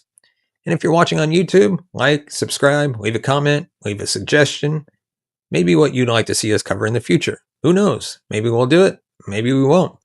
It's a mystery after all. And if you want to support the channel, you can buy us a coffee at buymeacoffee.com/Larry M. Lease. As always, thank you so much for watching and listening. We'll see you next time. You're watching a Highwire Media podcast. Welcome to the debut episode of Dead Reckoning, a deep dive into the truth behind some of the most infamous conspiracy theories, wild unsolved mysteries, and more. Each week we dive into a case and take a look at what really happened and what the most logical explanation is. We still welcome your wild theories, just leave those in the comments section. Okay, enough of that. Let's get on with it, shall we? I'm already stretching the intro too long, so let's dive right in. Almost everyone has at least one story, or has heard one, about a plane vanishing mid-flight. I mean, who hasn't? In fact, are you familiar with the show, what's it called? Manifest, I think, the one where a flight disappears and then reappears years later and the passengers, no time has passed? Now that idea was brilliant. The execution, subpar. No offense to the creators, but it had that vibe of a 90s sci-fi channel show. You know, the ones, kind of low budget, weird CGI, and you just knew they didn't have much cash to throw around. And sure, everything from the 90s kind of looks dated now, but even back then, some shows were particularly rough. And this one, Manifest, felt like a modern day equivalent. I don't know which network aired it or what their budget was. I do know it landed on, I think, Netflix or Hulu, one of those two. But it definitely didn't have the high production polish. I wish someone like the team behind Breaking Bad had made it. Give it a big budget because the premise deserved it. Anyways, we're a few lines in, already a couple minutes deep. Let's get to the actual story, shall we? Excuse me. It's not exactly shocking that stories of vanished aircraft tend to get tied up with wild tales, time warps, alien kidnappings, secret government ops. The usual internet rabbit holes and late night Reddit conspiracies. But when you strip all that away, the truth is usually pretty boring. Mundane, even. But when someone says that plane just disappeared, it's rarely the case. The truth is, planes don't just vanish. They need fuel. They can't fly forever. They either land somewhere where people tend to notice a giant metal bird landing, or they crash. And if it crashes into the sea, say like in Lost, hate to break it to you, but they don't all survive. They're not living on a magical island with polar bears and smoke monsters. They're just dead because a crash in the ocean is catastrophic. Still, just because there's no evidence of otherworldly involvement doesn't mean the story itself isn't fascinating. In today's case, it's one of the most strangest and most compelling aircraft disappearance stories out there. Flight 19. As you'd expect, today's story comes with a full package of conspiracy theories. Excuse me. So yes, well, we'll definitely explore some of the more outrageous theories today. We're also going to walk through the most likely scenario, the one that probably actually happened. And if I had to guess right now, I'd say the plane crashed. Grab your drink of choice. I'm sticking with Canada Dry. All right, get comfy and let's dig into what really happened to Flight 19. Let's start with the man in charge, Lieutenant Charles C. Taylor.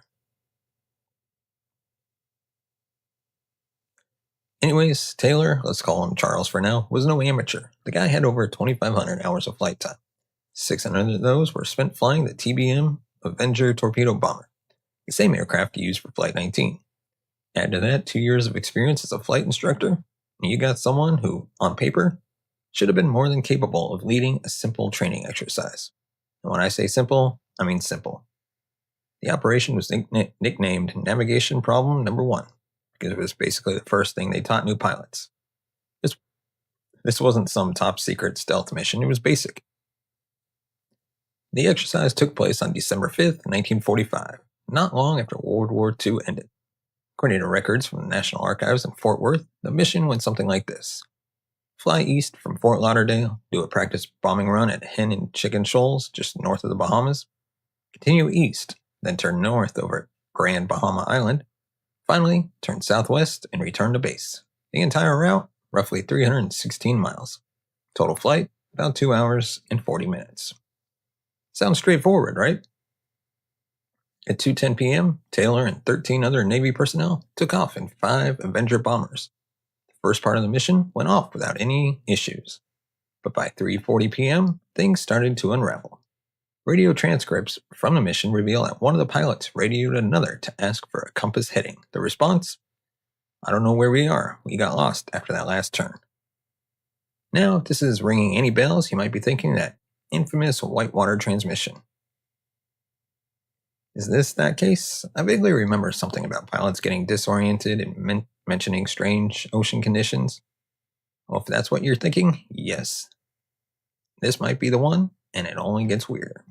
Around 3:43 p.m., Taylor himself radioed to a base operator, saying, quote, both my compasses are out, and I'm trying to find Fort Lauderdale, Florida. I'm over land, but it's broken. I'm sure I'm in the Keys, but I don't know how far down. And I don't know how to get back. Here's the kicker.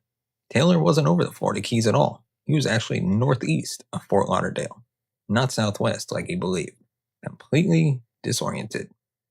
If he had simply followed standard procedure, something any pilot would have been trained to do, he could have recovered.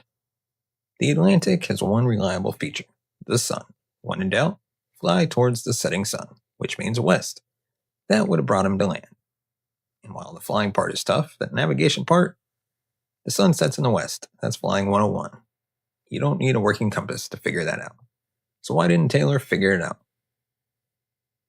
I'm starting to wonder if something physiological was going on, maybe oxygen deprivation. Altitude can mess with your brain. There's this video, maybe from Veritasium, where a guy goes into a hypoxia chamber. They remove his oxygen at simulated high altitudes. At first he's fine, then they ask him to complete a simpler toddler-level puzzle. He just can't. He's giggling, looking totally confused, and they're like, put your mask back on. He's like, mask? What mask? Oxygen matters a lot, and when you're flying at altitude and things go wrong, it can get real fuzzy real fast. But back to Taylor. Believing he was over the Gulf of Mexico, he decided to fly northeast to reach Florida, which in reality only took him further out to sea. At this point, some of the other pilots were starting to question his judgment. One even said over the radio, quote, "Damn it, if we'd just fly west, we'd get home." Eventually, it seems Taylor was persuaded to turn west, but by 6 p.m., he changed his mind again and ordered the group to fly east. Again, totally the wrong direction. It's believed that at least one of the pilots had had enough.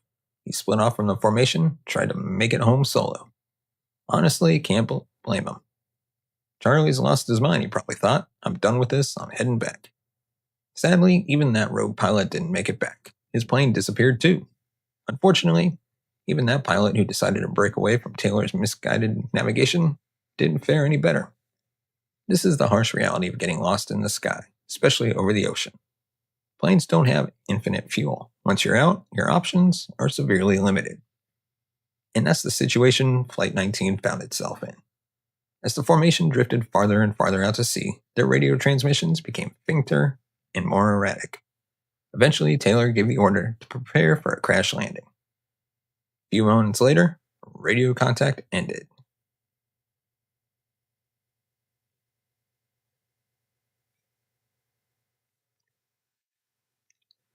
As you'd expect, the Navy didn't just write this off and move on. An immediate, massive search operation was launched to locate Flight 19. I mean, of course they did. It's not like they shrugged and went, "Oh well, Taylor's probably gone. Let's just carry on." No, this is the military. The "no man left behind" isn't just a slogan. It's a real protocol. Search planes, ships, the works, they were all deployed. One part of that search effort involved launching 2 massive PBM Mariner flying boats. These were large rescue aircraft designed to patrol vast stretches of ocean. But here's where things get even more eerie. Only 20 minutes after one of those Mariners took off, it also vanished without a trace. 13 crew members were on board. Yes, another aircraft gone. Excuse me. In the 5 days that followed, the Navy dispatched over 300 aircraft and ships to comb through more than 300,000 square miles of ocean.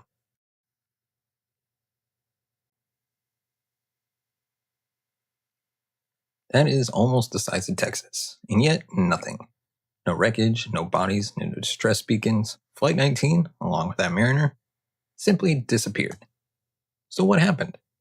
Let's stick with the facts before diving into the wild theories. Up until now, everything I've talked about comes directly from Navy reports and official transcripts. So let's keep that going for a moment. Let's start with the Mariner, the rescue plane that exploded and vanished. According to the Navy, the cause was likely a fuel leak that resulted in an explosion. And here's the thing. This wasn't a stretch. PBM Mariners were infamous for leaking fuel vapors. In fact, their nickname was flying gas tanks. Not exactly reassuring. And the incident wasn't without witnesses. A nearby oil tanker saw the explosion. Their captain radioed in, quote, "In 1950 hours, observed a burst of flames. Looked like an explosion. Flames shot 100 feet in the air and burned for 10 minutes. We're now passing through a slick of oil. We've stopped circling the area using searchlights to look for survivors." End quote. That matches exactly where the Mariner disappeared on radar, according to the USS Solomons, which had been tracking both planes. Honestly, this seems like a pretty clear-cut case. The Mariner was a volatile aircraft, and this wasn't its first in-flight explosion. The evidence lines up. A fiery explosion, a nearby oil slick, and no survivors. Tragic, yes, but not mysterious. Now, as for Flight 19, that's where the mystery has lingered for decades. But even there, the Navy wasn't content to shrug and walk away. They launched an official inquiry. And while they couldn't pinpoint an exact cause, their conclusion was blunt. The flight leader became so disoriented that it resulted in something akin to mental breakdown. And you know what? That makes sense. I speculated earlier that Taylor may have suffered from hypoxia, but there could have been other issues. The report suggests multiple contributing factors. First, Taylor didn't have a working clock in his cockpit. That might sound trivial, but when you're flying over ocean, tracking time is vital for estimating fuel and distance. Second, he reported both of his compasses were malfunctioning. That left him without basic orientation. Third, while Taylor was an experienced pilot, he was relatively new to the region. He didn't know the Bahamas well and may have mistaken unfamiliar islands for ones he had known during his time based in the Florida Keys. And here's where it gets more personal and possibly more troubling. There are few sources that claim Taylor was reluctant to fly that day. Reportedly, he had asked to be excused from a mission. Some even say he'd been drinking heavily the night before due to a breakup or other personal stress. While I couldn't find solid evidence backing this up, the story crops up enough to raise an eyebrow. Classic case, a skilled professional having an off day under the worst possible circumstances. Now let's talk about the crash itself. So according to history.navy.mil, quote, the most probable outcome is that the planes attempted an emergency ditching north of the Bahamas near the Florida coast. A sudden, fast-moving weather system likely hit them as they ran out of fuel. Ditching a TBM Avenger in high seas, especially at night, is extremely dangerous. The aircraft probably broke up on impact, and even if any crew survived, they wouldn't have lasted long in the cold December water. So there you go. The Navy's official version. No wormholes, no alien abductions, just a series of very human, very tragic mistakes, compounded by weather, equipment failure, and poor luck. But if you're here for the conspiracy theories, don't worry. We're just getting started. But if you came here hoping for a conspiracy, secret portals, and possibly an alien or two, we're heading straight into that territory now. So Flight 19 disappeared inside what's become one of the most infamous patches of ocean on Earth, the Bermuda Triangle. If you're watching this, there's a good chance you already know what that is. But just in case, the Bermuda Triangle refers to the stretch of Atlantic Ocean bordered by Miami, Bermuda, and Puerto Rico. For decades, it's been associated with strange vanishing acts, ships and planes allegedly disappearing without a trace. The popular claim? Over 50 ships and 20 aircraft have been lost in that area mysteriously. And yeah, it sounds spooky, especially when you hear it as a kid. I remember growing up thinking there was literally some kind of monster living there, like a massive tentacled sea beast lurking under the waves, reaching up and snatching airplanes from the sky. Maybe that idea came from some cartoon or movie, but in my head, the Bermuda Triangle was a no-fly zone, not because of storms, but because of some Kraken-level creature plucking planes out of the air like grapes off a vine.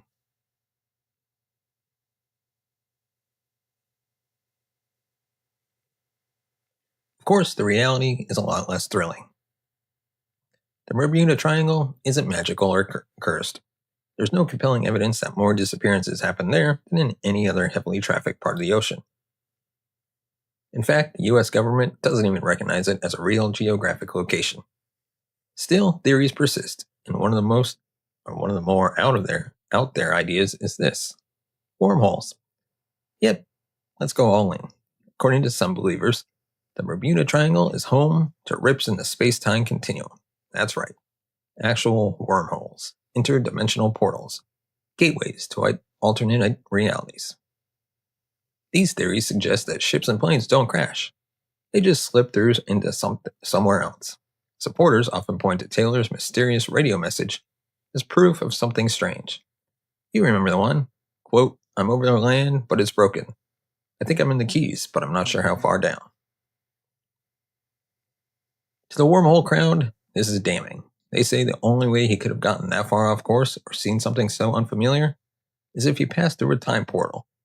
Look, I get it. It sounds fun, but let's be honest. This guy forgot a watch. His compass was broken. He was flying over an area he barely knew. Do we really need wormholes to explain that he mistook a chain of islands? Also worth noting, the Bahama Islands and the Florida Keys, they look incredibly similar from the air, especially if you're stressed, disoriented, and panicking.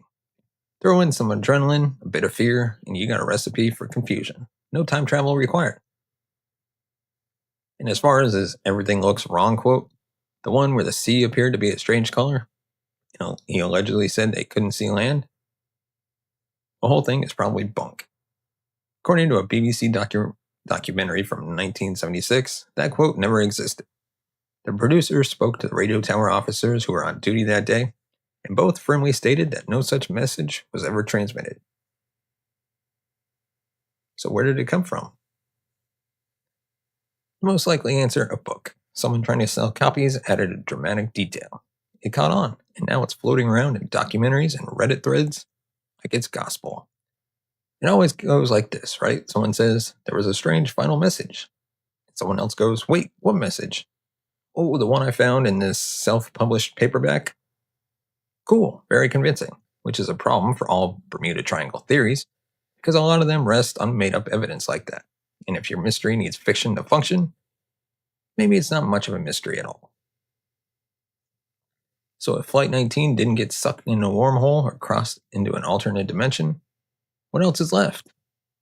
Well, there's always the fallback explanation when people don't like the official one, a government cover-up.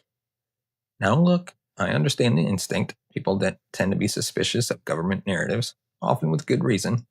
But in this case, I have to ask, why would the Navy want to cover up this incident? What would they gain from hiding the disappearance of 5 planes and 14 men?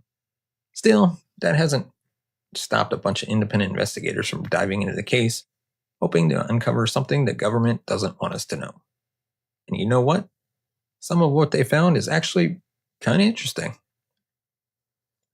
So let's go back to 1963.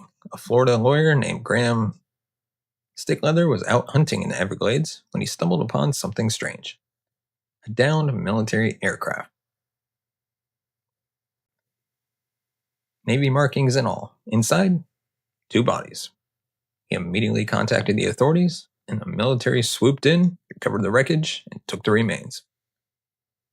According to the lawyer, someone from the Navy casually mentioned that the crash might be connected to Flight 19. Naturally, he tried to follow up. He wanted to know who those 2 bodies were, whether they were part of the missing flight, but every attempt to get more info hit a brick wall. The Navy wouldn't give him anything. Would a Navy official really say something like, yeah, this might be one of the Flight 19 planes? That feels unlikely. In reality, the military tends to play things very close to the chest, or vest, excuse me. They don't just casually toss out top secret speculation to random civilians, especially not about something that's been fueling conspiracy theories for decades. Anyway, this lawyer didn't stop. Frustrated by the lack of answers, he contacted a friend at the Pentagon. According to him, that friend basically told him, you won't get anything else, drop it. Okay, again, sounds cool, sounds very movie, like a shady informant giving you a cryptic warning in a parking garage. But in the real world, that kind of language only encourages people to dig deeper. If you really wanted someone to back off, you'd probably just give them a boring explanation. Tell them it was a 1950s training accident. Show them some unrelated tail numbers. Done. But nope. He pushed further. Eventually, he teamed up with another researcher named Tom Marr. He had a different theory. He believed that not all the planes flew out to the sea. Some might have turned back and crashed into the Florida swamps. Now that would explain why wreckage could be found on land instead of the bottom of the ocean.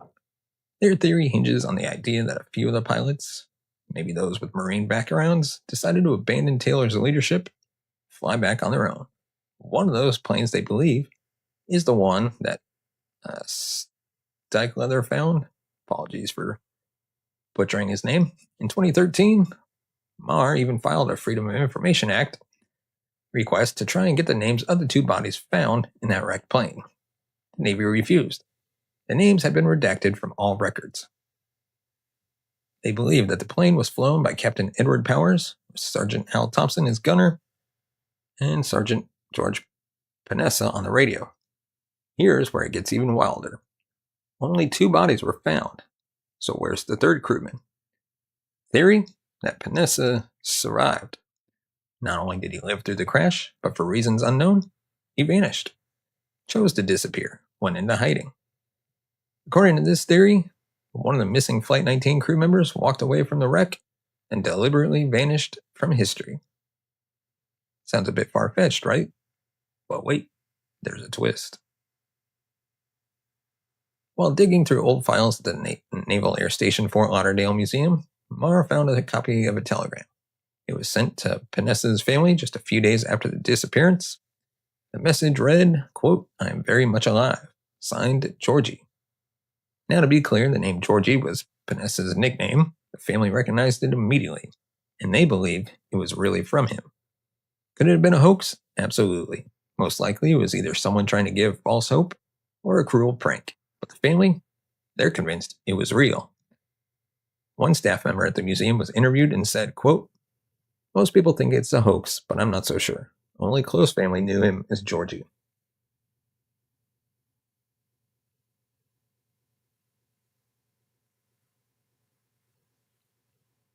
But come on, his name was Georgie. Isn't exactly an unusual nickname. Anyone who knew his name could have taken a guess. And if he really had survived a top secret military cover-up, do you think he'd send a telegram from a Navy base? Feels like a pretty bad way to stay off the radar. Even if he was in shock or confused, it's still a risky move. And again, we're relying on very shaky documentation for any of this. Now here's where the theories really come unglued. Some conspiracy-minded folks on the internet have taken it a step further. They claim Flight 19 wasn't just lost, it was taken. Aliens. Yes, really. ET took him. There's a detailed theory online that says the Navy had a secret agreement with extraterrestrials. In exchange for advanced technology, they handed over the planes and their crews. According to these enthusiasts, Taylor's final broadcast was, quote, "I know where I am now. Don't try and come after me." No one has ever verified that he said this, of course. It's just another mysterious quote with no paper trail. And as for the idea of aliens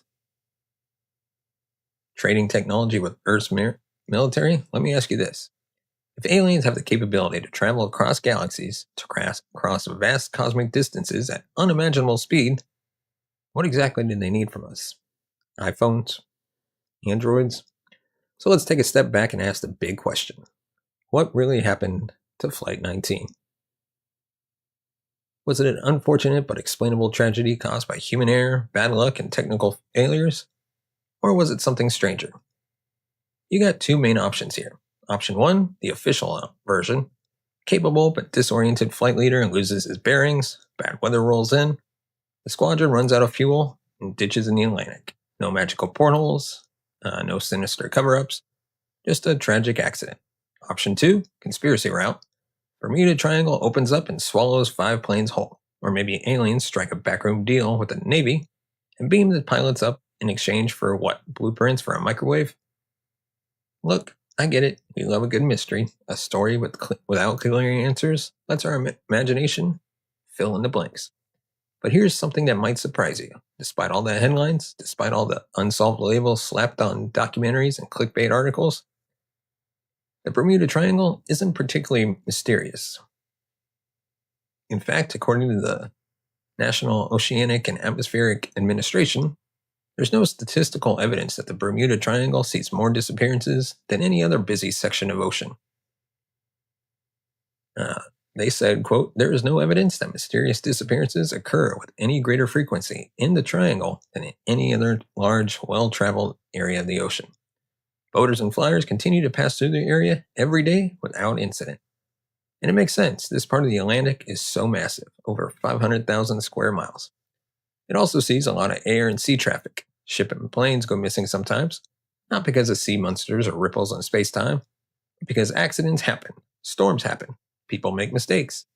And when wreckage sinks in deep ocean water, it's incredibly hard to find. That's not mystery, that's logistics. Now, as for the whole government cover-up angle, yes, the military is secretive. That's not proof of conspiracy. It's literally part of their job.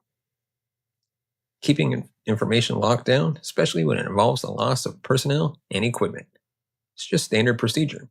And let's not forget, we don't actually have proof that the swamp crashed plane the lawyers found was connected to Flight 19. It might have been another adventure from another time. The Navy crashed a lot of aircraft in those years.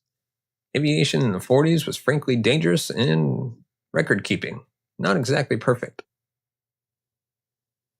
The telegram that said, "I'm very much alive, Georgie," it's probably a hoax, at best a cruel prank. At worst, a false hope that gave a grieving family a few confusing days. Because if you had just escaped a botched military mission that was supposedly being covered up, would your first move really to be to send a telegram signed with your nickname? Yeah, no. Look, I know the official story isn't flashy, doesn't make for thrilling late night YouTube spirals or Netflix specials, but sometimes the simplest explanation is the most accurate one. Taylor got lost, his instruments failed, the weather worsened, the flight ran out of fuel, they likely ditched in rough seas, no survivors. Tragic, but sadly very human. Of course, if you want to believe in wormholes and secret alien deals, I can't stop you. That's half the fun of stories like this. They invite wild theories. And hey, the comment section's always open for the what ifs, so go nuts, and I'll be reading them. But for me, I'm sticking with boring old reality. So thank you so much for watching or listening. If you enjoyed this episode, go ahead and hit the like button, or better yet, leave a review. It's one of the best ways to support what we do. And if you want to support the channel, you can buy us a coffee at buymeacoffee.com/Larry M. Lease. Link is in the description, or you can scan the QR code that's right there. And with that, I will see you next time. Hello and welcome to the Dead Reckoning podcast. As always, I'm your host, Larry Lease. Today's episode, we are diving into the life and legacy of one Grigory Rasputin. Before we begin, let me know your thoughts on this topic in the comments section below. And of course, don't forget to like and subscribe if you enjoy our content. So with that, let's dive right in, shall we? It's June 1915. Night falls over Moscow. The weary citizen seeks solace inside the welcoming walls of the Yar, or Yar restaurant, a popular restaurant and nightclub. Which, I mean, a restaurant and nightclub, I don't really understand. Like, eating at a nightclub, it's like restaurant's quiet place where you generally have conversation. Nightclubs, very loud place where it's impossible to talk to anyone. What are you supposed to do? Like, I've been to bars. It seems like something more like when I was a student or a younger person, but you go to a bar and you'd be like, yeah, okay, let's eat a little. But the music's so loud, you're kind of just eating crappy food while there's enormously loud music playing. You're like, what? What did you say? I don't get it. I generally hate nightclubs. Haven't been to a nightclub in a long time, and I don't miss it at all. Like, that's a young person's game, and fuck that. It's just so loud, and there's so much drinking. Now, as an older person, I'm like, loudness and drinking? Nah, I'm good. I'll stay home. Here, they can share a drink, a song, or the latest gossip about the royal court. Oh yeah, this is pre-revolution Moscow, of course.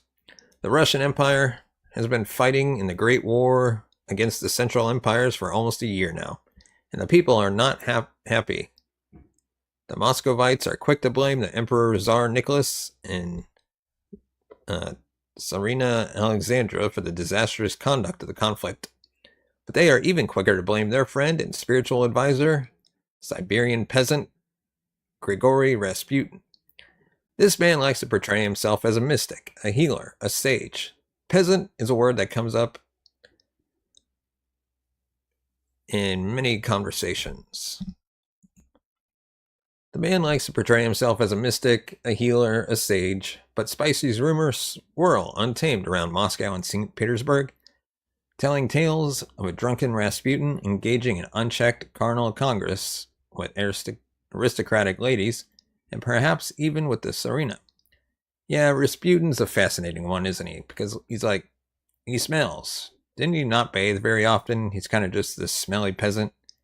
And somehow, he's got such god-level charisma that he works his way into the royal court. And like, people love him. And it's like that, Rasputin. You're a smelly peasant. Suddenly, the attention of the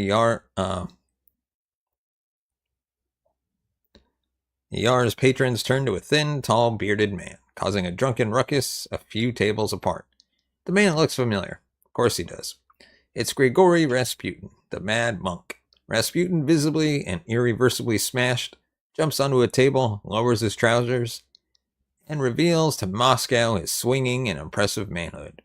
As the crowd gasps, the Siberian bellows, "This is the tool that rules Russia, before which the Empress prays." This is perhaps one of the most famous anecdotes about Grigory Rasputin, which contributed to perpetuating his legend. Stories like these inspired Boney M's 1978 single Rasputin, its immortal lines. Rasputin, lover of the Russian queen. There was a cat that was really gone. Rasputin, Russia's greatest love machine. It was a shame how he carried on. I feel like I know this song, but I have no idea how it goes. And it's honestly better for you that I don't try and sing it. Bob Dylan surely did not lose sleep over these verses. His crown as arguably popular music's greatest lyricist remained unchallenged. But the 1978 disco hit was nonetheless effective in perpetuating the dark legend of the so-called Mad Monk. Was he a demonic lover, a saintly healer, a prophet, or perhaps even an opportunistic spy? I mean, all the above. If you're even remotely familiar with the character of Rasputin, chances are that you've been fed a highly sensationalized version of a complex, well-rounded, and contradictory human being, as we all are. If you've heard about Rasputin, you've probably heard him described as a schemer, a manipulator, a devious alcoholic con man who ingratiated his way into the court of the Romanov czars to manipulate their policies, while threatening the virtue of the Tsarina and her daughters with his robust sexual appetites. A subsection of this school of thought claims that Rasputin was in fact a German agent, directed by puppet masters in Berlin who sought to weaken Russia's leadership and knock the country out of World War I. In recent years, circles close to the Orthodox Church and Romanov loyalists have spun a different take on Rasputin, portraying him as a quasi-saintly figure, a miracle worker capable of healing the sick and predicting the future. Well, we know they're wrong because miracles to heal the sick aren't real, and neither is predicting the future. I mean, these things are both real in a way, like miracles happen. Someone has like terrible cancer, and then it goes away, and you're like, oh my god, you defied the odds. You're like that 1.1%, aren't you? That everyone hopes for. And then predicting the future, of course it's possible, like I can predict that I'm going to have lunch today. Boom, easy. Unfortunately, Rasputin's reputation was ruined by slander thrown at him by enemies of the Tsar. The thesis of this revisionist take is that during the 1910s, both left-wing revolutionaries and ultra-conservative circles wanted to get rid of the Romanovs, either to replace them with a communist Republican government or with another autocratic ruler, and by attacking Rasputin, these factions sought to indirectly discredit the Tsars. Also, those who wish to portray Rasputin as an orthodox religious icon like to splash intriguing brushstrokes of a spy story onto the canvas. Rasputin was known to have advised the Tsar against entering World War I. As such, he was despised by the Entente allies. Could it be that his assassination may have been orchestrated by the British Secret Services? Well, it's been 100 years plus, so I get the feeling this is something that would have come out. Like there'd be declassified documents or someone would have spilled the beans. So the fact that this is the first time hearing of it does make it seem quite unlikely. The more you look at Grigory Rasputin's life, the more you find for the dark side fodder. Did he really have supernatural healing powers? Was he able to accurately predict the future? Was he really at the center of a conspiracy involving the German and/or British Secret Services? I think we can answer those questions with no, probably not, and, well, maybe. Who knows? Oh, there's another one. What was he really like beyond a graphic myth and salacious slander? Excuse me. Let's take a look at the man's biography. Along the way, I will point out which elements are normally incorporated into Rasputin's life accounts, despite being overly exaggerated or plain made-up rumors. I shall then deep dive into the more mysterious elements of his legacy. But before we kick off, may I recommend to those viewers and listeners who are not driving, working, or looking after children to pour themselves a glass of wine. Apparently this was Rasputin's favorite beverage.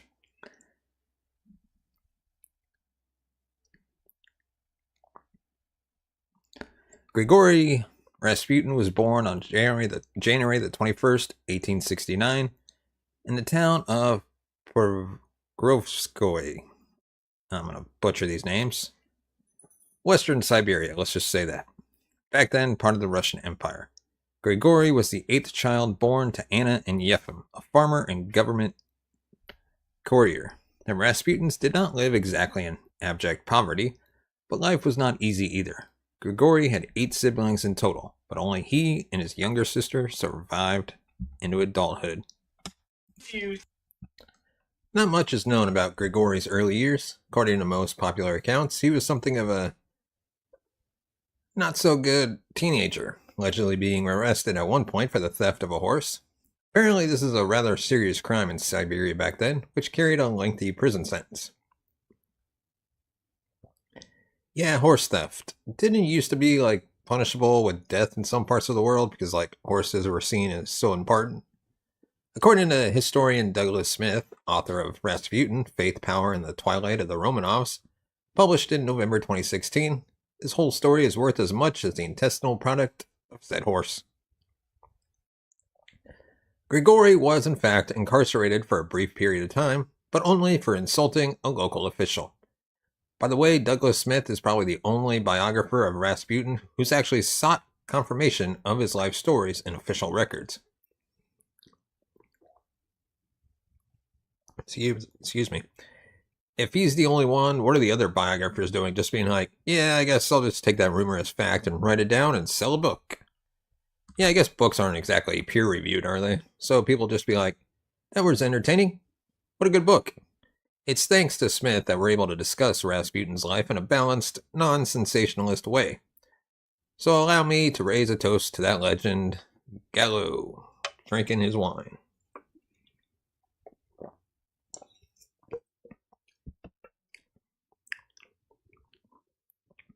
Since birth, the young prince suffered from hemophilia, a condition likely inherited from his great-grandmother, Queen Victoria. Hemophiliac patients suffer from a deficiency in factor 8, a clotting protein,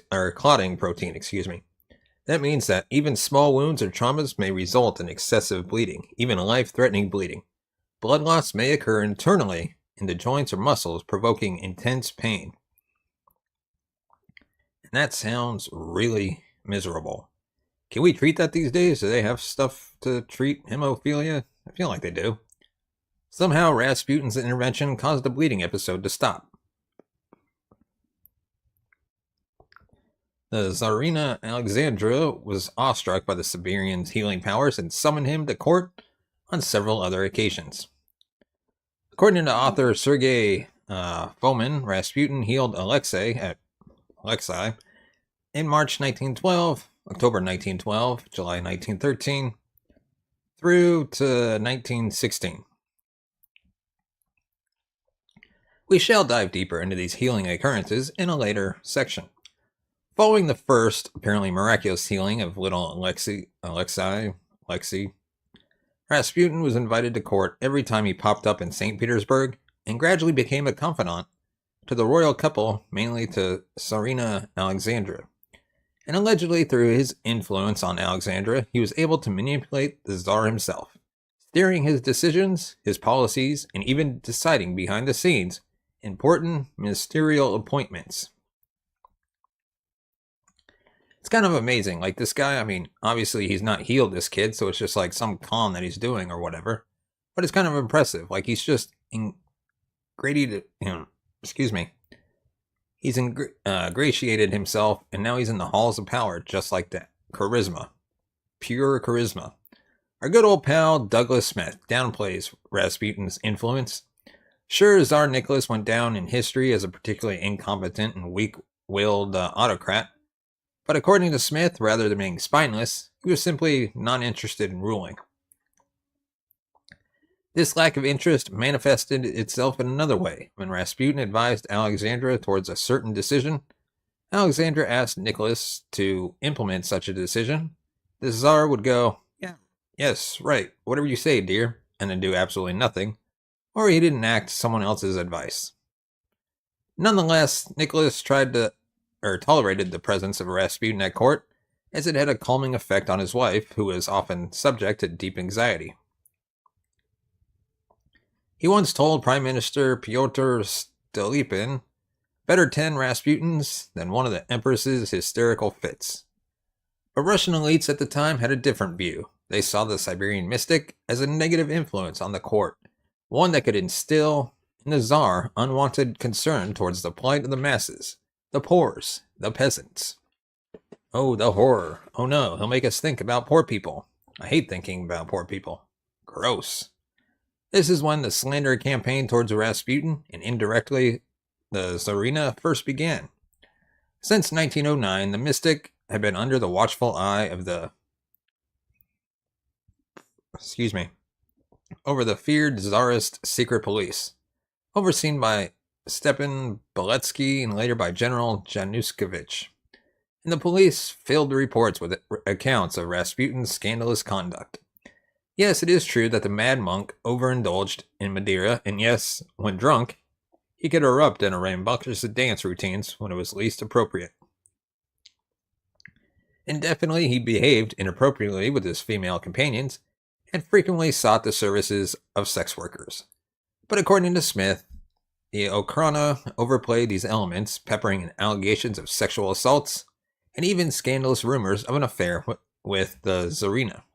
By 1911, Prime Minister Stolypin had bought into the narrative and convinced the Tsar to expel Rasputin from the court. But Alexandra pleaded on his behalf.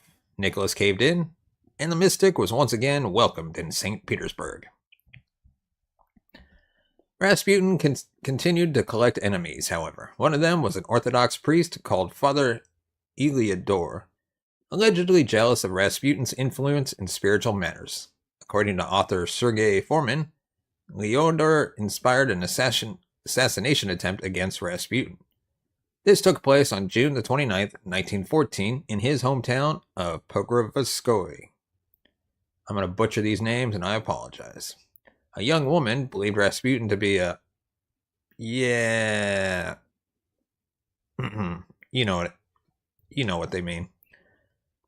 Other than, as well as a violent predator, a false prophet, and the Antichrist. And they stabbed him in the stomach. Despite the bad wound, they managed to fend her off with a stick until she was arrested. Guseva was found not guilty for reasons of insanity and confined to a mental hospital. Rasputin was also hospitalized and underwent a long and painful recovery throughout July of 1914. All the while, a major crisis was developing in Europe. Just a day before the attempt on Rasputin's life, Archduke Franz Ferdinand had been shot in Sarajevo, and the continent was on the brink of war. From his hospital, Rasputin sent some 20 telegrams to the Tsar, pleading with him to stay out of the Great War. One of those telegrams contained a prophecy. If Nicholas entered the conflict, it would be the end of Russia and the Tsar. Now, we'll get into the details of the prophecies in a later section, but as far as predictions go, this proved to be accurate. And to be fair, one doesn't need a mystic with supernatural powers to get this one right. War doesn't usually bring happiness and prosperity. And Rasputin was a well-traveled man who had rubbed shoulders with both the common folk and the elites. He might have correctly assumed that the Russian economy, institutions, and military were not prepared to wage war against Germany and Austria-Hungary.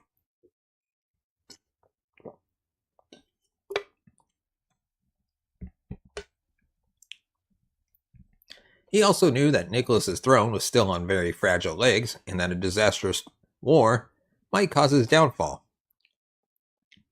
Yeah, it's not rocket science, is it? It's just like, okay, well, look at this and look at that. That's probably what's going to happen. Done.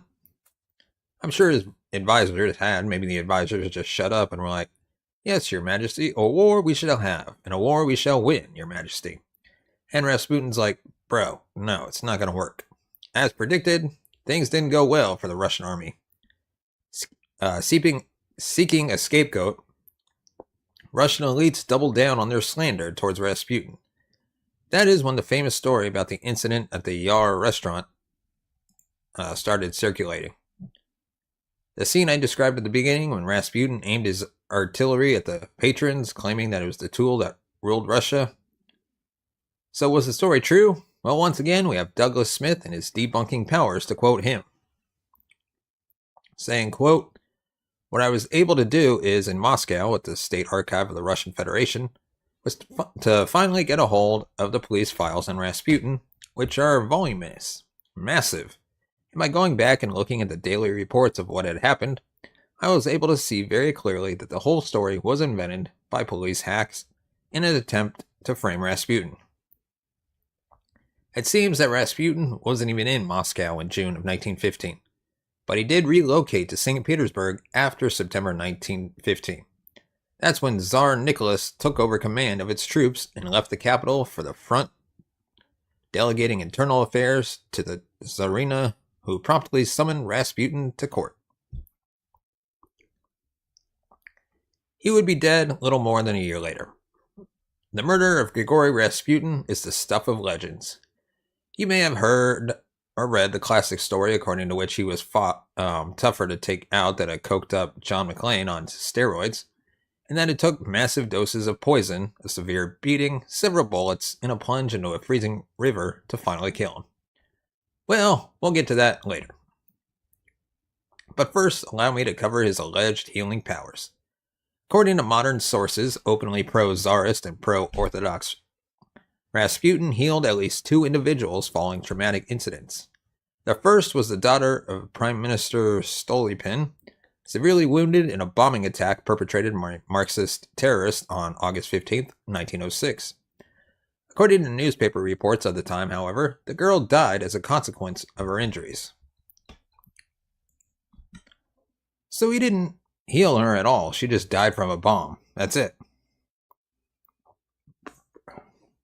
The attack also wounded Stolypin's younger son.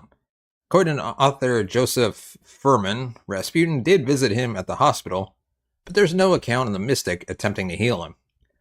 The second healing allegedly took place when Anna Verbova, a lady-in-waiting to the Tsarina, was involved in a train crash in January 1915. She lost the use of her legs following the accident, but credited Rasputin's prayers for saving her life. Now, the only primary source I could find related to her was her interrogation conducted in May 1917 by the Extraordinary Commission of the Provisional Government installed after the Revolution of February 1917. The context: this was the earlier revolution which installed the government of Alexander Kerensky, later toppled by Lenin's October Revolution. Yeah, this was a turbulent time in Russian history. In the interrogation, Fedorobova is thoroughly grilled about hers and the Tsar's relationship with Rasputin, whom she staunchly defends. And yet, she does not say a word about the train crash and its consequences. I understand that she may not have been willing to claim that she was miraculously healed in such an official context, but I find it curious that she did not even mention that Rasputin visited, comforted, or prayed for her on such a distressing occasion. Therefore, I'm inclined to dismiss this healing claim as it may have been inflated or created by a pro-Rasputin author. Yeah, if the primary sources say no, then there's no evidence. Just seems to be no evidence. So you just can't be like, oh, it's true. You gotta prove it's true. Let's focus on the more frequent, better documented instances in which the Siberian starets intervened to cure Prince Alexei's hemophilia. Just like any young child, the Tsarevich was prone to falls, bumps, and minor accidents while playing around. Being a hemophiliac, however, this meant that some minor physical trauma could result in major bleeding due to a deficiency in clotting factor. The doctors at court were mostly impotent to treat this condition, but it appears that Rasputin was able to stop the bleeding simply with the power of prayer. For example, in December 1915, Tsarina's sister Olga documented in her diaries how Prince Alexei had been bleeding in pain after yet another incident. As the doctors fumbled about, Rasputin was summoned by the Tsarina. On December 6th, the mystic showed up at the kid's bedside and made the sign of the cross over him. Apparently, that's all it took to stem the hemorrhage.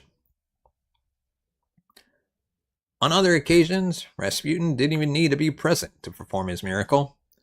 Back in October 1912, Alexei suffered a fall while getting out of a boat, which resulted in a hemorrhage in his thigh and groin. the 8-year-old prince lay in a state of feverish pain for 3 weeks, until the Tsarina and lady-in-waiting sent a telegram to Rasputin, who was in Siberia at the time, asking him to pray for Alexei. Rasputin's reply soon reached them, saying, quote, "God has seen your tears and heard your prayers. Do not grieve. The little one will not die. Do not allow the doctors to bother him too much." And the bleeding stopped soon after. A miracle? If I remember this correctly, weren't the doctors doing something, like, because they were back in the day doctors, so maybe they were, like, giving him leeches and other stuff. Rasputin's like, yo, no medicine. Stop with the leeches. And because this is the past, it actually worked. At least according to Anglophone Orthodox and pro-Tsarist outlets, it is a miracle. They appear to defend Rasputin and the Romanovs at every occasion, painting them in a saintly light. I'm not going into details of every single occasion in which Rasputin allegedly healed the prince, but they seem to fall into 2 cases. One, either the mystic simply prayed by the boy's bedside, or 2, he explicitly advised for the doctors to not bother them, or him. That last detail was highlighted as significant by Swiss author Pierre Gilliard, who worked at the Romanovs' court as a French tutor to Alexei and his sisters. According to him, the court doctors insisted on administering aspirin, which is a blood thinner, right? Because they give it to people who have had strokes or like high blood pressure or something like that, to reduce the risk of stroke.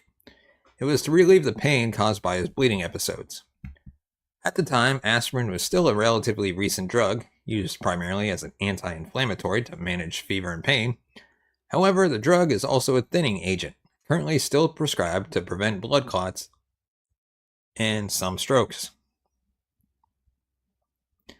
Gilliard clearly had a more scientific outlook than the Tsarina, or her sister, and speculated that the aspirin prescribed by Alexei actually prolonged the bleeding episodes.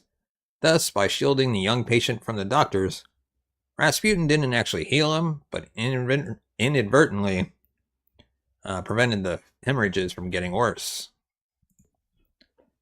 As I mentioned earlier, Rasputin did not explicitly overrule the doctors on every occasion, but we can speculate that his mere presence at court implied the absence of medical professionals, even if not stated explicitly by the witnesses. Now, there is another element to consider here.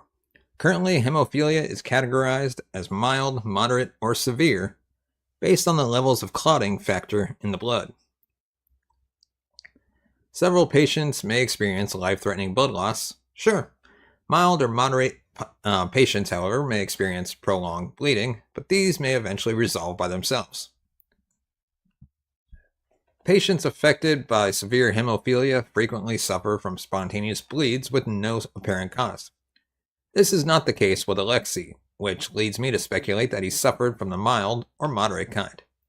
Hence, it may be possible that Alexei's hemorrhages may have ceased by themselves, given him enough time, proper rest, and the absence of aspirin. So, of course, it's not a miracle, it's just like chance. And I don't think he knew this about the aspirin, right? It's just, he did it once and it worked, so he did it again. Like, don't give him drugs or don't see the doctors.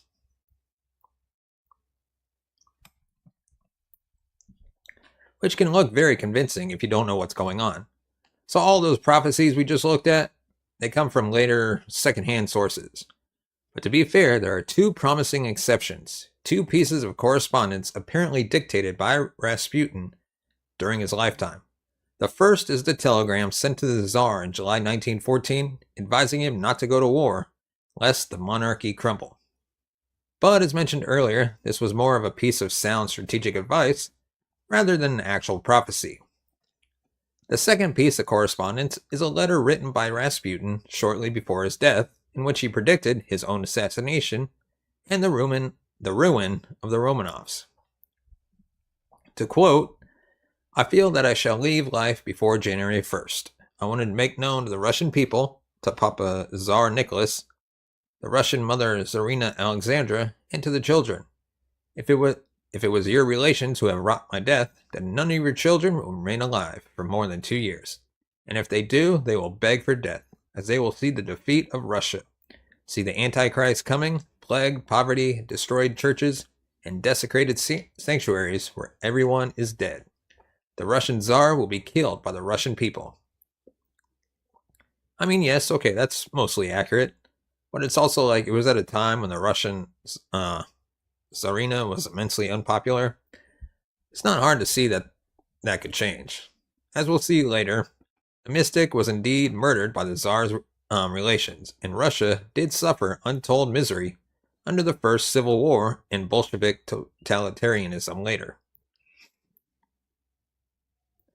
So quite impressive, yes? Well, not according to Allison Hudson.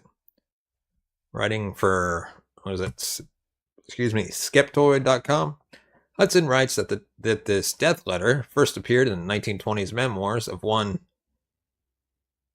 Aaron Simonovich, a friend of Rasputin.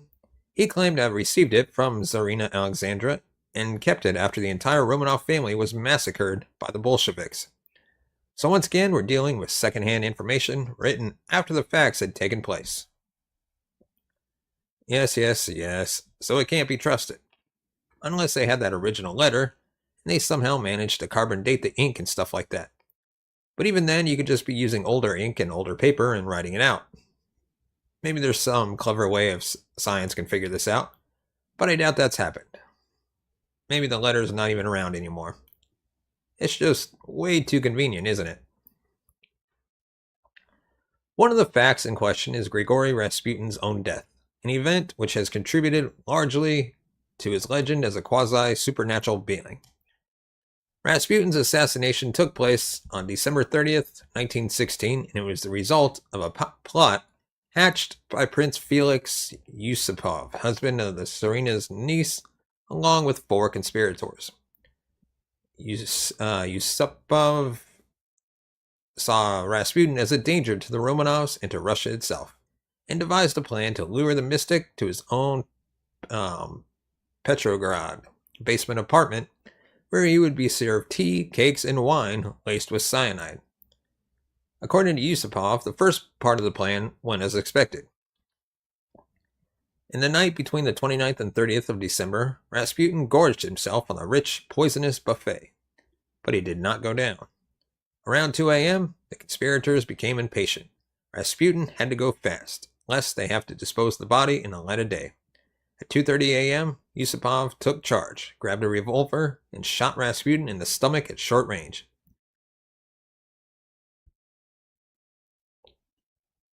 That's crazy. Yusupov's all like, fuck this shit, just die already.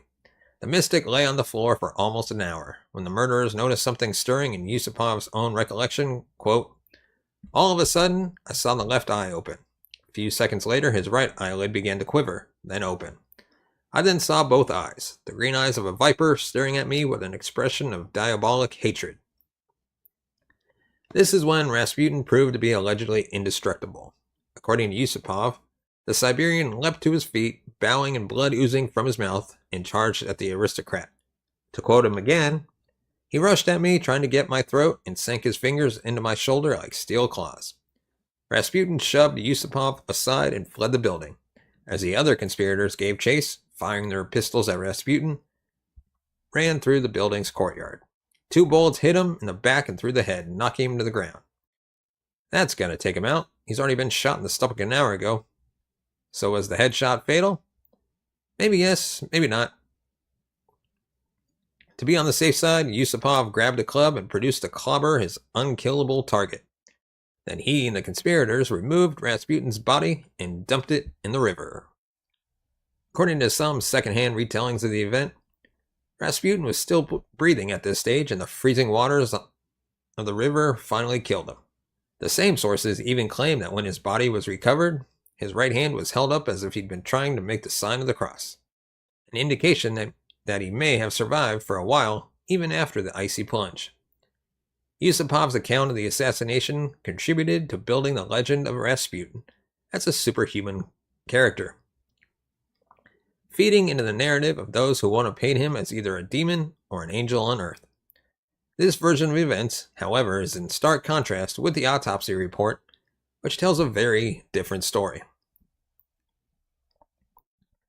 The autopsy was performed by Yusupov and already confessed to the crimes. The coroner in charge looked for traces of cyanide in Rasputin's body.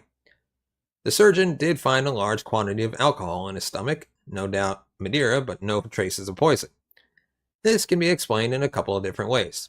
According to author Sergei Fomin, Yusupov delegated the poisoning part to an accomplice, Vladimir Perishkovich.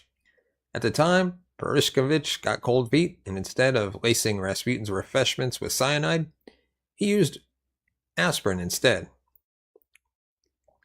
An alternative explanation, ventured among skeptoid users and others, is that Yusupov simply lied in his account of the murder. The aristocrat embellished the assassination, portraying it as a sort of epic boss battle in which the health bar of an almost indestructible Rasputin gradually took hits from poison, bullets, beatings, and freezing water. Other findings from the post-mortem confirmed that Yusupov may have been an unreliable narrator. He claimed that Rasputin took one shot from the front to the stomach and two from behind to the back of the head. The autopsy found that Rasputin took 2 shots to the back and a frontal one to the head. This suggests that the mystic was first shot from behind, fell to the ground, rolled over, then took a final bullet to the head, killing him. This is another point, by the way. The coroner found no traces of water in Rasputin's lungs. Hence, he could not possibly have been alive when he was thrown in the river. There's another point of contention regarding Rasputin's assassination, and that is the involvement of the British intelligence services. According to author Andrew Cook, one of the conspirators and possibly the one who fired the fatal shot was British spy Oswald Rayner, a good friend of Yusupov's since meeting at Oxford. In a way, the British connection would make sense. Rasputin was notoriously opposed to the war, while British agents in Petrograd were striving to keep Russia in the fight as long as possible. Sergei Fomin is a proponent of a similar theory. According to him, the British Prime Minister himself, Lloyd George, ordered Rayner to orchestrate the murder. The motive? Lloyd George intended to harm the Romanovs and Christian civilization by killing the Tsar's spiritual mentor. Douglas Smith could not let this claim pass. So in his quest to desensationalize Rasputin's life, Smith scoured the British National Archives, searching for any evidence of Rayner's involvement. But he found nothing that corroborates it. Yeah, and it's been hundreds of years, so if there was something to come out, it would have come out by now. I took a peep too and found that the British ambassador to Petrograd, George Buchanan, was aware of a plot to murder Rasputin well in advance. Even Rayner's superior in Russia had been informed of the conspiracy by Vladimir Perishkovich back in November 1916. Finally, Yusupov wrote in his memoirs that the day after the murder, he dined with Rayner, noting that, quote, he knew of our conspiracy and had come in search of news. So if Rayner was in search of news, he was not there on the night of the murder. Okay, Yusupov's not the most reliable source, but there's no solid proof of Rayner's culpability, so we have to assume his innocence. So what do we have proof of? What we do have proof of, however, is that British intelligence was well aware of the impending assassination and did nothing to prevent it, nor warned the authorities. I mean, it's not really in their interest. Just because they're not behind it doesn't mean they're going to be like, oh, let's tell. It's like, no, they'd just be like, cool, yeah, that sounds good, carry on. We can speculate that Rasputin's death served their goals exactly, and their inaction effectively amounted to a blessing.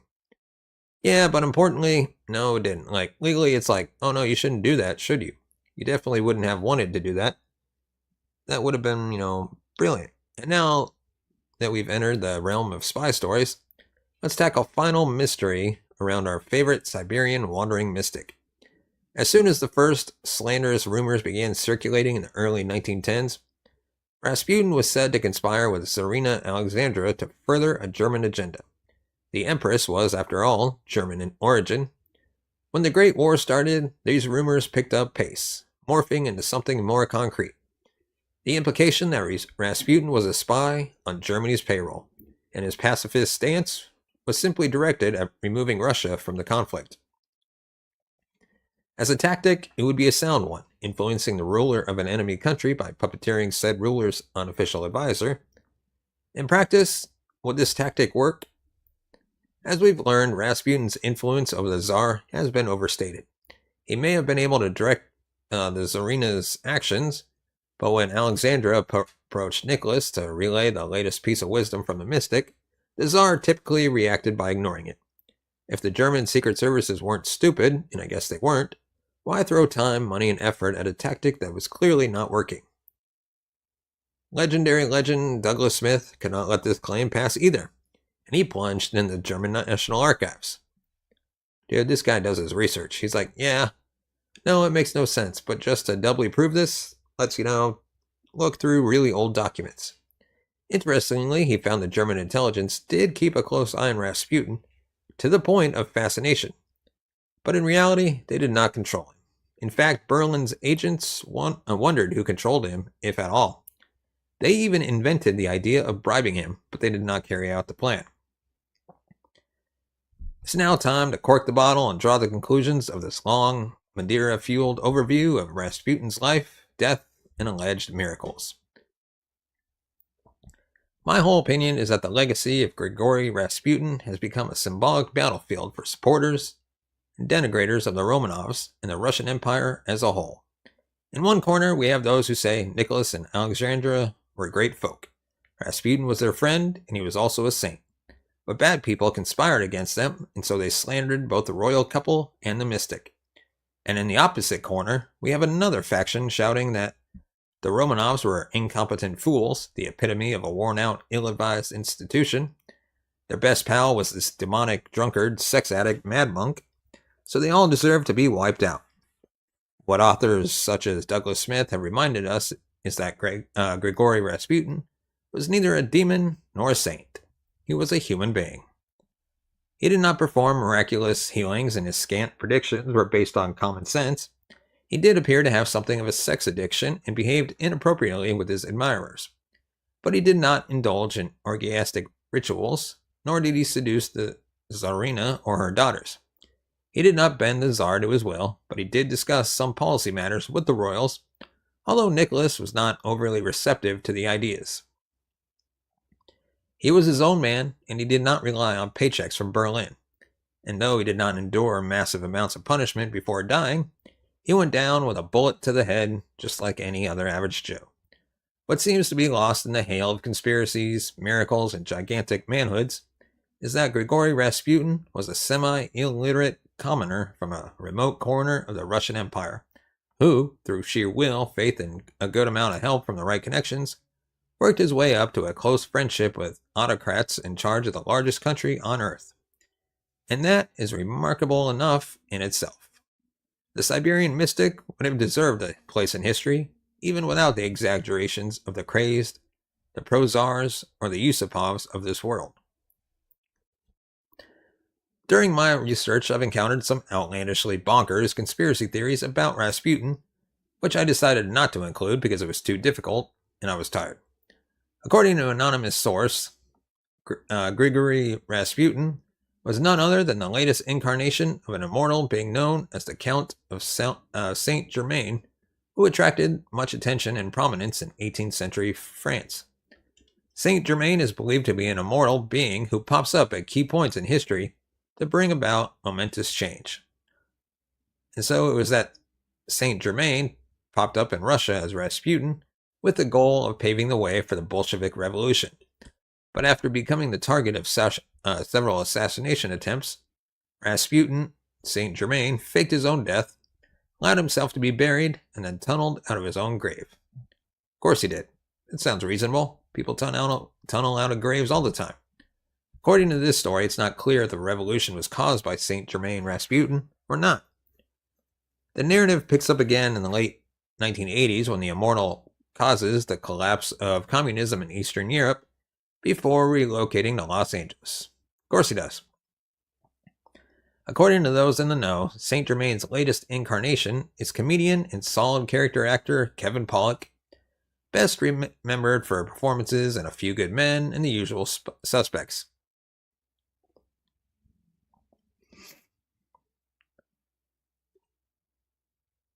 But, of course, that's ludicrous. But anyways, thanks for being here. If you enjoy the show, leave a review and a rating on Spotify or wherever you get your podcasts. If you're watching on YouTube, like and subscribe. And if you want to support the channel, you can buy us a coffee at buymeacoffee.com/Larry M. Lease or use the link in the description today. And we will see you in our next episode. Take care.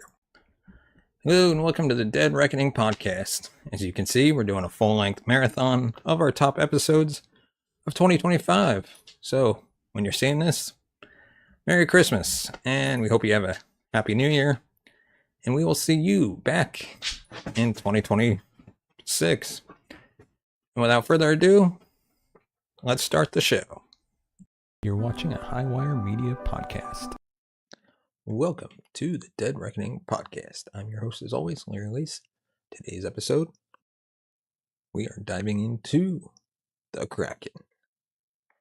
Yes, we're going for a deep dive on this one in all senses of the word. So make sure those oxygen tanks are full and your mask is clear because it's time to roll backwards off this boat.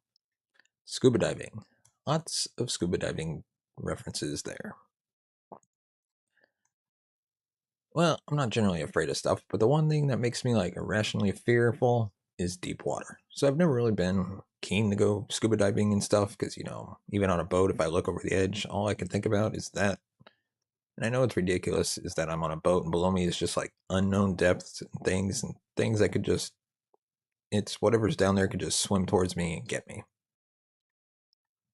It's also just weird that you're not standing on anything solid, but you're so far above the ground. I don't really know why that really gets me. I'm just not a big fan of deep water. So no scuba diving for me.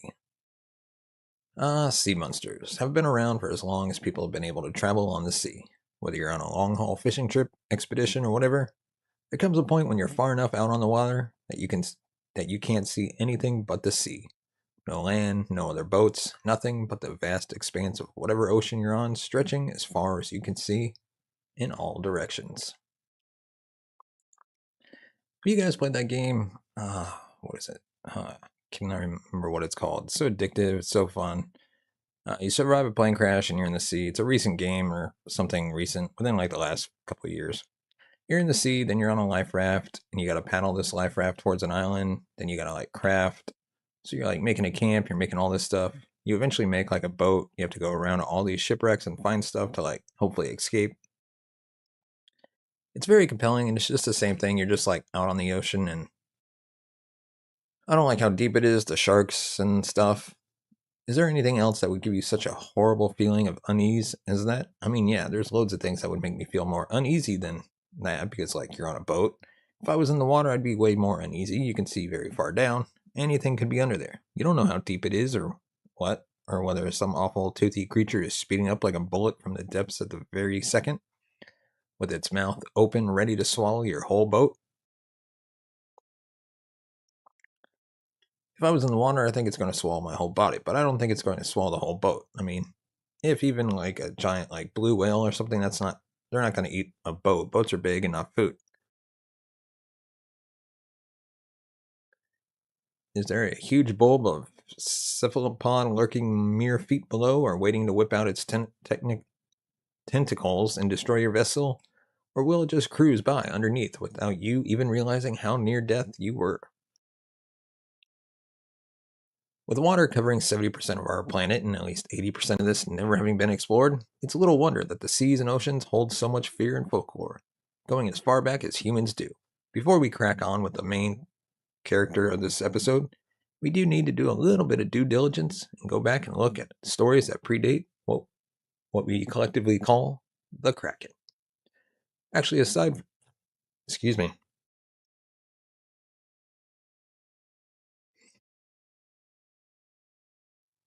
Way before this particular sea monster was given a name, we had, I'm going to butcher these names because they're from way back in the day. We had Scylla and Charybdis popping up in Greek mythology and in Homer's Odyssey. Around the 8th century BC, those were two sea monsters who lived on opposite sides of a channel, meaning that you'd have to choose to go nearer one than the other.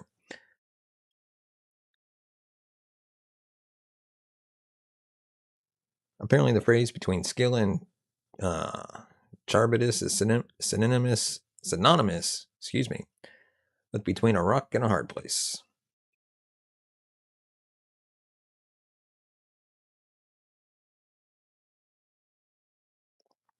But probably only among the most dedicated classical scholarly types. Yep, that's something I've never said, but I'll often use between a rock and a hard place. I've seen Scylla described as basically having 6 dogs instead of legs and normal heads. If someone replaced my legs with dogs, I'd be like, oh, for God's sake, what happened to my legs? Now I've just got these 2 dogs attached to me. But also having 12 feet and 6 heads on necks like snakes, dude, people who made up mythology in the past were smoking crack. Or whatever they smoked in the past, because, like, what do you have? I have dogs for legs. And, oh, head's a serpent? Like, what the heck? Charybdis is a little more straightforward, either causing or actually being a whirlpool that sucked boats down to their dooms. Other classical sea monsters of the time include Cetus, which was more whale-like, various hydras, and the biblical sea serpent Leviathan. You may have noticed that none of these monsters really sound much like what we know as the Kraken today, which is generally represented as some sort of huge octopus or squid thing.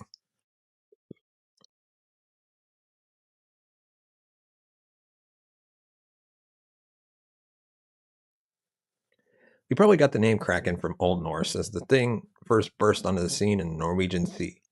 But definition wise, I've seen things ranging from twisted to malformed tree to crawling to anchor. Germans use the word crack to both refer to the kraken specifically and also just octopus in general. But to avoid confusion, they used the word octopus for the non fictional creature. The kraken was also supposedly called, I'm not even going to try to pronounce it in German, but it means sea mischief, which makes it sound like a naughty little troublemaker rather than a monstrous beast that crushed ships and ate people. Seems like Norse people had lots of other monsters going on. In the older parts of the globe, there was also the sea mist or steam, which appeared in written accounts at least as early as 13th century. This was a sea monster that hung around near Greenland and apparently self-chummed to attract fish. Basically, that means it vomited out stuff into the sea as bait and then ate all the fish that came up, turned up to it to eat it. Well, then those fish are going to go through a cycle, aren't they? It's like the Venus flytrap that eats flies and then doesn't use the rotting fly flesh to attract more flies. Or flies like, if you're just walking down the street and you're like, wow, that smells good, I should go eat that. And then you go into the building and it's just a dead person like rotting away and you're like, hmm. There was also the Langbacker or heatherback, which was a monster so large and covered in vegetation that it was mistaken for an island. When sailors pitched up alongside, went for a walkabout on it, it would submerge and drown them all. These two monsters might just be elements of yet another enormous beast, which was called a stichion. Spitalone, something like that. Definitely not pronouncing it right. Appearing in the 2nd century, actually sounds quite similar to what one guy said as pronouncing it as I spit a cologne. Appearing in the 2nd century text, Physiologus, the giant whale or turtle, pretends to be an island to lure unwitting sailors, and it also attracts fish to it with a sweet smell. There are actually about a billion other sea monsters that we could talk about, but these seem to be the main ones in the formation of the Kraken legends. The Halfke, the Lingbacker fell out of fashion over the years. People started conflating them, and eventually there could only be one sea monster to rule the sea. It became known as the Kraken. By the mid 1700s, the Kraken had become an enormous, tentacled thing that could destroy ships by wrapping its arms around them, but could also pull them under the water via a whirlpool when it submerged, like our old friend Charybdis.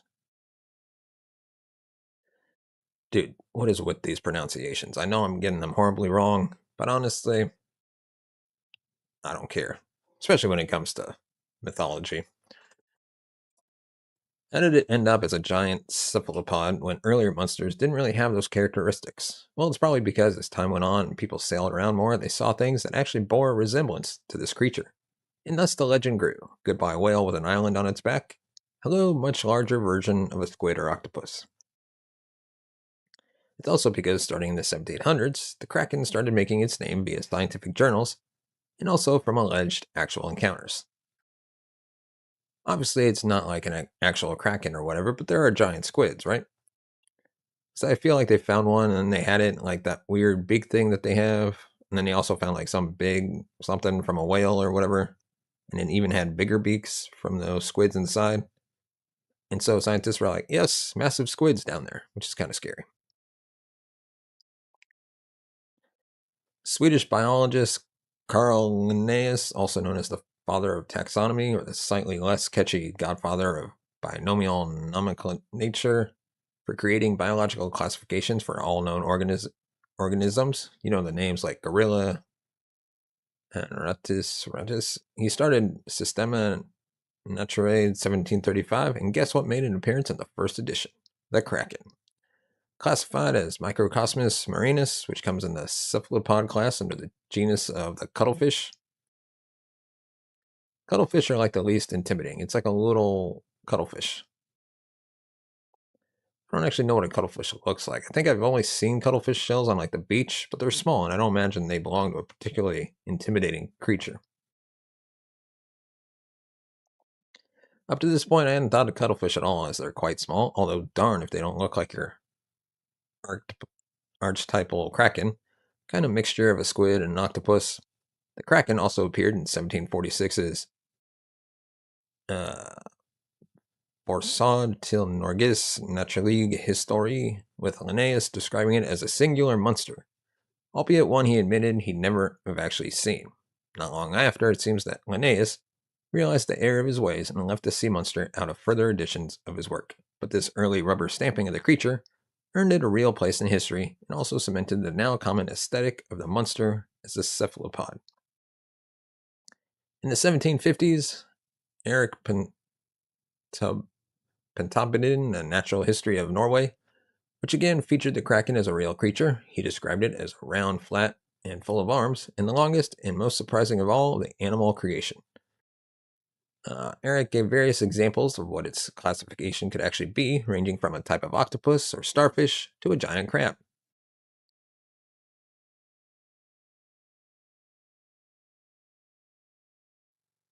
When you said like attempts at Norway's natural history, you really were just making an attempt, were you? Well, it could be an octopus, it could be a giant crab. I've never seen one. No one knows it's actually real. But it could be any of those things. Yeah, it could also be um, a kettle, but it's probably not. He also said it was so big you could mistake it for a mountain when rising out of the sea, and that it had a circumference of 2.5 kilometers. Although I don't know if that was the body by itself or if it had all of its arms outstretched. Whatever it is, it's ridiculous. You're just making it up. It might also be worth pointing out here that Pontopidian seemed to be really into sea weirdness, also featuring giant sea serpents and mermaids in his natural history. Yeah, bro, you made an attempt, didn't you? Had a crack at it, some might say. The 1800s brought more unsubstantiated tales of encounters with the beast, and paintings, woodcuts, and engravings started solidifying the current recognizable form of the kraken. There were stories of how to tell if a kraken was nearby. If your boat is a couple miles out on a hot day over a particularly deep part of the sea, all the fish in the area would be pushed to the surface as the kraken started rising. Rumor has it that some fishermen actively tried to find the kraken as if they could get away in time. The amount of fish they would catch would be worth the risk. In 1833, William Jardine published the Naturalist's Library, featuring a chapter on the kraken, which includes this bit, quote, "The belief in this monster is, however, universal among the sailors and fishermen of the Norwegian coast, and it has been alluded to by all the Scandinavian writers from the earliest period down to present day."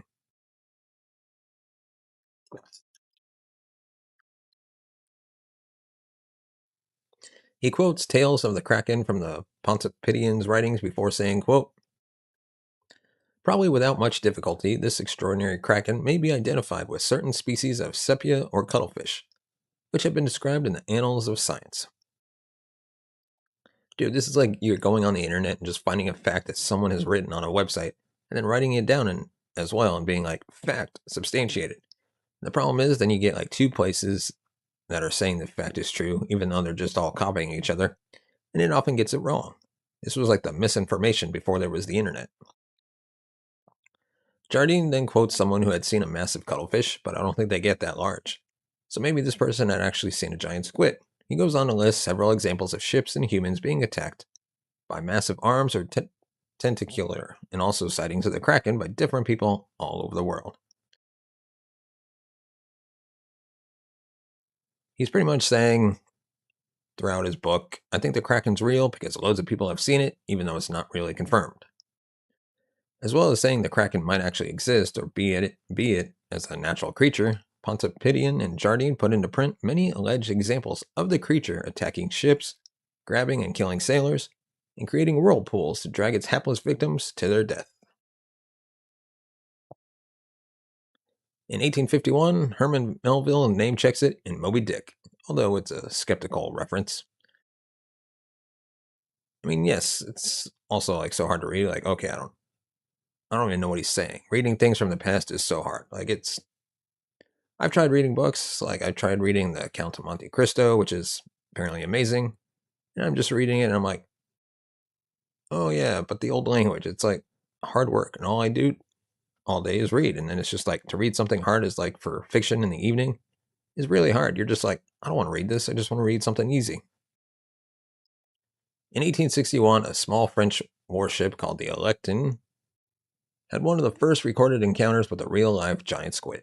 While there have been anecdotal stories about them before, the general scientific consensus of this period was that they didn't actually exist. This is slightly confusing as the Kraken had been listed as an existing creature 100 years before, but a large squid was not thought of being such a viable creature. Well, apparently not. The crew tried to capture the squid, but it was too heavy to be pulled aboard, and all they were left with was, at the end of the day, was what they called the tail, which I assume to be the top thin part, not the end of an arm. This part by itself weighed about 30 pounds, which is about twice the weight of a bowling ball, or 1/3 the weight of a toilet. Apparently it was sent off for study, but it seems to have gotten lost almost immediately. This thrust the idea of the Kraken back into the public consciousness, especially in the world of literature. So we are now awash with Krakens popping up in pieces by Victor Hugo, Jules Verne, and John Wyndham. So now it's time to talk cephalopods, octopi, whatever. People thought the Kraken was or wasn't, is now commonly perceived to be a giant cephalopod of some sort. The common characteristics of cephalopods that they are marine animals with definite heads and tentacles or arms, and the ability to squirt ink. Obviously, octopi, squid, and cuttlefish are classified as cephalopods, and so is the nautilus. But we can count that one out as it has a shell, and no mention that Kraken has said it was actually in a huge shell the entire time. We're going to talk about the differences between octopuses and squid for a moment, even though I think the discussion is moot, as the Kraken is a legend and not actually a real creature. So it doesn't matter whether it's more like an octopus or a squid, as it doesn't exist. Anyway, early illustrations of the Kraken in its familiar cephalopod form definitely skew octopus for me. Many of the pictures show tentacles or arms coming out of the sea and wrapping around a boat. With the monster's two large eyes and a bit of its head and body showing, this gives the impression that the head is more rounded, like the octopus, and not elongated with a triangular end like the squid. Also, the arms all seem more or less of the same length and covered in suckers, as well as having 8 arms. Squid also have 2 longer tentacles with suckers just on the ends, not all the way down. Actually, some squids have really creepy looking barbs and hooks on the end of their tentacles that can swivel about to keep hold of their prey. Obviously, nowadays, anything goes with the Kraken being depicted however you want, as long as there are tentacles involved somewhere. By the way, I have been throwing out arms and tentacles somewhat interchangeably, although I know there's technically a difference with arms having the suction cup things all over them and tentacles only having them at the end. Thus, an octopus has no tentacles but does have 8 arms. You know what? When we're talking specifically about the Kraken, I think we can use whichever one we feel like. And if you don't agree, Refer to the previous point I made about it not being real. The early drawings of the kraken may look more like octopuses because everyone knew octopuses existed. They don't live as deep down as larger squid, and even now they're viewed as extremely weird creatures. So it would be easy to model a many-armed monster on one of these. When the existence of things like giant squid became known later in the 19th century, however, it seemed more likely that the kraken myth was based on these guys, as they can grow much larger than the largest octopus.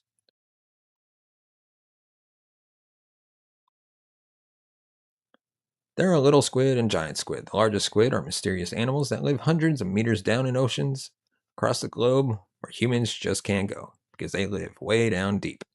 They're the products of the amazingly named abyssal gigantism, where invertebrates can grow massive compared to their relatives living in shallow waters. Which kind of seems counterintuitive because you're like, isn't there loads of pressure down there? So you'd be like, wouldn't that make them like small? But apparently not. And I'm sure there's a good reason.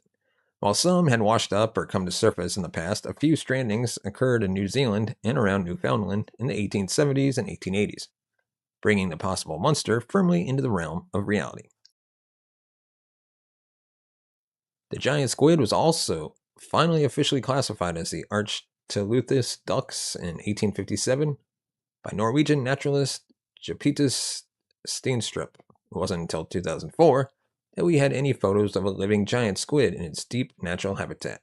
So it's no wonder that scientists in the past um, argued over whether it was real or not, and if a giant squid was real, why not something even larger? Well, if you weren't already aware, there is something even larger than the giant squid in the cold depths of the ocean, and that is, drumroll please, the colossal squid. Well, their bodies are much larger, longer, and heavier, but the tentacles don't grow quite as long as the giant squid. It is massive, though, with one found in New Zealand weighing almost twice as much as a giant squid. 490 kilograms to the puny 275 kilograms that giant squid can grow to. It also has a massive beak, much larger than the giant squids, and those things are sharp. Lengthwise, though, there's not much competition, or at least not yet. As with most things that go on in the murky depths of the world's oceans, we just don't know that much about the colossal squid.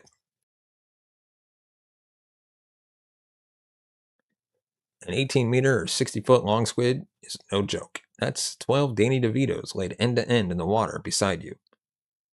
It's a terrifying image, isn't it? In case you've been wondering how big octopuses get, you're going to be disappointed. The largest species of octopus is the giant Pacific octopus, and while the average length from top to tip is quite impressive at about 5 meters, this is less than half the length that a giant squid can get up to. We can be fairly sure the sightings of a giant squid, or possibly even a colossal one, are what gave the kraken rumor legs, or rather, arms. But what of its aggressive behavior? Could a squid really attack a boat? That is fairly unlikely, as the giant squid is built to be a deep sea dweller and only comes to the surface if it's dead or dying. It's possible that one was still alive to fling a tentacle or arm over a small boat at some point, but this would not have been an attempt to crush the boat or as a precursor to picking up individual crew members. It would have just been something to hold on to. The muscles in the squid's tentacles aren't strong enough to wrap around and constrict or crush anything. They mostly just dangle down in the depths, waiting for prey to come along. We've heard of epic battles between giant squid and sperm whales, but the squid aren't the aggressors here. They're not engaging in arm-to-mouth combat with the whales to see who will win. They're just trying to get away. I think we're all pretty much convinced that any tales of the kraken, at least from the past couple hundred years, have just been tall tales spun from an encounter with a squid that was much larger than anyone would have been expecting. But what if there actually was something even more enormous in the past? We knew that there were huge examples of modern day animals like the giant ground sloth and giant beaver way back in the Ice Age, and the megalodon was about 3 times the size of current great whites. So could there have been another deep sea titan ruling the waves? Since 2011, paleontologist Mark McMahon, could you have more M's in your name if you tried? There's 4 M's in your name, and it's not even long. So, anyways, 4M has been putting forth a theory about a huge cephalopod that was killing Ichthyosaurus about 250 million years ago. Considering the size of the prey and the remains of a fossilized beak he found in 2013, the ancient sea monster would have reached about 30 meters, 100 feet, or twice the length of your largest giant squid these days. And what evidence has he found? Well, apparently there are fossilized remains of ichthyosaurs, such as the very large Shanosaurus popularis, where the vertebrae have been moved around and placed into neat patterned rows, resembling a double row of suction cups that you would find on the underside of an octopus's arm. This also mimics known behavior of squid, and especially octopuses, that are highly intelligent and can manipulate objects in this way.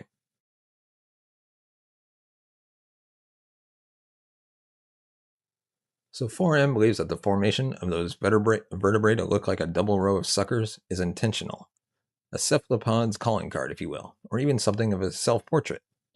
I mean, okay, I get they're smart, but are they that smart? It seems a bit unrealistic. It seems more just they were like sucking on those bones and then they just laid them down.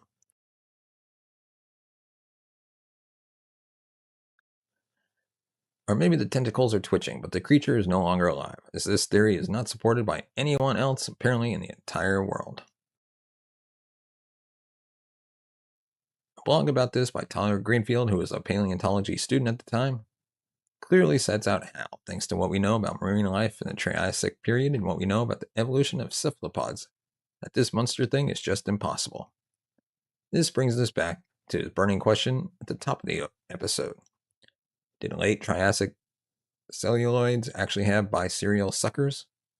What he's asking is if these types of cephalopods had double rows of suckers at the time in the past, and the answer is a resounding no.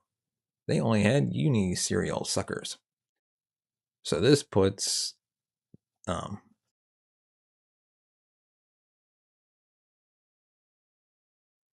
the idea that the ginormous beast was leaving a picture of himself made out of vertebrae of other animals. Greenfield also points out that the only evidence we have of Triassic period celluloids are all less than a meter long. So are there any other explanations for how these neatly arranged vertebrae formations could have occurred? Well, yes, of course they are. How about just random chance, as there have only been 2 examples of this found so far? David Fastovsky, paleontologist who sat through one of 4M's presentations, states, quote, "A kraken isn't really necessary. Everything can be explained by much less exotic means." Ah yes, old Fastovsky there, a fan of Occam's razor. The simplest solution usually is the right one. And old 4M's like, nah, giant, colossal, turbo dinosaur squid. Kind of a killjoy, but he's not wrong. The fossilized beak wasn't much in the way of conclusive evidence either, as it wasn't complete and could really have been anything. Even if it was part of a beak, there wasn't enough of it left to be able to extrapolate the size of a cephalopod out to 30 meters. Just squidding. Why this can't be real? While the sea is vast and unknowable, and even the largest vessels are nothing more than dots on its surface, with the combined knowledge we have of the fossils, animal biology, and real-life specimens, or lack thereof, it's safe to conclude there is no such thing as the kraken in a 30-meter-plus form that consciously attacks boats for fun. Sailors who might have been feeling a little on edge being out in the middle of nowhere probably saw a large cephalopod, which might have even attached itself to their boat, and their imaginations inflated the encounter when they got back to shore. This would mean more people on the lookout for the kraken, and therefore more sightings, whether based on something real or not. Might there have been even larger species of squid or octopus that we don't know about? Maybe. But it's unlikely they're going to be more than twice the size of what we've currently got. Why? Well, the ocean's real big. There could be all sorts of weird shit down there.